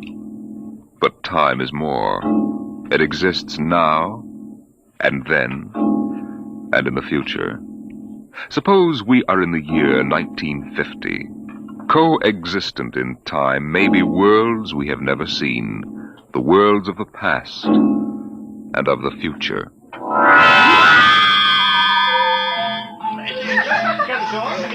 The year was 1950. It was a spring night in Mexico, fiesta time. The fireworks shot up into the clear, dark sky, and a papier-mâché bull ran about the plaza chasing boys and laughing men. Mr. and Mrs. William Travis stood on the edge of the yelling crowd, smiling. Oh, what is it, Bill? What are they saying? They're cheering for the bull. Here he comes. He's good, isn't he? I wonder how they rigged up that fire breathing. Oh, Bill, it's wonderful. I've never enjoyed myself so much in my life. It's terrific. Oh, they've caught the bull. Bravo, Toro! Bravo, Toro! Oh, it will go on, won't it? I mean, our trip. Ah, Sue, don't worry. I've enough traveler's checks for a lifetime. Relax. But suppose they find us. Forget it now. They haven't a chance. But suppose they do. Suppose they take us back. They'll never find us now. Relax. Enjoy yourself. Oh, if it only lasts. Come on, darling. Let's get out of the crowd. I think you need a drink. All right. Let's try something different this time. I want to try every drink there is in the world. Oh, don't worry, darling. There's no rush. We've plenty of time now. All right, in here. Oh, there's a table over there. Come on. Bill. What's the matter? Don't look right away, but over your left shoulder, right by the end of the bar, that man. What is it? I saw him this morning in the plaza. Well, darling, take it easy. The town is full of tourists. But he was at Juarez and Tasco. Bill, I'm afraid. Well, now, don't stare at him. Come on. I know it's the same man. He was wearing the same white suit. Sit down, Sue. All right, now, come on, dear. Smile. Act natural. Bill, he's been following us. He's a searcher. I know he is. Quiet. Oh, boy. Here, boy. Si, senor. Si. Benedictine and brandy. Two. Si. Si, senor. He's watching us, Bill. Will you quit worrying, darling? The chances are 1 in 1,000 that they found us. Probably it's just a coincidence. I want to lie down. I think I'm going to be sick. Susan, hang on, will you? If he is looking for us, we can't run out.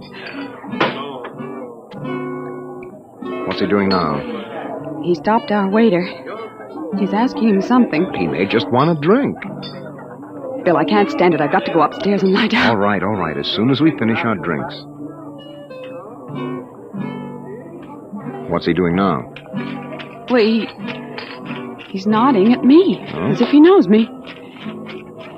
And he's smiling. Bill, he's coming over here. Now watch yourself. We've got to go right on in front of him. So if he is what we think he is, he won't suspect. I couldn't. We've got to. Now, come on. So I said to David, Dave, that's ridiculous. You know that a thing as that is never going to take... Kristen. What? You did not pull up your pants leg when you sat down. Oh, well, I'm afraid you have the wrong person. My name isn't Chrysler. Kristen. No, well, I'm William Travis. I don't see what my pants leg has got to do with it. Mind if I sit down? Well, yes, Everyone nowadays pulls up his pants leg when he sits down. Like this. Keeps the trousers from bagging at the knees. But, of course, if you're not used to this style of clothing... Now, see here. We don't know you. We don't? I'm sorry. I thought I knew you. Look, this is our table. If you don't mind... You see, I'm looking for 2 friends of mine. A man and his wife, very much like you. The man is an atomic scientist. The wife, a bacteriologist. Very important people. They work on government business. Just what are you talking about? When I find my friends, going to take them home with me. Look here, Mr. Sims. That will do for now. All right, Sims. I understand that you thought you knew us. But you can see you're mistaken. Now, if you'll excuse us, my wife and I were just going up to our room. We have to make an early start in the morning. Going for a trip? Up Acapulco, perhaps?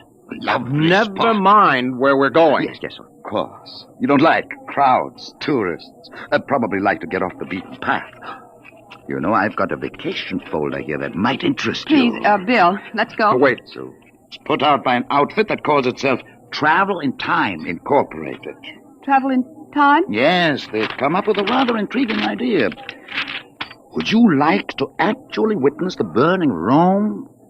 Sail with Columbus in 1492 on his voyage of discovery to America? Meet Cleopatra? Then why not take your vacation in time as well as in place? But perhaps you've seen this leaflet before. Of course not. Then you'll be interested in hearing the rest. Travel in Time Incorporated can put you in the crowd at any place and time in history. Look, we guarantee to teach you any language you need to move freely in any year without risk of detection. This summer, why not escape from the worries of our modern world? Take your vacation in time. Oh, that's impossible, of course.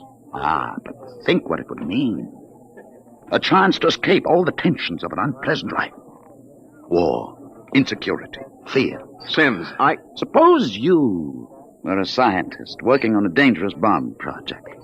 Or you, Mrs. Travis, suppose you were a bacteriologist working on disease cultures. And you had a chance to escape all that. To take a vacation 200 years in the past. Would be wonderful, wouldn't it? Escape to a more peaceful world?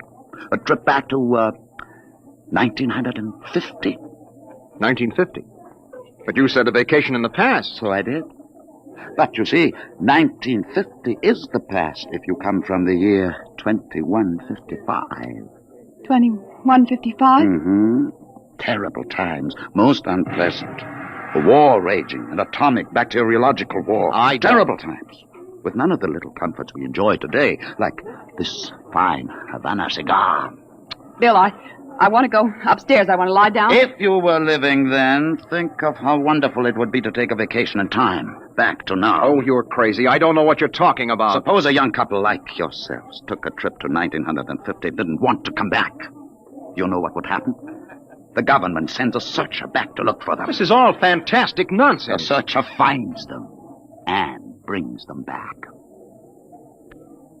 Well, do you think I'll find my two friends, Mr. Travis? Bill, please take me upstairs. I don't feel well. Oh, is the lady feeling a bit sick? How unfortunate. Here are the drinks, senor. Well, shall we drink a toast to 2155? To the future.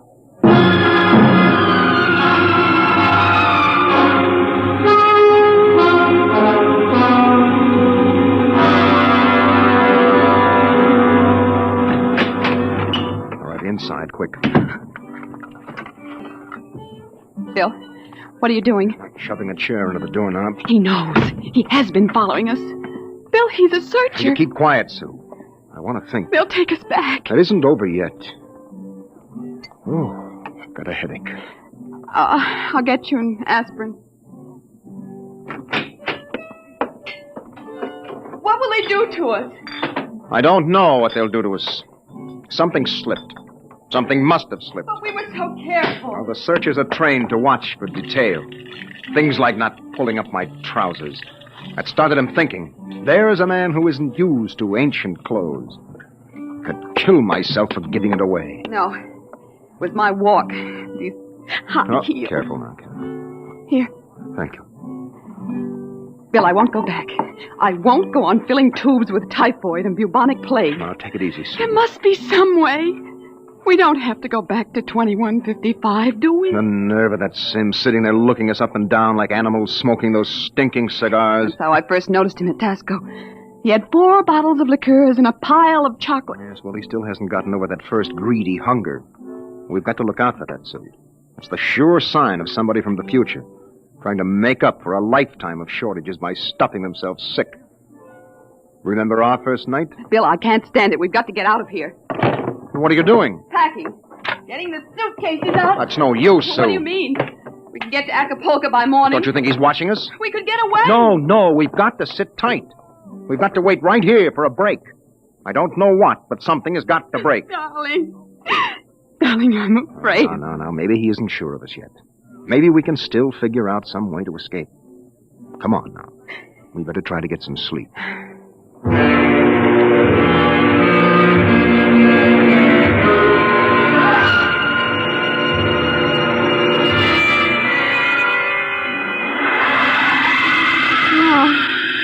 No, I won't go back. Security police. The bomb. The bomb is falling. It's falling. Sue, what's the matter? Sue! Sue, wake up, darling. Sue, Bill, wake up. Where are we? Bill. All right. Now calm down, honey. You were dreaming now. It's all right. Bill, where are we? No, we're still in 1950. It's all right. You must have had a nightmare. It was awful, Bill. Bill, there was an explosion, a terrible explosion, and my hand burned and wrinkled, and the buildings broke. Oh, Bill. Bill, we won't go back there, will we? Ever? No. Go to sleep, honey. It's all right. We're in Mexico, 1950, and we're going to stay here. Oh, Bill. Sue, I've been lying awake here thinking. It may be that he's still testing us, but he's not absolutely certain. That may be why he hasn't moved. Well, maybe he's just playing with us. Yes, maybe. I wouldn't put that past him either. He's got all the time in the world. He can stay here as long as he likes, then bring us back to the future 60 seconds after we left it. They can't make a scene, can they? They don't dare come out in the open. No. That might change the future. They're afraid of that. Oh, Bill, if we could only tell somebody, ask for help. Now, Sue, you know we can't. That's why we had to submit to the psychological block treatment before they okayed our vacation. We couldn't tell if we tried. The block is too strong. Oh, maybe we can break it, Bill. And what if we did? Who'd believe a crazy story like ours? Who would believe that we come from 2155? No, Sue, that would do no good. But this is important. They have to get us alone to put us in the time machine to send us back. Well, then that's it. We'll never be alone. Listen, it's still fiesta time. It'll be easy to stay in the crowd. Yes, that's our only chance. We must not let him get us alone. He won't get us back to that war and that insane world. Bill. It could be the room clerk. At 3 in the morning? I'd better answer it. No, don't. Don't, Bill, don't. I've got to. Hello? Hello? Mr. Travers? What is the idea of this? It's 3 in the morning. Yes.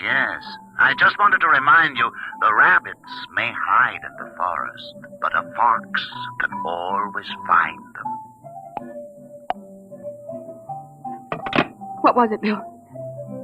Bill? No, never mind, darling. Come on. Let's get some sleep. Why, we can.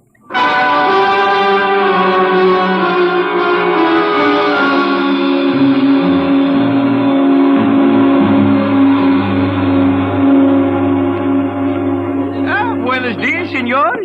Good morning, Senor Gomez. I trust you are spending pleasant days in my hotel. Fiesta time is the best. Oh, it's been lovely. Your special table is all ready for breakfast. Oh, fine. Where blazes is the hotel? Hey, you, Buster, where's the hotel in this godforsaken sinkhole of a world? What is all that racket? Great excitement, very great. Why, what is it? They come with 4 trucks and innumerable automobiles. A motion picture company from Hollywood. Oh, what are they doing down here? They make pictures of our fiesta for the backgrounds. Oh, yes. We have a very beautiful town. Beautiful. Yes, very beautiful. That fat man, the one with the most colorful shirt, he is the chief, the director. Oh, yes. Manager, where's the manager of this Adobe flea bag? Coming, senor, coming. You will excuse me. Oh, I hope the table is satisfactory. Coming, senor, coming. Sue, this is a break. That movie company will draw crowds, and that helps But us. when can we leave, Bill? Well, not today. He'd be sure then. It'd be easy to catch us above on the road. We better stay and try to lull Sins. Okay, kids, end of the line. Ciao. Get it up, Buster. Lay off the pepper. I got to know. There's Sins, Bill. Across the dining room. Well, we can't do anything now, not with these actors coming in. Okay, follow me, kiddies.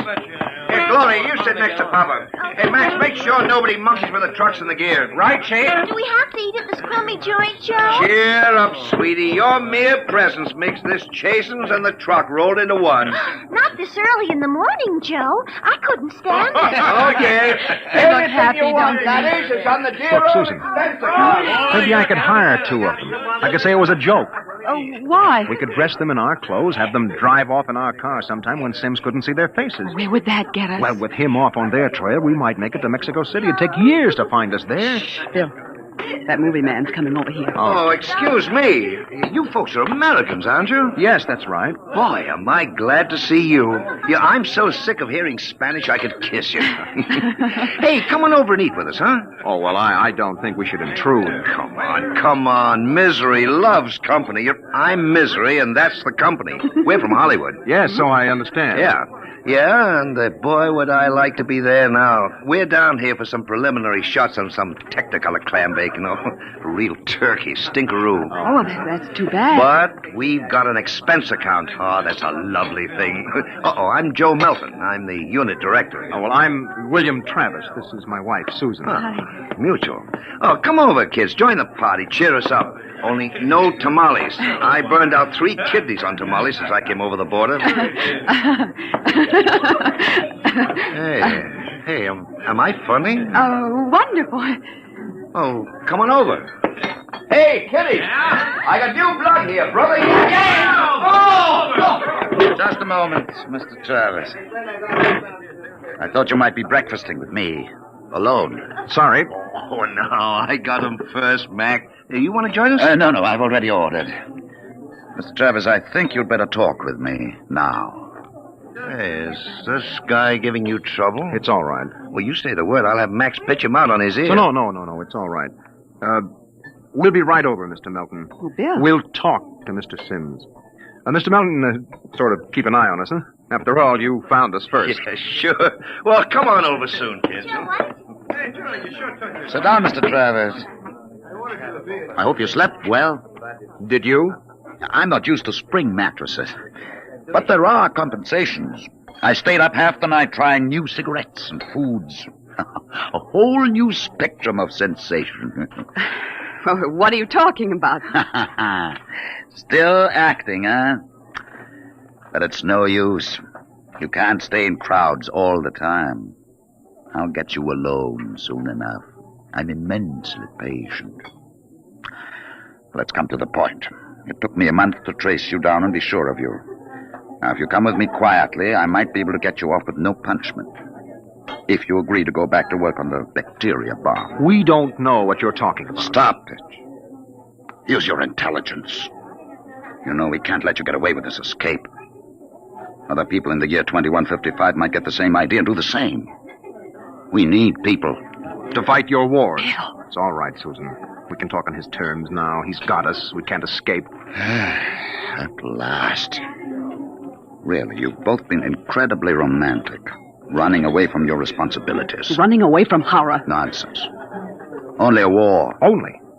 With half the world dead, the other half dying? Yes. But we can't have you escaping here while we drop off a cliff. Dying people love to know that others died with them. Hey, kids, bring it up. We're waiting on you. The longer you keep me waiting, the harder it will go on you. What do you mean? We need you on that bomb project. Return now and no torture. Torture? Yes. You see, later we'll force you to work. And after you finish the bomb, we'll try a number of complicated new devices on you. Bill. As you say, you can't escape. We have all the time in the world. Here in 1950. Sims, I'll make a deal with you. I'll come back now if my wife stays here alive, safe, away from that war. No, Bill, Keep quiet, sir. Well, Sims, you need me for that bomb. You can duplicate her work. It exceeds my authority. But all right. Meet me in the plaza in 10 minutes. I'll pick you up in the car. Good. We'll drive out into the country to some deserted spot, and I'll have the time travel machine pick us up. Bill, I won't let you. Don't argue, Sue. It's settled. Good. I'll meet you in the plaza in 10 minutes. Your wife may stay here as long as she wishes. All right, Sims. It's a deal. Don't try anything now, Travis. I know when I'm licked. We just want a few minutes to say goodbye. I'll be seeing you then. Bill, I won't let you do it. I won't let you. Please, Susan. I'm going to tell the truth. I'm going to get help. You can't. The psychological block It's won't... our last chance, Bill. Hey, aren't you two going to join us? I thought Mr. Melton, I've got something to tell you, and you've got to believe me. Sue, it won't work. You've got to try. Go ahead, kids. Spill it. You've got to understand. You see, we really...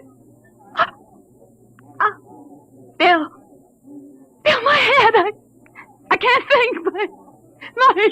My You head. need a my bromo, head. honey. It can't work, Sue. Now, the block is too strong. Come on, we'd better get the car. Hey, someone's crying now. Breakfast, no time for people to cry. Now, what in the world could a good-looking kid like you find to cry about?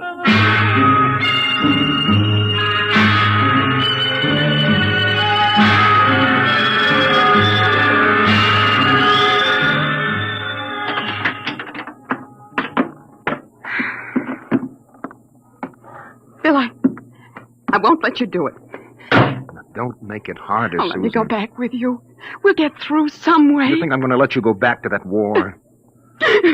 Sue, please stop. We haven't got much time. It was so wonderful here, Bill. Oh, Bill. And there he is, smoking those cigars of his, waiting for us. Only, there must be some way that we can both stay here. Maybe there is.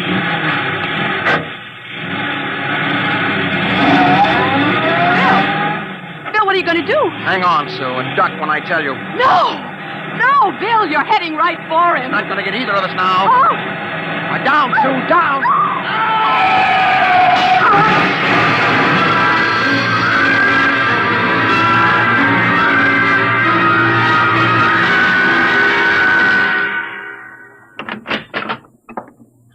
Bill?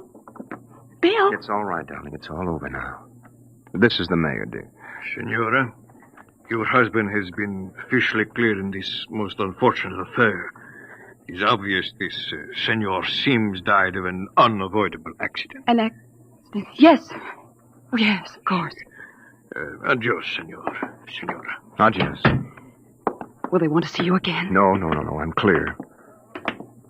I lost control of the car. That's the way it stands.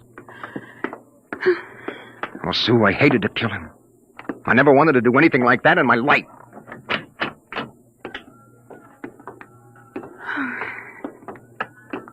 Where will we go now? Mexico City? Well, the car's in the repair shop. It won't be ready till 4, then we'll get out of here. Hey there, Travis. Wait up. It's the movie man, Bill. Oh. He was very good to me when they had you in there. Oh? Hey, I heard what happened. They sprung you, huh? Great, Yes. great. It was an accident. Well, it's lucky you didn't get hurt yourselves. Everything okay now? Yes, I think so. That's fine, but you both look a little rocky. Say, you want to get your mind off your troubles? We're through for the day. Cloud's fouled up our shooting schedule, so we're going to put a header on it up at the hotel. Well, I don't think we'd better. You've got to wait till your car's fixed, don't you? Oh, come on, Nup. It'll do you good to relax. It'll get your mind off what's happened. Gloria's cracking the ice now. Well, maybe we will join you. I've got to go check up on the car, and then... Oh, don't miss the party, kiddies. I'll see you upstairs. Bill, I don't think we... Oh, come on, honey. We've got the break now. Sims is dead. Before they can put another searcher on our trail, we'll have time to make a clean getaway. Bill, I'm so tired. I know, and what you need is a little excitement. We rate a celebration, honey. Well, I guess it would be nice to unwind. Sure. We'll go up to Melton's room, have a couple of drinks and a few laughs. Honey, it's all over. We can relax.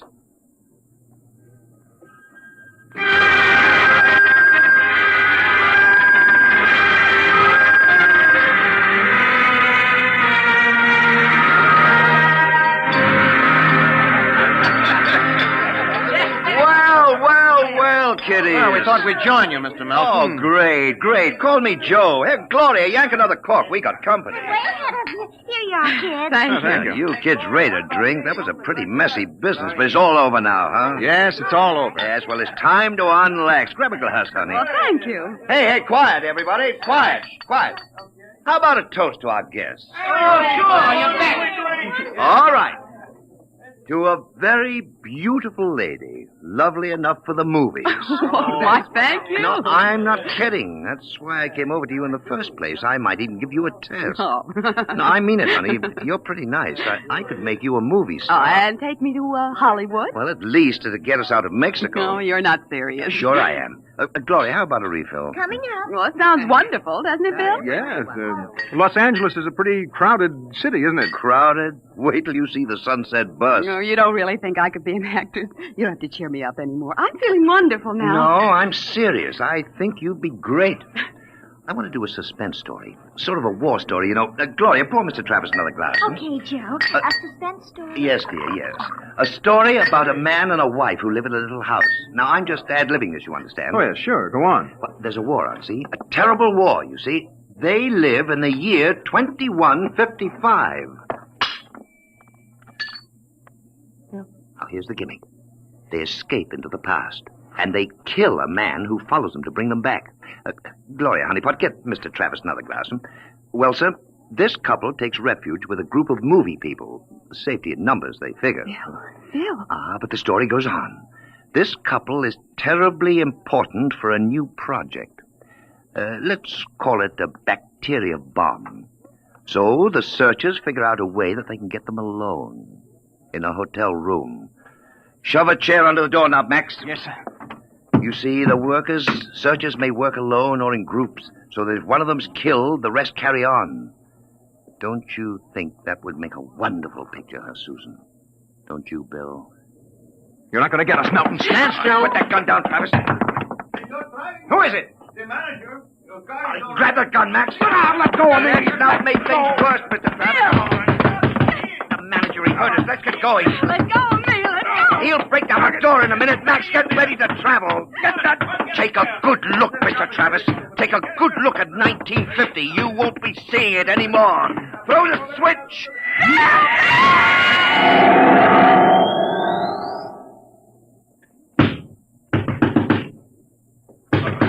All right, Juan. Break down the door. Where are they? I was at the door. I heard them inside. They're gone. Windows. Oh, the iron bars are undisturbed. What happened to them, Juan? They just disappeared, all of them. Nuestro Padre Cielo. All right, Juan. Pray later. Senor, I think you'd better send for the priest and holy water. Later, Juan. Hey, they just disappeared. Look here in the closet. See? Bottles, hundreds of bottles. Chartreuse, cognac, absinthe, tequila, Turkish cigarettes, and boxes of pure Havana cigars. These crazy Americanos. Why should anyone leave all this behind? Juan, never question providence. There is enough here to last us both for a month. Juan, I think we can look forward to a most happy future.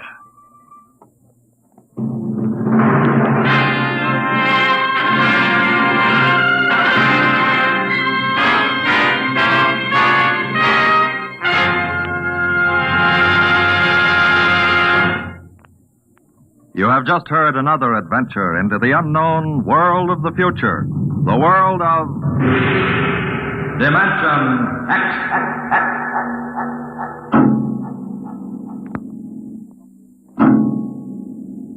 Now, about next week. Suppose that you were a private detective, and into your office walked a strange-looking client.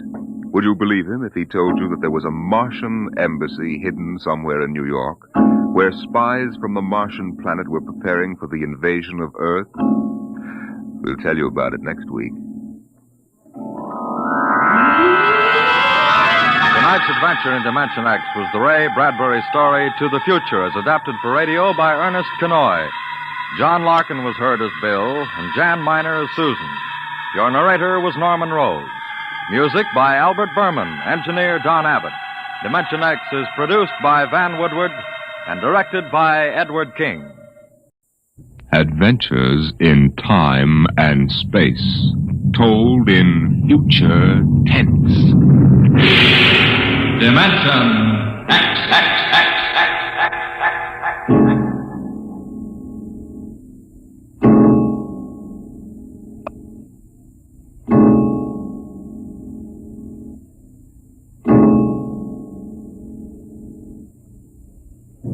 When man first crossed the vast distances of outer space to land on strange worlds, he found that someone had been there before him.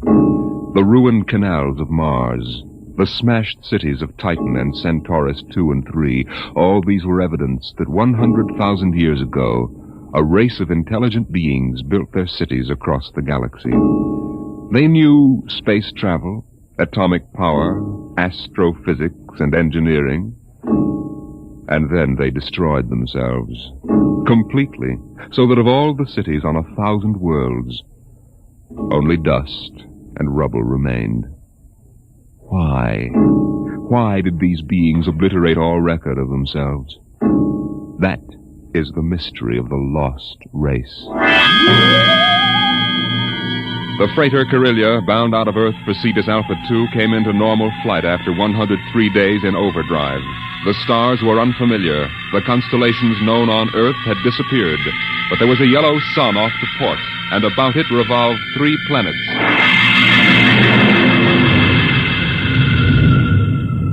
What do you make of it, Briggs? It isn't on any of the star charts, Captain Wharton. I checked through. 1 and 3 are dead, all right. Have to take a closer look at number 2. Turn up the vision scale. Polar ice caps. She's green around the belt. Let's take her down to a 5-mile orbit. Swing around her for a look. Alert for deceleration. Aye, sir. Throw in the manuals. Power room. Power room, aye. We're going down to have a look at something. Give us just enough power to keep her under control. All right, Briggs. Hang on to your stomach.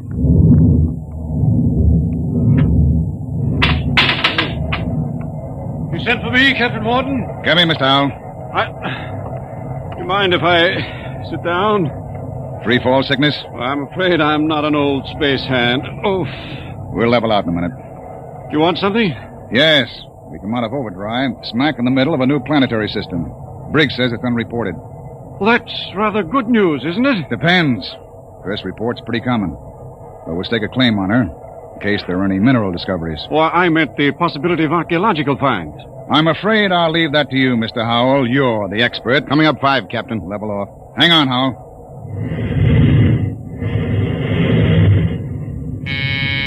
Power room. Hold her steady she goes. We'll orbit at slow cruising speed. All right. Clear the scope, Briggs. Aye, sir. Nice-looking piece of real estate. Well, the Space Guard requires I check up for radioactives, gold, and lost race rooms. You're landing? Landing? I've got a schedule to keep, Mr. Howell. I can't sit down on every lump of dirt I run into. We'll do a spectroscope check, and I figured you'd spot any ruins. All right. Wait a minute. There in the lower quadrant. What? That bald spot in the vegetation. Those are ruins, all right. Are you sure, Howell? Yes. I've seen the lost race rubble on Centaurus 2. There. You can see it plainly, dust and rubble. No, that's what I get for calling in an expert. Briggs, stand by to take it down to 5,000 feet. Aye, sir. All this stinking luck. There goes my schedule.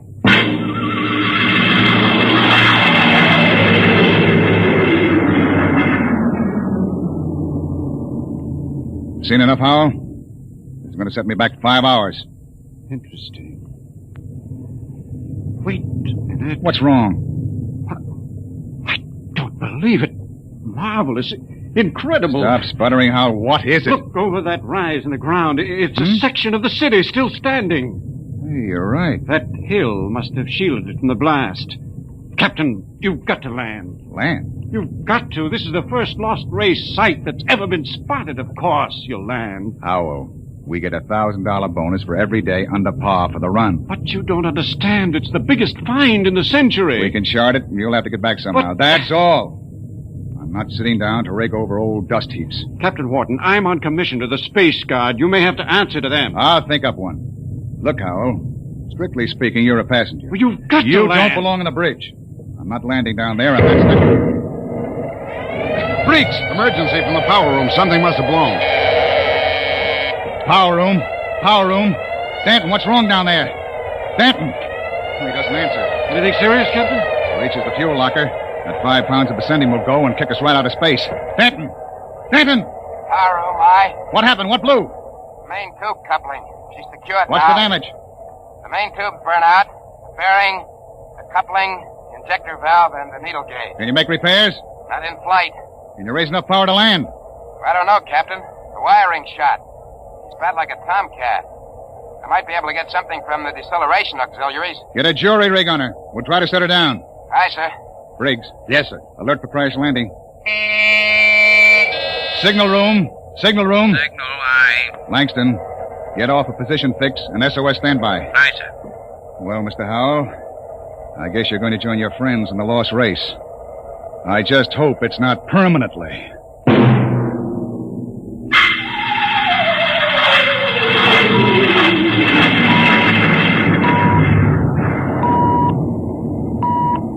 Leveled off now, Captain. Trim her up a point. That's it. She's bucking bad. 5 more minutes and the hull plates will shake loose.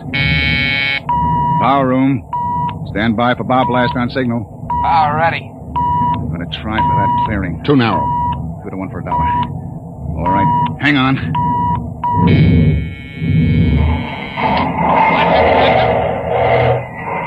Briggs! Briggs! You all right? I hit my head on the panel.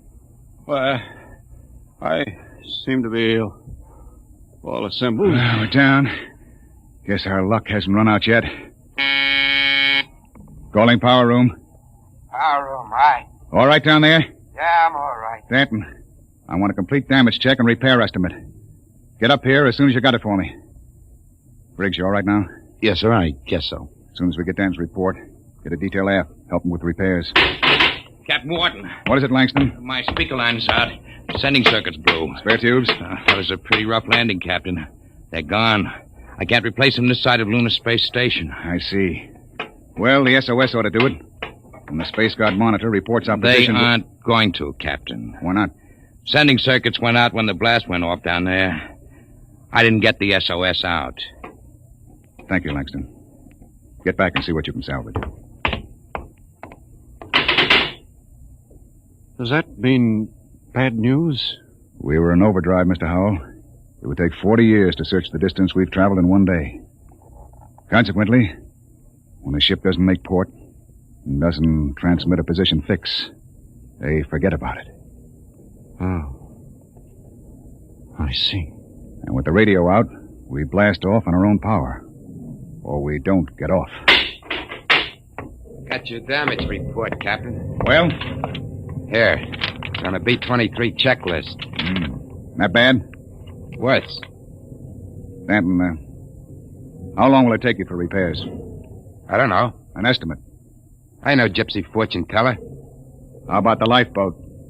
For deep space? What are they teaching at Sands Point now? Basket weaving?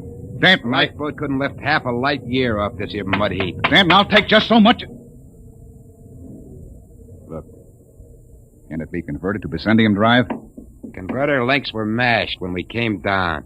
How long is it going to take you to repair the main drive? Look, Captain, I got 2 hands. You want me to hold a lug wrench in my teeth? See here, Danton. You see here, Captain. The whole lousy crew's been spitting all over me ever since we blasted off. Now you can all wait on me. Who do you think you are, Danton? The only power man on this ship, that's who. You ain't satisfied with the way I'm working, go hire yourself another boy. The woods are lousy with him. I'll take my own sweet time. What's the matter with him? Got a bug in his ear? Space fatigue, Captain. He's been locked up in the power room 4 days. Oh, we don't have enough trouble. Briggs, remind me to slug the psychotechnician when we get back. Don't tell me nobody gets into deep space who isn't emotionally stable. What are you going to do about him, Captain? Nothing. Stay off his back. Oh, but you can't. Danton's the only man who can get us out of here. We want to hit the cradle at New York Spaceport again. We've got to keep him happy. Captain Wharton, as long as we're landed, and we do have to wait for the engines to be fixed, I suppose we can explore the lost race ruins. Look, Mr. Howell, I can't spare the men. We are now stuck tight until Danton gets those engines fixed. And if he can't, which is entirely possible, we are stuck, period. Oh. Briggs, I want you to keep a careful eye on the men. Space fatigue is nothing compared to what we might run up against now. Captain Wharton. Captain, I've got it. The sending circuits? No, sir, but I picked up the incoming video band. Well, that's something. Can you get the mail call through? The men could use a little lift right now. Well, the scheduled one-way personals are due at 23:30 Greenwich. Good. That ought to help morale. Langston, rig the receiving booth. Aye, sir. Howell, this is a break. Seeing the folks at home may be enough to keep everybody on an even keel. I know I'll be glad to see that kid of mine.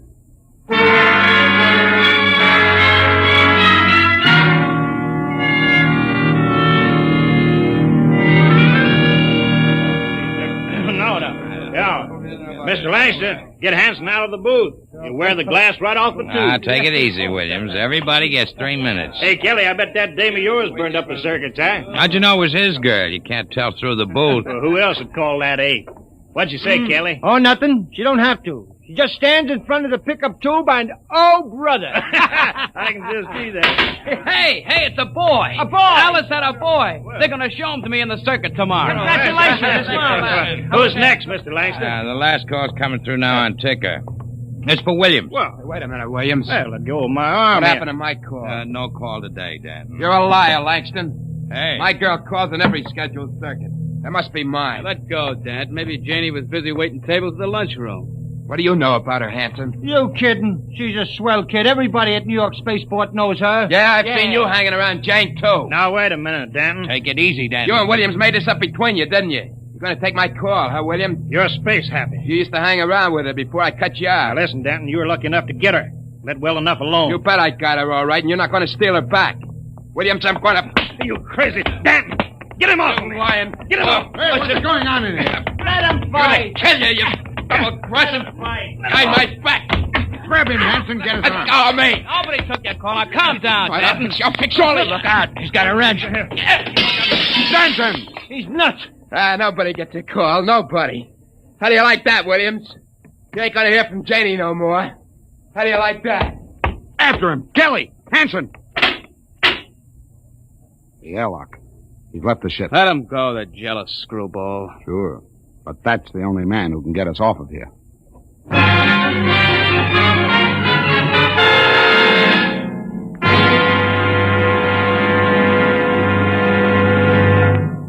I warned you, so help me, Briggs. I warned you to keep an eye on Danton. Well, I didn't think he'd go off this way. Well, it's that girl of his, sir. He's crazy jealous about her. Any reason for it, Williams? No, sir. She's a good kid. Too good for Danton. I guess he's just so afraid of losing her to some other guy, he's getting psychopathic about it. Well, we've got to get him back. I want every man equipped and ready for search parties immediately. Aye, sir. Williams, rig some portable searchlights. And issue hand blasters and radiation tickers. Kelly, Aye, sir. you had the second party. You find Danton, send up a signal flare. Aye, sir. Unless we do find him, we'll be on this planet until the next freighter stumbles on us. Maybe 10,000 years from now.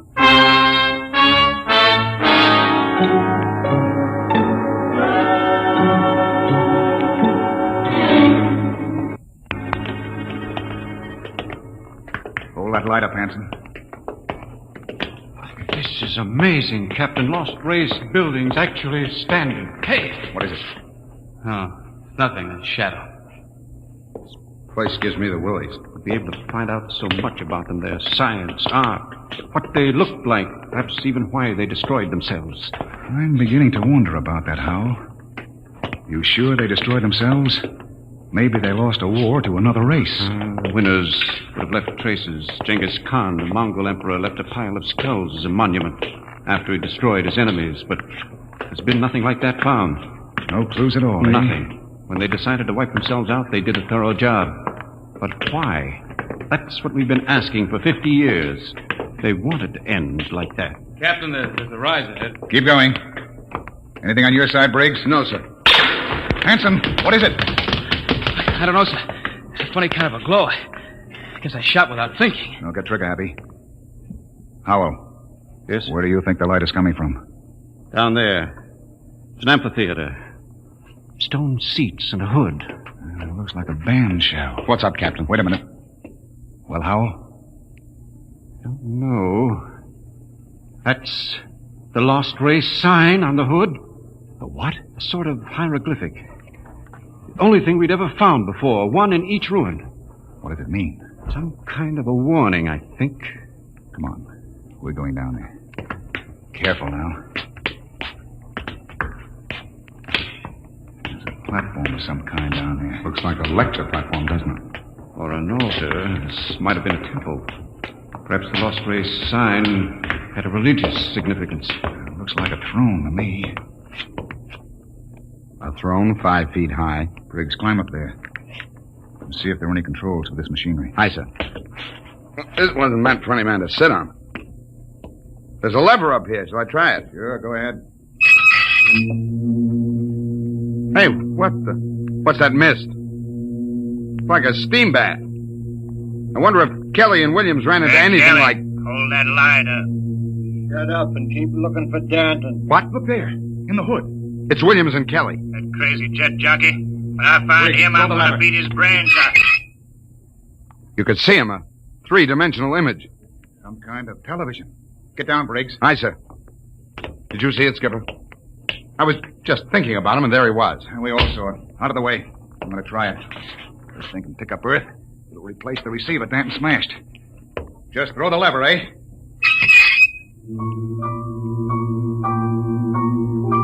What? That's my son.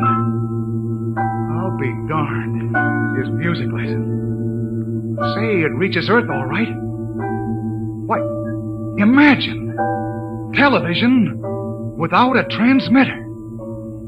Looks like the Lost Race was ahead of us in more ways than one. Go up and try it, Howell. Amazing, amazing. Television without a transmitter. This machine may be the clue to the mystery of the Lost Race. I'll try it. Mary, I've told you I like my paper first in the morning. If that youngster wants to know how the Tigers did, let him wait until I am... My father in Detroit. Remarkable, Captain. You can see the whole room clearly. Say, how about me, Captain? Let me get up there. I'd like to see my baby. Alice told me all about it. Out! What's the matter, Hanson? I kicked something, a wrench. Well, hold it up. What? It's Danton's. That means he's been here. We're on his trail, all right. Come on, Howell, let's go. Oh, but the baby wouldn't take a minute, Captain. Later, Hanson. We've got to find Danton first. All right, now, let's get moving. Hold it. What's that? The recall flare. Kelly and his men have found Danton. Oh, I hope that crazy fool is in one piece. We start back now, Captain? Yes. That came from the ship. Another flare? No, that was an explosion. That's all we need now.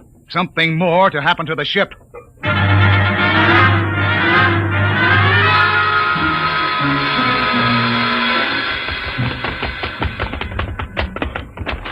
Oh, it's the main jets. Smashed flat. With all the stinking rot. Check through the ship for further damage. Aye, sir. Oh, look at those plates. Crumpled like an accordion. Captain! Oh, Captain! Here comes Kelly's party. We got him. Got Danton. Hold it. What happened here? Somebody blew up the main jets. Danton, do you know anything about this? No, sir. Not much, he doesn't. He's crazy enough to blow us all up. Listen, Hanson, I admit I went off my head tonight, but I'm not crazy enough to commit suicide. The jets are smashed. We're all marooned up the same creek. I still think he's got something to do with it. Lay off, Hanson. We found him wandering up in the hills. And he was with us when the blast went off. Yes, that's right. We saw your recall flare before the explosions. Oh, I guess that puts Danton in the clear. Then who did it, Captain? I don't know, Howell. Looks like somebody didn't want us to leave this planet. Well, we still got one slim chance left. If we can repair the lifeboat... Skipper, it's gone. Gone? The escape port is open. The boat's missing. Oh, what else?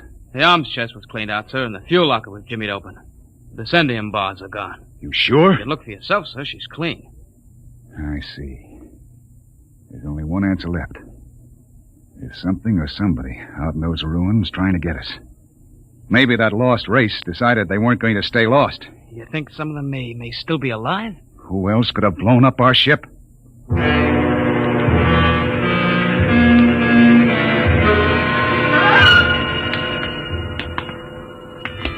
Keep your blaster up, Howell. And be careful. It's a hair trigger. What are we doing back at the television machine, Captain? I thought we were looking for the lifeboat. We are. Whoever blew up the ship must be around here. Might as well try to use the machine to track them down. Yeah. Catch them with their own gadget, huh? That's right. All right, Howell, you're the expert. Get up there and try to find them. I hope it works. Well? Trying, Captain. Nothing but mist. I don't understand it. It reached all the way to Earth before. I saw my father in Detroit. Mary, my paper's all rumpled again. What? There it is again. My father in Detroit. I've told him time and time again I don't like a messy paper. Look at that. No selector control, yet all the way to Earth. You can see the whole room, the goldfish bowl, the antimacassars on the chairs. Yet we can't pick up something less than a mile away. Knock it off, Howell. We're wasting time. Come on. That gadget won't work. We'll have to comb these rooms inch by inch. I don't understand. Neither do I. cut behind the hood here and go on. Briggs, you take the lead with the radiation ticker. We might be able to pick up a reading on where the rocket fuel is hidden. Aye, sir. All right, let's go. I can't understand why that machine can pick up Earth and not... Help, Captain! Briggs, what is it? Captain, help! I'm falling! It's a cave-in. Hang on, Briggs. I'm slipping, Captain. Grab his wrist. All right. Now pull. Pull! Higher! What happened? Was just walking along and the ground caved in. What? It's some kind of shaft. Hold your light over it, Captain. Oh! 50 feet deep in a stone bottom. I could have split my head open like a grapefruit. Something down there. Hold that light steady. Amazing. Amazing. Looks like a pile of bones to me. 2 piles. Maybe the first skeletal remains ever found of the lost race. I've got to get down in there. We haven't got time, Howell. Come on. Let me have your binoculars. Wonderful. That small skeleton must be an infant. They've been laid out carefully at the burial chamber. The way they're lying, it's probably a mother and infant. Yeah. The tail, she's definitely anthropoid. Howell, you mean apes? Something like that. Yet they had atomic power and built cities across the galaxy. Amazing. Howell, we haven't got time. Hello, that's funny.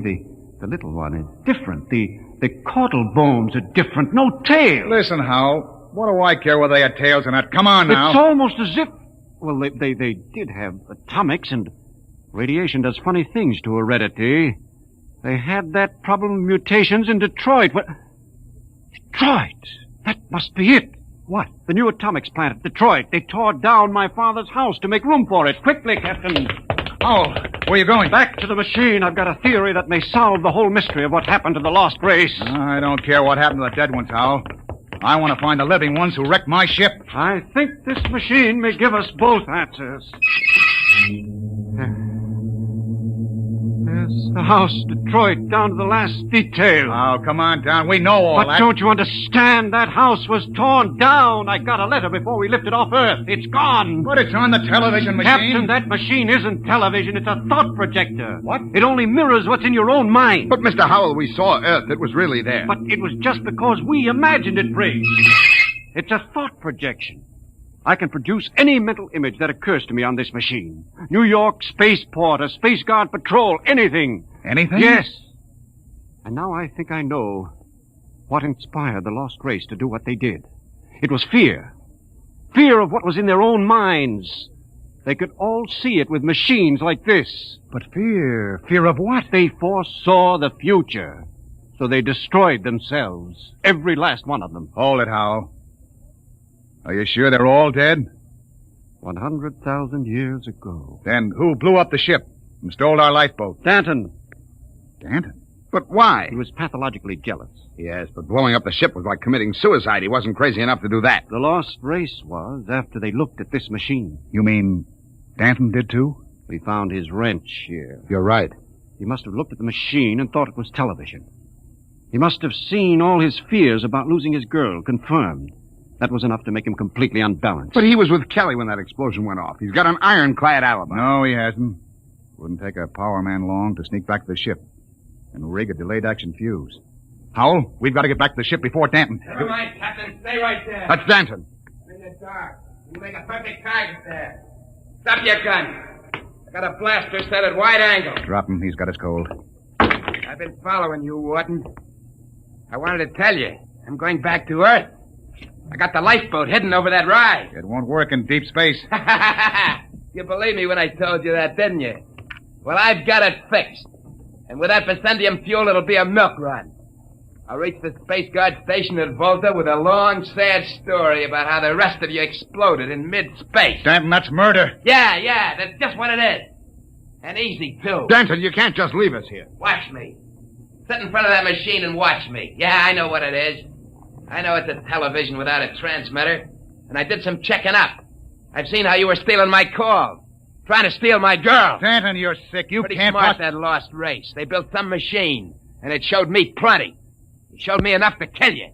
Oh, you've got it all wrong.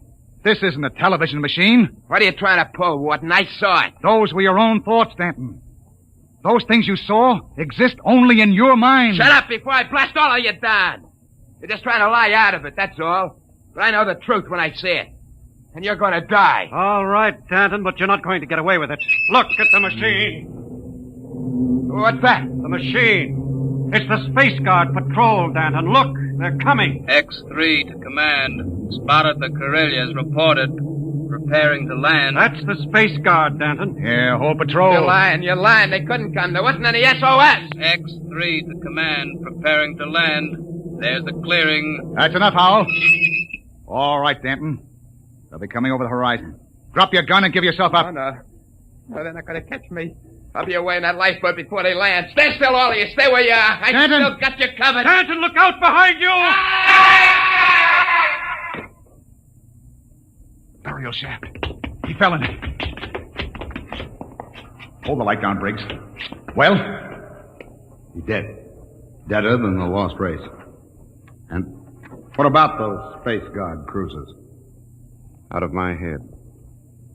Just imagined them, and there they were on the machine. Poor Danton believed they were real. I wish they were real so we could get off this planet. No, it doesn't matter. We know where the lifeboat is now. We can send one man to bring back help. And it won't be Danton. The machine got him the same way it got the Lost Race. Through fear. But what was the Lost Race afraid of, Howell? Changing. Changing? Look at those skeletons down there. They had atomic energy, but they couldn't control it. Look, the baby is different from the other. The race was changing by mutation. Mutation? Look at those skeletons. Now imagine a shifted hip socket so they could walk upright. The baby was already without a tail. But Howell, that would mean they were changing into... Yes, Captain. The Lost Race committed suicide rather than face the fear of seeing their descendants become such horrible creatures as men.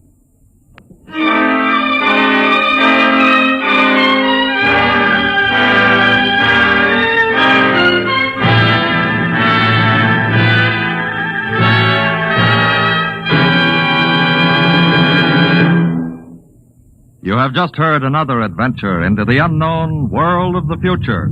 The world of Dimension X.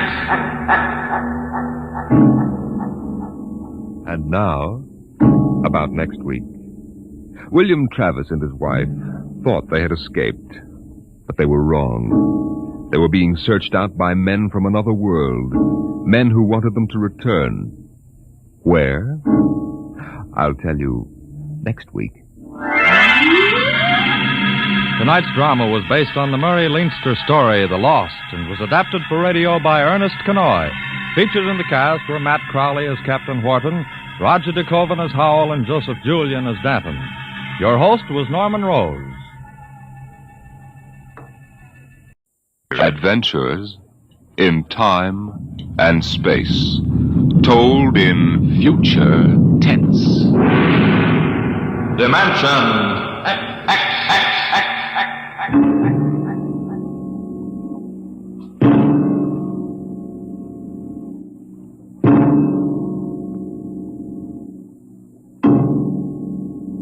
Can you predict the future? Can you tell what will happen in 100 years? Or in 10? Or in the next minute? Can you look beyond the known dimensions of time and space into the unknown, Dimension X? Tonight we have a strange story to tell. A sweet, blood-curdling little story that is really only 2 sentences long. The last man on Earth sat alone in a room. There was a knock on the door.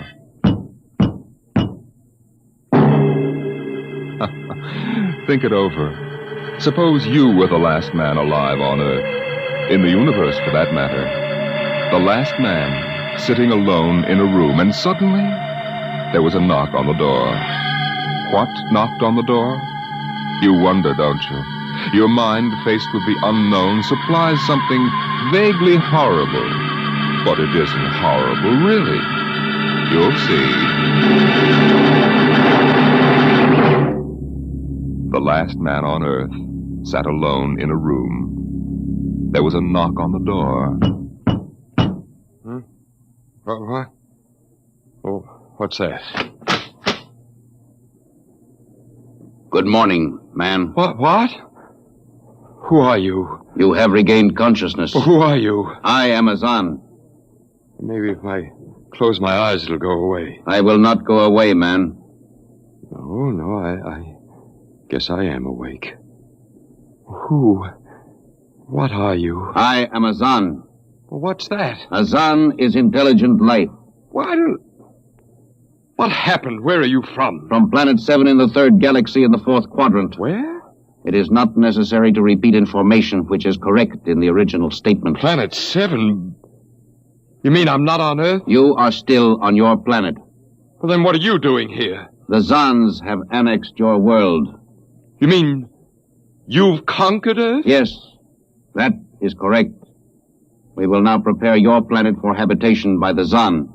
How about the people? There is no longer any use for large numbers of lower life forms. Therefore, we have dispensed with them. Dispensed with? You mean you've... When did all this happen? 2 days ago. You have been unconscious until now. You really mean I'm the last man on Earth? That is correct. Identify yourself now. What? Kindly provide data as to your position in the elementary social order of your planet. Well, I'm Walter Phelan, Associate Professor of Anthropology at Nathan University. How is it you speak English? We have deciphered your written and recorded records. It is not difficult to reconstruct your language. Very type of auditory communication. Oh. Is there anything you want to complete your natural habitat? You mean I'm a prisoner? That is correct. What will you want further in your room? Well, do I have to stay here? Yes. The rest of my life? Forever. Then you better bring in my books. I gotta call you something. Do you mind if I call you, George? It is immaterial. All right, then, George. You know, I can't really believe this. That is a characteristic of low life form. I'm trying to take this in without going off balance completely. I will be back, Associate Professor of Anthropology. It's all right, George. Just call me Walter. Very well, Walter. I will be back with your books. All right, George. I'll be seeing you around. You will not be around, Walter. You will be here.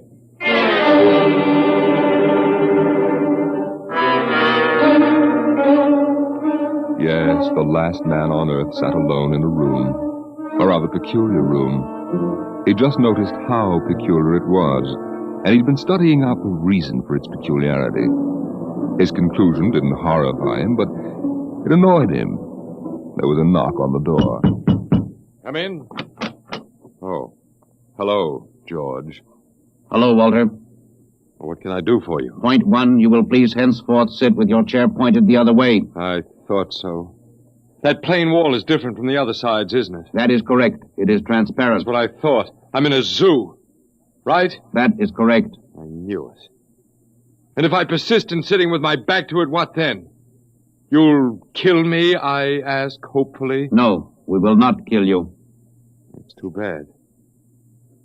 George, face the bars and perform for the people. I mean for the Zans. How many other animals do you have here in the zoo, George? 216. A male and female each of 108 kinds. Male and female of all the animals? There is a female of your species among the collection. Anyone I know? Never mind. It doesn't matter anyway. Well, George, you started out with point 1. I suppose there's a point 2 kicking around somewhere. What is it? Something we do not understand. 2 of the other animals sleep and do not wake. They are cold. What is wrong with them, Walter? Well, they must be dead. Dead? That means stopped. But nothing stopped them. Each was alone. Sure, they just died. But I have told you they were alone. Nothing stopped them. George, do you mean to tell me that you don't know what natural death is? Death is when a being is killed, stopped from living. Maybe these animals just died of old age.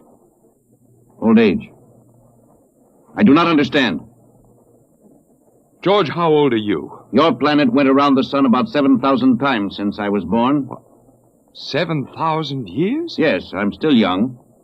Now, look, George, you've got something to learn about this planet you've hijacked.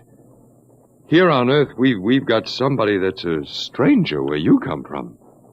Down here, our people and animals live until the Grim Reaper stops them.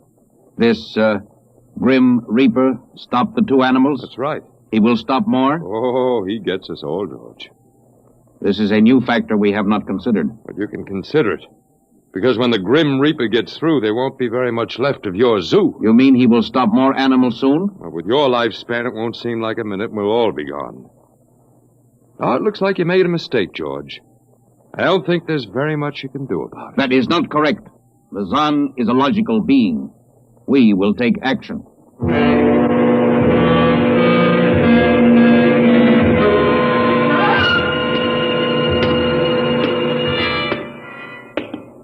Where are you taking me, George? We will be there shortly. You mean, it's moving day? That is correct. We are here now. You will live here now, Walter. It is a larger room. Well, be it ever so humble. Go inside. Be careful with those books, George. Don't lose... Excuse me. Who are you? What are you doing here? Well, I guess George didn't explain. George tries to be polite, but he hasn't quite caught on yet. I'm Walter Phelan. My name is Grace Evans, Mr. Phelan. What is all this about? Why did they bring me here? I think I know why. Why? You see, I've been talking to George. George? Well, that's what I call them, all of them. There's no way to tell them apart anyway. There aren't many of them here, yet. They come from outside the solar system, sort of an advanced scouting party. Yes, I saw their spaceship. It's as big as a mountain. They're moving in on us. They cleaned off the Earth with some kind of vibration that destroys all sorts of animal life. They killed everybody. Oh, no. I was afraid. The cheerful note is that you and I and 200-odd other animals were picked up beforehand as specimens for the zoo. You know that this is a zoo, don't you? Yes. I suspected it. But I don't remember anything about being captured. I just woke up here. Well, they solved a lot of problems for us. Housing shortages, wars. I don't suppose the human race, you and I, that is, have to worry about anything now. It's awful.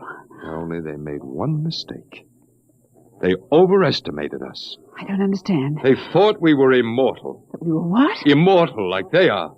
Oh, they can be killed. The Zans don't know what natural death is. They didn't know anyway until they lost 2 of us yesterday. You mean there are more than 2 of us? No more of our species. These were merely brother animals.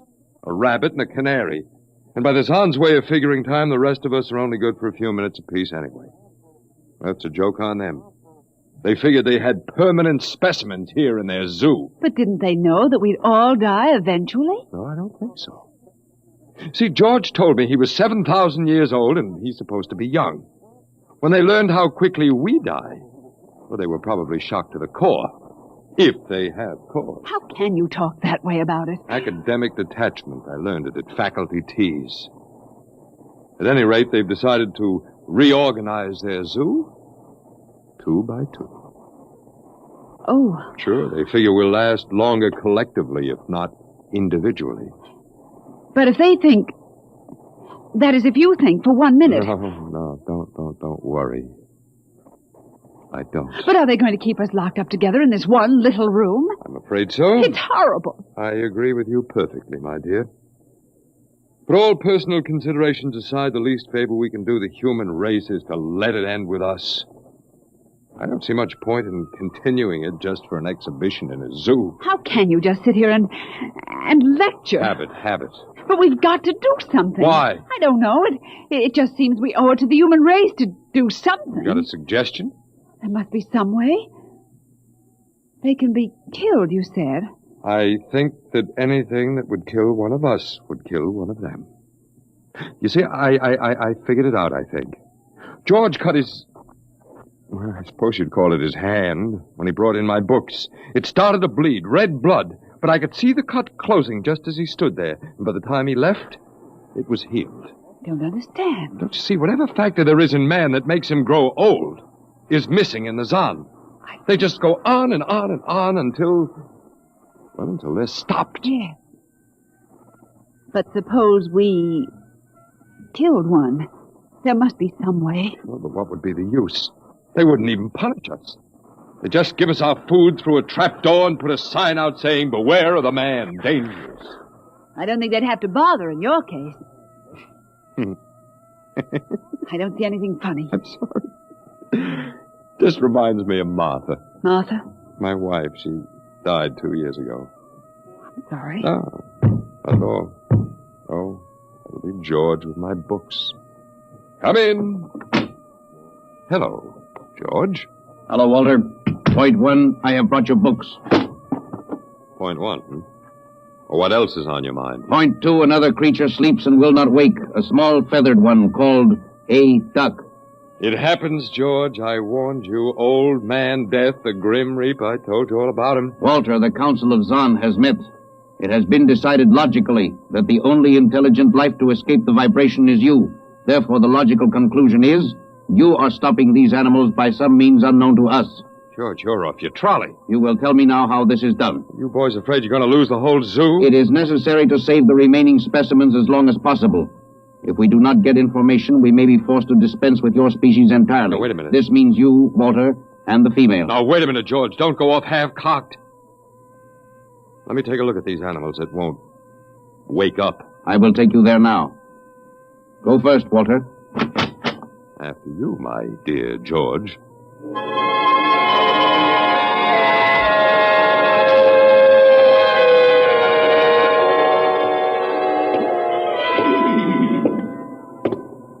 This is the weasel. You should have got him in the winter, George. The fur's worth more then. Then it's an ermine. This is the reptile cage. Here are the ducks. This is the male. The female has been stopped. Lucky girl. What's the matter, fella? You lonely down there? Walter, you will tell me how you stopped the female duck. You got me, George. I didn't do it. Maybe she died of the Dutch elm blight. Walter, you are not being logical. We have concluded you are stopping these animals. Tell us how it is done. I told you, George, I haven't the foggiest notion. Very well. We will have to take further action. Well, what are you going to do, George? We have methods of action you will know soon. We will go back now to your room.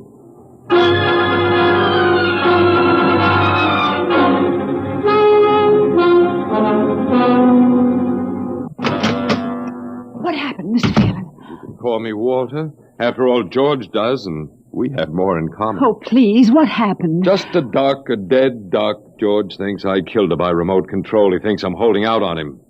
Good. What? Well, at least we can get back at them. At least we can do something to them. Well, why? After all, George isn't a bad fellow, if you like an ant mentality. How can you say that? They've wiped out the whole human race. They've murdered everybody. I suppose they have, but we can't change that now, so why think about it? Well, we can't just sit here and do nothing. I fail to see how we can do anything else. Oh, of all the men in the world they had to pick. Don't you want to fight back? Don't you want to keep on fighting until the end? It hadn't occurred to me. But we've got to, Walter. Why? Well, I can't really explain, but... Walter, if there was any good in man at all, it was that he kept on, struggling against nature and in the end even against himself. But at least he kept on fighting for what he thought was right, and we're all that's left. Walter, we just can't end it by giving up. We've got to keep on fighting. You know, you do remind me of Martha. Oh, look, there isn't much left for us, but we could beat them in this one small thing. We can pretend that there's a secret about death, and we could refuse to tell them anything. There isn't anything to tell. Well, they don't know that. Promise me you won't give in. I suppose the worst they can do is to kill us. Oh, Walter. All right, Miss Evans. Hello, George. Hello, Walter. Now, you will tell us how these animals are stopped? George, this may come as a great shock to you, but I've decided not to tell you. Why? Oh, call it a romantic attachment to lost causes. My grandfather was a Confederate officer. Walter, you are not being logical, but that is expected in lower life forms. You will come with me now, Walter. Where are you taking him? To the second level. Come now, Walter. You won't tell them. I can't guarantee anything, but as of now, I don't intend to. We've got to fight. Remember that, Walter. We've got to go out fighting. I think you're right. Come now, Walter. Goodbye. It's been a pleasure, Miss Evans. I am waiting. Come now, Walter. After you, my dear George.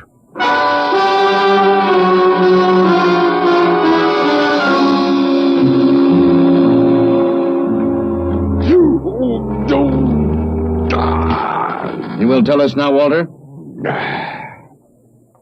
That was the first level of vibration. There are many more. However, we have calculated that none of them exceed your threshold of unconsciousness. Oh, very clever, George. Of course. You will tell us now, how do you stop these animals? You will tell us now? As of now, no. However, I'm not very brave, if that encourages you, George. You are not being logical, Walter. You're telling me. We will now use vibration level 2. You will tell us now? You know, George, I can't figure it out myself, but I'm stubborn.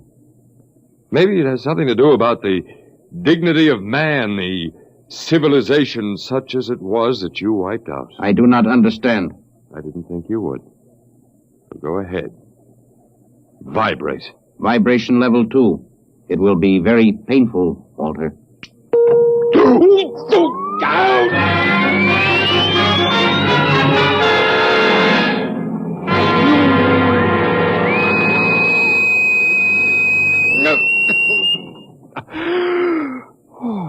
Walter?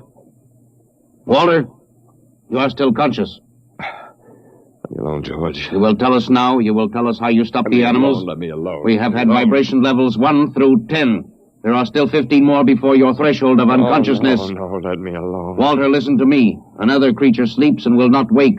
We must know now. That's tough. You better start vibrating again, George. No. What? It would not be logical. We have calculated that no further level of vibration will overcome your irrational psychological block. We conclude you will not tell. You mean you're going to let me go? That is correct. That's real nice of you, George. I appreciate it. We have calculated that the resistance of the female of your species will be lower. We will now place her under the vibrations. Oh, no, George, you can't do that. Why not, Walter? It is the logical plan. No, she couldn't take it. Yes, that is what we expect. Therefore, we will go and bring the woman here. No, now listen to me, George. There is no secret. Do you understand that? There's no secret. Those animals died from natural causes. And I'm telling you the truth. That is not a logical answer. We will get the woman. Well, I've told you the truth. Can't you understand? We must know now. The female animal caged next to the duck has been stopped. We must preserve the survivor. The animal next to the duck? We will bring the woman here. She will tell us after the vibration. No, listen, George. George, do you want the truth? You want to know how to save the mates of the animals that have been stopped? You will tell us now? Yes, I'll tell you. Take me to that stopped animal, and I'll tell you how to save its mate. Very well, Walter. You are being logical now. We will go.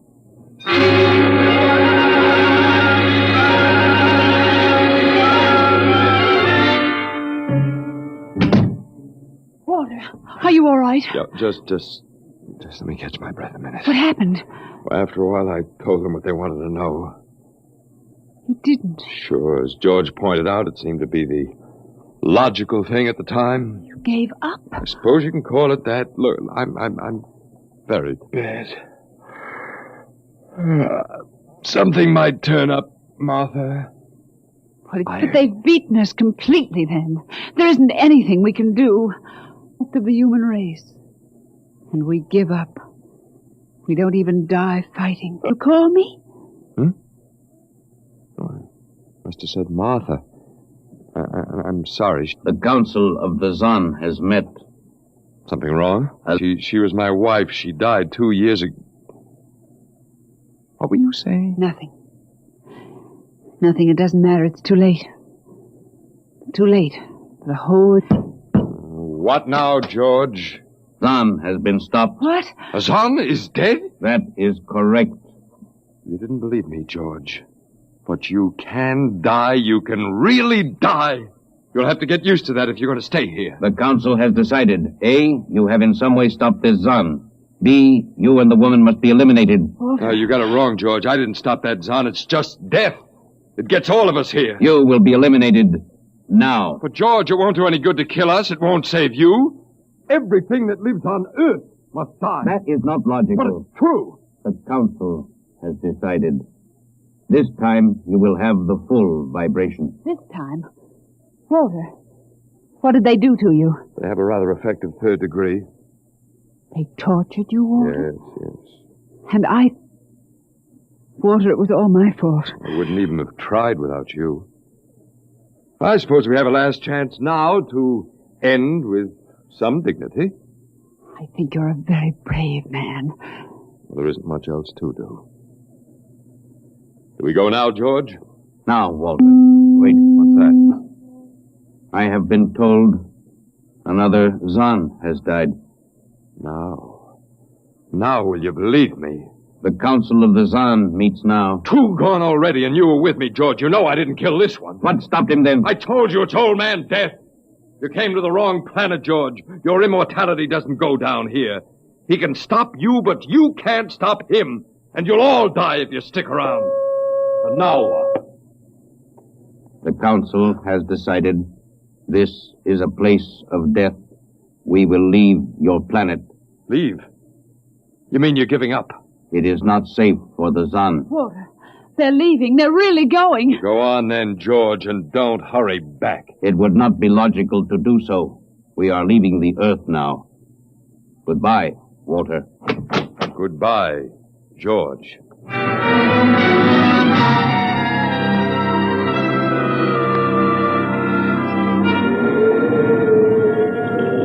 Well, they're all aboard now. Oh, so wonderful to feel the wind and the sun again. Close the hatches. Walter, is it safe for us to be out here? Sure, they're not interested in us any longer. They only want to get away. And I want to see this Grace, the Zahn leaving Earth forever. Now they're blasting off.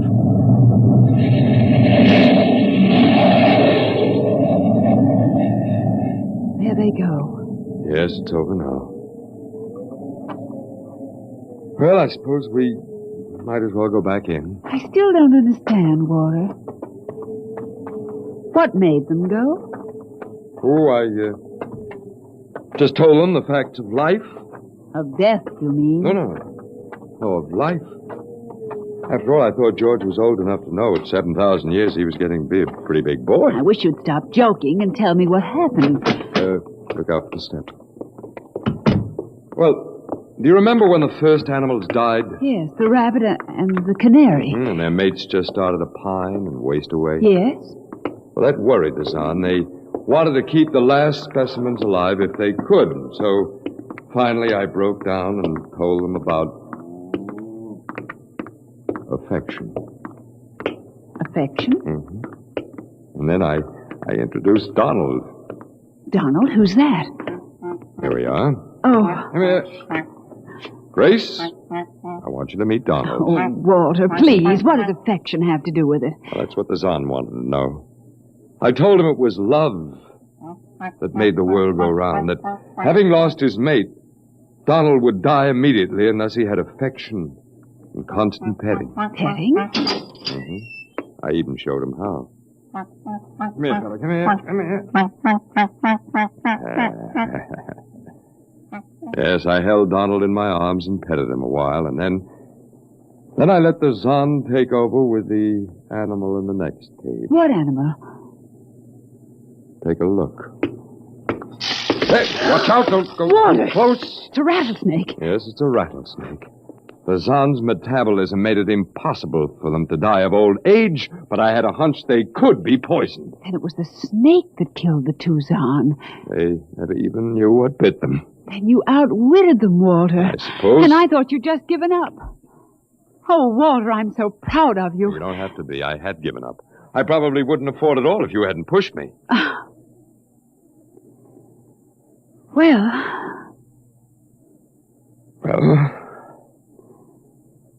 we've got a world to plan, a whole new world, Grace. I know. We'll have to decide which animals to let out of the zoo and which ones would be safer to keep in, but first, there's a much bigger problem. What's that? The human race. Oh. Yeah, we've got to make a decision about that. It's a pretty important one. Yes, but... It hasn't been a bad race. Of course, it may go backward for a while until it gets its breath, but... Well, we can save the books and all the most important things and get it started ahead once more. Please, Walter. It's the Garden of Eden. Don't be all ridiculous. over again. Don't be ridiculous, Walter. Funny. You even blush like Martha. Only you're stronger than she was. And prettier, too. I wish you'd forget about Martha. I think I will, my dear, if you'll only give me a little time. Now, Walter Phelan, you listen to me. If you think for 1 minute that we... I thought it would never happen to me again. But it is love that makes the world go round. And so, Grace, if you could only... I wouldn't marry you if you were the last man on earth. But that's exactly what I am. I don't care. I don't even want to talk about it. I'm going out. Well, all right, my dear, but think it over and please come back. You see, I told you. It wasn't really so horrible, our story. Remember how it goes. The last man on earth sat alone in a room. And then there was a knock on the door. Come in. Come in. Come in. My dear. You see, it wasn't horrible at all.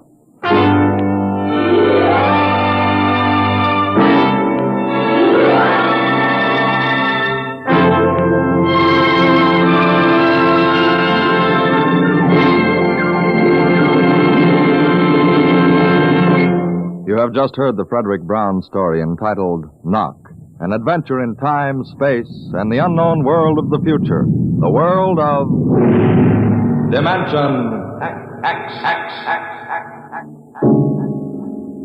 Now, about next week. Next week we tell the story of a robot.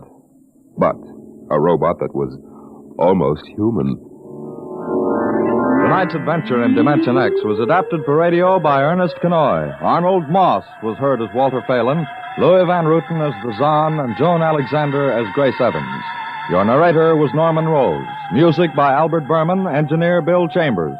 Dimension X is produced by Van Woodward and directed by Edward King.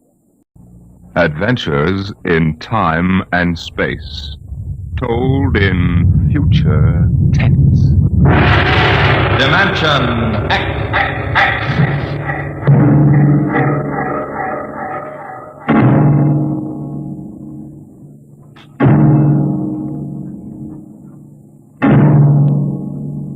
Can you predict what will come in 100 years? Or in 10? Or in the next minute? Can you see beyond the known dimensions of time and space? Into the unknown, Dimension X. It was in the year of 1982 that spacemen first discovered the Great Galactic Barrier. In the past 10 years, rocket travel to the moon and the nearer planets had become commonplace. And then men fixed their sights on a more distant star, the remote planet known as Volta. 5 exploratory ships went out, and none came back, each in turn disappearing mysteriously at the same vanishing point, an invisible wall somewhere in the vast outer reaches that became known as the wrecker of spaceships, the Galactic Reef. And yet, the explorers refused to admit defeat. It was on June the 2nd, 1987, that the rocket Star Cloud made ready for takeoff, the 6th to attempt to crack the barrier and win through to Volta. Now hear this. Condition blue. 1 minute to blast off. Now hear this. Condition blue. 1 minute to blast off. Bridge to nav control. Navigation, Collier. This is Captain Thorson. Ready, Lieutenant? We're ready, Captain. The course is in the integrator for takeoff at 1200 hours. All right, stand by for acceleration. Bridge to engine room. Fire up your rocket chambers. Take off at exactly 1200 hours. I'll read you off. 30 seconds. 29. 28. 27. 26. Condition red. Hold it. Revoke all orders. Who turned in that alarm? We've uncovered a stowaway, sir. Stowaway where? Hiding at sickbay. Dr. Smithson found him. Have him brought up to the bridge. Engine room. Kill your rockets. Stand by. Larson, this is Colonel Harrison at ground control. What's holding you up? Trouble.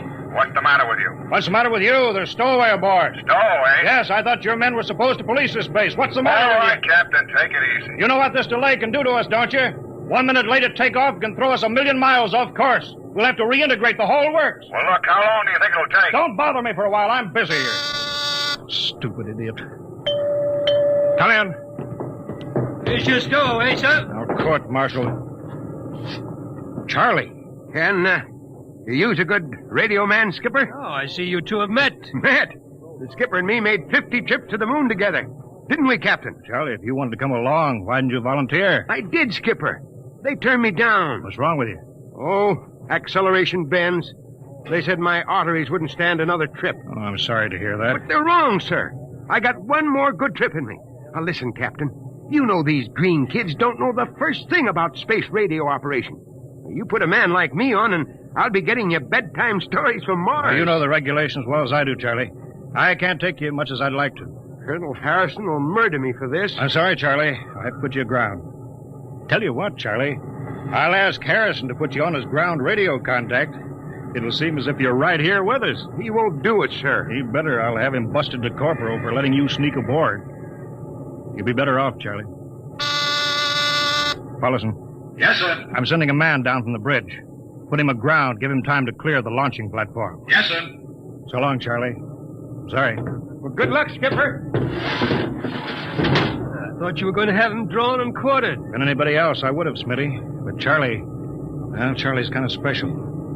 He's been with me since my first command. We began the regular run to the moon. If he wanted to come along this time, well, it's only through loyalty to me.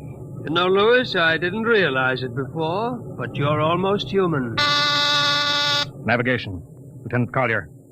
Nav control, Collier. Lieutenant, how badly we fouled up. Can you recalculate the course, or shall I cancel the takeoff? I've already plotted a new course on the integrator, sir. Oh, that's quick work. Are you sure? Positive, sir. All right, Collier. Putting it in your hands. We'll blast off from your signal. Lewis, isn't that a lot of responsibility for a young green officer? Yeah, but if he can't do his job, I'd rather find out now than at the galactic barrier. Bridge to engine room. Ready your rockets. Prepare to blast off on navigator's signal.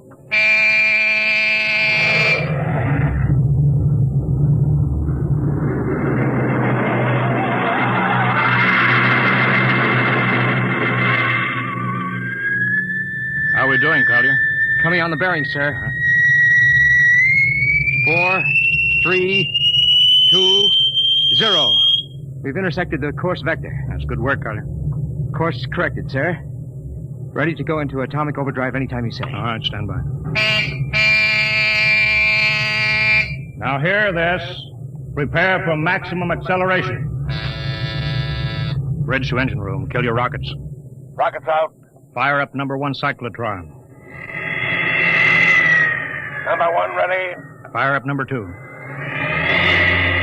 Number 2 ready. Engineering, withdraw your dampening rods. Fission chamber ready. Blast tubes are clear. Ready. Take it on overdrive. How are we doing, Collier? On course, sir. She's running hot and true. Well, my compliments, Lieutenant. This job would have done your father credit. He was the best navigation officer I ever saw. Thank you, sir. Start your gyros, put her on robot control. All right, ship is yours, Mr. Collier. If you need me, I'll be in Dr. Smithson's office. Yes, sir.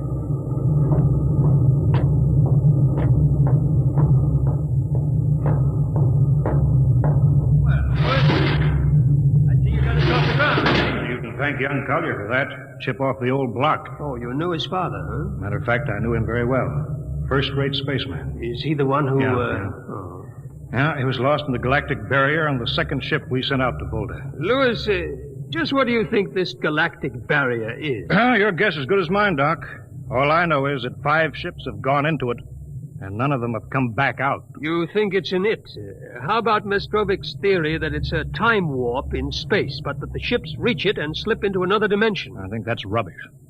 My theory is that the galactic barrier is nothing more than a radioactive layer of some kind. What makes you say that? Well, we know that radar signals bounce off it like they were hitting an invisible glass wall. We know it destroys our ships and our crews in some way. There's no other logical explanation. What makes you think we can get through it? Because we're ready for it. The others weren't. Entire hull is completely shielded with lead. We can crack through any radioactive cloud ever detected.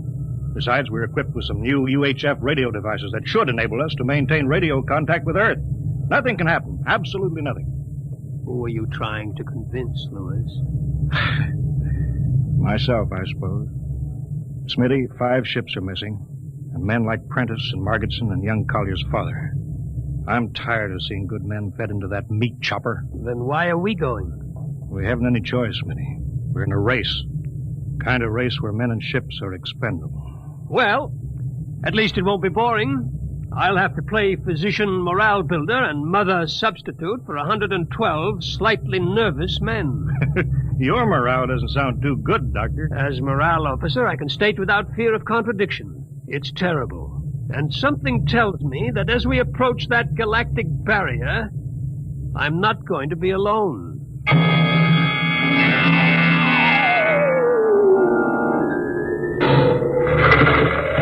Hello, Earth. Hello, Earth. Captain Thorson of the Star Cloud calling Earth. Star Cloud to Earthbound. Can you read me? Hello, Star Cloud. Hi, Captain. Charlie. Well, I see they haven't court-martialed you yet. No, sir. Thanks to you. Well, Charlie, it's good to hear you. You can read us the funny papers on Sunday morning. Right. How's the signal? Strong. Clear as a bell. All right, here's our log report for Colonel Harrison. Ready? Shoot. June 2nd, 1987. 4 weeks out from Earth. Running true. No radiation. Operation normal. Still making our approach to the galactic barrier. That's all, Charlie. See you later. Good luck, Captain. I sure wish I was with you.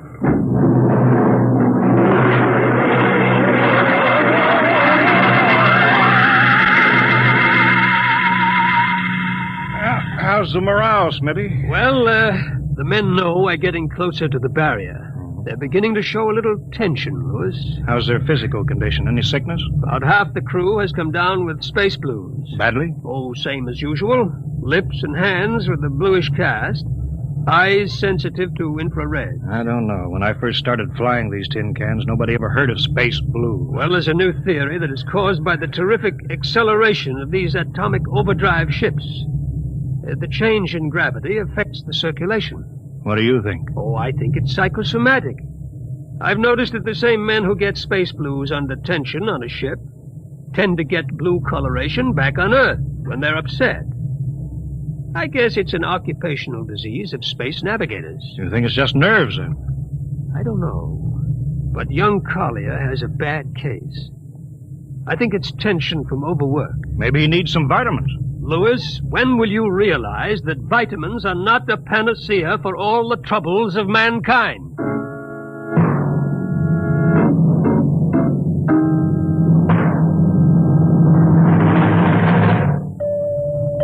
Come in. Oh, Lieutenant Collins. Sir, I understand you've relieved me from duty. Dr. Smithson says that you aren't looking very well. I'm giving you a rest. I feel perfectly able to continue, sir. Your lips are as blue as Minnetonka. I'd like to remain at my post, Captain. Don't be foolhardy, Lieutenant. I'm not being foolhardy, sir. I have a special personal reason for wanting this expedition to reach Volta. Your father? Yes, sir. You think he might still be alive? I have to find out what happened, sir. I think I understand. Very well, Collier. Report back to duty.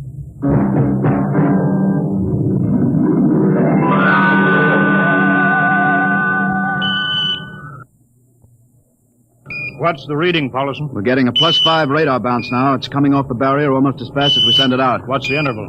0.3 of a second.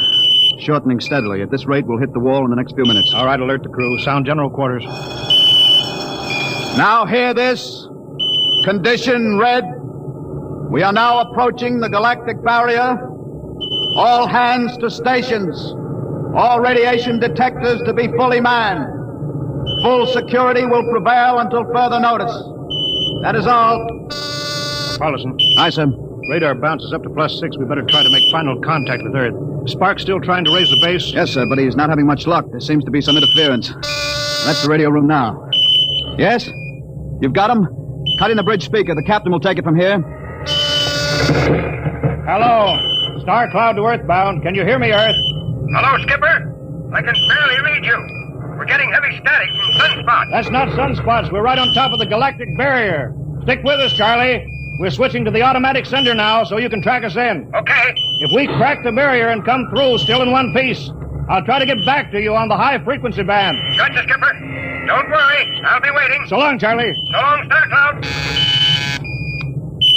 We must be getting awfully close now, Captain. The echo's bouncing back so fast it's almost beating the signal. When they coincide, hold onto your hat. That's when we run into the wall. Any second. Hold on. Well, here goes nothing. Here it comes.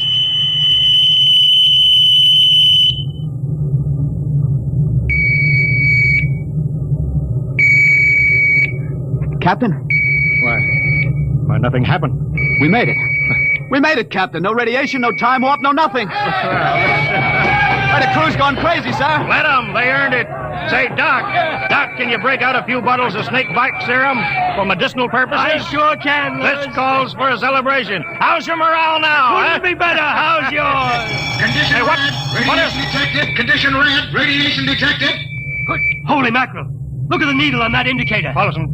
I see it, Captain. We're picking radiation like crazy. What's it like? It's a strong wave. What kind is it? I don't know. It's too long for a cosmic ray and too short for UHF. All right, track it down. Triangulate it. Make it fast. I want a directional fix. Yes, sir. Engine room. Yes, sir. We're picking up radioactivity. Is it the fission chambers? No leak, sir. Check your gauges. Nothing here, Captain. Must be coming from outside. Damage control. Yes, sir. Is our lead shield leaking radiation? Haven't found anything yet, sir. All right, keep at it. Paulson, how you doing? I've got a fix, Captain. Well, what is it? I have to recheck my figures. Well, hurry up. The angle is correct, but I don't... Come on, man, for Pete's sake. It's right, sir. What's right? Speak up. Where's the radiation coming from? It's coming from inside this ship. That's impossible. No, sir. I've checked it twice. Well, then, there's only one thing left to do. Paulson, get a Geiger counter. We're going to start combing the ship inch by inch. Ready, sir. All right, turn it on now. Yes, sir. We'll check the atomic guns first. Cut through the officers' quarters to ordnance. Come on. Wait a minute, sir. What is it? The signal's weaker now. Let's go back.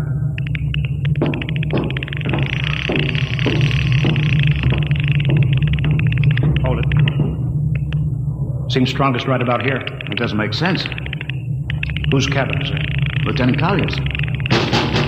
Collier? It's probably down in nav control, sir. Try the door. It's not locked, sir. It's in here, all right. Listen to that counter. Strongest over here. Open that wall cabinet. It's locked. Smash it. All right, shut off the Geiger counter. What do you make of this, Paulson? It looks like some sort of portable transmitter, sir. Must be foreign manufacture. I don't recognize the calibration symbols at all. Never seen anything like it. Which raises a small question. What is Lieutenant Collier doing with a transmitter in his cabin? I don't know, sir. Well, I intend to find out, Paulson. Get down to nav control. Bring Collier up to the bridge. On the double. Well, hadn't we better find some way to shut this thing off first? I know a way.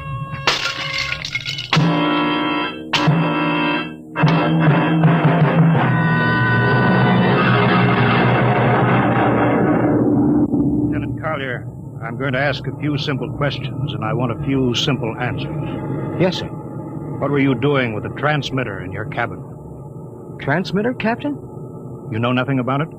No, sir, I don't. Do you recognize these calibration symbols? No, sir. Can you think of how it might have been placed in your cabin without your knowing it?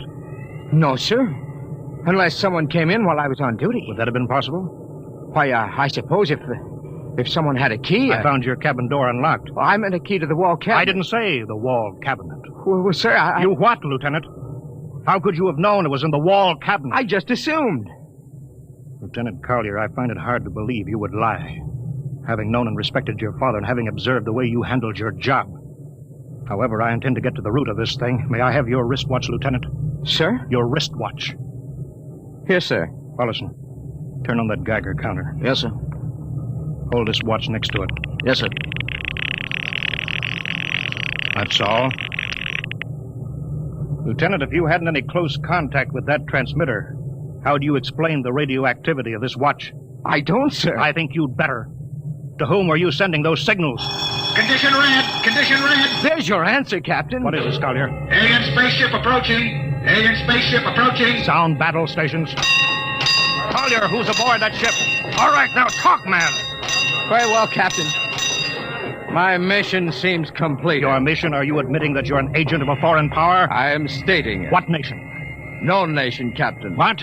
I am an agent of the Voltan government. The what? The government of the planet of Volta. You're crazy. Are you so stupid that you think your people are the only ones who can invade another planet? What do you mean? We've had agents operating on Earth since 1945. I don't believe you. What do you think happened to those 5 ships, Captain? Where do you suppose we got our information, your language, your culture, family background? But your appearance, you look... Like Commander Collier? Is that so surprising, Captain?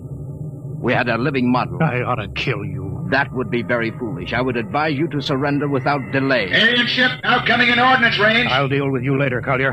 Paulison. Sir? Put this man in irons. Take him away. No worries, sir. We'll take good care of him. Carpenter! Robinson! Gunnery. Gunnery Richardson. What's the range? 10,000 meters. They're closing fast. Put your guns on radar tracking. Tracking. Coming on a burn.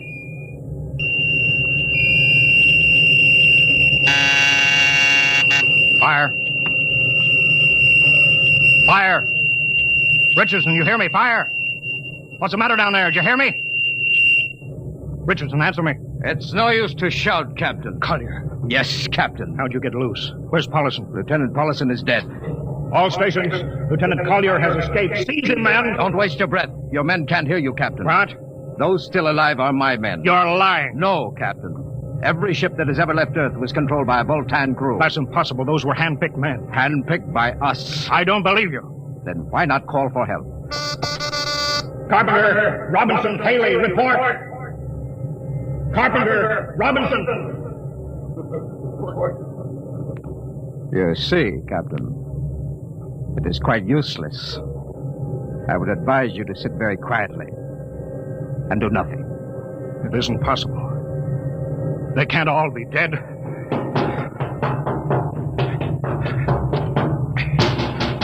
Smitty! Dr. Smithson! Smitty, what have they done to you? Oh, those dirty... Don't talk, Smitty. Closer. Not much time. Lewis. Space blues. Space blues? What is it, Smitty? What are you trying to tell me? All men with space blues. Voltans. Here, let me help you, Smith. No, Lewis. Get message back to Earth. Voltan. 5th column. Watch out for space blues. Smitty.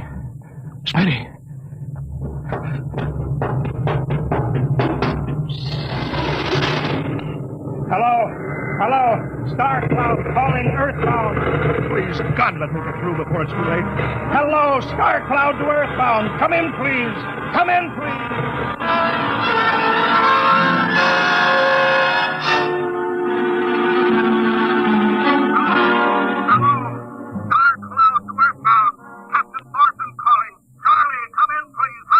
Hello? Hello, can you hear me, Charlie? Skipper, is that you? Are you getting my signal? It's coming in a little louder now, Skip.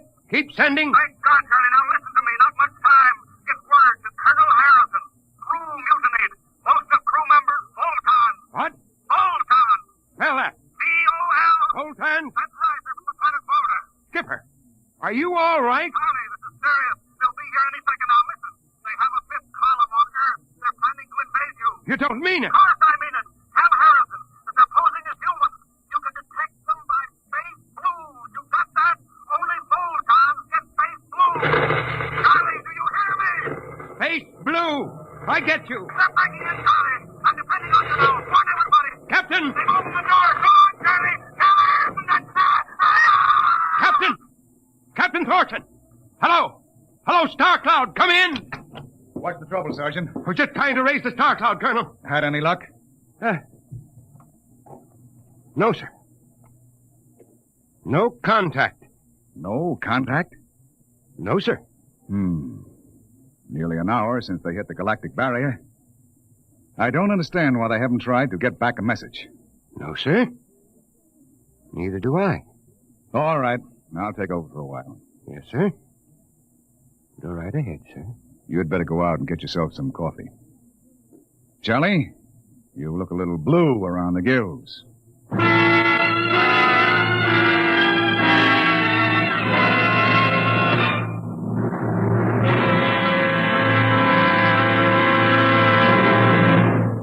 You have just heard No Contact, an adventure in time, space, and the unknown. Dimension X.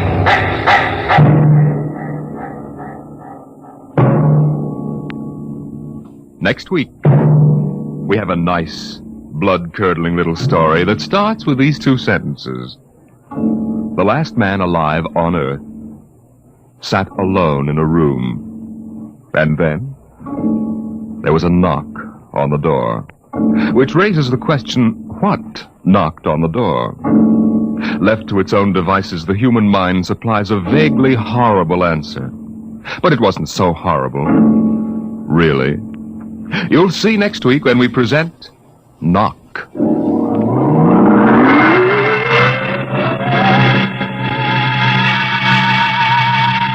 Tonight, Dimension X has presented No Contact, an original story written by George Lefferts, from the storyline by Lefferts and Ernest Kenoy. Featured in the cast were Wendell Holmes as Captain Thorson, Lawson Zerby as Lieutenant Collier, and John McGovern as Dr. Smithson. Your host was Norman Rose. Music by Albert Berman. Engineer Bill Chambers. Dimension X is produced by Van Woodward and directed by Edward King. Adventures in time and space, told in future tense. Dimension X.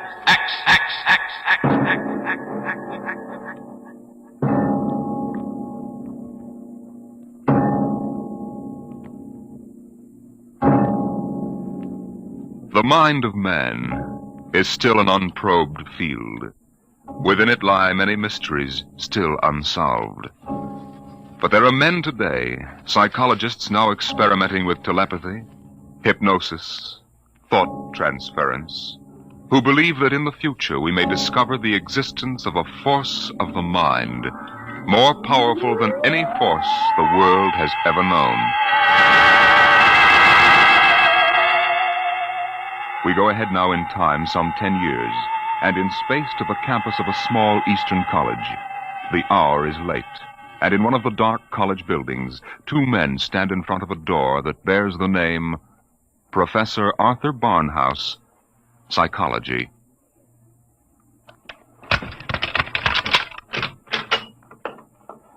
Well, here you are, Clinton. Thank you, Major. Here are the keys to the professor's desk and files. I guess you inherit everything now. You might as well dictate a full report while everything's still fresh in your mind. I'll wait and see you home. Oh, no, that isn't necessary. I'll be all right. You sure? After what's happened tonight, we wouldn't want you to have an accident, too. Major, after what happened tonight, I have a hunch the whole world is ripe for an accident. I'm afraid you're right, Clinton. Well, good night. Good night.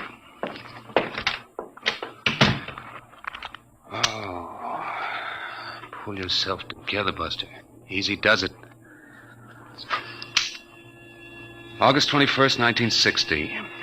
Restricted report from George Clinton to the Secretary of Defense, Secretary of State, the FBI, National Security Board, etc., etc., etc.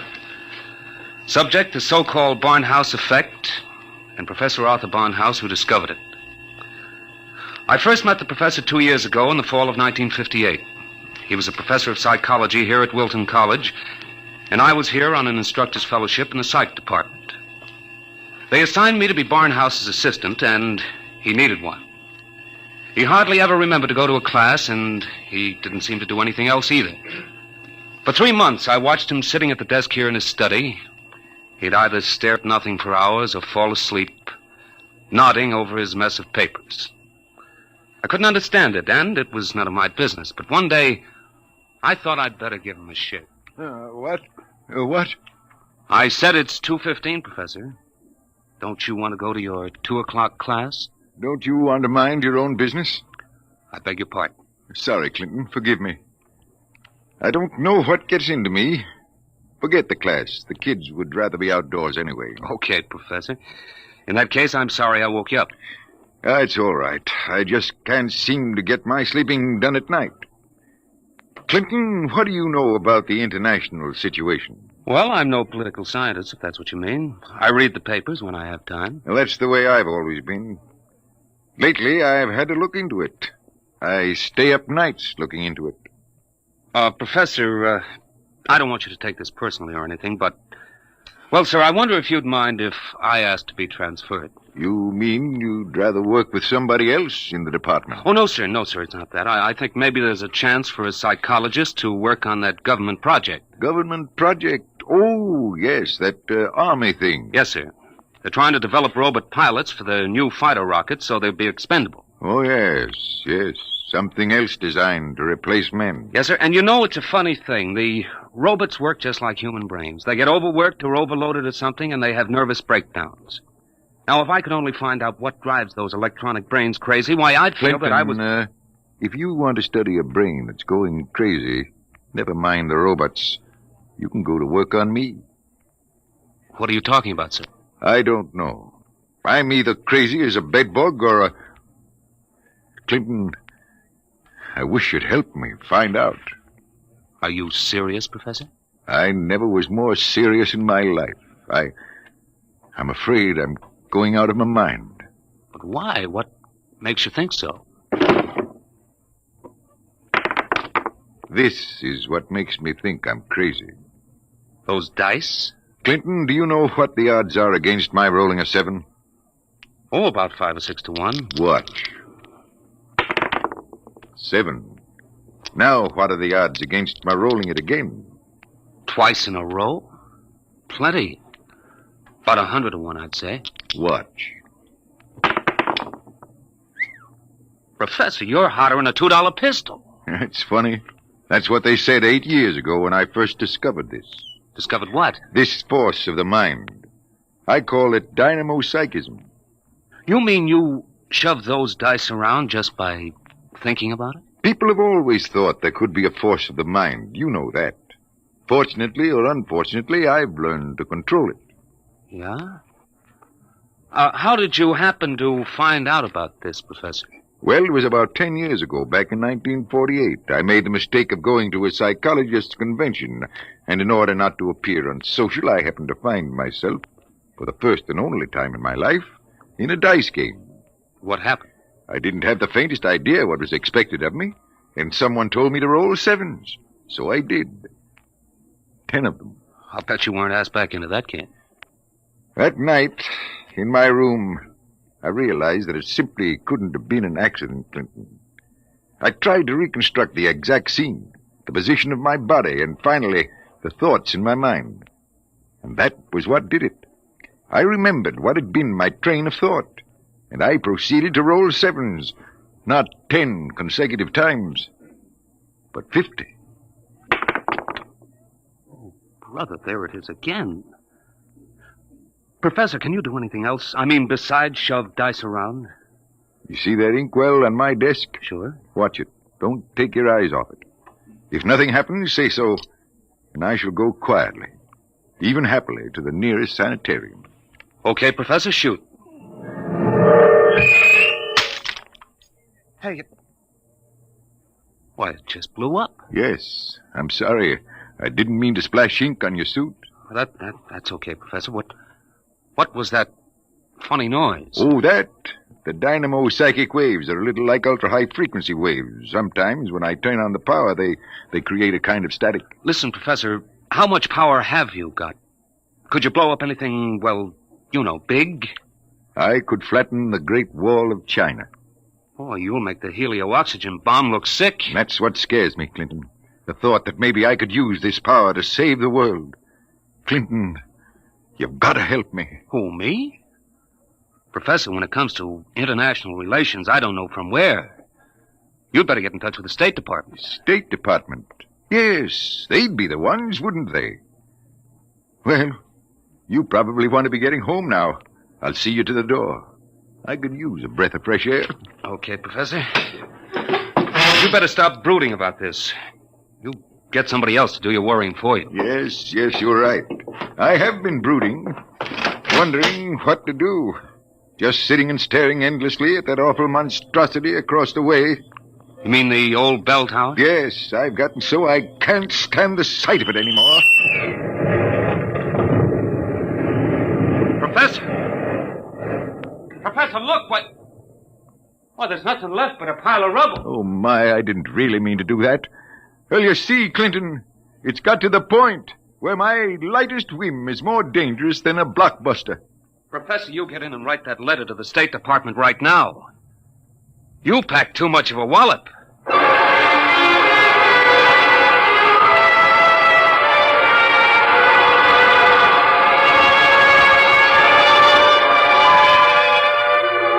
Professor Barnhouse mailed his letter, and things happened fast. The long arm of the Army reached out, and within 5 days, the two of us were deposited in an old mansion in Virginia, surrounded with a barbed wire fence and 20 guards, and labeled top secret. As soon as they'd seen a couple of small demonstrations, they set up a big test of dynamo psychism, and the professor was a very important guy. You could see him getting more unhappy every day. General Barker, I've got to talk to you. Just a minute, Professor. We're cleaning up the last details in Operation Brainwave. We'll roll at 1400 hours tomorrow. At 1400 what? 2 o'clock tomorrow afternoon. The robot-controlled fighter rockets will take off at exactly 1400 minus 10 and appear over the target at 1400. Watching from here over the video screen, you will then try to knock all 20 of them out of the sky. Think you can do it? Of course I can do it. Fine. And we've taken care of everything. Everything except that you neglected to ask me if I wanted to do it. I don't. This whole thing strikes me as childish and insanely expensive. We'll decide about that. But what's the good of it? I wouldn't mind acting as a defense weapon if it were necessary. But I can make all wars and armaments unnecessary. I could give every nation what it needs. I could move mountains, build roads, dig irrigation canals. I have a technique which costs nothing and can do immense good. You're spending millions to prove that it can do immense damage. It doesn't make sense. You know something, General? He's right. Of course I'm right. I want you to send me and Clinton back to Wilton College. Right away. That's quite impossible, Professor. This operation has gone too far to be called off now. Yes, but... Even if we wanted to call it off. If your dynamo psychism really works, you're apt to be the key to our entire defense setup. But listen... You'll have to excuse me now. Major Cuthrell and I have to double-check the confidential list of the observers on this end. Have you got it, Major? Yes, General. It's right here. Alberts, Barker, Bernstein, Carter, Clinton, Cuthrell, Holbrook, Lawrence, Stein, Williams. Check. I guess that includes everybody of importance. What about me? What? Oh, that's taken for granted, Professor. Thanks. 1400 hours. Will you be ready? I'll be ready. And now, if someone will wind the restricted clock and put the confidential cat out, I'm going to bed.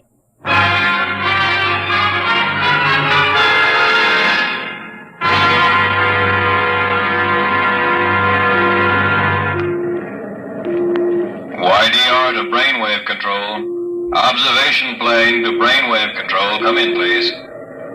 That's McKinley in the observation plane. Cut me in. Hello, McKinley. Reading you clear on the speaker. Everything all right? All okay, General. Takeoff uneventful. Fighter rockets now flying on course in perfect formation. Altitude 5,000 feet. Airspeed 865. Visibility unlimited. Are you tracking us? We've got you on radar. Haven't picked you up on the video screen yet. What's your estimated time of arrival over the target? ETA, 2 minutes. Check. Remember, McKinley, the observation plane is not to enter the target range. Veer off and circle at the 10-mile limit. Bring the rockets overhead by remote control. Check. Observation signing off. 1 minute, 45 seconds to go, Professor Barnhouse. Are you in good shape? I'm all right, General. Good. You can all take our places in front of the video screen now. You sit here, Professor, in the center. Major Cuthrell, will you turn on the video screen? Right, General. Nothing yet, just empty sky. Hold it. I hear him coming in. There are 20 of them, Professor. You think you can knock them down at this altitude? Distance has nothing to do with it. I don't want anything to go wrong. You're sure you feel all right? General, I know I can do it. If that's all that's worrying you, let's call the whole thing off and save $20 million. There they are. They're coming in. Get ready, Professor. 10 seconds.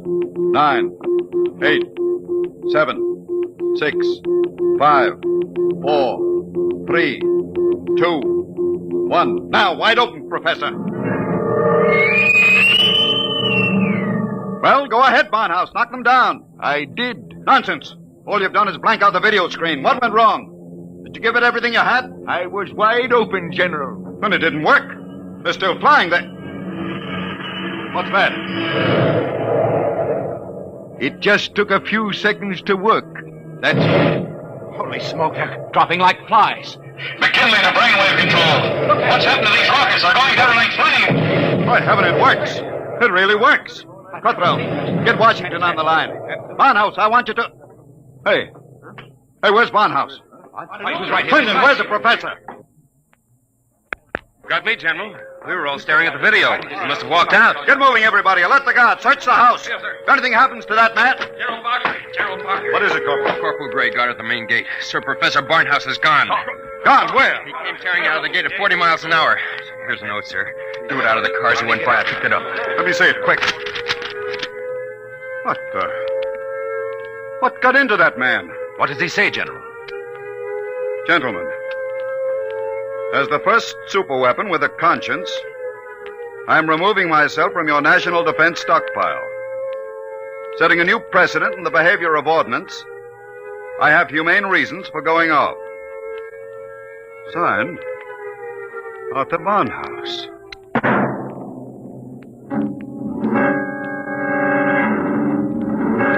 Barnhouse was gone, and within 12 hours the world was on a spree. The headlines were glorious or terrible, depending on what you think of the things the way they are. Barnhouse flattened helio bomb factory! The dynamo's psychic waves reached every corner of the world. In every country, every continent flashed the news of what was happening. Hey, Barnhouse knocks out hidden atomic stockpile in Asia! There was a new kind of war, the war of tattletales. Secret agents of every country hunted for the hidden armaments of their enemies, yelled about them in the newspapers, and immediately there'd be that warning burst of Barnhouse static, followed by... Radio-controlled fleet blown up on secret maneuver! The professor was out to make peace or bust, and nothing like him ever was.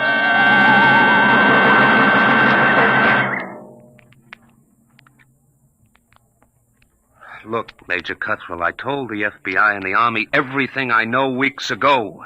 I've answered questions till I'm blue in the face. I didn't come here to ask questions, Clinton. I came to ask for your help. My help? That's right. To find Barnhouse. What if I don't want to? If you're his friend, I think you'd better. Why pick on me? You've got the FBI, the police, and Army intelligence. Why can't you find him yourselves? We're trying. But you know the man well. You could spot him where we wouldn't. And you're the only one who can. Maybe. But why should I? Wherever he is, I think he's doing fine. He's making war impossible, and I like it. So do I. Yes? He's putting you out of a job. That's all right with me. I'll retire to a truck farm with pleasure. Well, then? Look, Clinton, we aren't the only ones in this race. Every country in the world has its best agents out hunting for Barnhouse. Nobody can beat that kind of a manhunt. He seems to be doing all right so far. Sure, but how long do you think he can keep it up? A week? A month? Sooner or later, he'll be spotted. And if the wrong people find him, Clinton, we're done for. You know what kind of weapon this is. Whoever controls the Barnhouse effect can control the world. Well, all right. Suppose they do find him. He'd never give the secret away. Never give it away?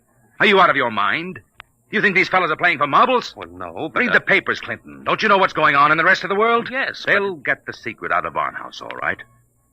What happens to him in the process won't be very pretty. Well, he must realize that, then. He'll never let himself be taken alive. He may not have the choice. And if he doesn't, God help us all. All right. All right, I'm in. Good. Now, do you know anything that you haven't told us? Anything that might give us a lead? Only this. It was addressed to me. I found it here on his desk the morning after he escaped. You mean he came back here? Yes. I guess he needed to pick up some personal effects. Anyway, the files were open, and he left this note on a scrap of paper. Anything to do with the Barnhouse effect? Read it yourself. It's Greek to me. Just these few lines scrawled on a piece of paper, and the last one breaks off right in the middle of the sentence.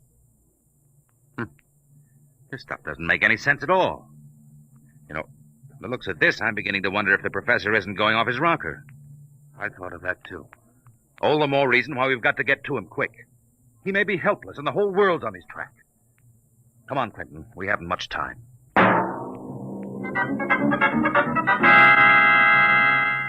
You say you do recognize this photograph, Mrs. Reardon? I tell you, it looks like Mr. Balfour's. He had the second floor front room for quite a while, but he left, I should say, about a week ago. Say, is he wanted for something? Yes, if he's the man I think he is. Well, now, I'd say you're looking for the wrong fella. That Mr. Balfour's, he couldn't be a criminal. Why, he wouldn't even harm a fly. He spent all his time in his room, just thinking.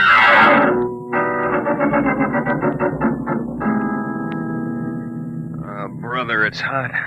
What a way to spend an August afternoon, huh, Major? Give my eye teeth to be at Jones Beach. So would I, Corporal. We've got work to do here. Look, sir, we've been cruising around these radio detection cars for a week. Not a sign of Barnhouse static. The professor must have run out of things to work on. Well, we'll give him a little more time. Switch to shortwave. See if there's anything special coming through. Yes. Try the 9-meter wave. This is Radio Miranda calling. Let's hear that.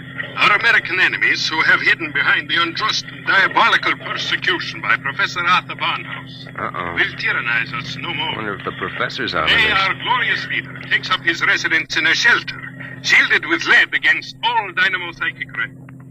With its protection designed by our brilliant scientists to be absolutely impregnable against the Barnhouse effect, he will once again lead us on the path of our glorious death. Quick! Triangulate it and get me a fix. I've got it. Let me check this chart. Quick, man. 3.9, 1.7. Oh, my aching back. What is it? We haven't got a prayer of finding a major. He'd have to be picked out of 2 million people. Where is Barnhouse? Right where I was wishing I was. Right smack in the middle of Jones Beach.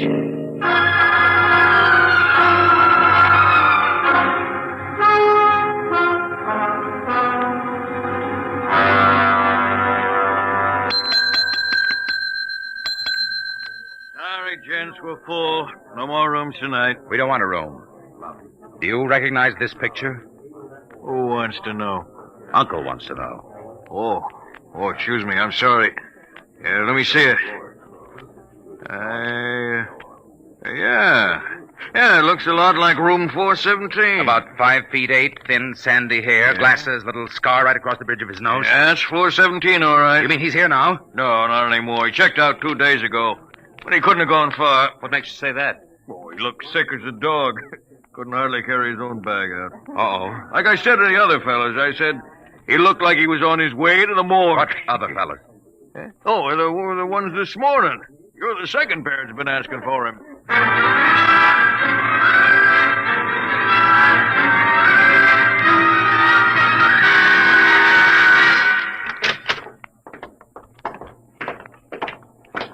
Here we are. Ward 15. This way, gentlemen. You're sure he's here, nurse? Oh, yes. Thank heaven we're in time. Well, I wasn't on duty when he came in, but one of the other girls told me he collapsed in the street. The ambulance brought him in. Poor guy, he must have really had it rough. Oh, here you are. Bed number 78. This is your man. Wait a minute. This isn't Barnhouse. But I was perfectly sure. Oh, wait, let me check his chart. Dismissed 8 p.m. Only an hour ago. Oh, dear, now I remember. Remember what? If he was sick, why did you let him go? Well, 2 of his friends came and took him away. They didn't want him in the charity ward. They said they'd make sure that he was taken care of.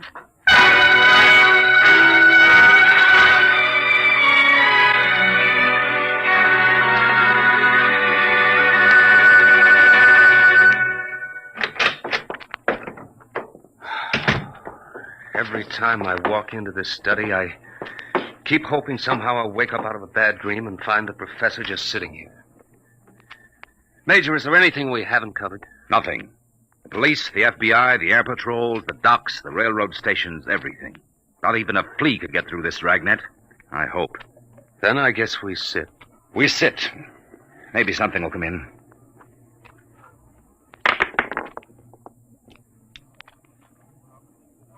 Do you have to roll those dice? I'm sorry. I wasn't thinking. An hour. That's what's driving me crazy. 1 hour sooner and he'd have been in our hand, not theirs. I know. Well, maybe he's still all right. How can he be all right? He's in the hands of a foreign power. We don't know that for sure. The professor was a likable little guy. He couldn't have lasted this long if he hadn't found some friends. Maybe they came and took him away. Well, grab that. Hello? Yes? Clinton, is that you? Professor Barnhouse. Clinton, they've got me. Who's got you? Where are you, Professor? I don't know. They said something about taking me to an airport. An airport? Which one? Listen, Clinton, I've got to tell you. The inkwell. What are you talking about? Remember the inkwell? Professor. Professor Barnhouse. Operator. Your call, please. Operator, that caller just came in here. Can you trace it? I'm sorry, sir, but I'm afraid it's too late. Your party has been disconnected.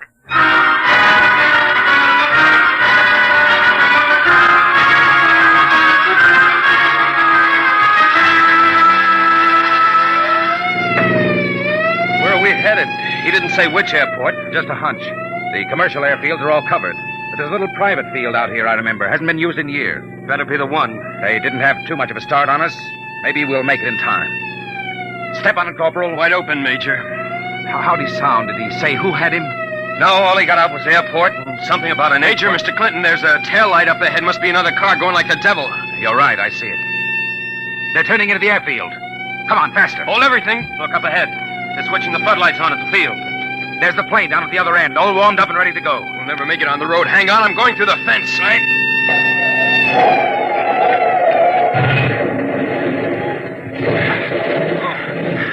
Well, what's the matter? Get going. Sorry, sir. Must have cracked the axle. They're taking off. Get out the submachine gun. You can't. Barnhouse is in that plane. You'll kill him. We've got to take that chance. That plane's headed straight for us. Hit the dirt. Get that gun working, Corporal. Aim for the propeller.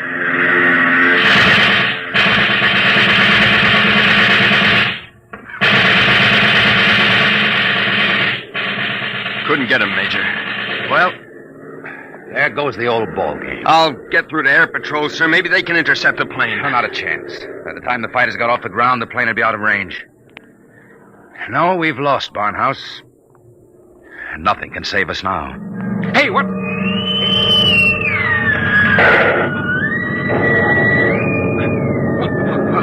What hit me? Clinton, are you all right? Yeah, sure. The plane. It's gone. I know. Barnhouse blew it right out of the sky. He wouldn't let himself be taken alive. Boy, he really did it the hard way. Poor guy. He shouldn't have had to be a hero. All he ever wanted was peace. Peace? What's that? Now the arms race will start all over again. And with Barnhouse gone, what's left to stop it?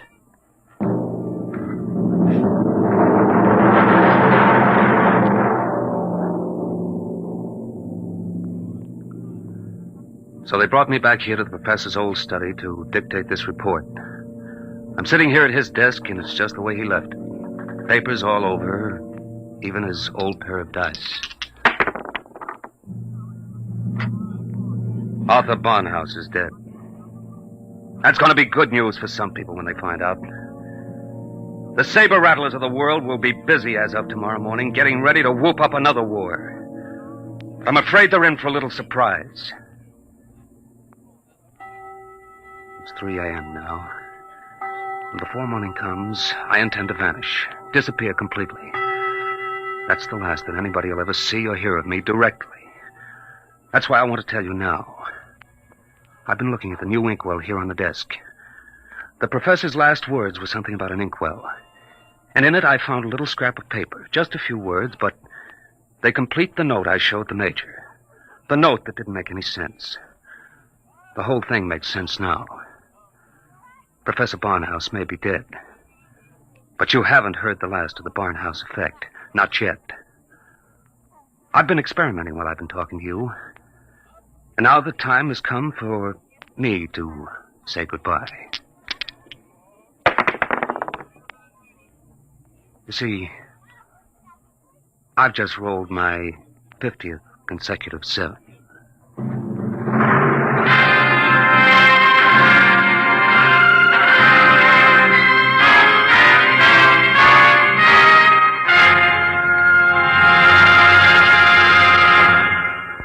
You have just heard Report on the Barnhouse Effect by Kurt Vonnegut, Jr. An adventure in time, space, and the unknown. Dimension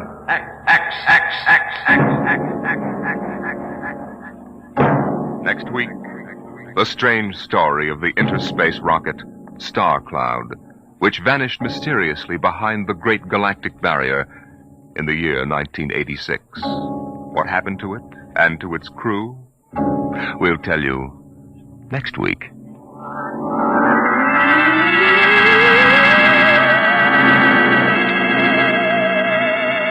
Tonight's story, Report on the Barnhouse Effect, was adapted for radio by Clarice A. Ross. Featured in the cast were Bill Quinn as Clinton, Ed Jerome as Professor Barnhouse, and Carl Weber as Major Cutthroat. Your host was Norman Rose. Music, Albert Berman. Engineer, Bill Chambers. Dimension X is produced by Van Woodward and directed by Edward King. Adventures in time and space, told in future tense. Dimension X.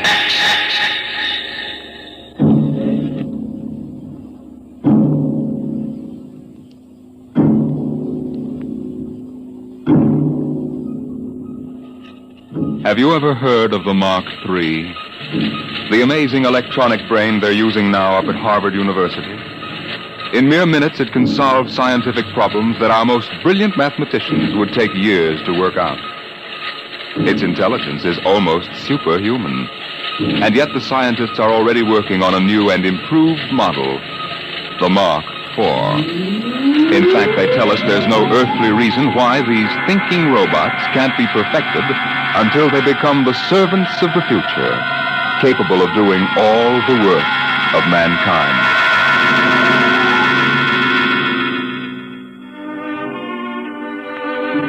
Yes, that's what the advertising billboard said in the year 2006. Housework made easy by the perfect domestic servant.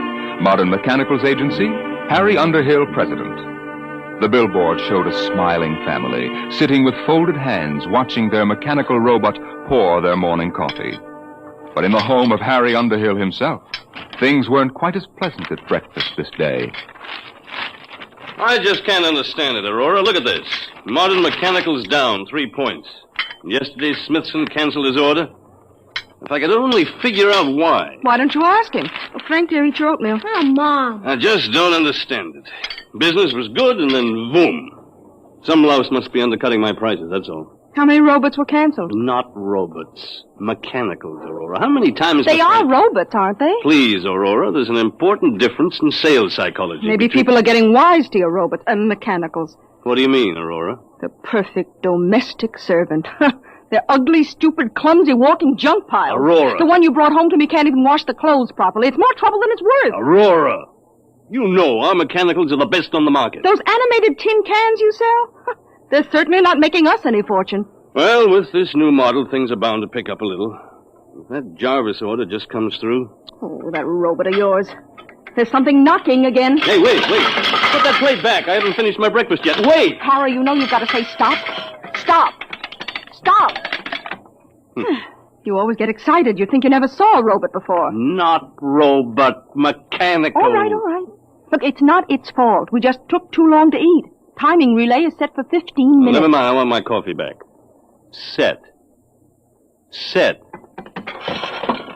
There. Isn't that simple? It bends at the waist, stretches out its arm, and picks up the coffee pot just as if it were yours. Hey, watch out! And spills it right in your lap. Oh, my clean suit, Aurora. Oh, no. Harry, you know it's relayed to announce dinner after it sets the table. Hey, there goes my coffee again. Stop. Set. Harry, you can't give it 2 orders at once. What's that smell? There must be a short. Now see what you've done. Got it all upset. I did. All I said was... Harry! Stop. Stop. Stop. Oh, it's no use. The brain coil's shorted out. Oh, do something. Harry, do something. I sure will. I'm going to the office. I'm getting out of here.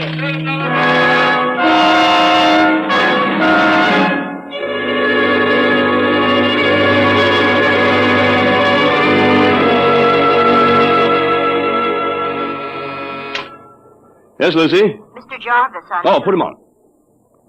Hello, Underhill? Hello, Mr. Jarvis. I'm glad you called. I was just going to ring you. Well, I've got that whole shipment of mechanicals for you. 1 gross plane, 12 of the chromium fitted. Hold on, Underhill. I'm canceling the order. But the invoice is made out and Well, tear it up. I'm canceling. But why? Underhill, there's a brand new mechanical on the market that makes yours look like something out of a museum. Oh, now, look here, Mr. Don't Jarvis. now look me, Underhill. I've seen them, and I'm telling you it'll put you out of business. Goodbye. Goodbye. Yes, Mr. Underhill? That's the 3rd cancellation today. The world's going to pot. Yes, Mr. Underhill? No, never mind, Lucy. I'm going home.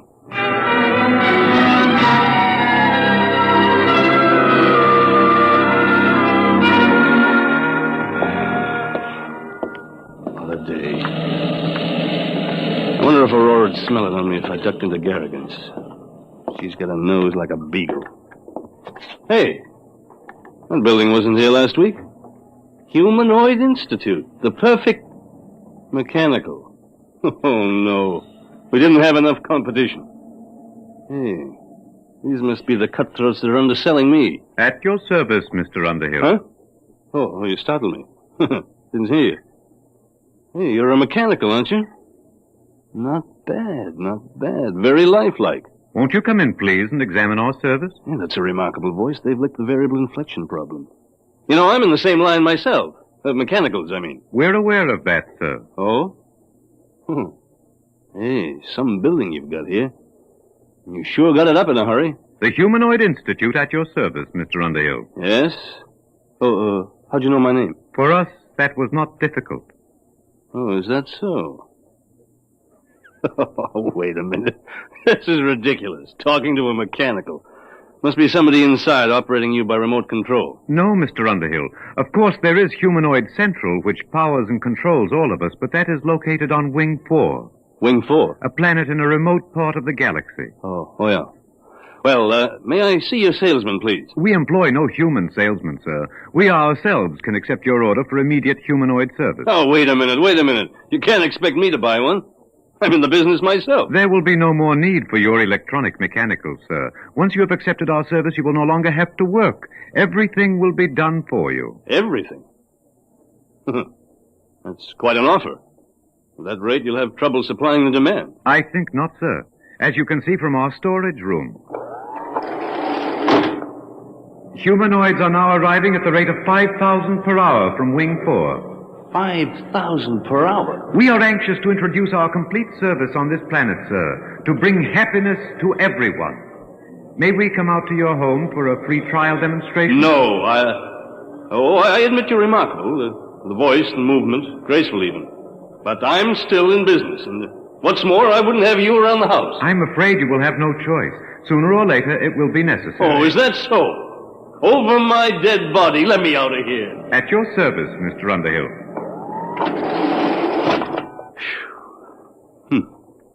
It's going to be tough competition, all right.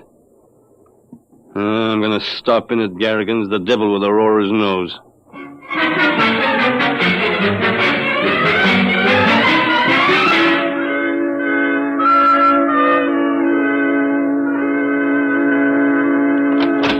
Oh, hi, Pop. Hello, Frank. How was the football game? We won, 78-3. Guess what, Pop? You made all the touchdowns. Nope. Mom took in a boarder. She what? Aurora!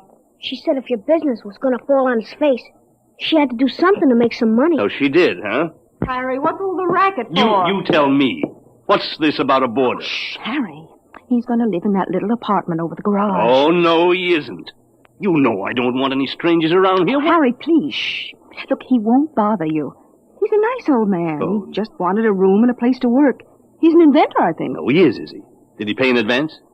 Well, he can't. You see, his royalties haven't started to come in. Mm-hmm. Aurora, how can you be taken in by every beat-up old panhandler that gives you a sob story? Mr. Sledge isn't like that at all. Oh, that reminds me, dear. Can you give me a 10? A 10? What for? Well, Mr. Sledge is ill. He needs some medicine for his heart, and I said I'd lend him the money. You get... Oh, Aurora, this is the limit. He goes out right now. Now, don't be unkind, Harry. Besides, we need the rent money. Things aren't that bad yet. He goes. Please, shh. What are you shushing me for? Mr. Sledge, he's in the next room. I've invited him for dinner.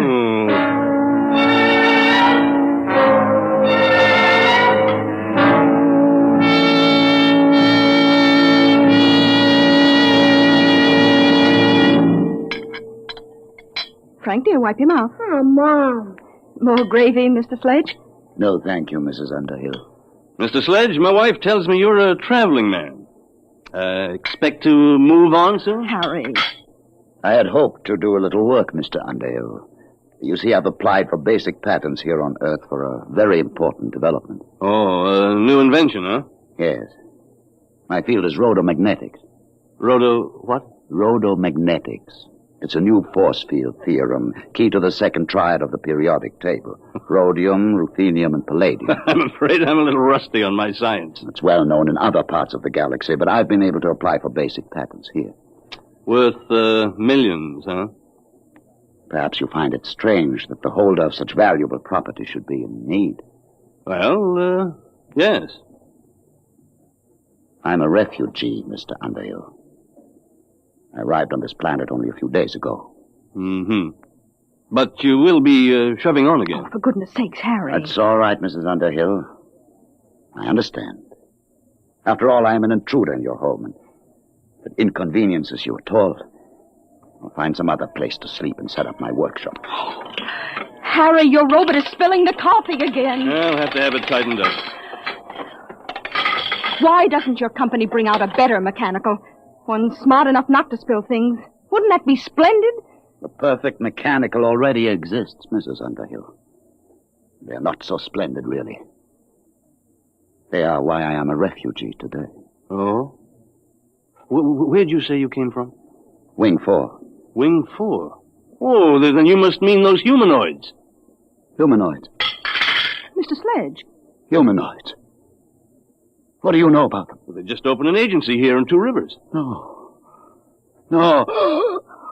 Harry. What is it? What's wrong, Mr. Sledge? Give him some water. It must be his heart. Call Dr. Winters, Aurora. No. I'll be all right. Here, you better sit down. I'm sorry. It was just shock. I came here to get away from them. The humanoids? Yes. I wanted to finish my work before they came. But now, I won't trouble you any further. But, Mr. Sledge, Harry, he's sick. Well, Mr. Sledge, I don't think you'll have to go right away. He can stay, Harry. Sure, after all, the way those humanoids are coming along, I'm liable to become a refugee myself any minute. Guess we might as well stick together, eh, Sledge? Oh, that's better. Oh, you look ill, Professor. Maybe you ought to lie down on the sofa and rest. No, thank you. I must get back to my workshop now. I haven't got time to rest. There's so little time left for all of us.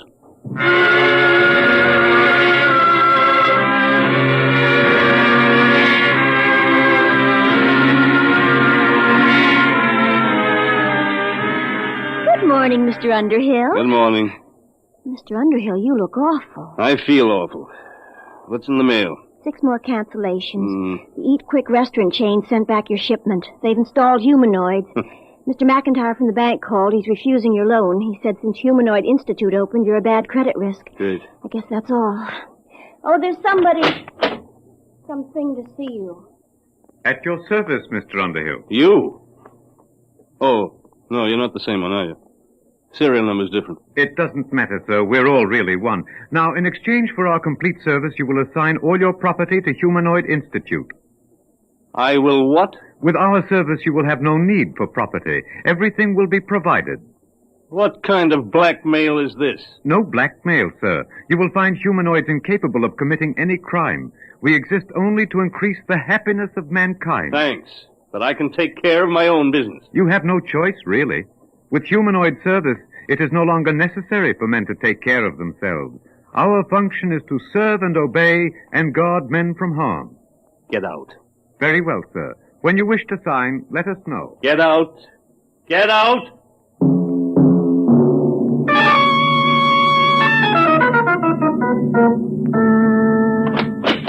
Aurora, I'm home. At your service, Mr. Underhill. What's the idea of this? You get out of here. Aurora! Mrs. Underhill has accepted our free trial demonstration. We cannot leave unless she requests. We'll see about that. Aurora, where the devil are you? Oh, hello, Harry. What's this mechanical doing here? What's happened to you? Isn't it wonderful? Had my hair done, the manicure. The humanoid did it. And cleaned the house all over, washed all the clothes, and gave Frank his music lesson. Now, wait a minute, Aurora. I won't have this monster in my house. Oh, it's just a free trial, Harry. Just wait till you taste the dinner it cooked. Everything you like best. Roast duck. I don't care if he cooked a duck. And the most complicated pastries. I could never cook like that. Well, might as well eat. But I'll need a drink first, though. All right, I'm sorry, sir. What? We exist under the prime directive to guard men from harm. Alcoholic beverages in excess are bad for human consumption. We have taken the liberty of removing them from the house. Now, look here. Mr. Underhill, dinner is served.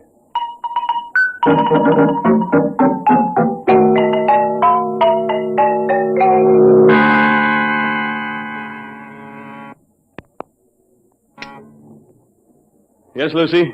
They're here, Mr. Underhill. I've been expecting them for a week. All right, Lucy. At your service, Mr. Underhill. We have the legal papers here, the bankruptcy forms, the eviction notice. We are ready now to foreclose your agency. Okay, take it over. A lot of good it'll do you. I haven't made a sale in 2 weeks. And now, if you will make the assignment of all your personal property, we can complete our service to you. What if I won't sign? That would be unfortunate. But with stubborn cases, we must sometimes resort to other methods. Eventually, Mr. Underhill, you will sign.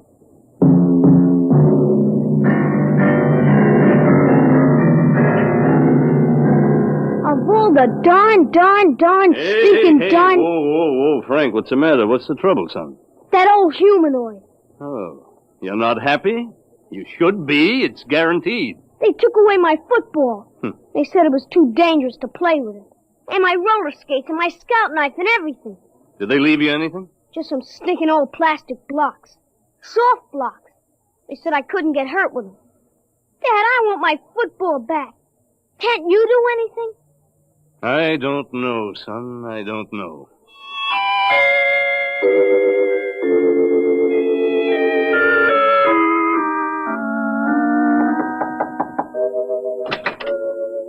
Oh, Mr. Underhill.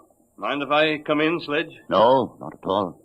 You mind if I keep working? Oh, go right ahead. It's good to see somebody working with his hands.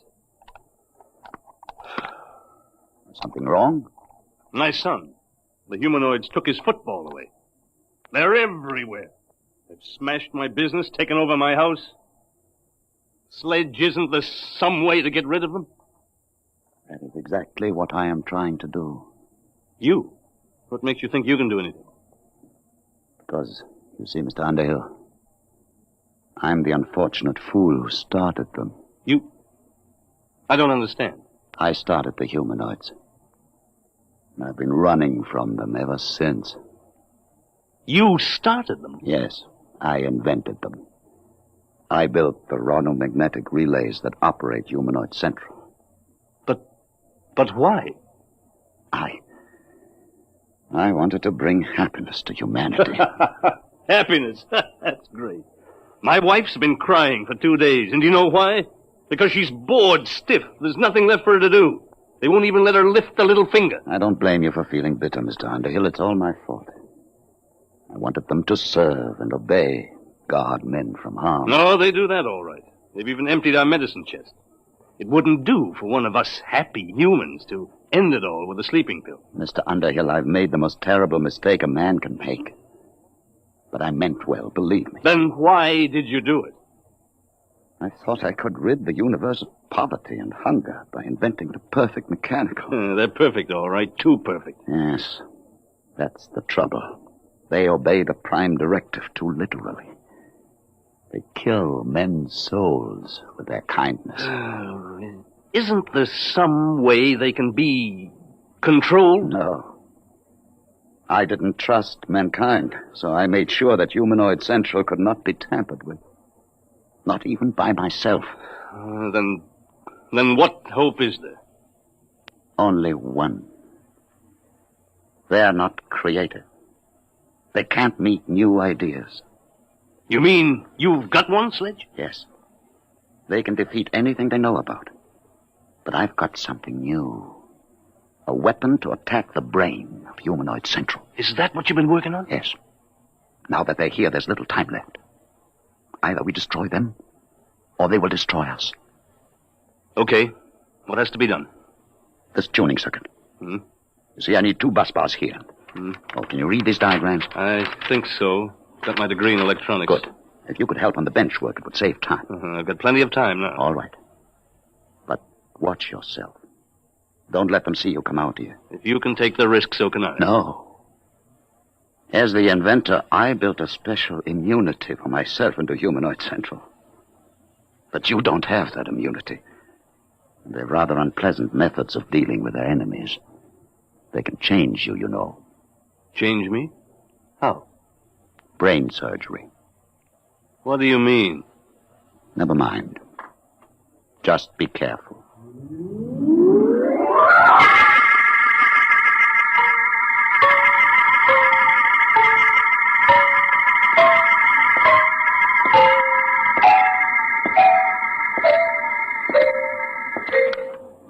Mr. Underhill.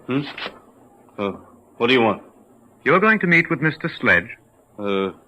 Yes, as a matter of fact, I'm going to collect the rent. Mr. Underhill, you have spent the past 2 afternoons in his room. In view of your association with Mr. Sledge, we feel that our free trial must be terminated. We suggest that you accept our total service and make the assignment of your property immediately. And if I don't? Then, sir, we may be forced to resort to other methods. Well, give me one more day to think it over. Very well, sir. Tomorrow. That will be your last chance.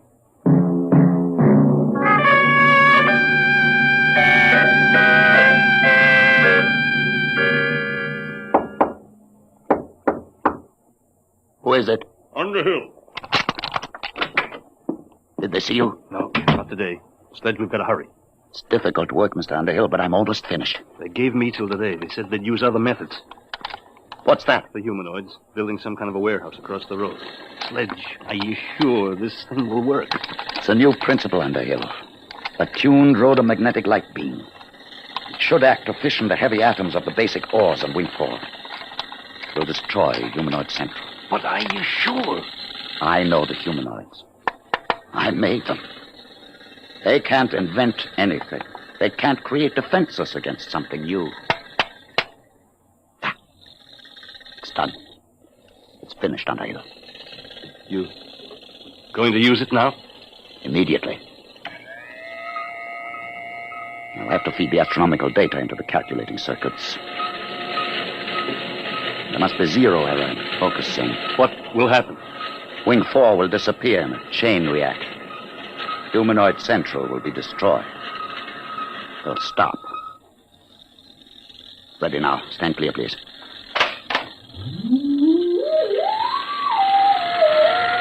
Power's building up. Step on the rubber mat, Mr. Underhill. We must be shielded when I cut in the full power load. Hurry, Sledge. I've waited 30 years for this moment, Underhill. When Wing 4 is destroyed, the humanoids all over the galaxy will stop. They'll stop dead. You won't hear those drills. Sledge. All right. Now.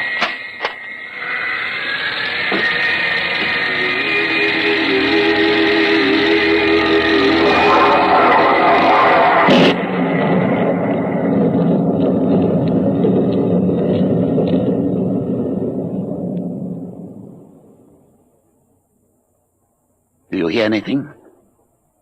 Sledge. Listen. The drills have stopped. They've stopped. You can see them.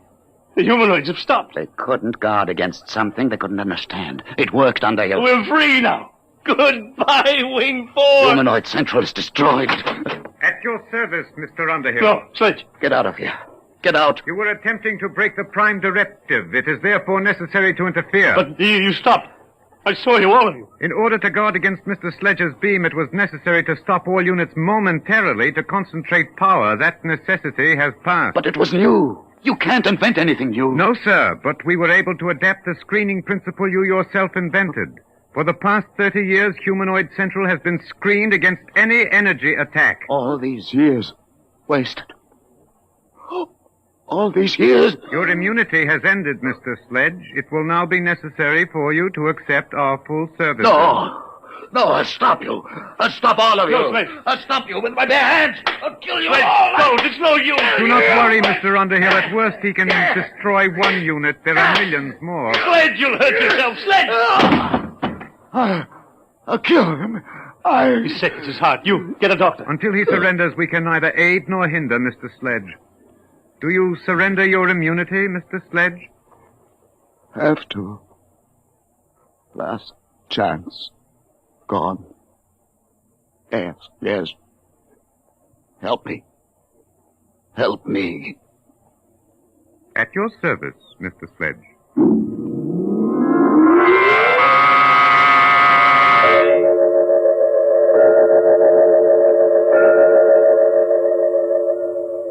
You may see Mr. Sledge now, Mr. Underhill.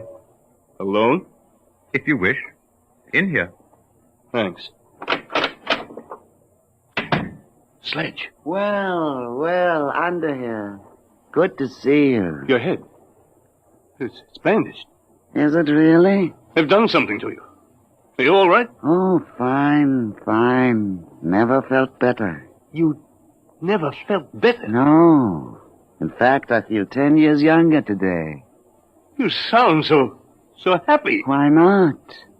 These humanoids have made a new man of me, Underhill. They're wonderful, aren't they? Wonderful? How can you say that, Sledge?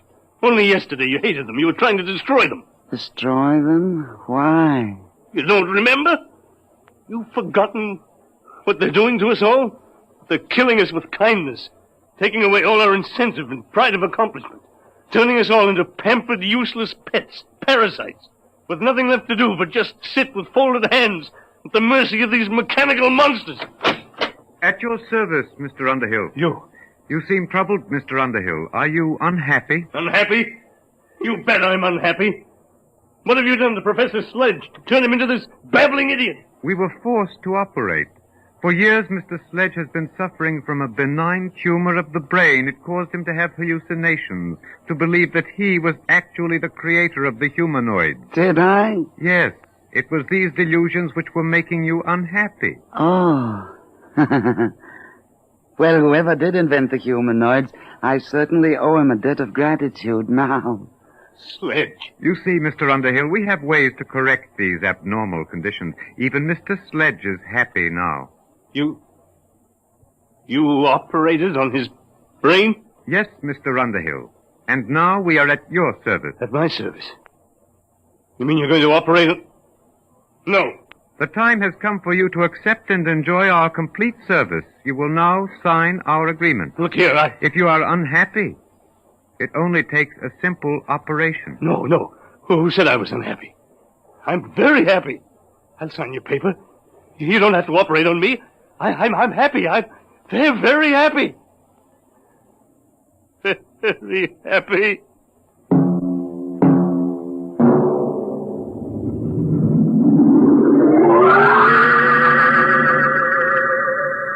The happy Mr. Underhill's futile hands clenched and relaxed again, and then folded quietly. There was nothing else left for them to do.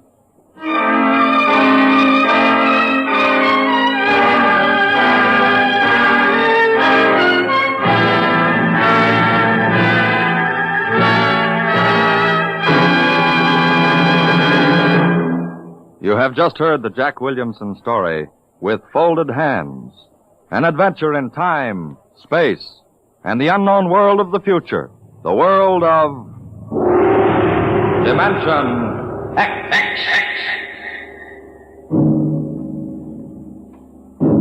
Now, about next week.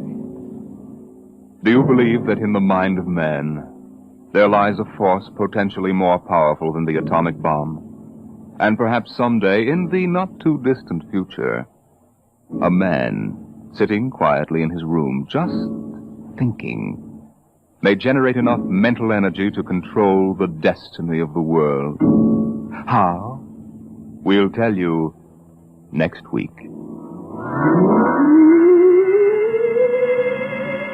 Tonight's story on Dimension X was adapted for radio by John Dunkel. Featured in the cast were Philip Bourneuf as Harry Underhill, Alexander Scorby as the humanoid, Peter Capell as Professor Sledge, and Bryna Rayburn as Aurora. Your host was Norman Rose.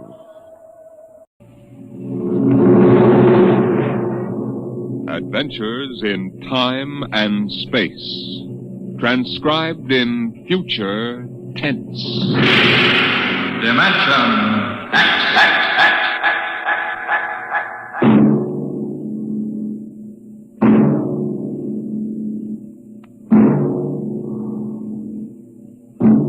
The National Broadcasting Company, in cooperation with Street and Smith, publishers of astounding science fiction, bring you Dimension X.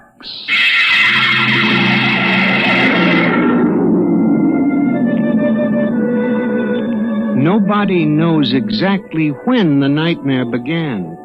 They must have planned it for years, though, because looking back, you can find little incidents here and there. Like the concrete mixer in New Jersey that killed the bricklayer, and the time Senator Milburn was sucked into the roto-press at the Capitol Office Building. Unrelated accidents, we thought at the time.